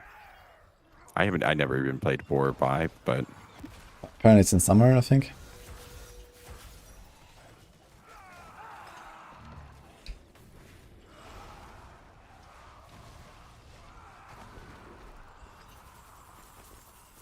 I only got Mythic Assets, Starters, and Grandfather. Yeah, Nessie Cam is also pretty good on most builds. And I mean, ideally Starters on a two-handed weapon or an amulet. And also, Select is really important for some bar builds.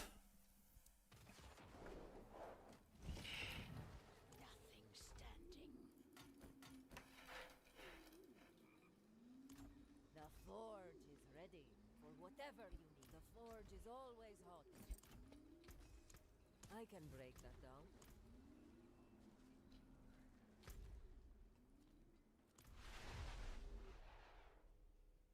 did you notice how the temerity bug is still around? And it's still? Yeah, but apparently it's not. It only bugs specifically with life per second, I guess now. Oh my god. Okay, so you have not any life per second rolls or what? Yeah, I mean, I don't know. Like with Sork, yeah, you actually would probably. It's even more annoying than that because there's a life per second node in your Paragon, and you'd have to like intentionally try to avoid it because it's like the best pathing to go through. You'd have to like waste points to go around it, or give up a bunch of max life, which you also wouldn't want them to do. Yeah, but if that gives me peace of mind, then I think that's probably worth. Yeah, it's like I think Hey, it's like brother. 4 or 5 Paragon points you basically Merry Christmas. have to spend to just go around it.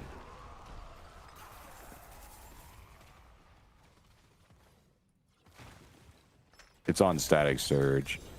I just play with it anyways. It doesn't happen as much as it used to, but it still happens sometimes. Okay, but I mean, this can easily make you rip, no? Yeah. If it happens and you get a GG rip, then you can still fight it off, but you're definitely at risk. But doesn't it just bug out for the entire run, I thought?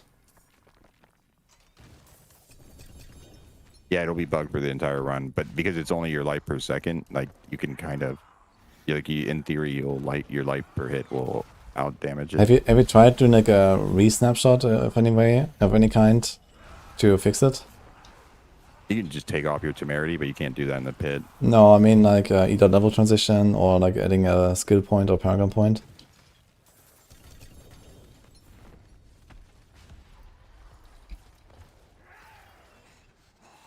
Maybe it has some sort of like snapshotting behavior, and this is how you can unbug it. But yeah, there's like a bunch of stuff, like for example, Castle on Paladin as well has a snapshotting behavior like that, where you just like, you start a run and then you put a point in.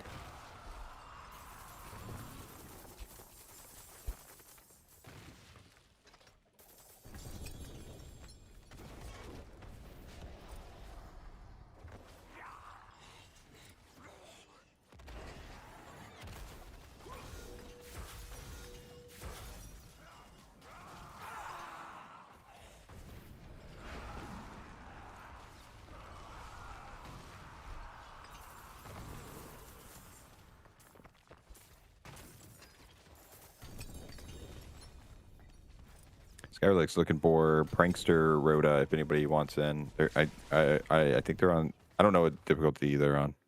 I don't know if they're on softcore or hardcore, but Yeah, they're looking for some homies. Good luck with the Rota, yeah. Someone's asking what is the temerity bug. So the temerity can sometimes bug out, and instead of giving you barrier, it drains barrier. So it's very easy to die with that, basically. Yeah.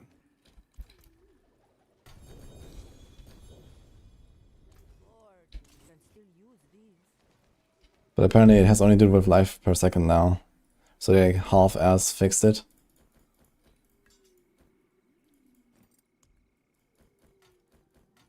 What was weird was that it seems to be with it seems I didn't get the clip actually. Now that I think about it, the clip was timed wrong. But I was just standing there and it was draining and going up at the same time while I was just standing there. So like something was fighting it, and then yeah, I don't. To I update my honestly, guide it on was like really Maxroll. hard to understand Which what one, was going on Snady? because my barrier was just going up and then going down and then going up and then going down.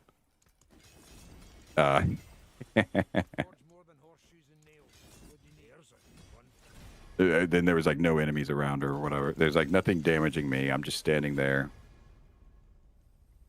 I'm not hitting anything, and the life on hit's not triggering or shouldn't be triggering.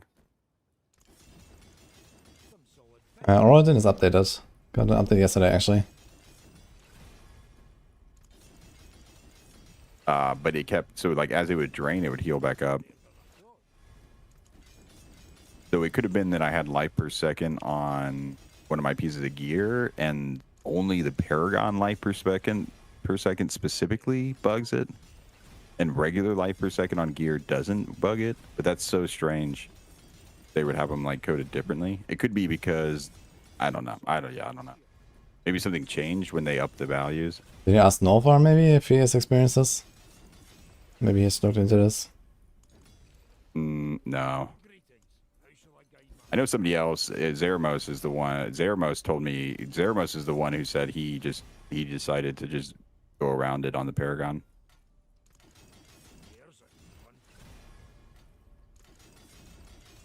Yeah, he decided to just ignore the Paragon. Yeah, you wouldn't normally put life per second on your gear anyways. I think it was maybe on my Paladin where I was watching that happen or something. I don't quite remember this. Maybe it was on my... I don't remember the scenario of why it would... What... It was confusing. I should have made sure to clip it better so I could report it. But I reported that bug like every season, so... It's getting better, though. So, progress.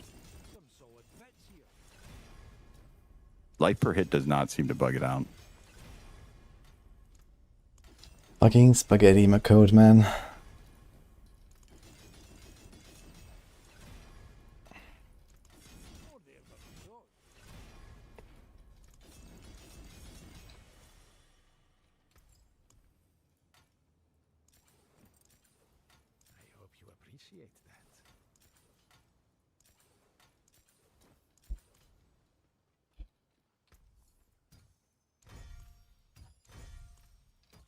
Oh, we're starting strong here.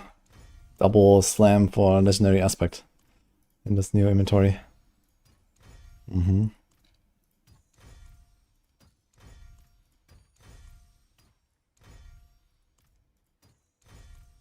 he's the third one. Same time. Fourth one. Holy. 4 legendary aspects. Wow. 5. I need to get to slamming. I'm doing it full inventory. Yeah. I have a bunch of offhands I need to slam, but I've just been a little lazy. I kind of want to temper them, so I don't even have enough scrolls of restoration to temper all of them. What is the best scroll restoration farm? Is it just it can't be hordes, right? Yeah, it's hordes for sure. I have like You get the 500 same amount scrolls. no matter what. I think there's a bit of RNG, but I remember last time seeing like 14 scrolls from Bartok plus chest. 14. Okay, that's...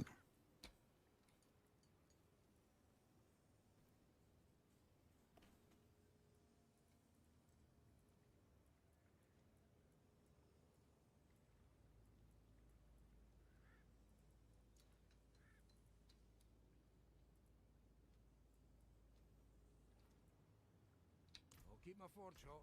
Return soon.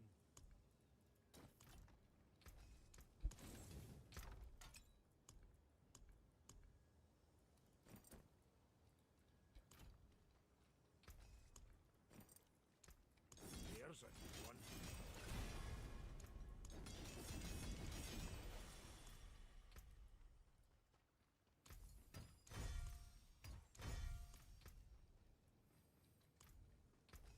The hammer sings on your... Which build has the most end boss pit damage? For now, it's probably Judgement. But when they fix Fawns, it might be Shadow of Retribution. Yo. Loud Tiara. Hello. Merry Christmas. Thank you so much. Haven't seen you in a while. Hope you're fine. Why do I have multiple Paladin characters and not use the armory? Because I don't want to respec them and put my stuff in a stash and make it get lost and so on. And also, I know the armory can only hold like 5 builds, and I'm playing like 20 this season or so on Paladin. So, yeah, okay, I can override them, but it's fun to just have like another guy and like log into them and just blast or something else, you know, without really worrying about anything. The newest armory, it's like very scuffed. You always forget something, or the items have stocked runes, have to change them and whatever. Yeah, what do you think about if we're getting more torment tiers, right? Where how many more do you, what am I trying to ask here? Do you think that they're going to increase the damage of the other classes, or just scale down the Paladin? Do you think they're going to bring the Paladin down or bring the other classes up? I think everyone will go massively down.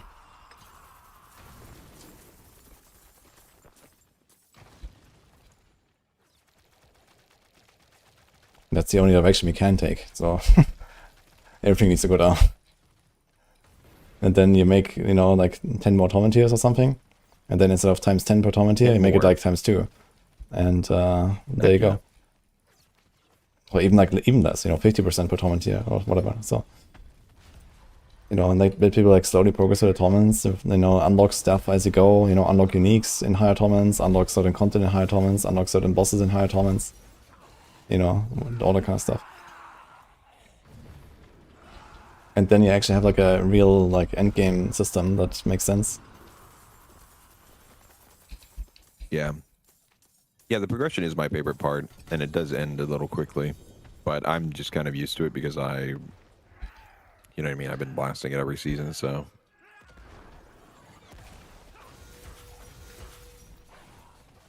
It's, I've just gotten used to how quick it goes. But it's definitely my favorite part, is just progressing through the game. The getting to the sanctification part is cool, and the sanctification is really cool for the extra juice. But definitely the just getting to that point is the part that I like the most. That's why the season reset is so fun and everything like that.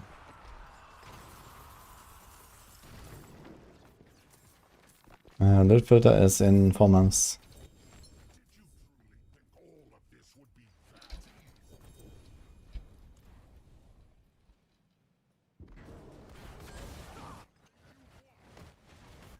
What's my goal now? Rank 1 right now. So for that we have to prepare some gear.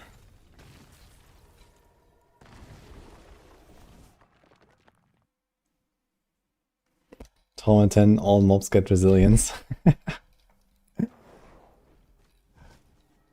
Nah, but I mean, I talked about this a lot in like some of the other like, you know, times I was hanging out with people, and you know, we're talking about expansion and stuff. But yeah, basically TLDR, you know, we have builds that go very fast and we have builds that go slow, and basically every build that is like slow is just like outclassed these days, right? Because the only metric that matters in any way is speed. And okay, we talked about earlier, this time it's like boss simulator, so I don't care much, but in the end you care about speed more than any other factor. Because everyone one-shots bosses in D4. Speed is fun too. And yeah, and it's fine that there's fast builds, and I don't mind that people are perma-teleporting on a sword with an Walker or something like that. But you can't have every build on the same difficulty in that case. You need to spread them out between the different torment tiers, so that they end up at a similar efficiency. So this is the main objective, I think, so that you can actually play builds that are slower, that you can play a Necro and not feel terrible, and that you can play a Kratos Barb and set up your wombo combo boss one-shot with like 7 different moves, you know, this kind of stuff. That you can play a combo point rogue, and, you know, all this stuff, right? So like all of this, it just doesn't make any sense anymore in this game. But when you have more torments, where an Oradin farms torment 6, and you know, like some combo point pen shot Kamehameha rogue farms like torment 8, And, you know, then you have, I don't know, like a Hoda or something that farms like Torment 10, and then this all makes sense suddenly.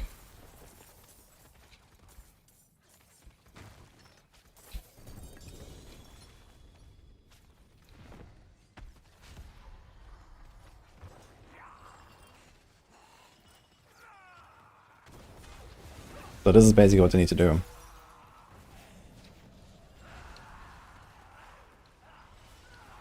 And then it needs to be like, you know, another 5 torments after that no one farms, you know? So that they actually have room to grow for everyone as well.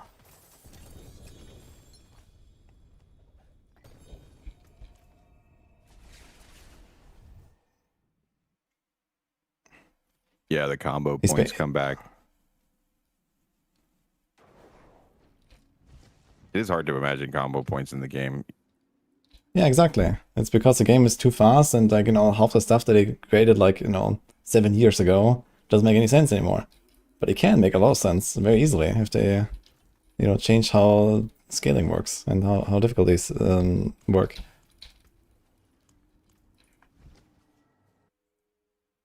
Yeah, it'll be tough though, because it's like most likely scenario is that higher torments is better, right? So you just play whatever build is going to go higher. No, this is not necessarily like the if scenario. higher is not better. I mean, in Origin is so OP in every way right now that even if it's like, you know, 7 times weaker than, you know, other builds, you know, you go like 5 torment tiers lower, but you just fly through the maps, you FK farm anything, and, you know, like many other builds will never get anywhere close to that kind of speed and that kind of comfort. Yeah, for sure. I just think about D3. There'd be periods where I would speed farm lower, or right. But most of the time, it's like about getting up to the highest tier. Oh, that's also incorrect. So in D3 we actually kind of had that where, you know, different builds excelled at different things and you play them for those purposes to get the most efficiency, for example. So there was like the T16 builds, there was the GR speedrun builds, there was the pushing builds and so on. And I don't necessarily want to, like, you know, make 3 different builds just to like play one character efficiently. I just want to have, you know, a build, you know, play at the torment level where it should, basically, right? Like a super fast build needs to be on a low torment, and a super slow build needs to be on a high torment. And some builds are just work that way, right? And this is fine, that there's fast and slow builds, but it can't be on the same difficulty because else you always choose a fast build. There needs to be some reason for a strong build to make sense. And right now we don't have that, right? A strong build, like, no one cares how strong a build is. The only thing that matters is how fast is your build.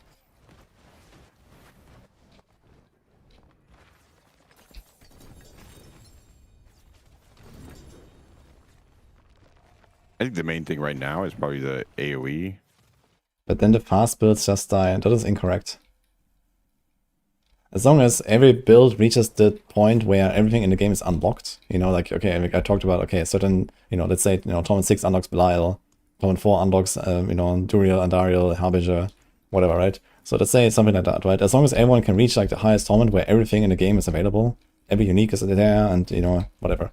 So then you can farm that Torment. And then you can potentially go to the next Torment, you know, once you, like, you know, min-max, and maybe the next Torment after that, once you sanctify all your shit, or whatever, right? So you still have some sort of like progression there to squeeze out more efficiency.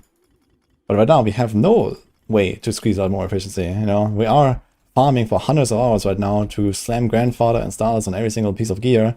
And for what? You know, it literally does not change my efficiency in any way, you know. I cannot go anywhere with my gear. The only reason I'm doing this is so I can get rank 1 in the end on like some whatever leaderboard, right? It's just because I'm a fucking nerd. So that's the only reason why I'm doing it. Ultimately, that's what you're gonna. It's no matter what. That's what the end result's gonna be. Like the final stage is either you are leaderboard try hard, or you stop playing for the season and you wait for the next season. Me personally, I'm okay with that. Like I'm okay with. There's a.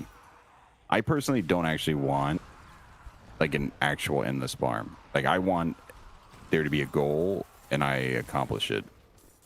And then maybe next season I set a different goal, or the goal is a little harder, or it's a little higher, or you know what I mean? Like maybe there's a little power creep, and now there's new content. But I don't really just want like a constant like you're always grinding for more. Like I'm okay with an endpoint. Yeah, I mean, once you and stamp then, all your like, mythics, you're done with the grind, right? So there is an endpoint. It's just way well, I higher mean, than before. I am not completing my Sanks on this character. There's like no shot. Yeah, but I mean, you could. If you wanted, it can be done in a week and you move on to the next character. But you're I just not don't doing know. it. I mean, I literally I just inspected a wanted guy the who has keyword. like all 5 mythics that he needs. They all slammed on it. And I mean, I'm also not far away on 2 different builds right now. So, you know. Yeah. And even then, you know, like you're still not perfectly decked out, right? You can still get like an 800 unique instead of a 750 that you slammed or whatever, right? You can still grind more if you I know, want. but that's like a good thing though, right? It's like in that Yes. way, right? Because it's like that is all you have to do. That's all you could like if you don't have that, then you don't have anything, right? Then you just even have less to do. Yeah, exactly. I mean, I think it's perfect that, you know, the GG item is like impossible, basically. This is exactly what it should be. Well, yeah, that's what I'm trying to say is that for me, I accept reality after a certain point. I don't keep trying to struggle against the RNG. Yeah, I mean, it's it's mostly like, like, yeah, okay, like, you know, how 100%, much right, more but- can you get, right? Like, if you're talking about, like, okay, you get like a I know. 1% upgrade here and 2% upgrade there, then, of course, at some point you say, fuck it. It's just like, okay, what is the payoff of, hey, do I put in another 100 hours in this character? Like, how much can you get, right? If you can still slam a grandfather, well, you have to get the grandfather. But if the only slam you can get is like, hey, I get like 100 more strength, I mean, who the fuck cares, right? So, Yeah, I feel like if you want to compete in the leaderboards, you actually have to spend too much time in the game right now. Is how I feel about it. Dude, but like, despite that, I still like sanctification and want it to stay. Like, obviously, but I think that realistically, if you want to try and push for rank 1, the amount of time that the game is asking out of you is like more time than reasonable. yeah, people I guess would want that's to also like the spend. other problem that comes with, you know, the tower being largely gear-based and not enough skill-based yet. And, you know, over time, I guess that those 2 factors are gonna shift a little bit. So that it's gonna be more skill-based and less gear-based at some point. So that is also kind of the expectation, right? It's like, right now, it's like, okay, we go in, it's basically pit pushing, and that's it. But, you know, like 2 seasons later, then this is gonna look very different. So, Even just making it to where, you know what I mean? The mythics, I think the mythics things are good, but making it to where like they don't stack or whatever, right? It is like at least that's like a huge step forward because it's like I guess for my build that's only 1 less mythic I have to get, but I would still have to get Grandfather and Jocko. I'd be using an air, but it's like getting all of the mythics, and I can only imagine per classes that, or builds that are like using all the mythics and equipping all and getting all the. It's a lot, and there are people that are going to do it, and you could do it. I just personally, like for me, I don't know what it is. I don't like that much of RNG. And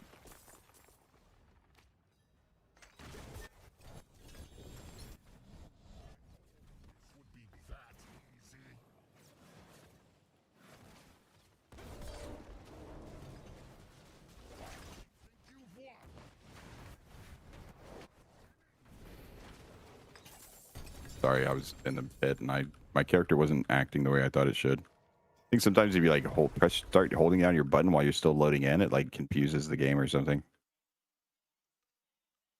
Like I'll load in, and then my character is like, I don't know. He like it looked like he was casting ball lightning, but he wasn't. I don't know. I don't actually. I'd have to watch the clip to see what I was doing. sounds odd. Well, I wasn't. It looked like I was doing something. I don't know what I was doing. I was probably just like teleporting in place or something, or like I was holding down my button, but it didn't register the input or something. 1 mythic and 1 chaos armor per build. That sounds cool. Yeah, 1 mythic sounds good. The chaos armor also is something they could easily do now with sanctification. Like realistically speaking, it's like they already did mythic powers. Unique powers would be less crazy than doing mythic powers. That is mildly untrue. A lot of uniques are actually stronger just because they're in different slots and stuff, right? Like, if you have, like weapon powers or something, like imagine like a Shard of I Wrath think, Veil. well, okay, yeah. So there's a little bit of Like the limit Mythics are you'd have mostly to put to strong that. because they are in slots where you usually don't get damage. This is why the Mythics are so prevalent, right? Yeah, I think that the unique one would be good if it would only happen on the slot that unique would normally be. Like it's only a chance on the slot that like so like yeah. That would be how I would like to see it. Yeah, I think like step one would be like make the Mythics not stack. So that when you slam it, Yeah, you can actually definitely, unequip that thing. Yes. And I would also like to see just... I can't believe they stack. I can't believe you can have like 2 starless and that like that's like Yeah, that it's stupid. seems silly. That's like seems like an oversight. Yeah, it's kind of stupid for sure. And I feel like this would actually make the system a lot more exciting if they wouldn't stack, right? So it's like, hey, okay, you can have this now, and hey, I now need to actually change something. Like I suddenly have the starters here, like what do I do, or whatever, right? So I think that would be very cool. And then first of all, like also get all of the mythics in the pool maybe, but also make it only class specific, so you can't get a grandfather on like a Sork, for example, right? Because you don't actually have this potential opportunity cost of. Okay, Oh, I see how it is. Trying to come at me with more Sork nerfs. You already took my teleport away. Now you're trying to take away. Either way, I mean, I don't expect mythic stuff to stay as it is. Maybe it's fine to have grandfather in the pool, maybe not. I don't know. But it's like just like in terms of like making the gearing more exciting. You know, like of course, like a sword can't even wear a grandfather, so you would always want to slam the grandfather. But the barb would be like, okay, like slam my grandfather now, so I unequip this and now I get the other thing. Yeah, okay, maybe it's fine. You know, maybe it's fine. They can get a grandfather everywhere. But what I would want to see is I want to see items drop sanctified with a mythic on it. Like I know. Yeah, that sounds really cool too. Like I want to find a Mother's Embrace that has a grandfather on it, you know, or something like that. So that would be cool. Because no one is gonna stick a Mother's Embrace into the fucking forge, right? But if you find it and you're like, oh my god, what the fuck? And then you're like, hey, okay, I can't use my starters now. I have a Mother's Embrace. Okay, what do I do now, right? I have a Butcher's Cleaver with grandfather. Like, what the hell? You know? That's what I want. Yeah, I've learned not to just put anything in that slot.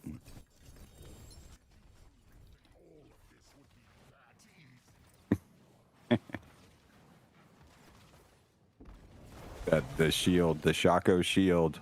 I can't even use it on my Sork.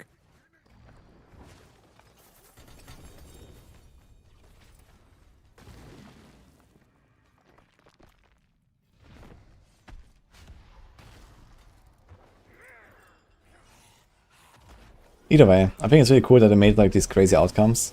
Even with like unfair for leaderboards, you know, even though I'm like a big leaderboard enthusiast and whatever. Sure. Yeah. So it's just like a very fun chase, and it's cool that you can also take some shit build and, you know, put in the time and get your grandfather and your starters and whatever, and then actually take that shit build to some new heights, you know.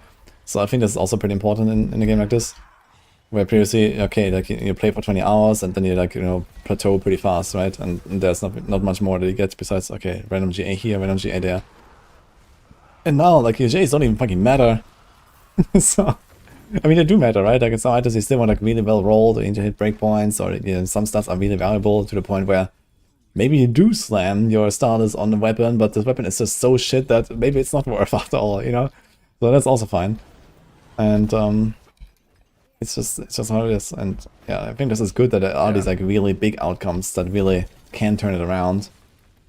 Exactly, yeah. Yeah, I definitely don't want them to necessarily like or sanctificate. Like, yeah, flexible. If anything, they didn't do it yet. They should just make those crazy outcomes just slightly more likely. Do you have your friends still flexible? And then, like nerf the sigils, right? We kind of touched on this before, but making it to where can you do a slam it's session? not just like an endless slam fest. I would prefer personally. But I really like what they've done, and it's so much better than like what we even saw in the PTR. Yeah, I mean, they can like limit the amount of mats you can, you know, you have to slam stuff or whatever, right? So you can do that, or let's generally limit loot a lot more. Like, you know, I also expect that when the expansion rolls around, we're gonna see a lot less legendaries and a lot less uniques, for example. And you know, every drop is gonna be like a lot more like, okay, what do I do with this now? Kind of deal, I think. So I would expect all this to go way down. At least like for the earlier progression. Sure. I did play PoE2 for like 3 hours. And you will do at least another 300 most likely. But not yet. Okay, let me slam this stuff so I have some space and then we can log on the rogue. We're gonna do some prankster. You wanna join for that, Rota? Solid bits here. Oh yeah, heck yeah. Okay, so it's like you, me, Flexible, and Wonkus, I think. Okay, yeah. Give me like 2 minutes, guys. More there than I thought.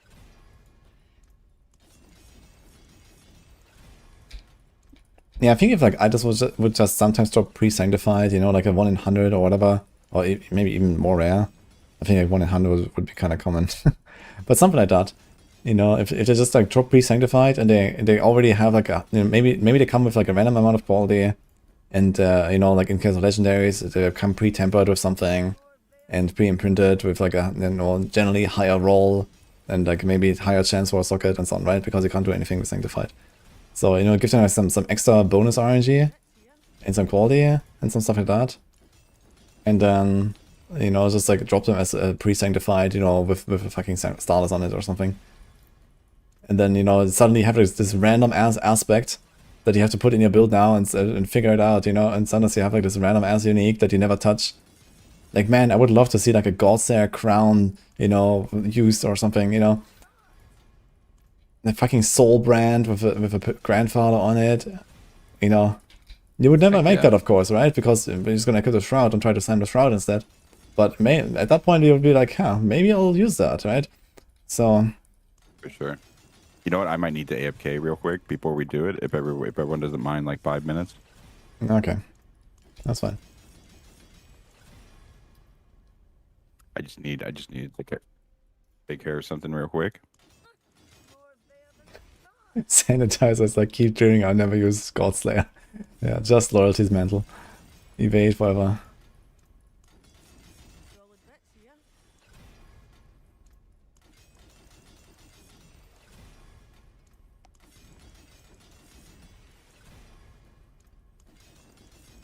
a good one.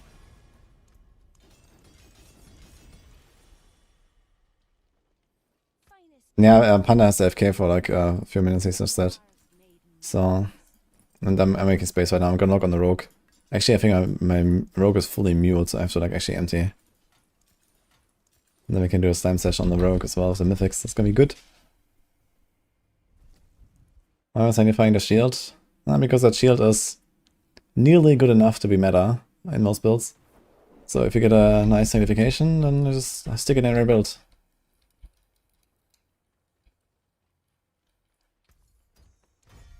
There it is. Never mind.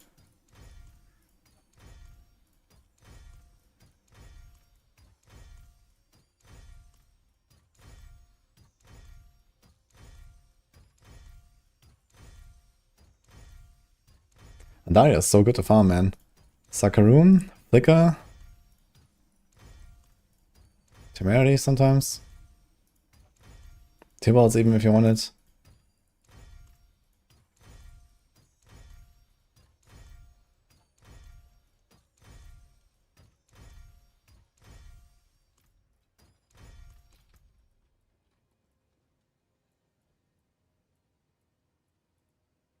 That's all life per hit.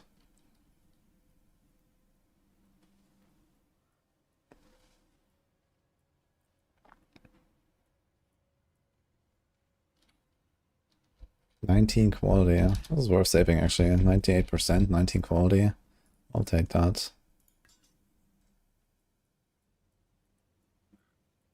Oh, unlucky.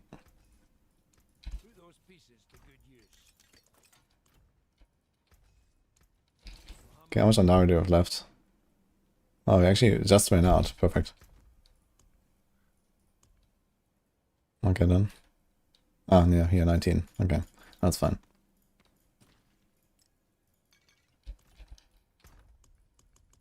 Actually, maybe we're gonna take these things here so I have more space. Consumable. I mean, this order is not exactly at risk of dying anytime soon, I guess.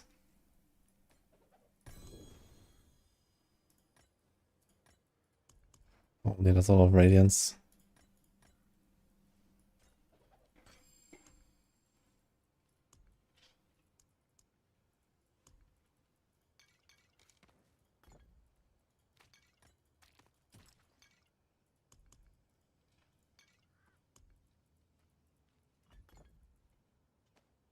Okay. Hello. Did you take a rest?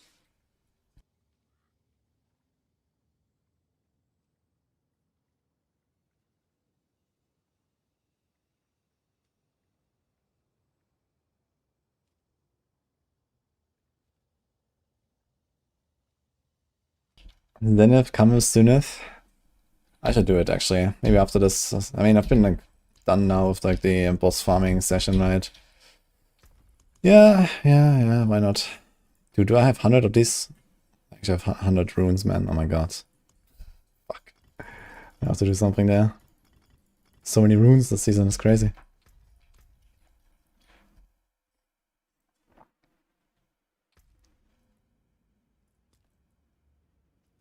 I think this guy we have to respect to the Hammerden now as well, and just leave him there. We've done a lot of like lands and Javelin, that was fun. Can we like fill his inventory at least? Does the effect Alex reduce good and matter a lot when sanctifying boots? For speed farming on arbitrary builds, for sure. For pushing, it's like not that relevant. So you can still yodel, I think, on any boots, if you're desperate at least.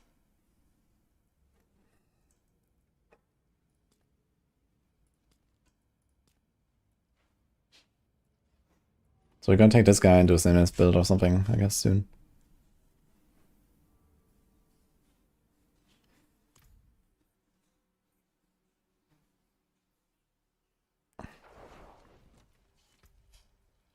Okay, I'm just gonna fill up my aura, then go on the rogue, I guess.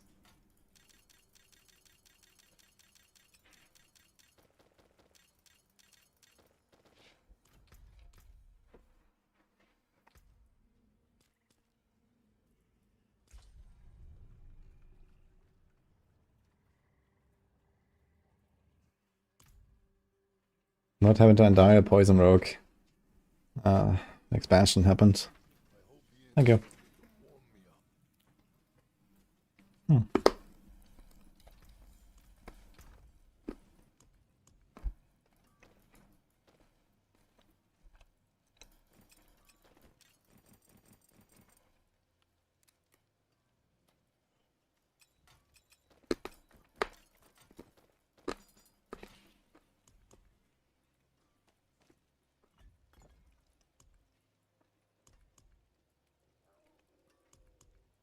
Okay, pranks are time.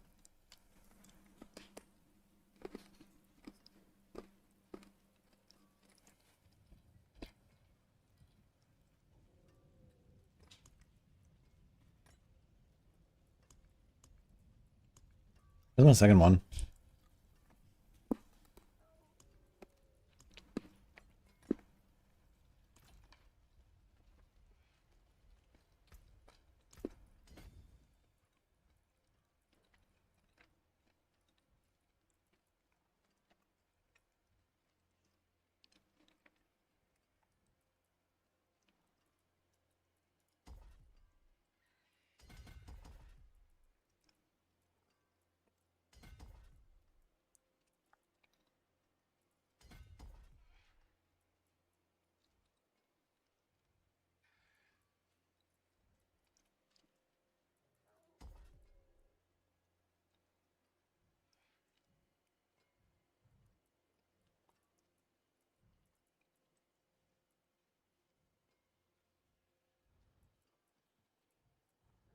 You actually have like all the notes. There's only like magic buffing glyphs and stuff. There's only this here. 1, 2, 3, 4, 5. Then we are 300.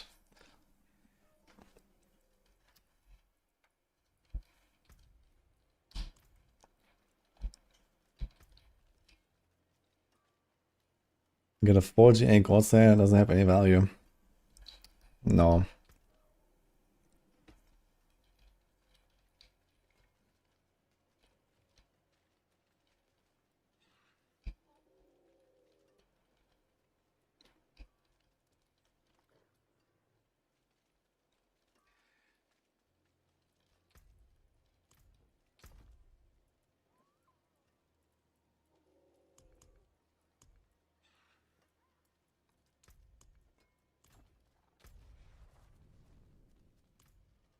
Okay, so I'm ready. When the Panda comes back, we can do a Rota.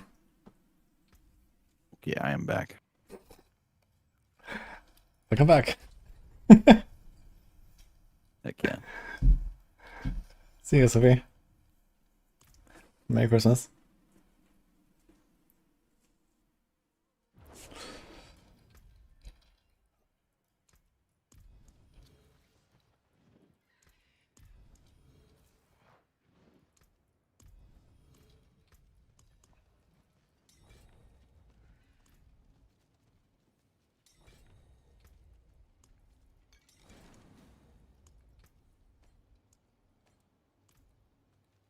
Mythic time. Yeah, I'll go ahead and pop mine.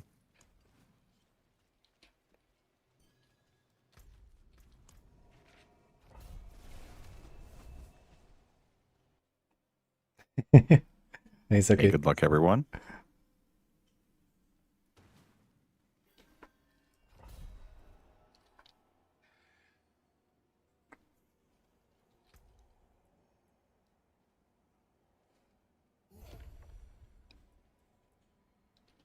Stroke actually has some pretty nutty stuff.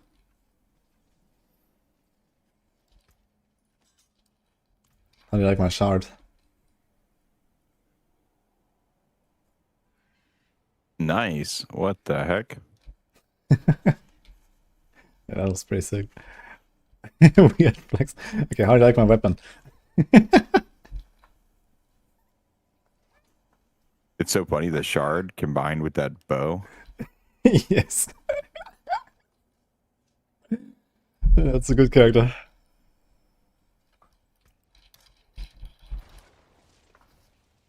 Okay, let's go.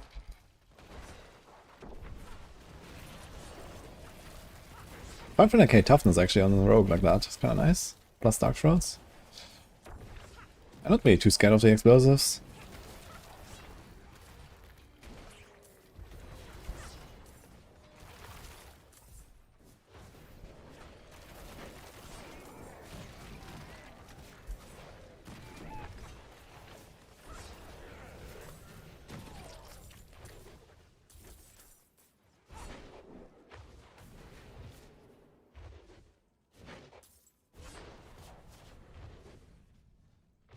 That was the second best XP after bossing, Infernal Hordes. Yeah, there's a whole lot of nothing after that. And then, yeah, probably Hordes.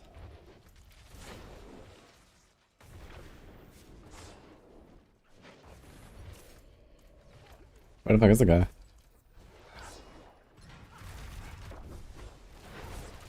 Ah, we found him, okay.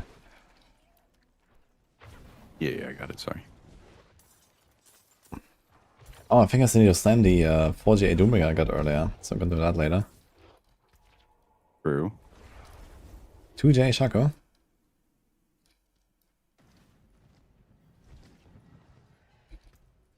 I finally got a cooldown Shaco now in the season where it doesn't matter.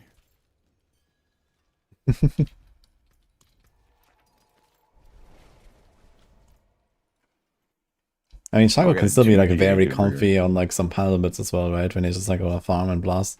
I mean, who cares about a prediction? Yeah, right? I honestly, it's good on I think every class now with how squishy everyone is. Yeah, it's just like a nice item. Oh wait, not I want to see it. Looks like they're here, but you just see the dots on the entrance. Like, I think they're standing there, but they're not. Okay, you Sorry, coming? I'm coming.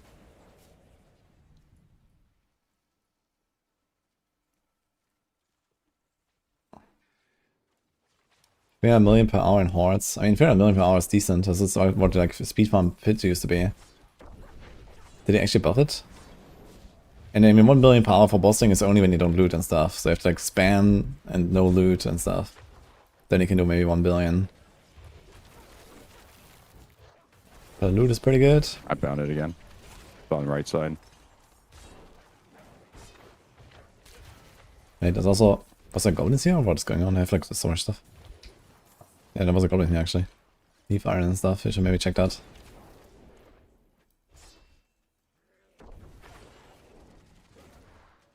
Is loot worth selling? No, they nerfed selling if you're talking about vendors. So you don't do that anymore. They buffed salvage and it is nerf selling.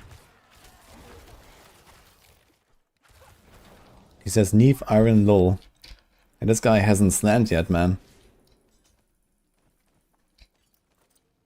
Neve Iron is actually number one I definitely commodity. have people ask me, what do you think is the best Neath Iron farm after goblins are gone? Belial is very good, but I mean that's pretty limited, I guess. But I can see people like stocking up on Belial, most likely for that. And yeah, I guess, I don't know, after that. Maybe like bartering or some shit and try to get like something there.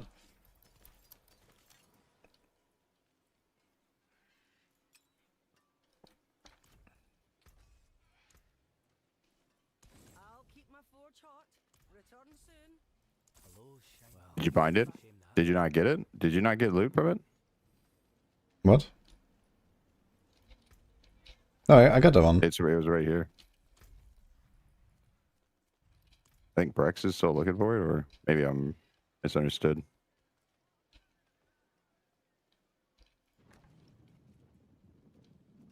Yeah, I got it. Sorry, I misunderstood, chat, maybe.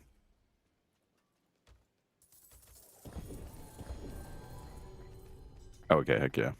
I thought maybe someone missed it. Santa says new character and farm rep. Is that how I get Neve Iron? Oof.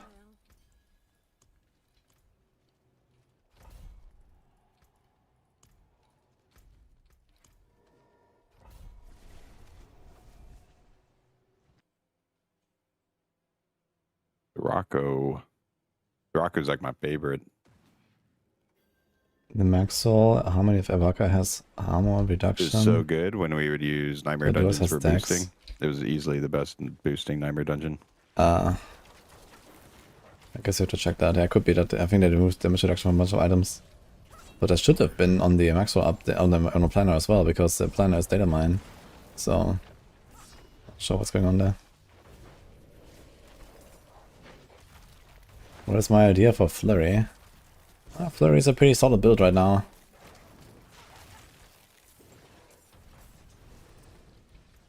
You have a Maxroll guide for Flurry. 2 shrouds on that one. They're both Icicle damage fire? on, they're both GA stealth damage. Incredible. Still get to slam them though, so it's exciting. Mm-hmm.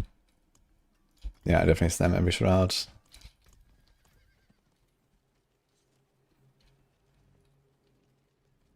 Hey, Minion. Don't even know the fastest way to farm rep. It's probably bosses too. I guess it's probably related to how much XP you're getting on your character. If I had to guess.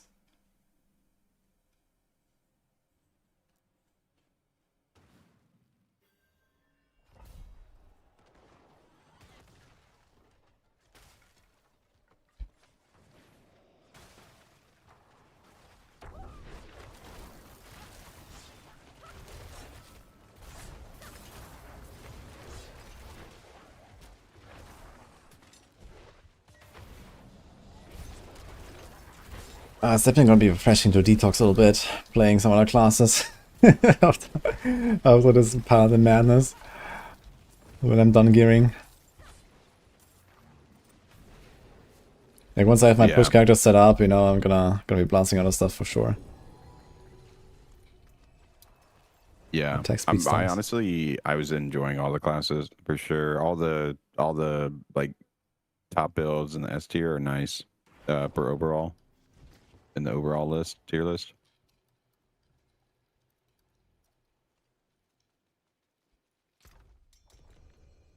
Wait, do we have one more? I thought this was 4 runs. Who's opening here? Yeah, we did 4. I didn't open. Here's a second. Yeah, I don't have a second one. Actually, I do have a second one. Do you have a second one? I mean, I guess technically I do have a second one.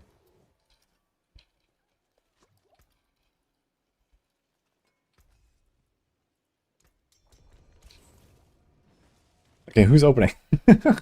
Okay, so it's one card for opening actually. Apparently he has another one. Okay, so I know I have one somewhere. Okay, he just says, okay, let's go then. You could use 2 rotors, I guess.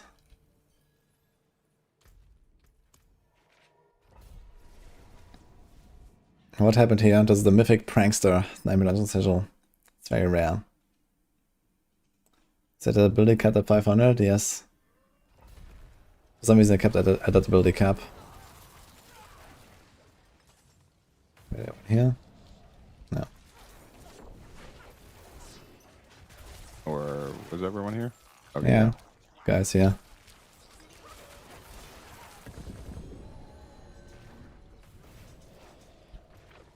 All Doombringers. Oh my god.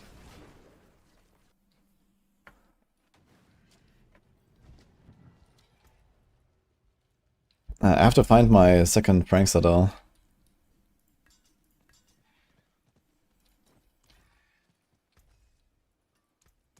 I'll keep my forge hot. I think I put it on the other character. More than horseshoes and nails. What do you need? I don't think it matters which world tier you are. I guess like T1 plus. Yeah, because Mythics, I'm not sure if they can drop below. Yeah, you have to go to T1. Someone did brick theirs on Penitent. They told me about it. Yeah, okay. Yeah, I guess they can't drop on T1. You get the bag still, at least. But yeah, you do not get the 5 mythics. That's hilarious, actually.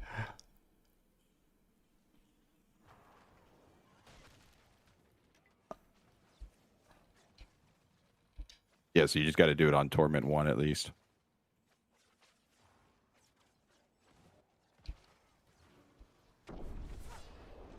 Yeah, you don't need friends of Prankster sigils, you can just ask people from trade chat. There's people looking for rotors all the time. But like how many sigils people are printing.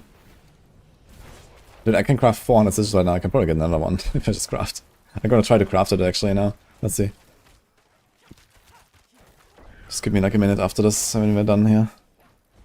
I don't even have to log most likely.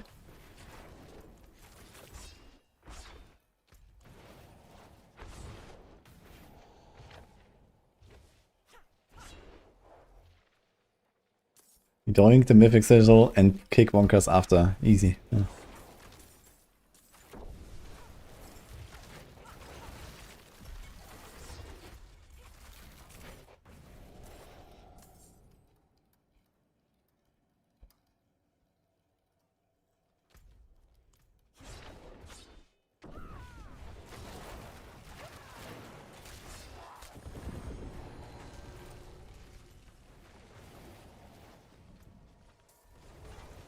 This game really needs like a flag function, you know, like in D3, where you can just flag and then, yeah, it's like a, you know, minimap ping and stuff. That was really cool in D3. Teleport to the flag too, couldn't you? Or No, no? no, but you teleport the party members from the flag in town, I guess. But no, I mean like you press a button and like you throw down the banner and then there's like a ping on the map. So I think that's really missing here.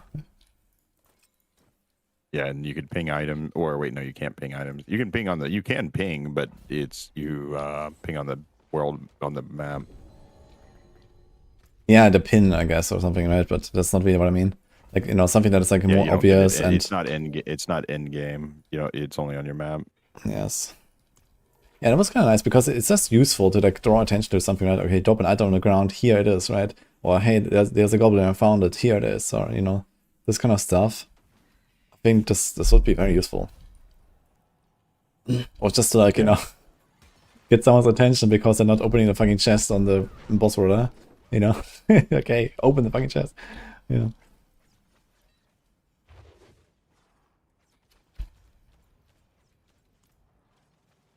We're here, let's go.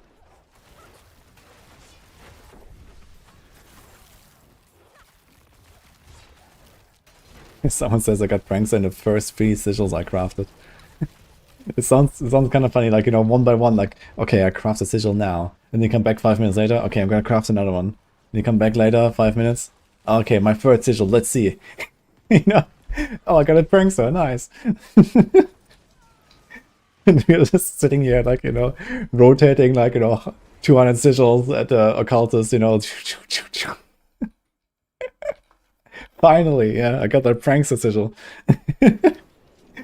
We're at 1. It sounds funny, yeah?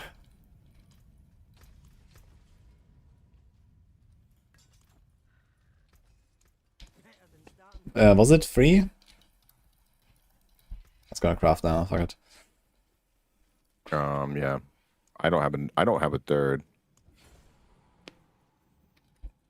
Yeah. I'm just I have one, but I'll try to craft it now, so let's see. I'm just gonna speedrun.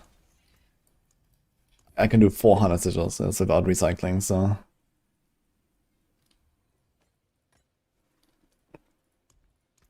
Yo. Day. Thanks for what's up. Oh, I missed the wing for Sidronic.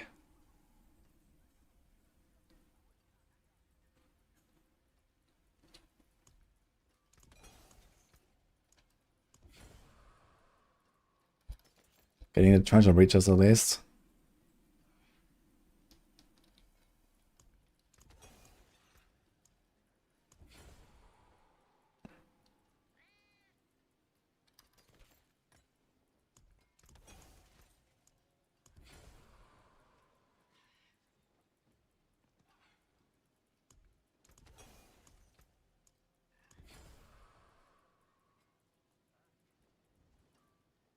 Four times hidden armory in one inventory. Masterful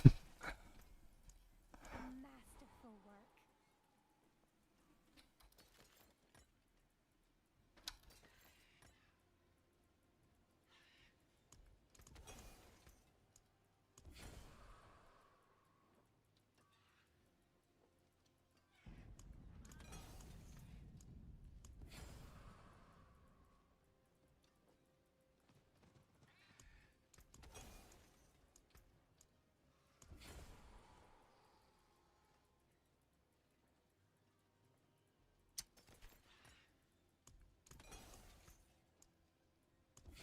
So how much do you actually recycle when you salvage? You get like a quarter back, right? So 400, it's basically 500, and then you get like another quarter of that again, like from the extra.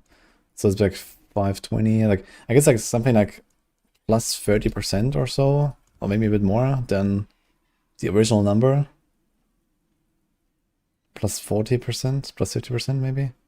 I'm not sure how the math actually exactly works out when it actually is like infinite recycling basically. Something like plus 40-50%, I guess, of the number. So when I said I can craft 400, it's actually like almost 600, I think. Should have counted how many inventories. World boss in 8. Uh-oh. Okay, so you have only one more run and then world boss. Sublime.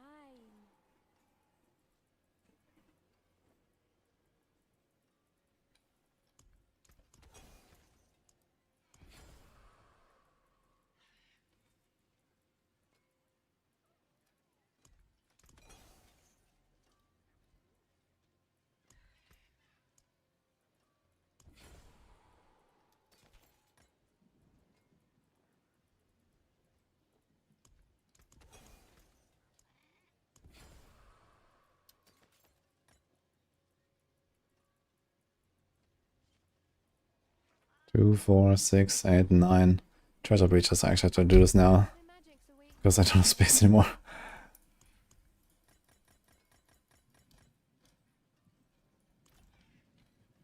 Gotta make the pranks sigil different. I mean, it could, yeah. Nor evil. How may I help you? I mean, you're also not supposed to have, like, you know, dozens of thousands of sigil powder, I guess. That's just, like, all part of the whole... Okay, we get way too much shit from world bosses more than intended, right? Otherwise we wouldn't be sitting here and crafting, like, you know, 100 sigils at a time.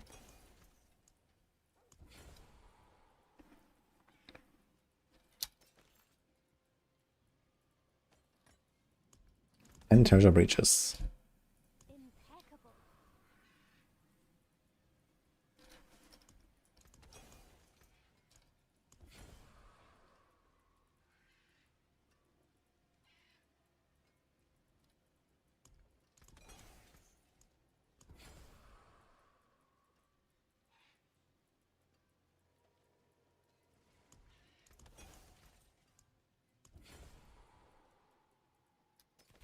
11 treasure breaches. So it kind of checks out with 150. Alright, 11 treasure breaches, 0 pranks. I have to log now and find the thing. I think it's on the Oradan.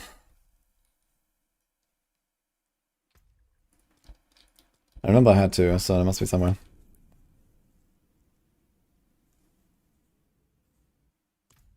Nowhere supplication drops. It doesn't drop by Doriel. Are you sure?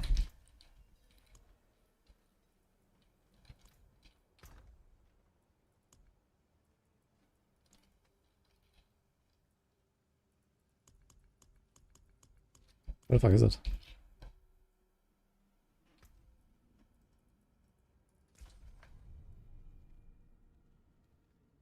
Best defensive aspect in hardcore. I guess the overall best defensive aspect is probably protecting aspect. If you want to use one universal aspect for anything.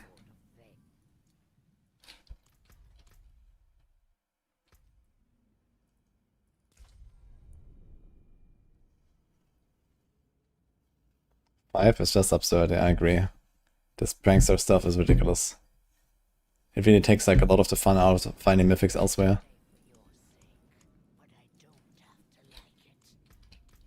Dude, where the fuck is that sigil?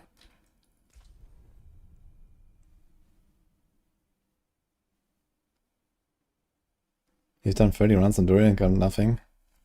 I just had a bunch of Durian earlier, we can check that out. Interesting.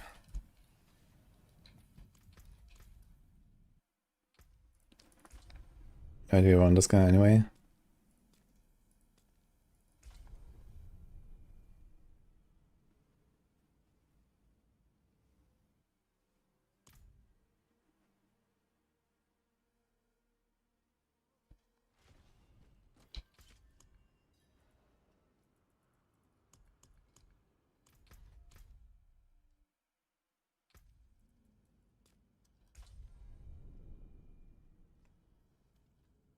I know. I wonder if I salvaged it. But not, that can't be, man. I throw the stuff into the... I throw the stuff into the stash and then leave it there. Like, there's no way that it's not favorited or that's even taken out of the stash. Like, I don't really do this. There was a second sigil. I remember this from earlier.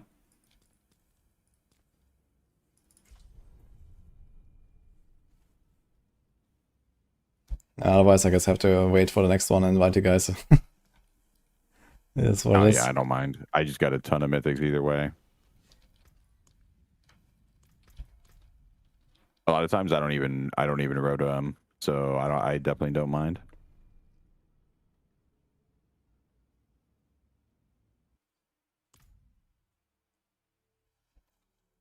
So there's craft 360 at once, then drop 270 on the ground. Let's go.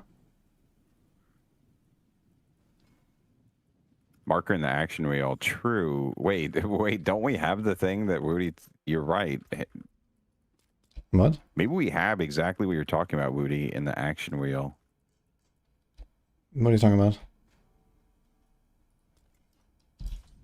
Let's do World Boss. Okay, I can't find the sigil, guys. I don't know, maybe it's gonna pop up. Citadel. For the Citadel, you can put markers down. Yeah, but it's only a Citadel. You can't do it anywhere else in the game? Not that I know. And also, like, it doesn't have this ping and stuff. I think it's just a marker. So this is different. Hmm.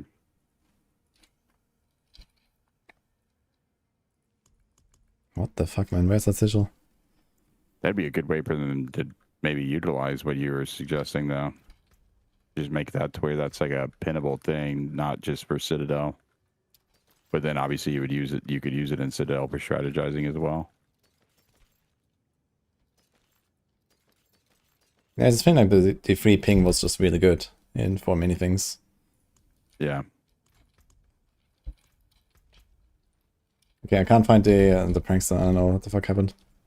I'm pretty sure I had one. Okay, so Frax, Panda, and Wonkas have to come back at some point.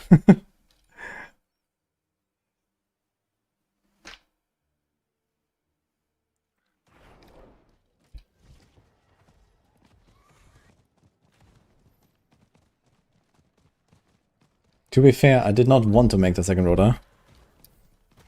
So, Wonkas just started to send it, yeah. I was like, okay, I think everyone has to. 5 Neve Iron on the way to the world boss. Easy clap.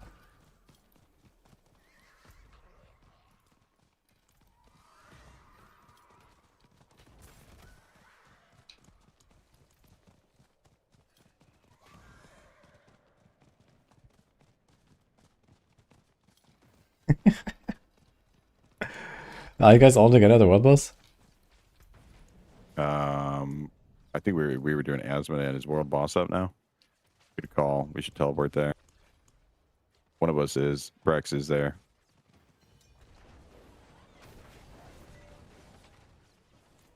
Yeah, we're both here now. Hello.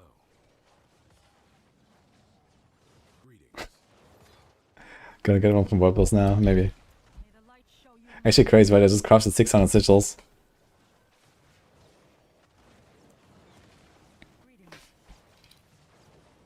Okay, I think it was 407, right? And then basically get a quarter back.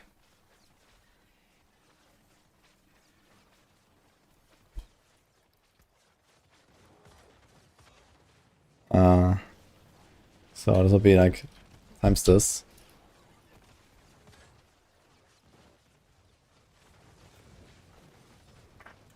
And then from the 101, you get a quarter back again. For that, you get a quarter back again, and that becomes kind of insignificant. So yeah. So it's like, how much is the total of this?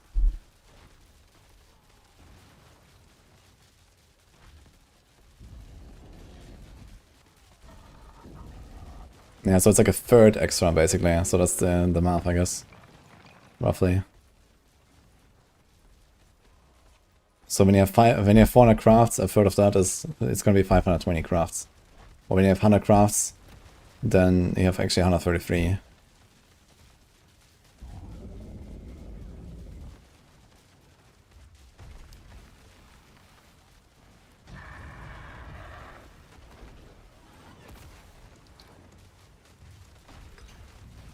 I'm just gonna get the prankster now, don't worry.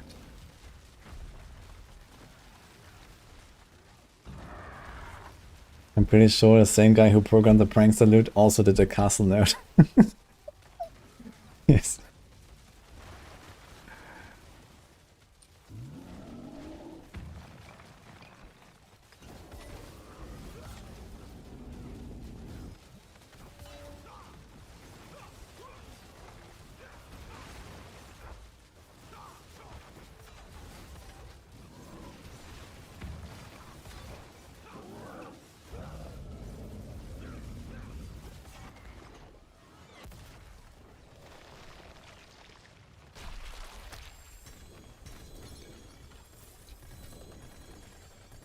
Oh, look, 6 exploration scrolls here. Insane.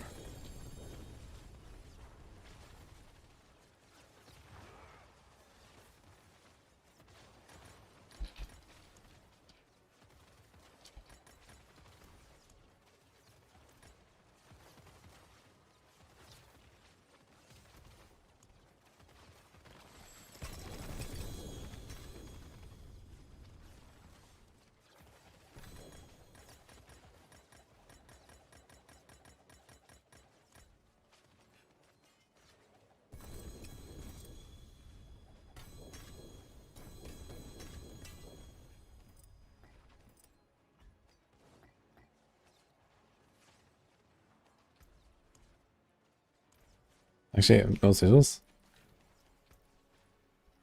The Frank's got another prankster. Fuck.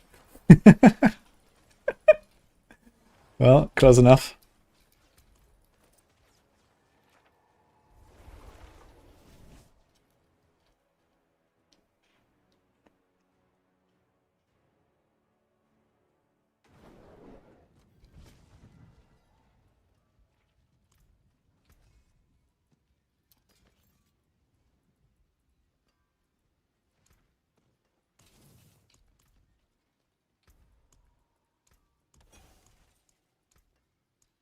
Impeccable.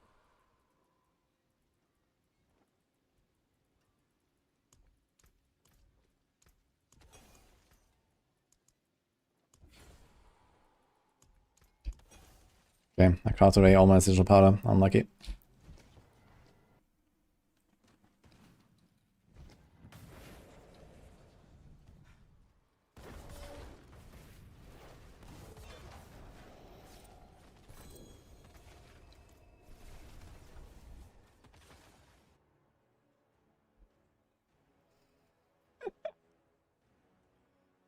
I was muted there for a minute. What do you think the rate is? I was thinking somewhere around 1 in 500.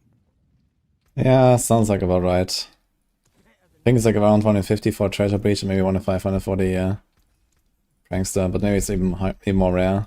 But I've gotten, I think, 3 or 4 Pranksters now, so maybe 1 in 500 sounds right.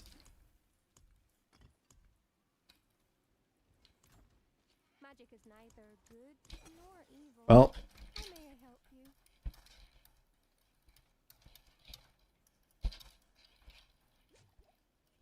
next Prankster is gonna be on me, I guess, so maybe I'll find it. Maybe, I don't know, did I put it on Mule somewhere? I can't believe that. Who knows? I just checked a bunch of characters. Gonna check all of them now. There's like a few guys left.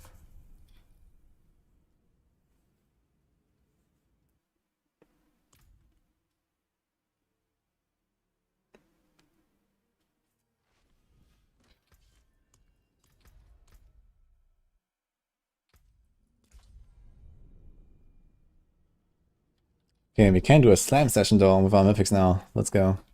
Good luck, Panda. Yeah, right. Definitely got to slam the mythics so we can get rid of the bad ones, maybe.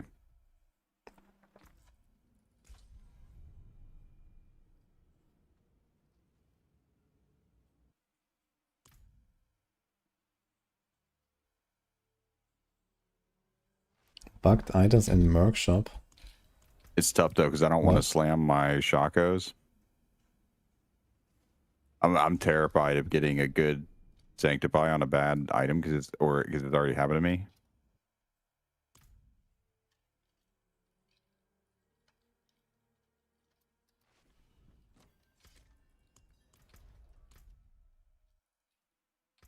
I've got 3 shrouds and 3 starless to sanctify. You know what? I probably should have had it. I thought I had at least 1 air.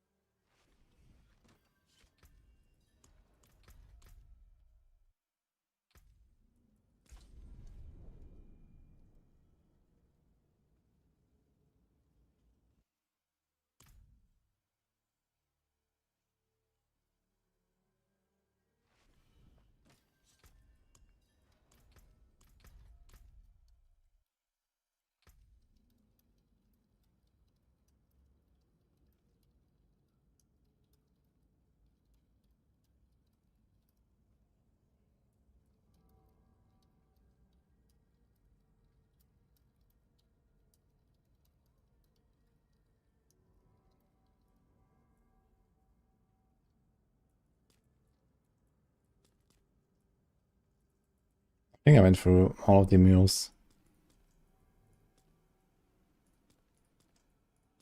What about this guy?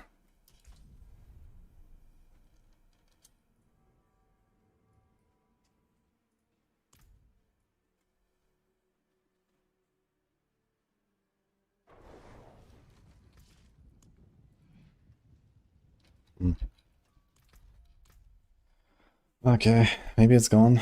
Maybe it was an illusion. I don't know. Anyway, we started slamming. Let's do it.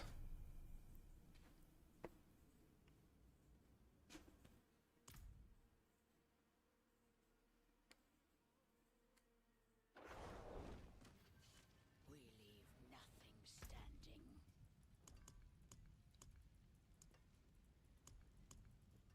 No, we got an aspect, but it was a simulation on the shroud. Dodge and fortify. Huge fortify.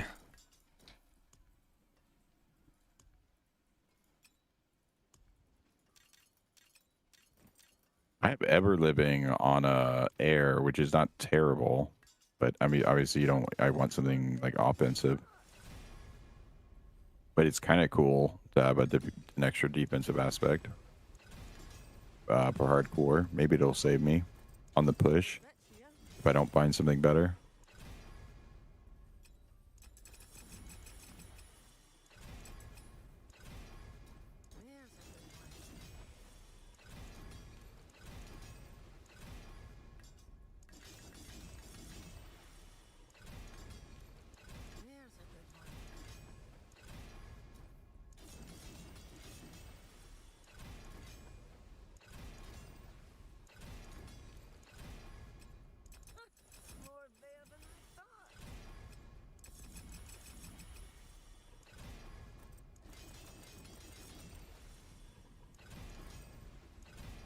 Solid bits here.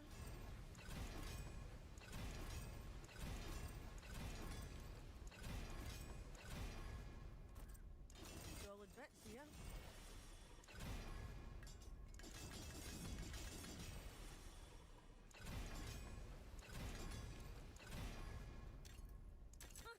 More there than I thought. Ooh, the air is actually a GA core. I didn't notice until just now. Oh, I got a stock of these.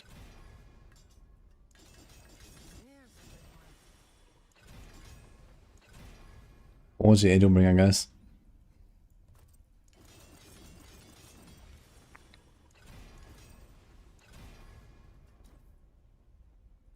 Solid bits here. Curse, nothing good.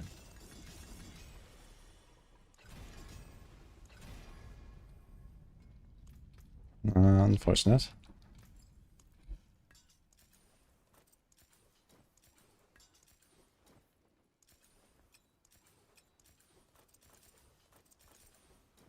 What colour and brilliance.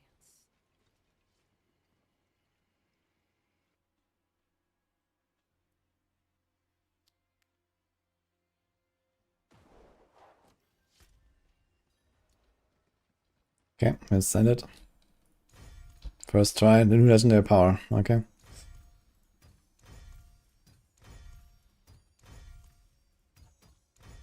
Second, here's the second one. Okay. Third one, it's all on the Doombringers, man. Oh my god. No. Yeah, I'm not even slamming my bad mythics, I'll be honest. I might Yeah. just save them until... It did like GA live. I had like a 4G8 Doombringer there. I was like, okay, I'm gonna slam it. Okay, well, yeah, that maybe you slam that. Okay, this one actually got a retribution aspect, 35%. Okay.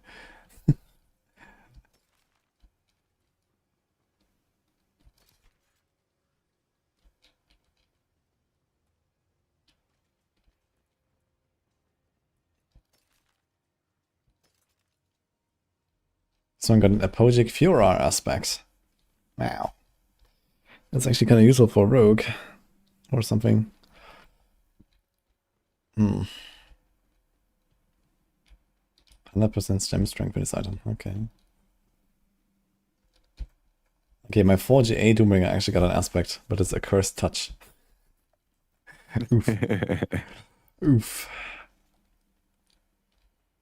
One of my Doombringers got a life on hit. I was actually really happy with that. Oh, I got 23 Did they get maximum resource on a melted heart of Silic. Now that is something. Heck yeah. That's actually not terrible. Because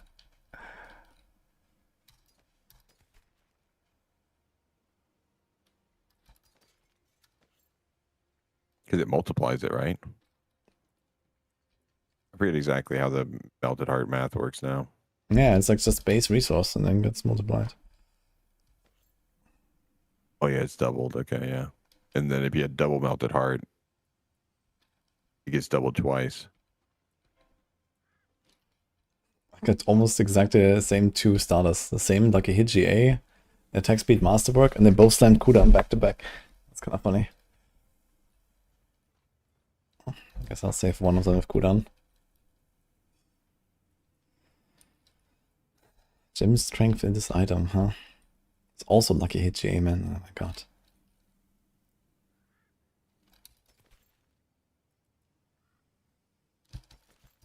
I don't know about this one.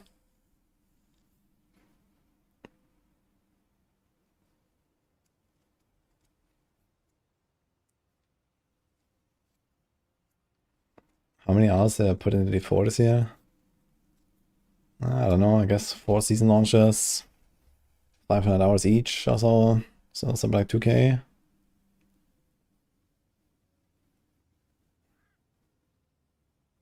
Plus, you know, all the background work with Maxroll and so on.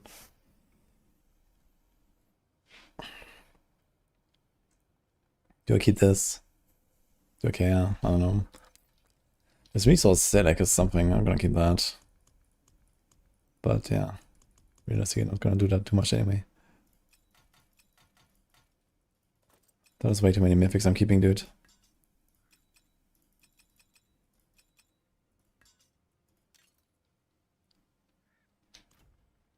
Greetings.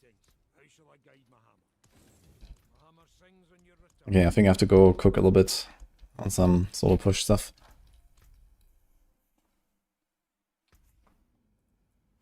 Because this is getting out of hand here.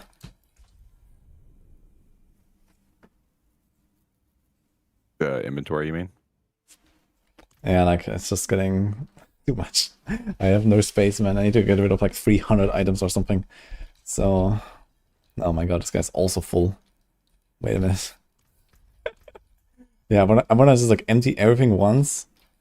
Because I'm kind of getting to the point where I have really good push gear. And then, you know, it's gonna be easy to go from there once I have some space and I know what I need. But like, I don't know exactly what I'm actually looking for, right? Because I haven't really like prepared a lot of my stuff. Yeah. But yeah, I have like, I don't know, 300 or items, you know, lying around that are not yet sanctified that I have to slam, basically.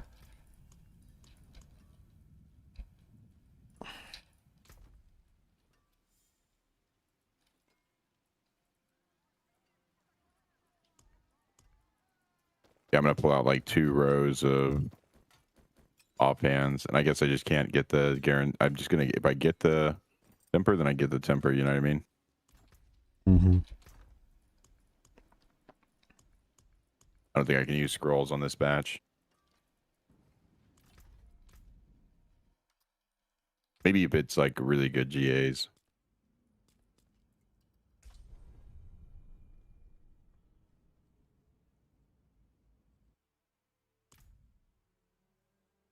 Merry Christmas, Elena.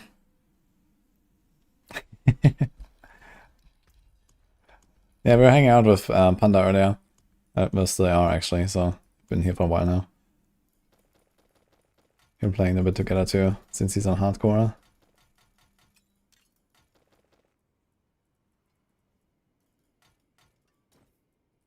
Okay.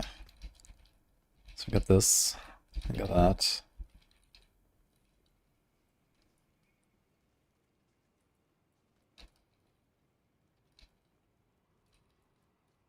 Hey, heck yeah, Aolena. I'm sorry, Aolena.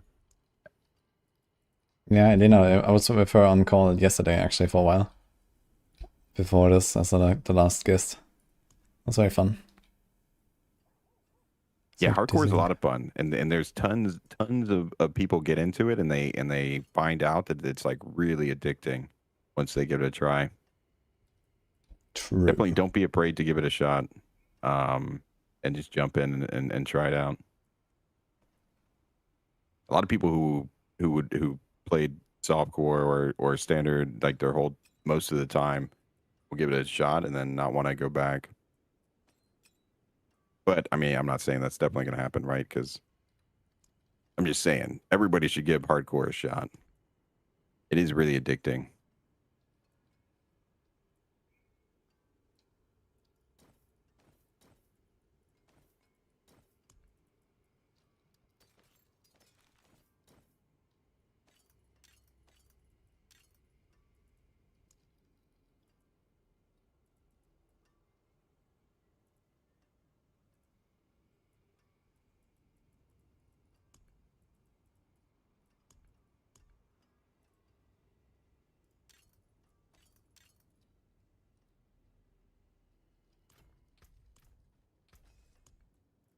Yeah, so it's a ton of fun. Can recommend.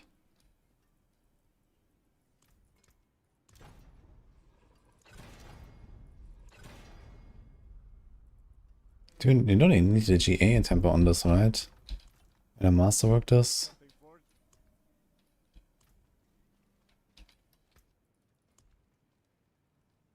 Oh, Bunker's whisper me some stuff here.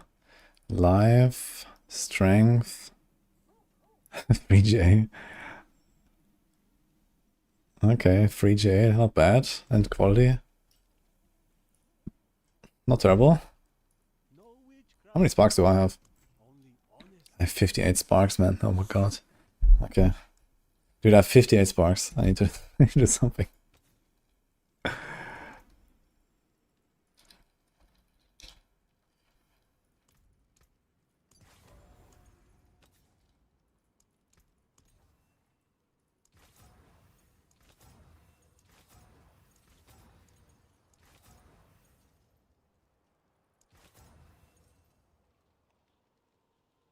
Oh, Violet is here too.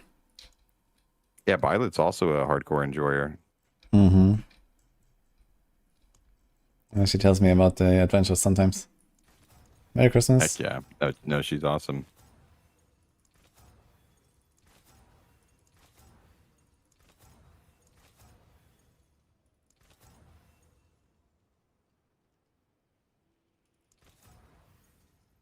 Nice.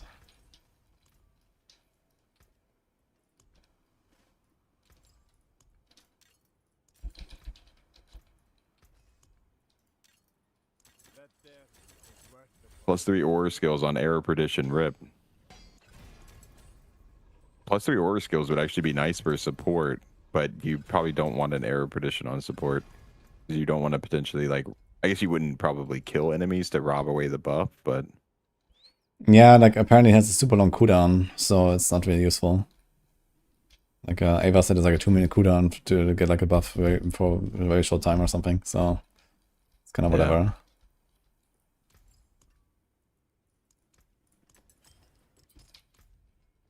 I guess it could still be better than nothing, though.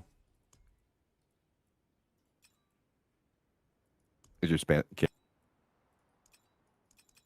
What? Sorry, I was talking to chat for a second. And then I word saladed.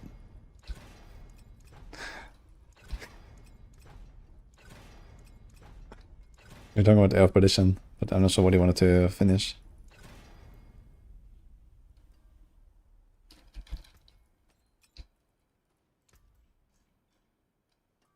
Okay, we have attack speed cap as it is. So we just have too much attack speed, man. Where's all this attack speed coming from? It's insane. This is not even like a GA attack speed. But yeah, 20, 50. Yeah, that's what it is, I guess.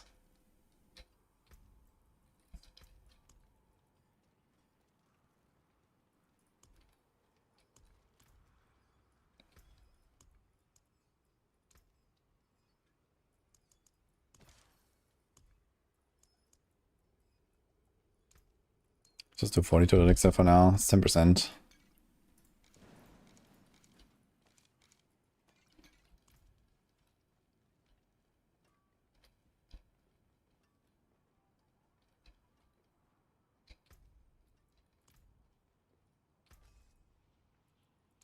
Came apart nicely.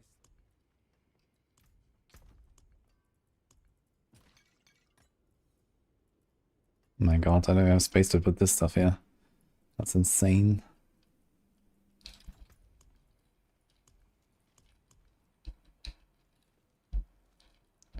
Okay, we have Neo, Zek, Tam, Lan.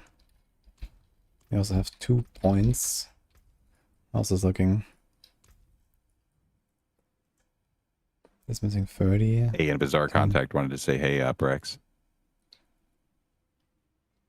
Missing 30 willpower. Oops. What do we do?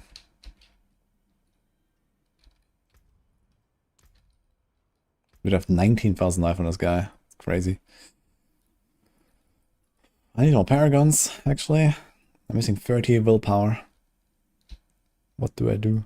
If we would have rotated those mats earlier. Mm.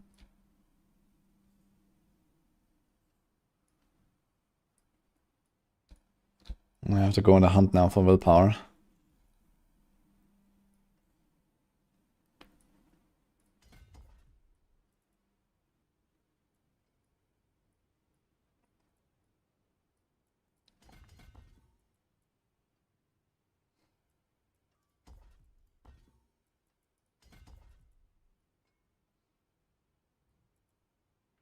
Need 10 more.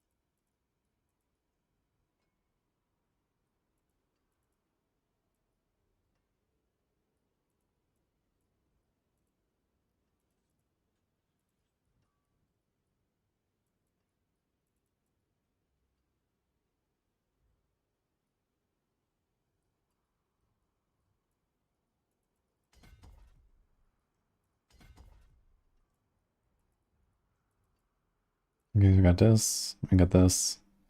This is, I mean, 8 maximum faith, we don't really care. There's also 3% armor though if you can get 10 int.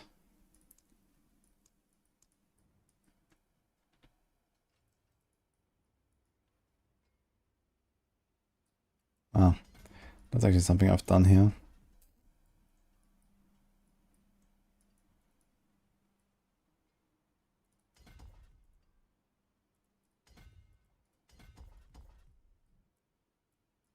That should do it.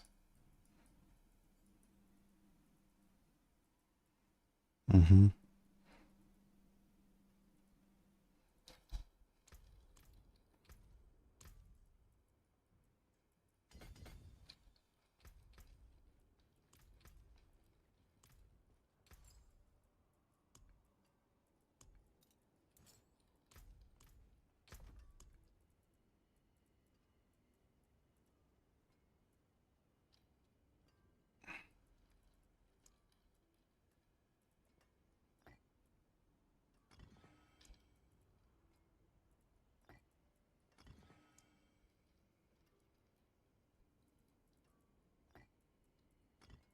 Okay, Exile, and what do we do actually? We do Q a little bit to get started. I guess we could go Vex.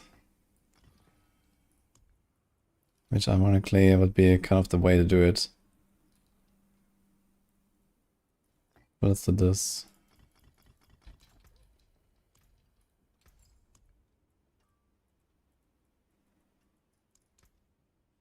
Oof. Dude, I'm missing 1k Ruby.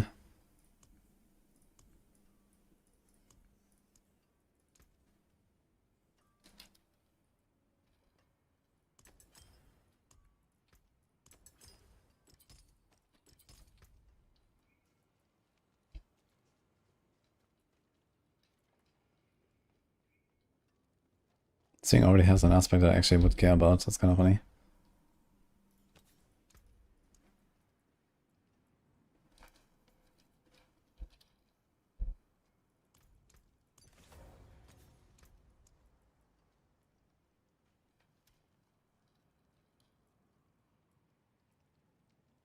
Do we do this?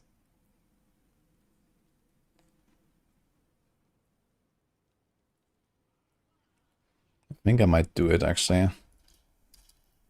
Because I'm probably not gonna fight a lot of stuff that is like unstoppable. I'd rather just kite them.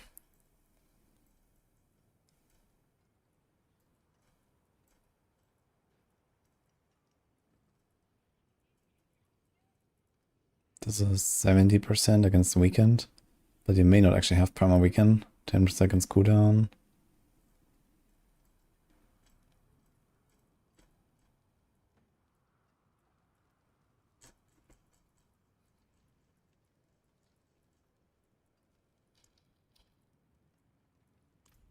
Let's do this.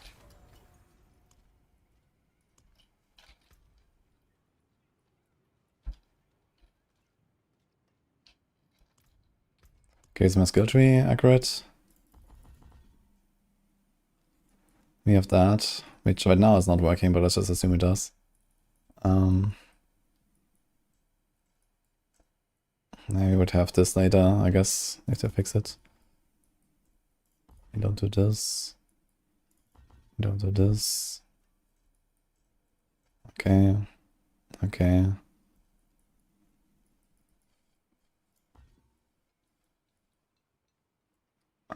Don't think we care about the parry very much. That. I guess realistically we'll put the points in Defiance Aura. And we'd actually have to get even more points. We probably have to take out some of the defensive stuff here and here. Let's see what this looks like.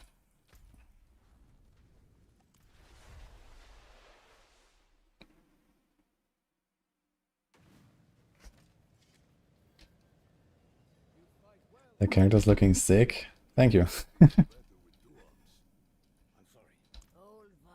will do you right. I wouldn't say no to some help. Even loners like us need some help.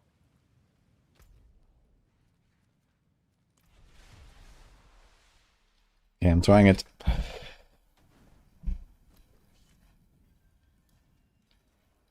You're trying it? Wait, you're slamming more? Is that what you're doing? No, Or- I was like preparing a push setup that I wanted to try for Paladin, which is not the Judgement. Are you pushing it now? You're going. Well, I'm like trying to figure out what is the build I'm even trying to slam for, you know, because I'm not 100% sure what I will Sure, imprint yeah. and these kind of things. So this is what I'm working on now. So I made a Shield of Retribution build that runs Arbiter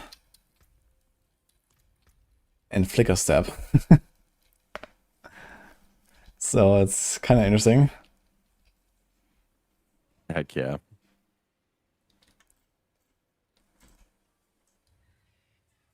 And has a bunch of other like little quirks. Okay, I have 86 block chance plus 4 on God, okay. I wanna try something though. When I take a normal temper and masterwork it up for resolve generated, does it stay at 3 or does it go 4? It goes to 4. Fuck. Yeah, so 4 is basically unusable for Nick. For this build. Has to be a GA temper.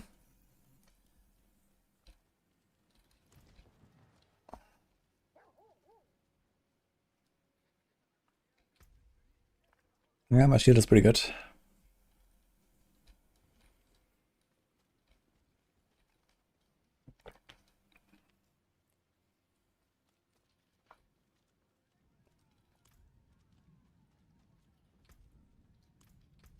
Let's see how much damage we have and like how does that sound when I go into like a higher tier. I got this, I got that. I got all of this. Okay. Okay. Okay. Okay. Okay. Yeah, I've got a temper 22 offhands now. Exciting. Good luck.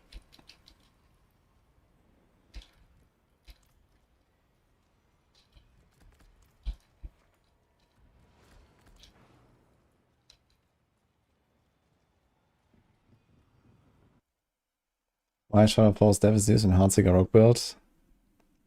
Because +1 passive. Like basically every build in the game runs that thing.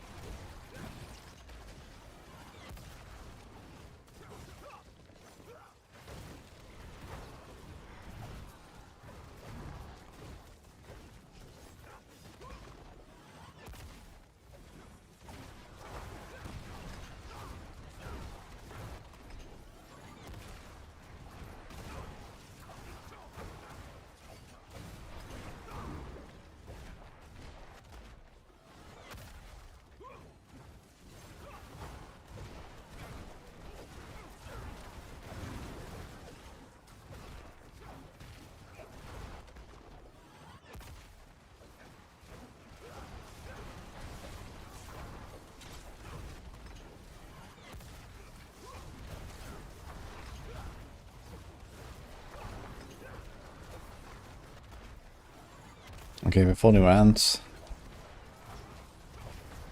How long does it last? 33 seconds. Might be a bit tight on a boss with like reactivating it, but let's see.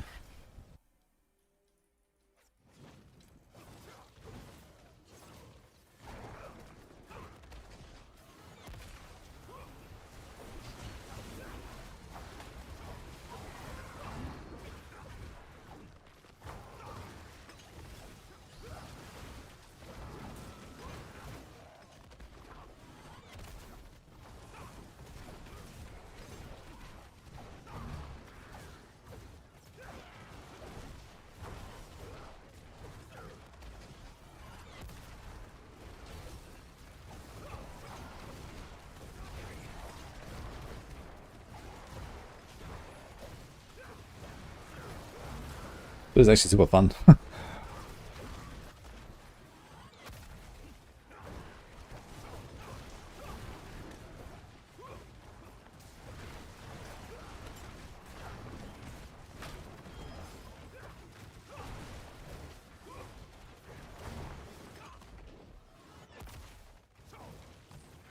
Do we actually apply vulnerable properly? Not even sure.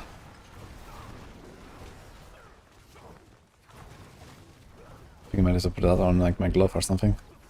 Although I do see some vulnerable there. I guess the wing strikes.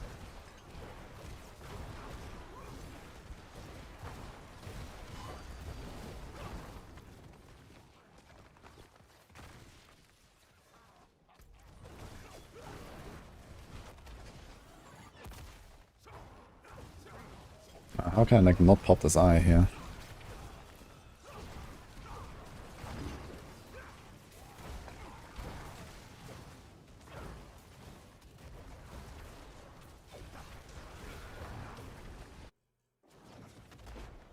Oh, it's stuck.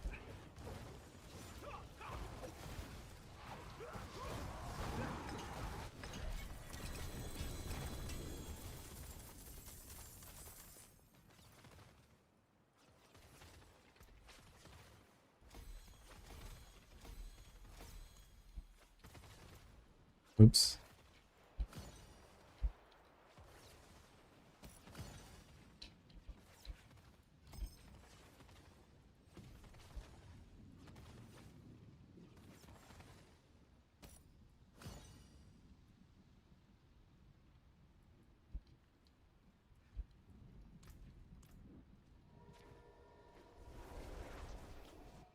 What's doing damage? That's Shield of Retribution. Oh, the upgrades of Blessed Shield.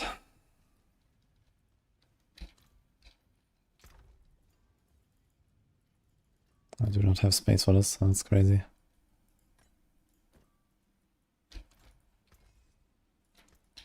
What's left, you ask? Hello. Greetings. How shall I guide my hammer?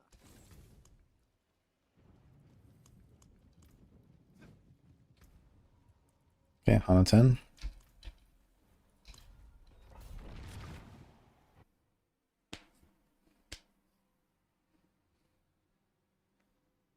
Paladin is out, yeah. It's real.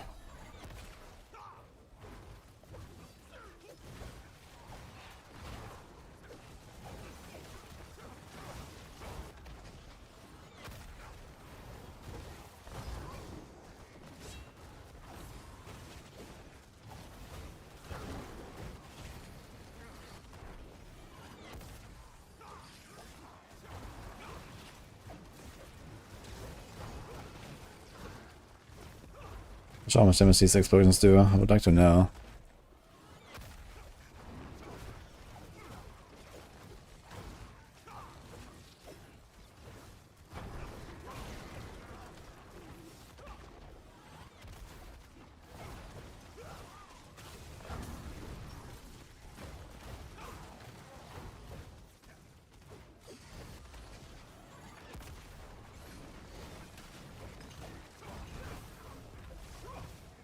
Okay, like a bird. It's quite a lot. But you can survive it.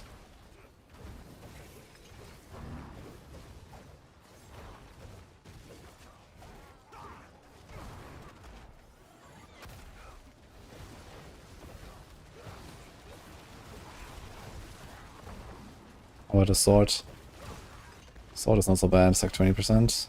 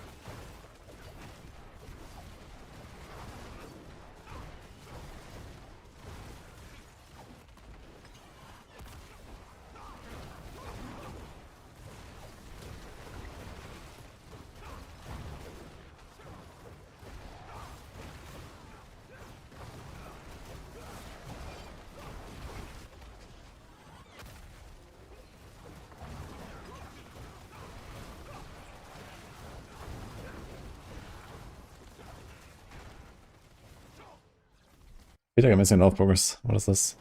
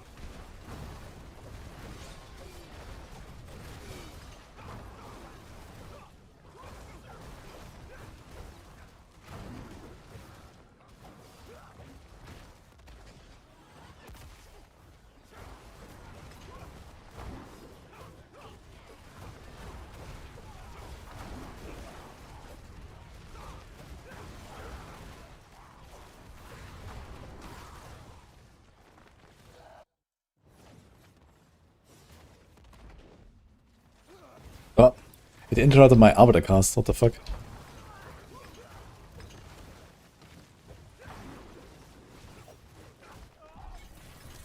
When the door spawned. That's funny. Good to know.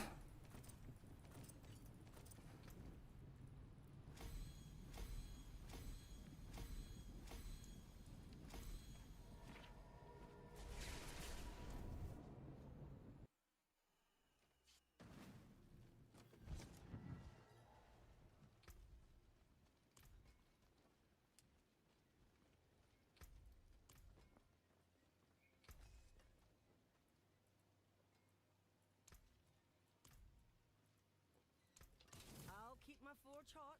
Return soon.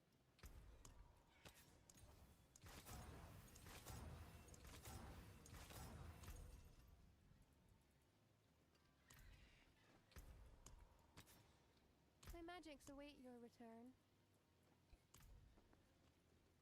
is magic in all things. Let me show you.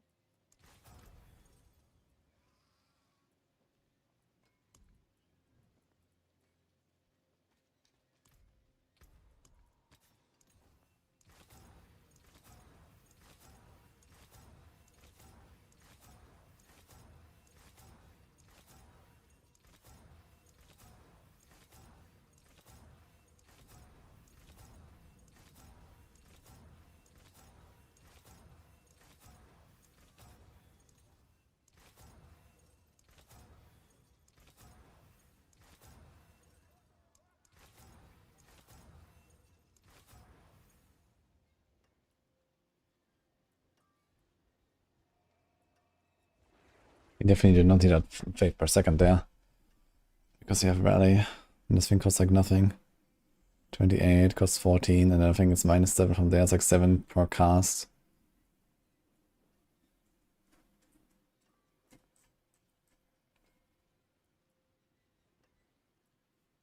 Could have crit here and the wound there, and I would have more crit total. Would have more crit chance, like guaranteed crit against non-weakened enemies, because I'm not actually at the cooldown where I can just weaken everything all the time.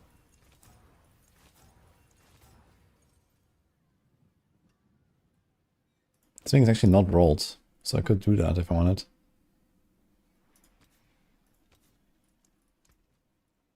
It also doesn't have life, I just realized. There's no life on this thing. There's strength, attack speed, life on hit. Okay. I don't think I need to cooldown that badly here. But it's also not bad.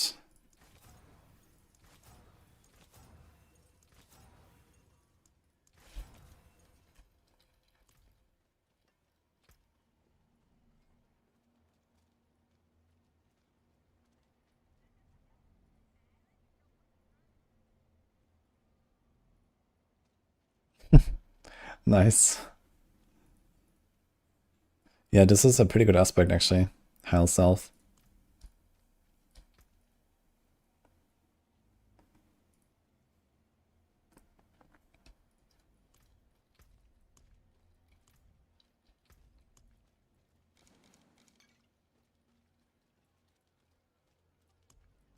I think I go double ruby or push, so I can actually tank some of the explosives.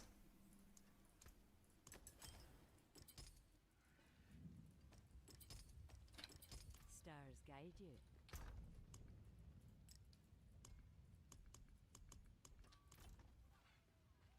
Does attack speed scale the auras? Attack speed scales everything because you have Preacher Paragon node. And in the case of the Holy Light Aura, it also scales the damage per tick.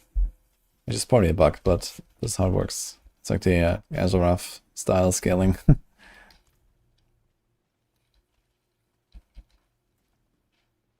Is there a way to simulate your character's damage like Simcraft and WoW? Nope. We have a default planner that has like damage calculations somewhat. You can check that out, but it's like, you know, like not 100% implemented yet. Like Paladin stuff, for example, is not all there.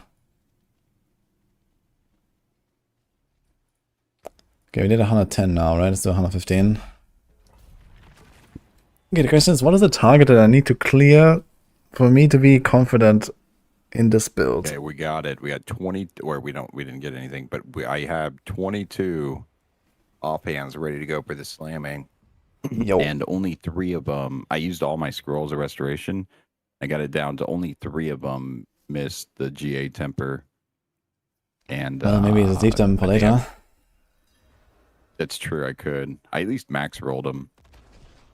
I mean, what tempo are you putting on them? Crackling, chance for crackling energy to... I think when Zeramos... Wait, does it even do anything? Yeah, it does. So it's like... I want to say it's somewhere around like 15% additional damage at like a max roll on 45. So with 10 less, it's closer to like 10% damage instead or something. Okay. So it's like it loses like 5%. Maybe it only loses like 2 or 3% damage whenever it's not a GA temper. It's not that bad. I could just save it. You're right, though. It doesn't seem With that the bad. stash space.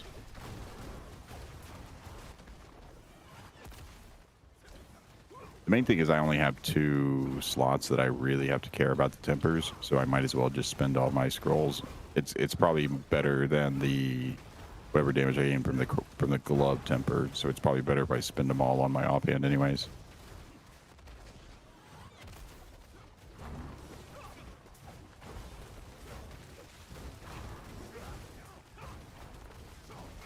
Oh wait, so 45 is 28%.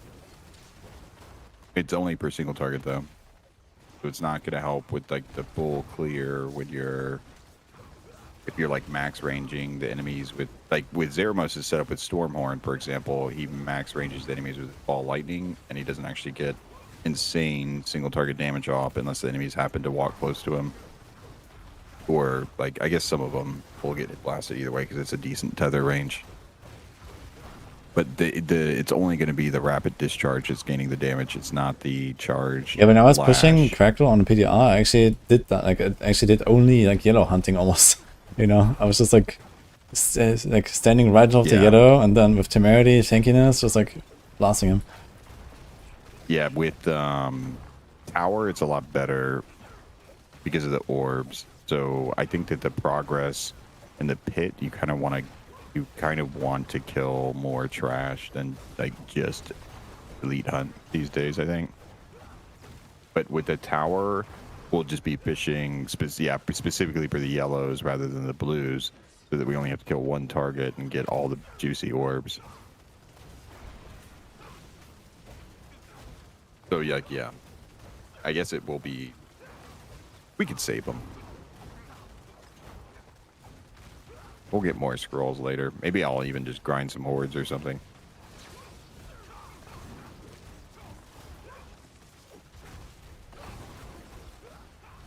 I got tons of offhands because I gambled a ton of ovals trying to get my max aspects. So I had like over 50 offhands that I've sanctified. But I've also tried to temper them perfectly, so it's like 50 perfect temper sanctifies.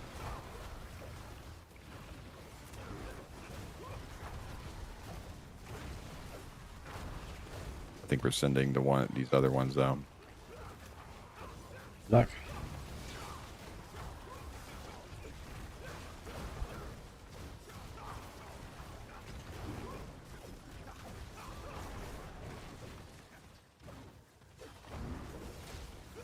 Oh, we got conceded. Let's go.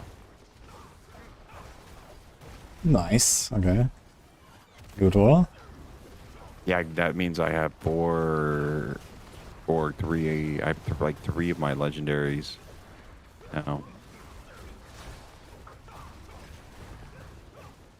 I have intercom's on a ring. That's not really where I want it. I want it on my amulet, but I have intercom on a ring. I have Behemoth Brawler on Orsavane and a pair of gloves. So either or, whichever one. Now I have like an either or option for those 2 with Sanctifies. And then I have Conceited on the offhand. Those are all good placements for the aspect except for the ring. Intercom, ideally you get on the amulet because it's the best one, but it's not like, it wouldn't really matter. I wouldn't be upset if I end up with like Conceited or something on the amulet. It wouldn't be that big of a deal.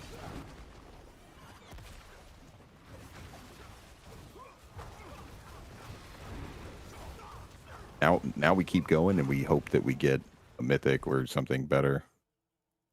This one's at 28 though. 28's pretty good already. Yeah, I guess you're not gonna improve that. I would just forget about it. If there's like a good roll and stuff, and they have a 28 conceded, I mean, this is done. That's it.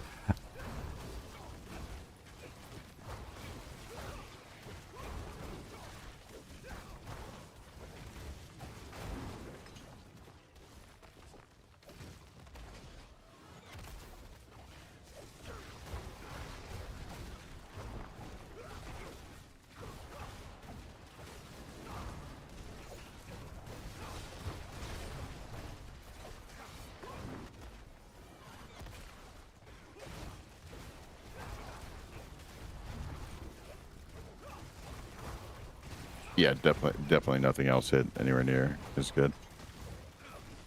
I got a cursed touch. Nah. Dude, I get so many across touch, man. Yeah, it's I kind of like it because it's like it's cursed or whatever. Fitting name for how you feel about it.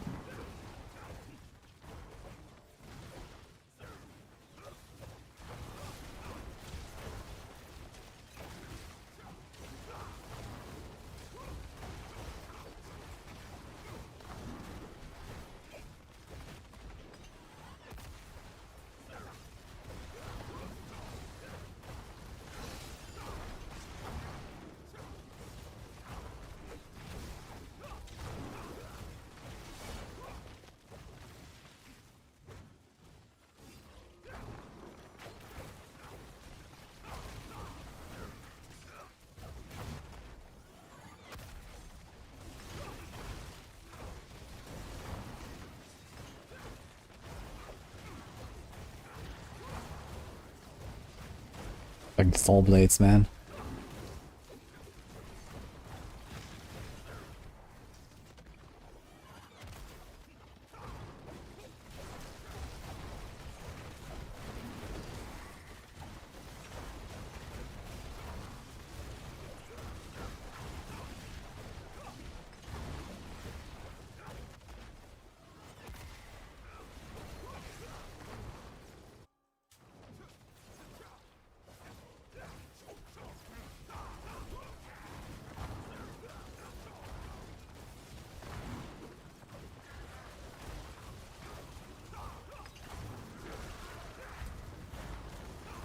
A big fan of the band Glassjaw. I liked Glassjaw when I was younger, or I mean, like, yeah, I still like the band, but I wouldn't say 100% that I didn't like name my name after that or whatever.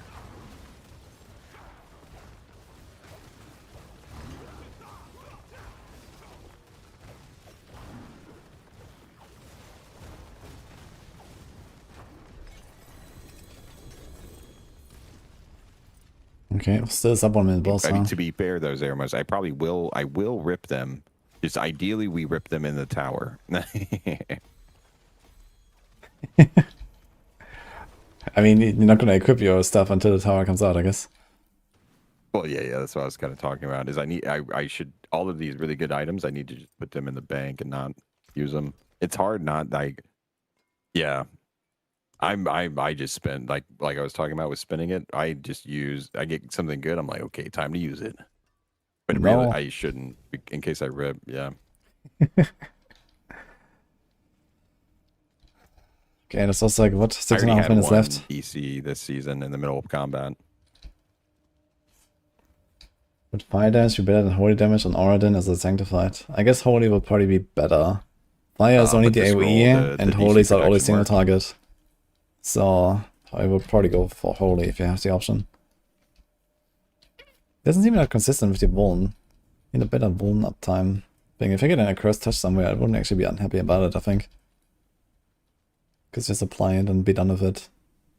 Maybe get like one of these shields with a cursed touch or something. I'd probably actually go for that.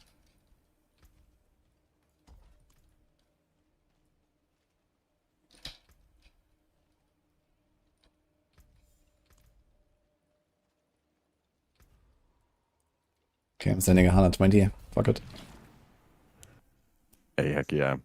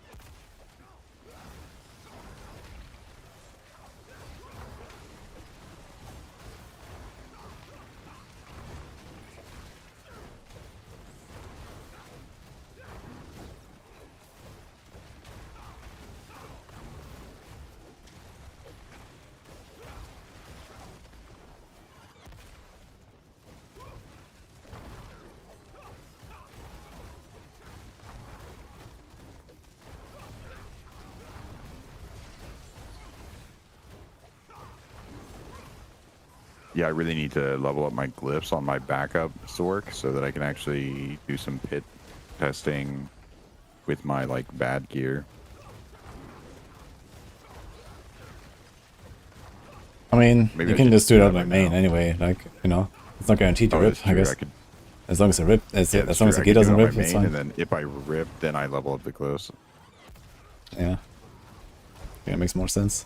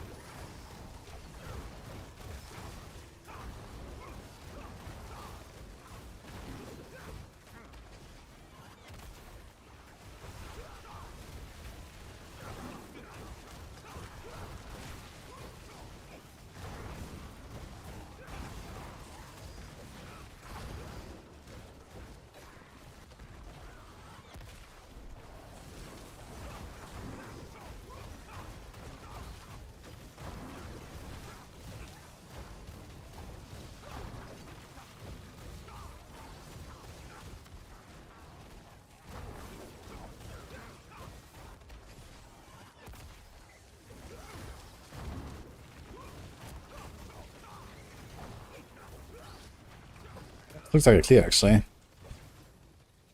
Let's see. This is a really shitty map. And a really slow start.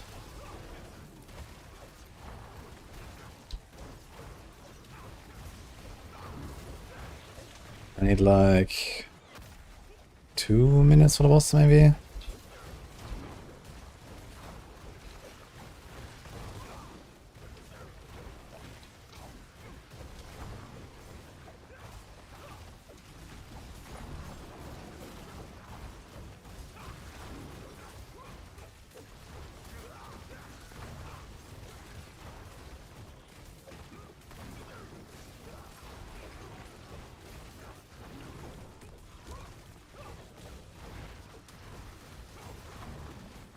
Oops. My avatar run out.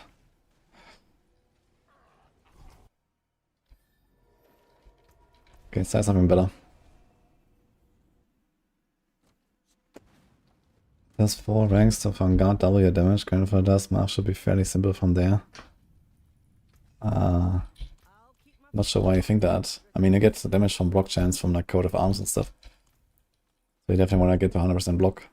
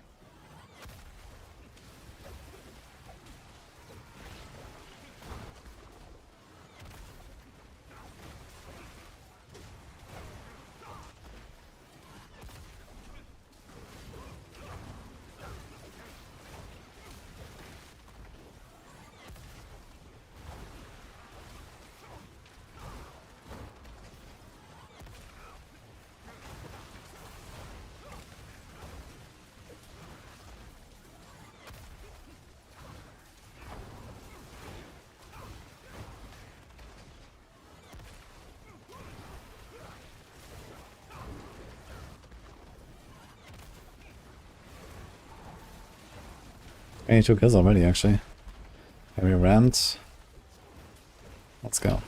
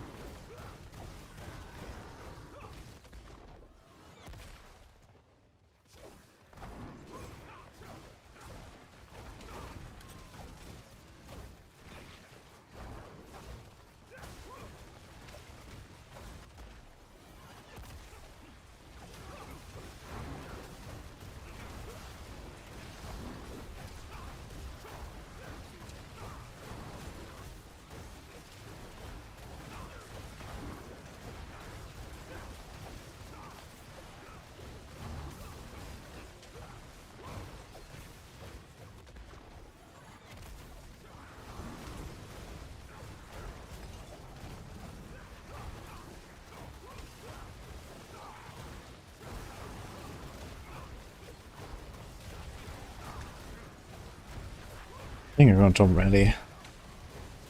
I'm gonna try Condemn instead. If I actually pull them together or some shit.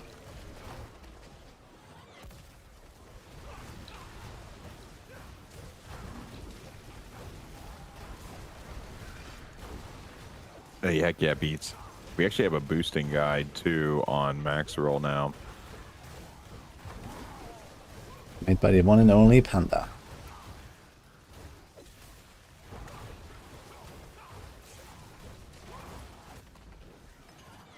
Like, these elites take so much time, holy. I wonder if we can just like clear trash and that's it.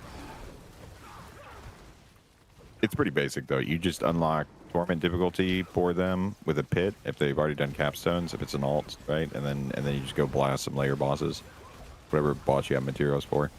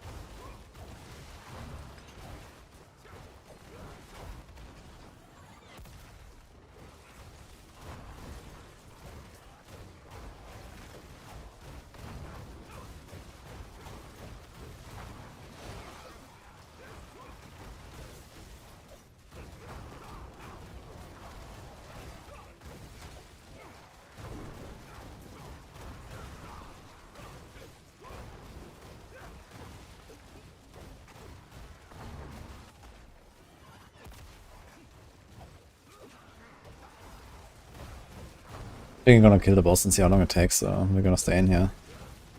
You know, slowly falling behind, but I mean, this map is kind of awful. I can still do some stuff.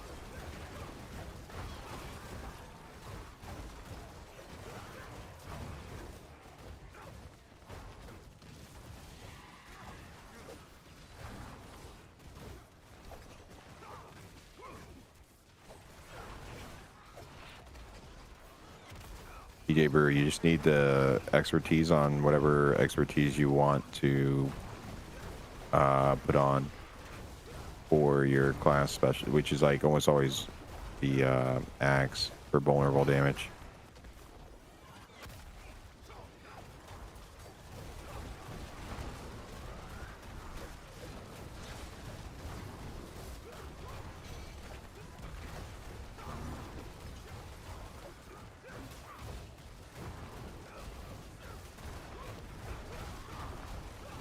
Yeah, the training dummy, put it on the training dummy and do the multiple dummies. And then just like spin with a whirlwind or something on all of them.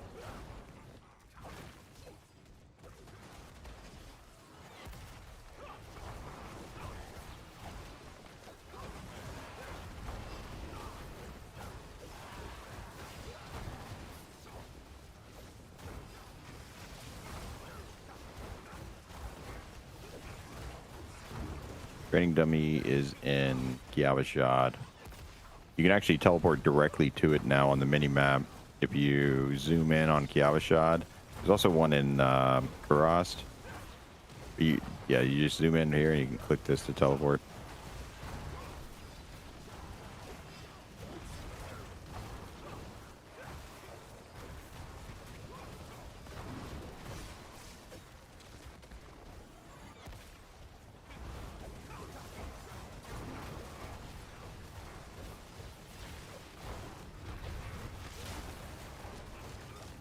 Okay, I guess we'll just go with this.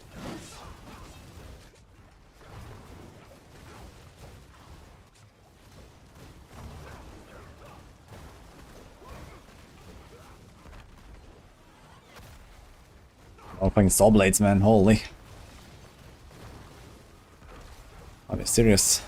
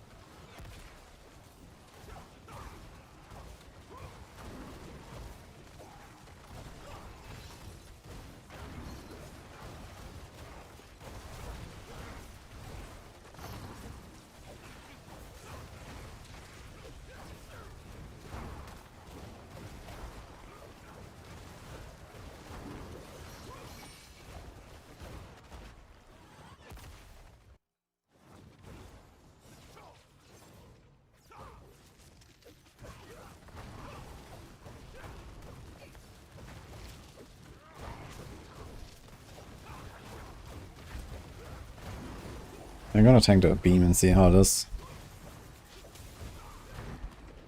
I could have armored it over it. Okay, it's not too bad, I guess. But it has hurt.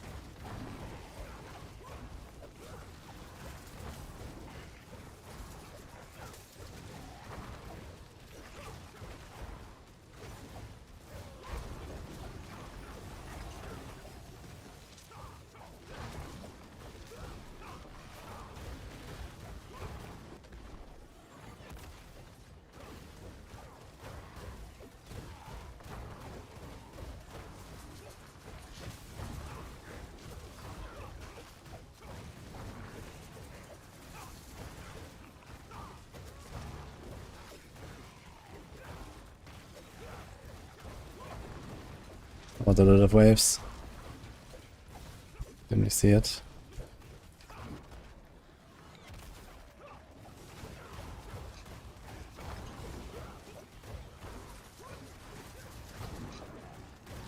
Okay, so 120 is definitely a bit tough. So just like going in and clearing it. But the fishing, I think doable.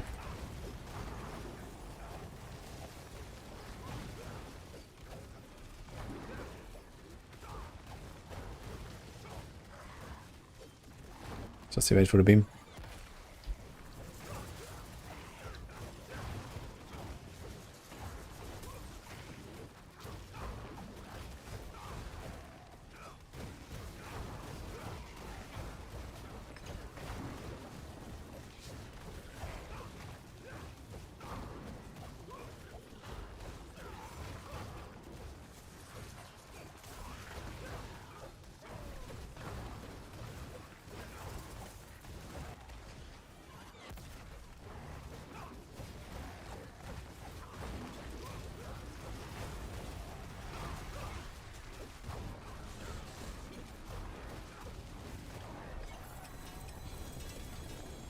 Okay.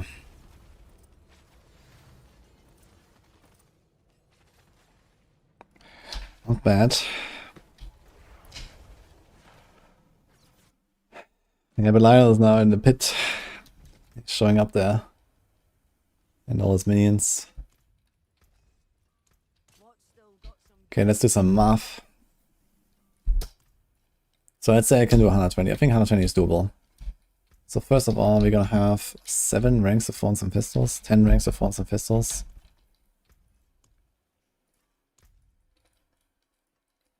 That we currently do not have.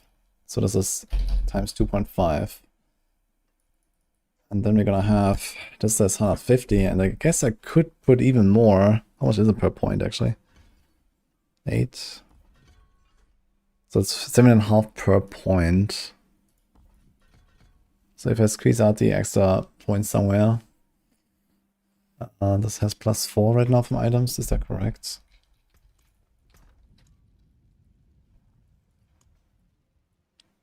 Yeah. So you're gonna wear this. I will have 9 points in Defiance Aura, 12 points in Defiance Aura.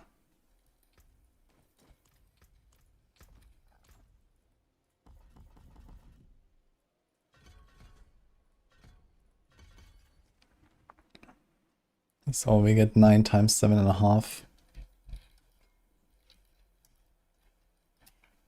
So we get this. We start at 75, so we get 142 multi there. If we assume... Wait, is that correct? We get +4, we get +7, we put 4 points. 5 points. No, +3 from Vex. And then 5, 8, 12. It's 12 points, so it's 11 times.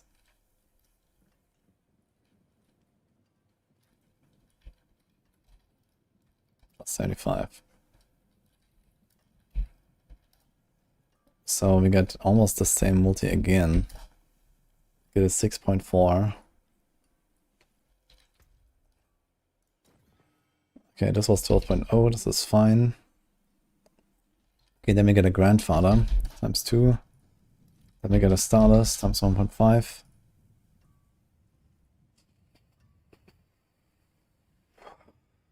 Quality and stuff won't really matter on the weapon. Do we have any aspects though? So we're gonna get some Edgemaster aspects, an accelerating aspect. I guess not considered really. But let's say like 2 times 20 from 2 aspects.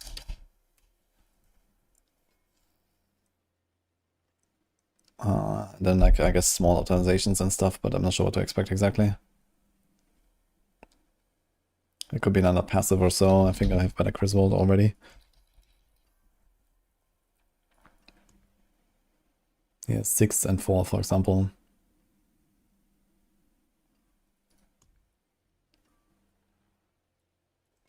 I guess one with Bulwark power.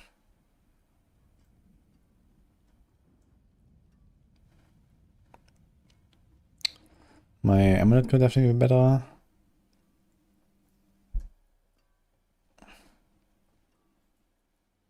So let's just say gear optimization 2 times 10%.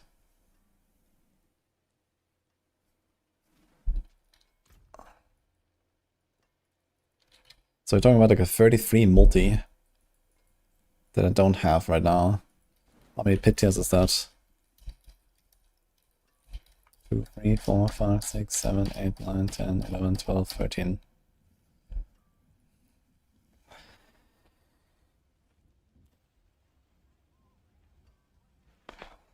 Yeah, it's getting too close. Now the question is, what is the highest judgment clear with a single target boss?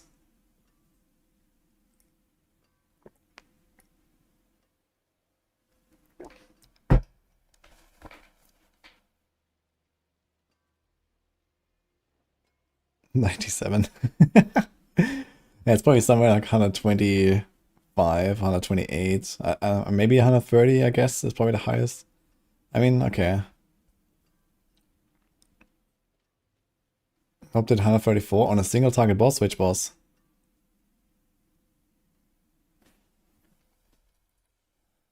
Yeah, I checked this like a week ago or so, but you can check it again.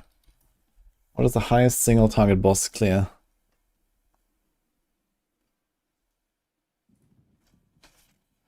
Okay, let's just start at here maybe.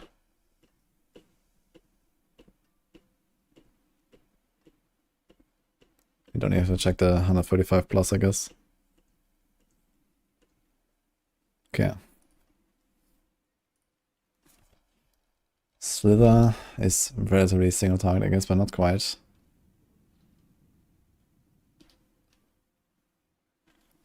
This is C-Hack.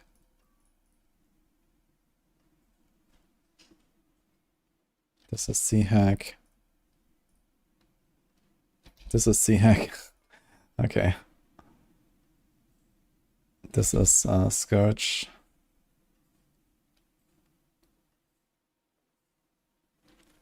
This is C-Hack. This is C-Hack.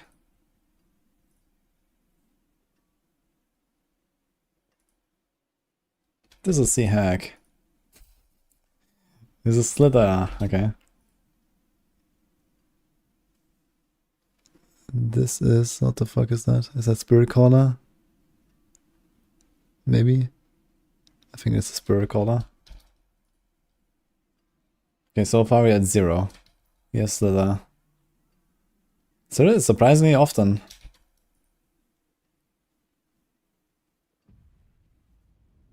This is Hive Master. So Hive Master is relatively close to a single target boss, I'd say. The ads don't really live long. But he's also pretty fat. But I mean, the tower boss is also relatively fat, I think, so it's pretty fun.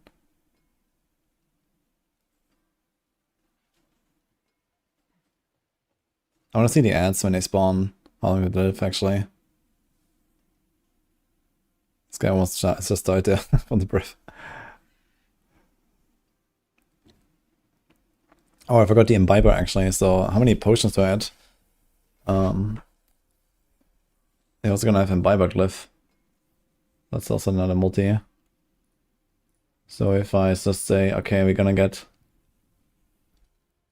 Which glyph do I remove?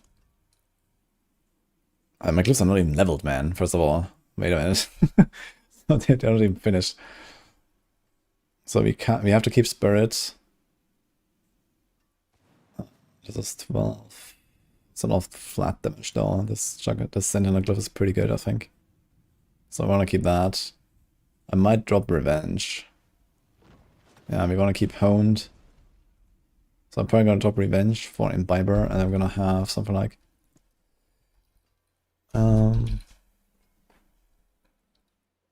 +5, +6, +5, so 8, 9 potions, 8 to 9 potions. So let's say conservatively 8 and an 40% multi from Imbiber.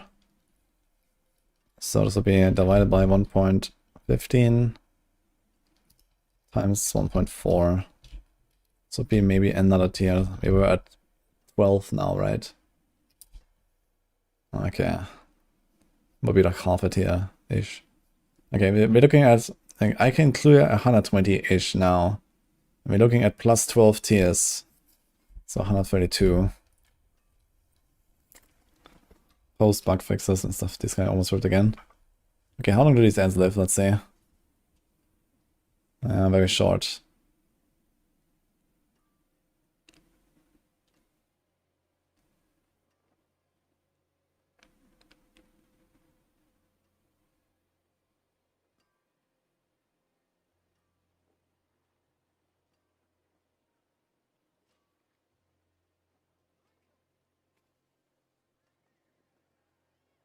Yeah, so this is almost a single target boss, I guess.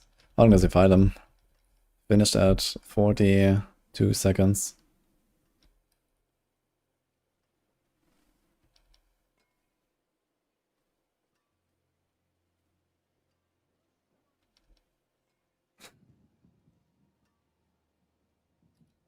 My god, how long has he been in this boss fight, man? Look at this shit. So here we go. He has 9 minutes. It took like over 8 minutes for this boss on 133. Wait, was it 133 or 134? 134, okay. So let's look at another guy or two and see how long they take with their 134s.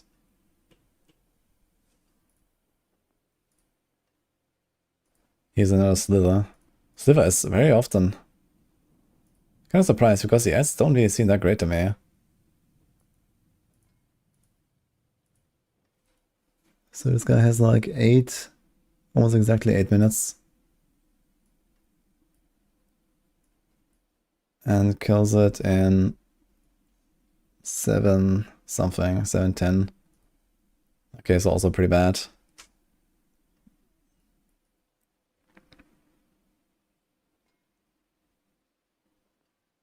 Hey, Ahmad. They have some items with stars. They're called greater affix, or GA.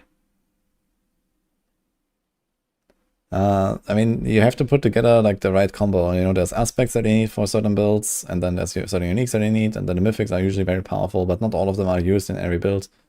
So, you know, you have to make a combo that makes sense, basically. And usually it's like a mix of all of them. Okay, so here we go. This guy almost died just entering the portal. It's crazy how squishy these guys are. Everyone's taking so much damage. So this guy has like, I don't know, it seems like exactly in the middle, like 7.5 minutes. And he has Malice. Let's see how long it is. Nah, definitely a bit fast. I guess Seahag is probably just the best boss. We saw Seahag a lot. This guy was fighting the boss for a while.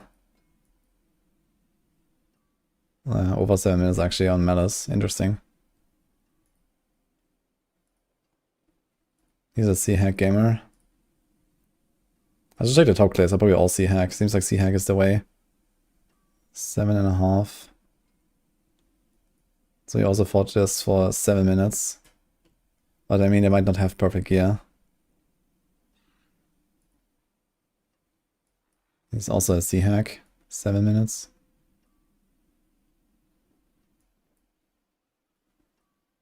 At least this was a relatively fast kill here. 4.5 minutes clear.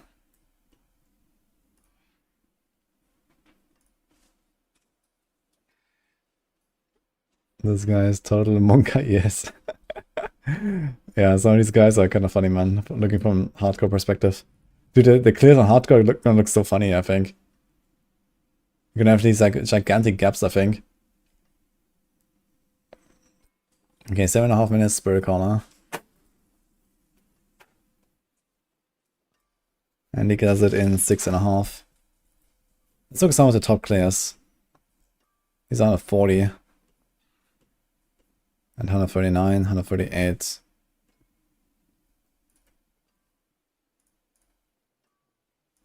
Slither, man. Fucking Slither. Unbelievable. Wait, what? What happened here? What? Look at the progression skip. He's at 50%. The portal just opens. How stupid is that?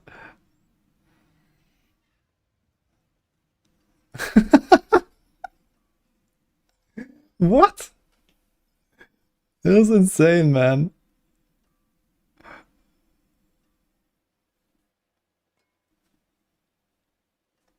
Like, who programmed this system, man?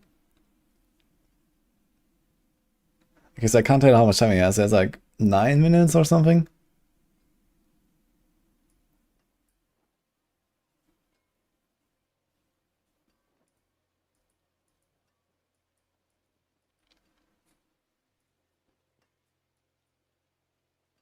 It's like the Windows file transfer. True. Okay, so he killed a boss in like 8 minutes, 140, and this was Slither. That's wild.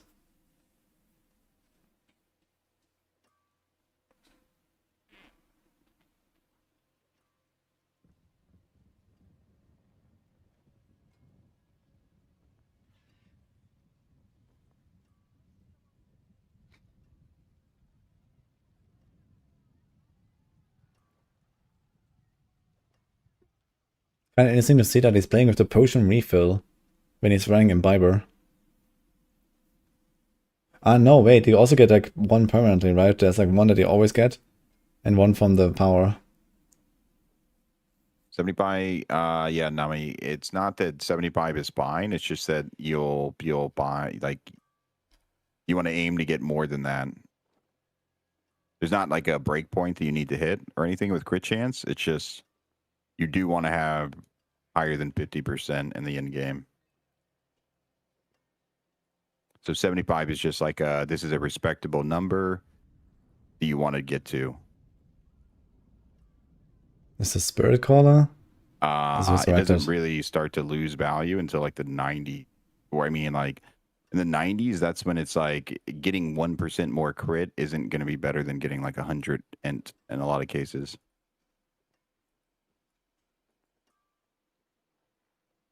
So it's just like the higher you go, the less value you have out of your crit, and it doesn't become as important to necessarily get guaranteed 100% crit.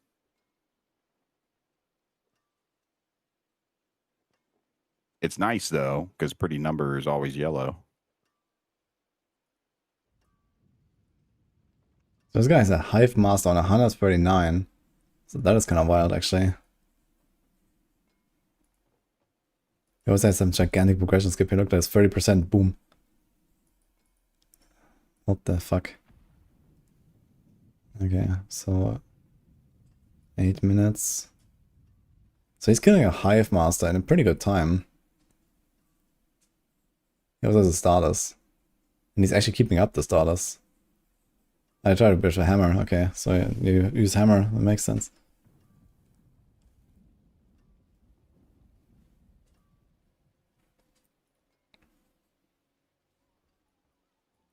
Okay. Pretty big. And a 38. Yeah, the swords definitely are still there. What boss is this? Hive Master? Dude, it's so hard to see sometimes. I think it's Hive Master. Yeah. Hive Master also See, shows like, up the pretty swords often. are chasing me right now. Haven't seen like a lot of other bosses though. Like They're not where too is- dangerous, honestly. Once you're kind of tanky, they're dangerous early game and hardcore, especially. But it's Look at really this for one. me. It's really just the explosive apex that I get scared of. Where's the side? This is Billy Billy.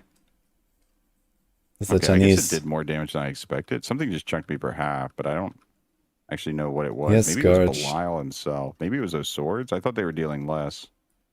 It's got it 138, Scourge, and long.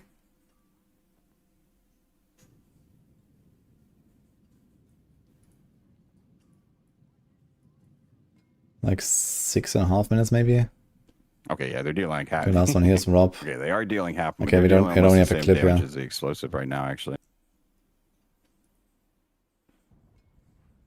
And he had what? Hive Master as well.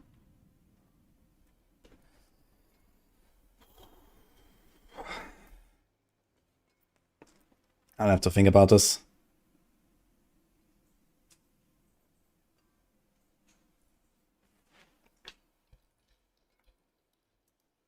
Oops. I guess he looks Soul Sun or some shit. Actually, Oxo. Now you want to probably Vex. For now, a big Sun though.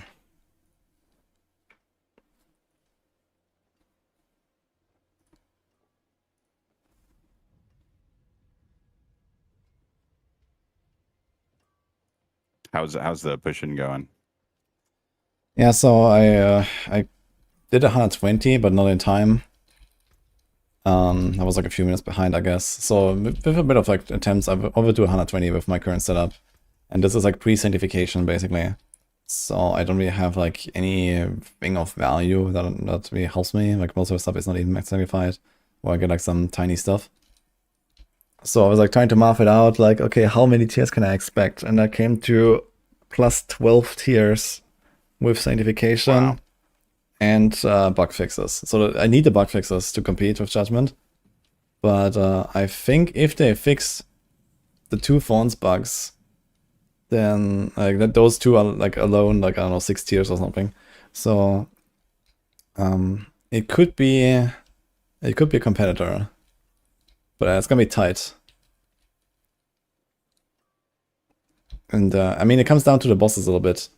Like for example, I think Judgement will really suffer on the boss fights, not just because the single targets in the tower, but also I think they are generally more active and moving and stuff. So there might be bosses that I can just kind of face tank and that's it. But I'm not sure how this will go. So I think it will really come down to like what are the bosses like. Also, like some of the clears I saw, there was literally like the fucking rank 1 clear has a progression skip of like 50% to spawn the portal. Like, what the fuck? It just opened at 50%, man. It's wild. Yeah, hopefully we don't have to worry about anything like that on Power. I don't think so. We have a world boss apparently right now. Oh, good call. Are you there already, or? Nope. But okay, 40 seconds. You can even custom me if you want. Yeah, so it's tough, man. I mean, they've done 140. That's kind of wild. Yeah. That was a problem sending the party invite. 140 solo. Wow. Yeah, that's hard to beat. Okay, with another build. I can't invite you for some reason. Yeah, so I don't know. Like, I mean, I haven't really pushed, and like, you know, I'm also doing like hardcore tech and stuff like that. So, in general, I expect to be weaker than softcore, right, in terms of pushing. So even if even if I win Judgement, I don't think I would do like 140, like the like in super Korean gear, everything perfect, super crazy juice. Yeah, exactly. So the hardcore tiers will be a few tiers lower anyway. So the question is, if I can do 132, would that be a rank 1? That is the question basically that I need to answer.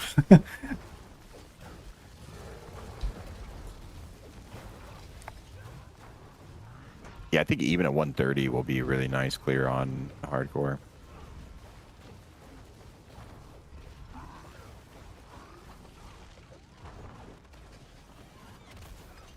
I think Roxy said, whenever I was kind of chatting with her, I think she said it was around 125 when she actually started getting a little worried on her Paladin. Like surviving wise. I think that's around when I think those explosive things started one-shotting her.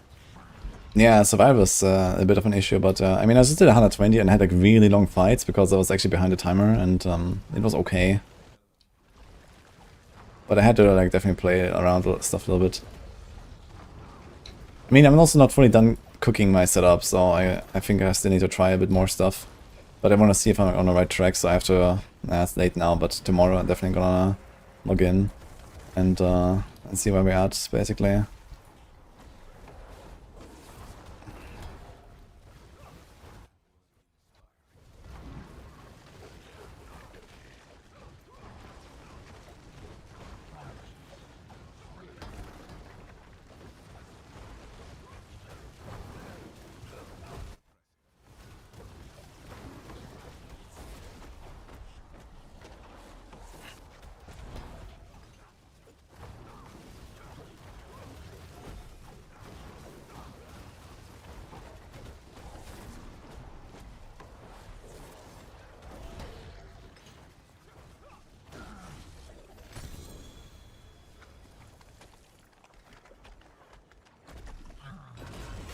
Incoming pranks as usual, for sure.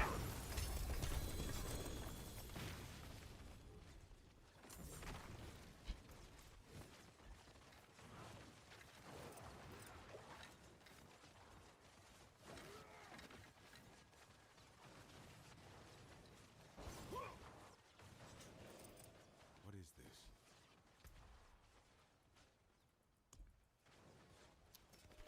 Got a treasure.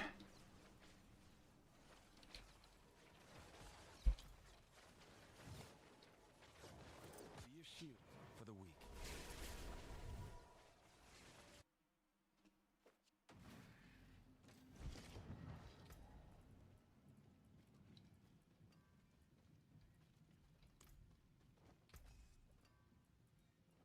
I'll be right back. I'm gonna grab a drink. Mm-hmm. Better than starting from nothing. Merle. Oh boy. That's a lot of obols, holy shit.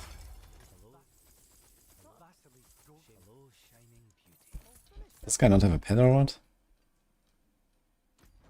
There's actually no pet on this guy. Oops. The entire time.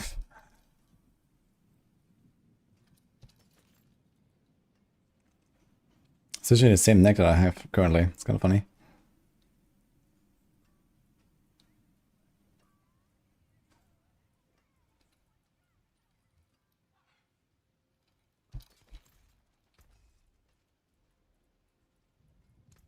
My hammer sings. That's the spirit. Hello. Hello, shining beauty. Hello, shining beauty. And then another one. Was it the same one? No, this is the one I had. GA Virus.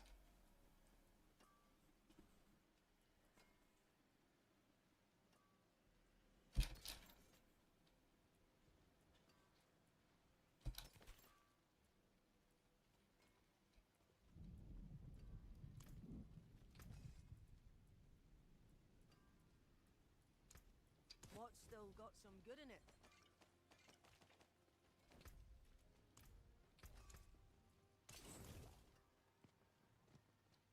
The Neko can support Oradin. Yeah, you're gonna get a lot of pets. It will probably be an upgrade. But probably not a massive one. I haven't tried running for Necro, but I would like to try this actually. Can do red runs. What am I cooking? I was working on Shield of Retribution, a push setup. I'm trying to make a build that can beat Judgement. But it's tough.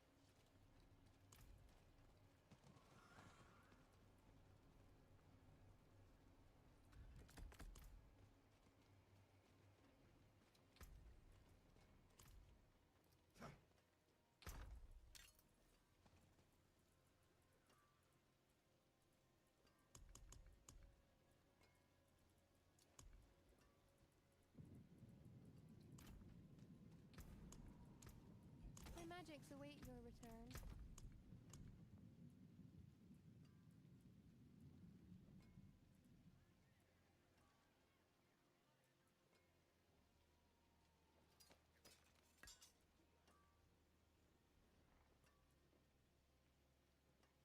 BJ result actually. 4, 7.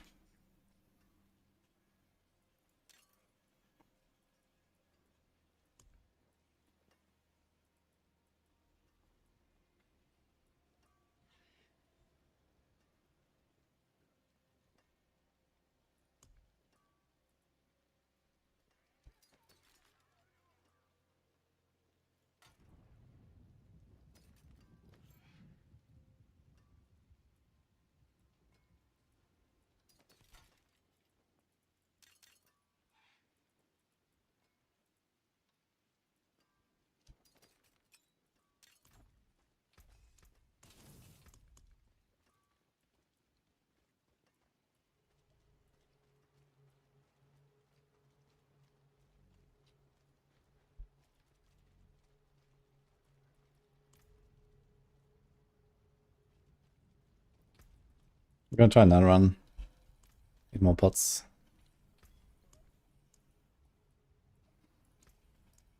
Oh, an exquisite concoction.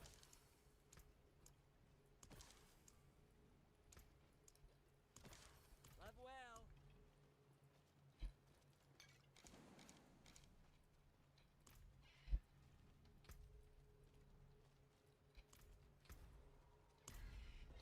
Let's see how the same thing works, but with Condemn and Juggernaut's Covenant.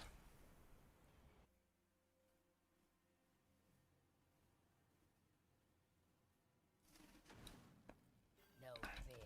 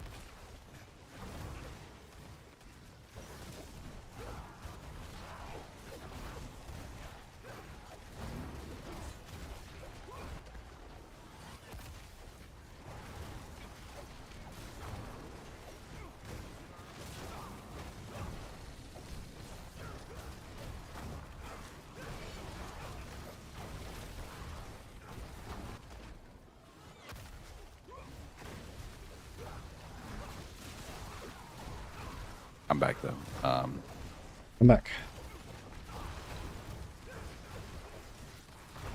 Heck yeah.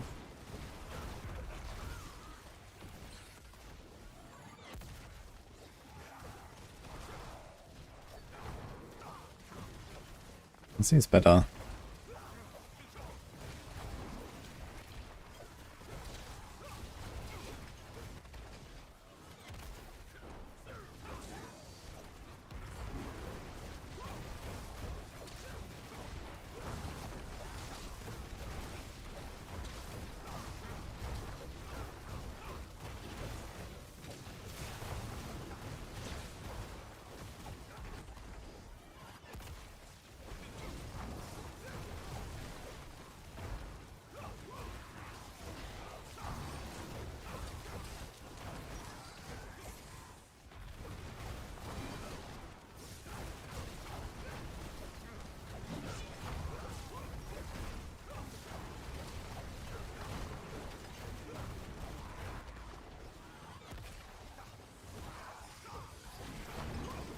Okay, okay. That's actually looking kind of good here.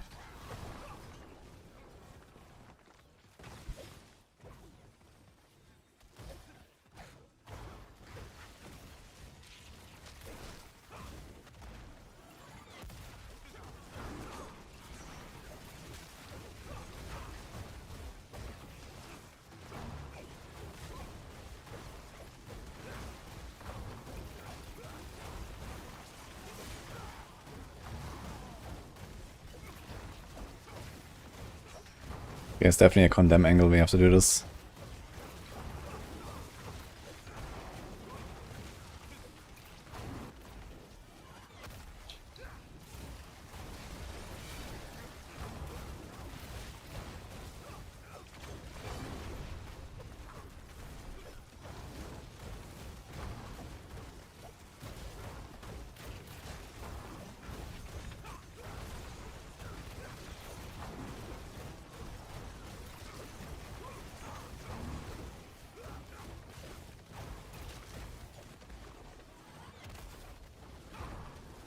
Are they just finding illusions here? Are they giving us anything?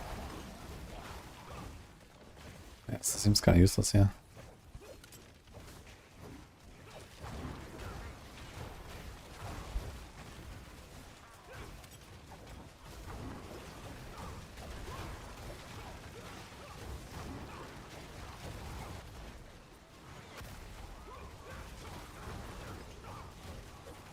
You got your Starless. Hey, heck yeah, when? Oh, I'm sorry. I pressed my... Nah, it's fine. You can talk a little bit. You know, it's very silent here. It's fine. I'm like, you know, no, focused on it's pushing. fair. So I can't really look at chat. Yeah, I gotcha. Just keep talking. Okay. Yeah, I'm used to everyone kind of chatting, and I try not to ignore my chat too much or whatever, especially when I'm just running around in town, and then it looks really silly if I'm not reading chat.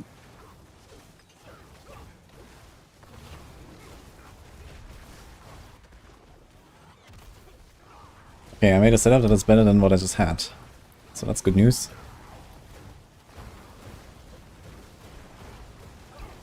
Much better, actually. Yeah.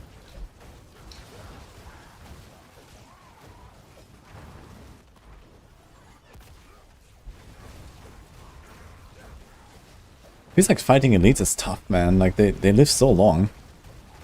If you kind of pull them Yeah, along when all you're the time. pushing, yeah, when you're pushing, it's tough. Like, might just be nice to The skip, illusory is what I think really hurts too. just skip your leads, I guess, or something. I don't know. Yeah, okay, I mean, in Tower you also get the progress orbs, right? So might be okay. Yeah, tower, I don't think it would be as bad because there won't be as many. There shouldn't be as many apexes going off without the illusory, and then also, I don't think it's as dense in the tower, honestly. But maybe it'll be different than what we saw in the PTR.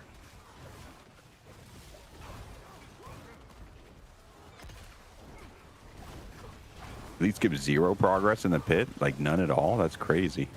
What? Really? What? Yeah, I heard Zara was talking about how he just mainly focuses on trash.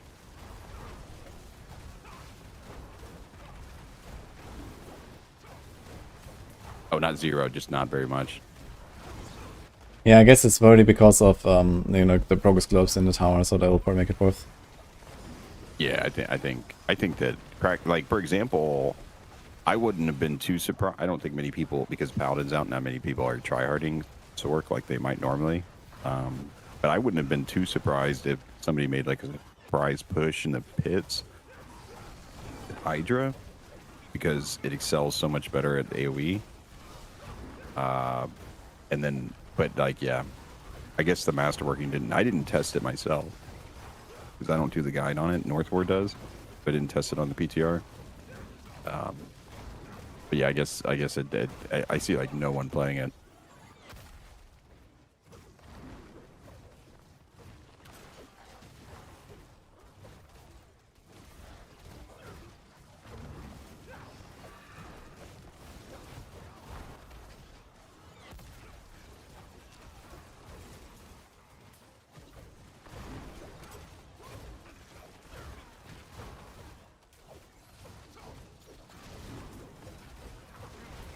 No, I gave up Bex, Zeramos.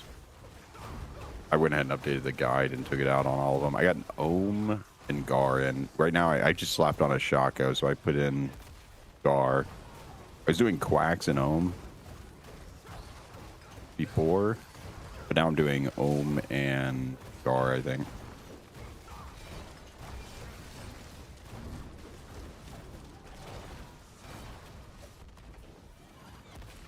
I'll finish this guy.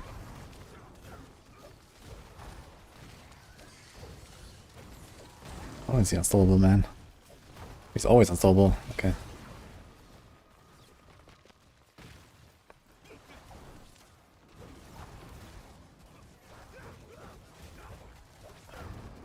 Oh shit. That's one Belial. I did not see that eye. Unlucky.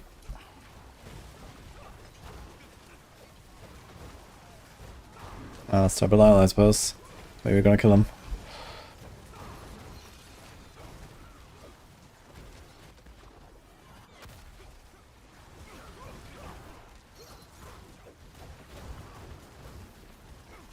Dude, he's distributing the storms, man.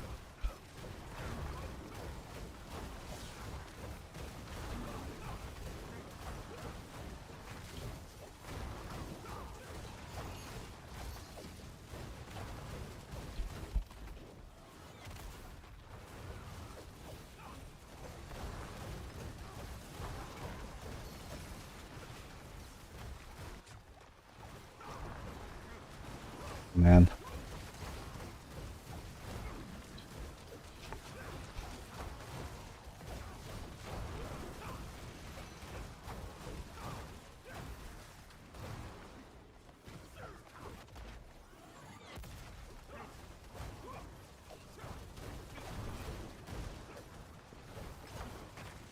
Oh.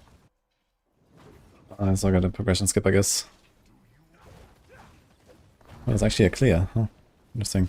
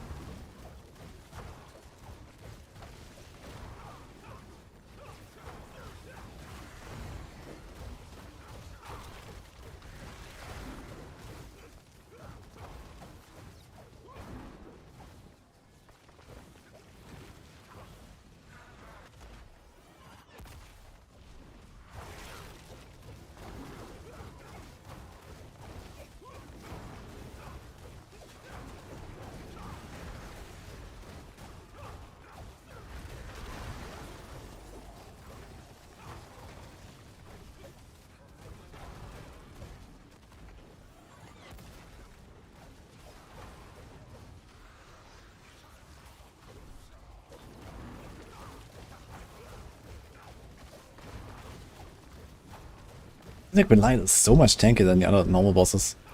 Like, I killed a normal boss in like 2 minutes or something earlier. And I mean, he's teleporting around and stuff, but he also seems like way tankier. Also, he just went AFK for 10 minutes. Which one? Belial. In the pit. He seems so tanky. Oh yeah, you don't want to do Belial. Yeah, I know I don't want to do that, but... You know, I wonder how tanky he is, because he seems giga tanky as well, on top of like all the teleporting and stuff. Yeah, I think he's like tankier than the tankiest paid boss. It's crazy. So it's like your run's ruined if you get 5 eyes. Well, I'm killing him, so... Well, I don't mean like actually ruined, but like if you were going for like a rank 1 clear and you were competing against someone else, it's like probably the person that doesn't get Belial wins. Yeah. It's gonna be kind of tight, actually. Let's see. It could be that, you know what I mean? It just depends on the conditions, right? Because like mob type might be more important than boss type, but I'm not positive because I don't pit push enough. And maybe some guys in chat know how tanky he actually is compared to normal, but he definitely seems like at least twice the HP or something. It's crazy. Like Yeah, I think I heard it's like 2 times or more than even like not Blood Bishop, Mother's Judgment. That's the insane. Giga tank. Also, where's my vulnerable procs? I'm not getting any vulnerable procs on him as well sometimes. It's kind of weird. Dude, I actually need to slam a cursed touch on my gear somewhere. That's actually the strat. Oh. Okay, I lost my okay, F. Yeah, I would have killed him, but I just did my arbiter too late. I lost my arbiter. Oops. I was talking too much. Okay, so that's interesting. 120th Belial, okay. Wait, what happened? I dropped my arbiter form.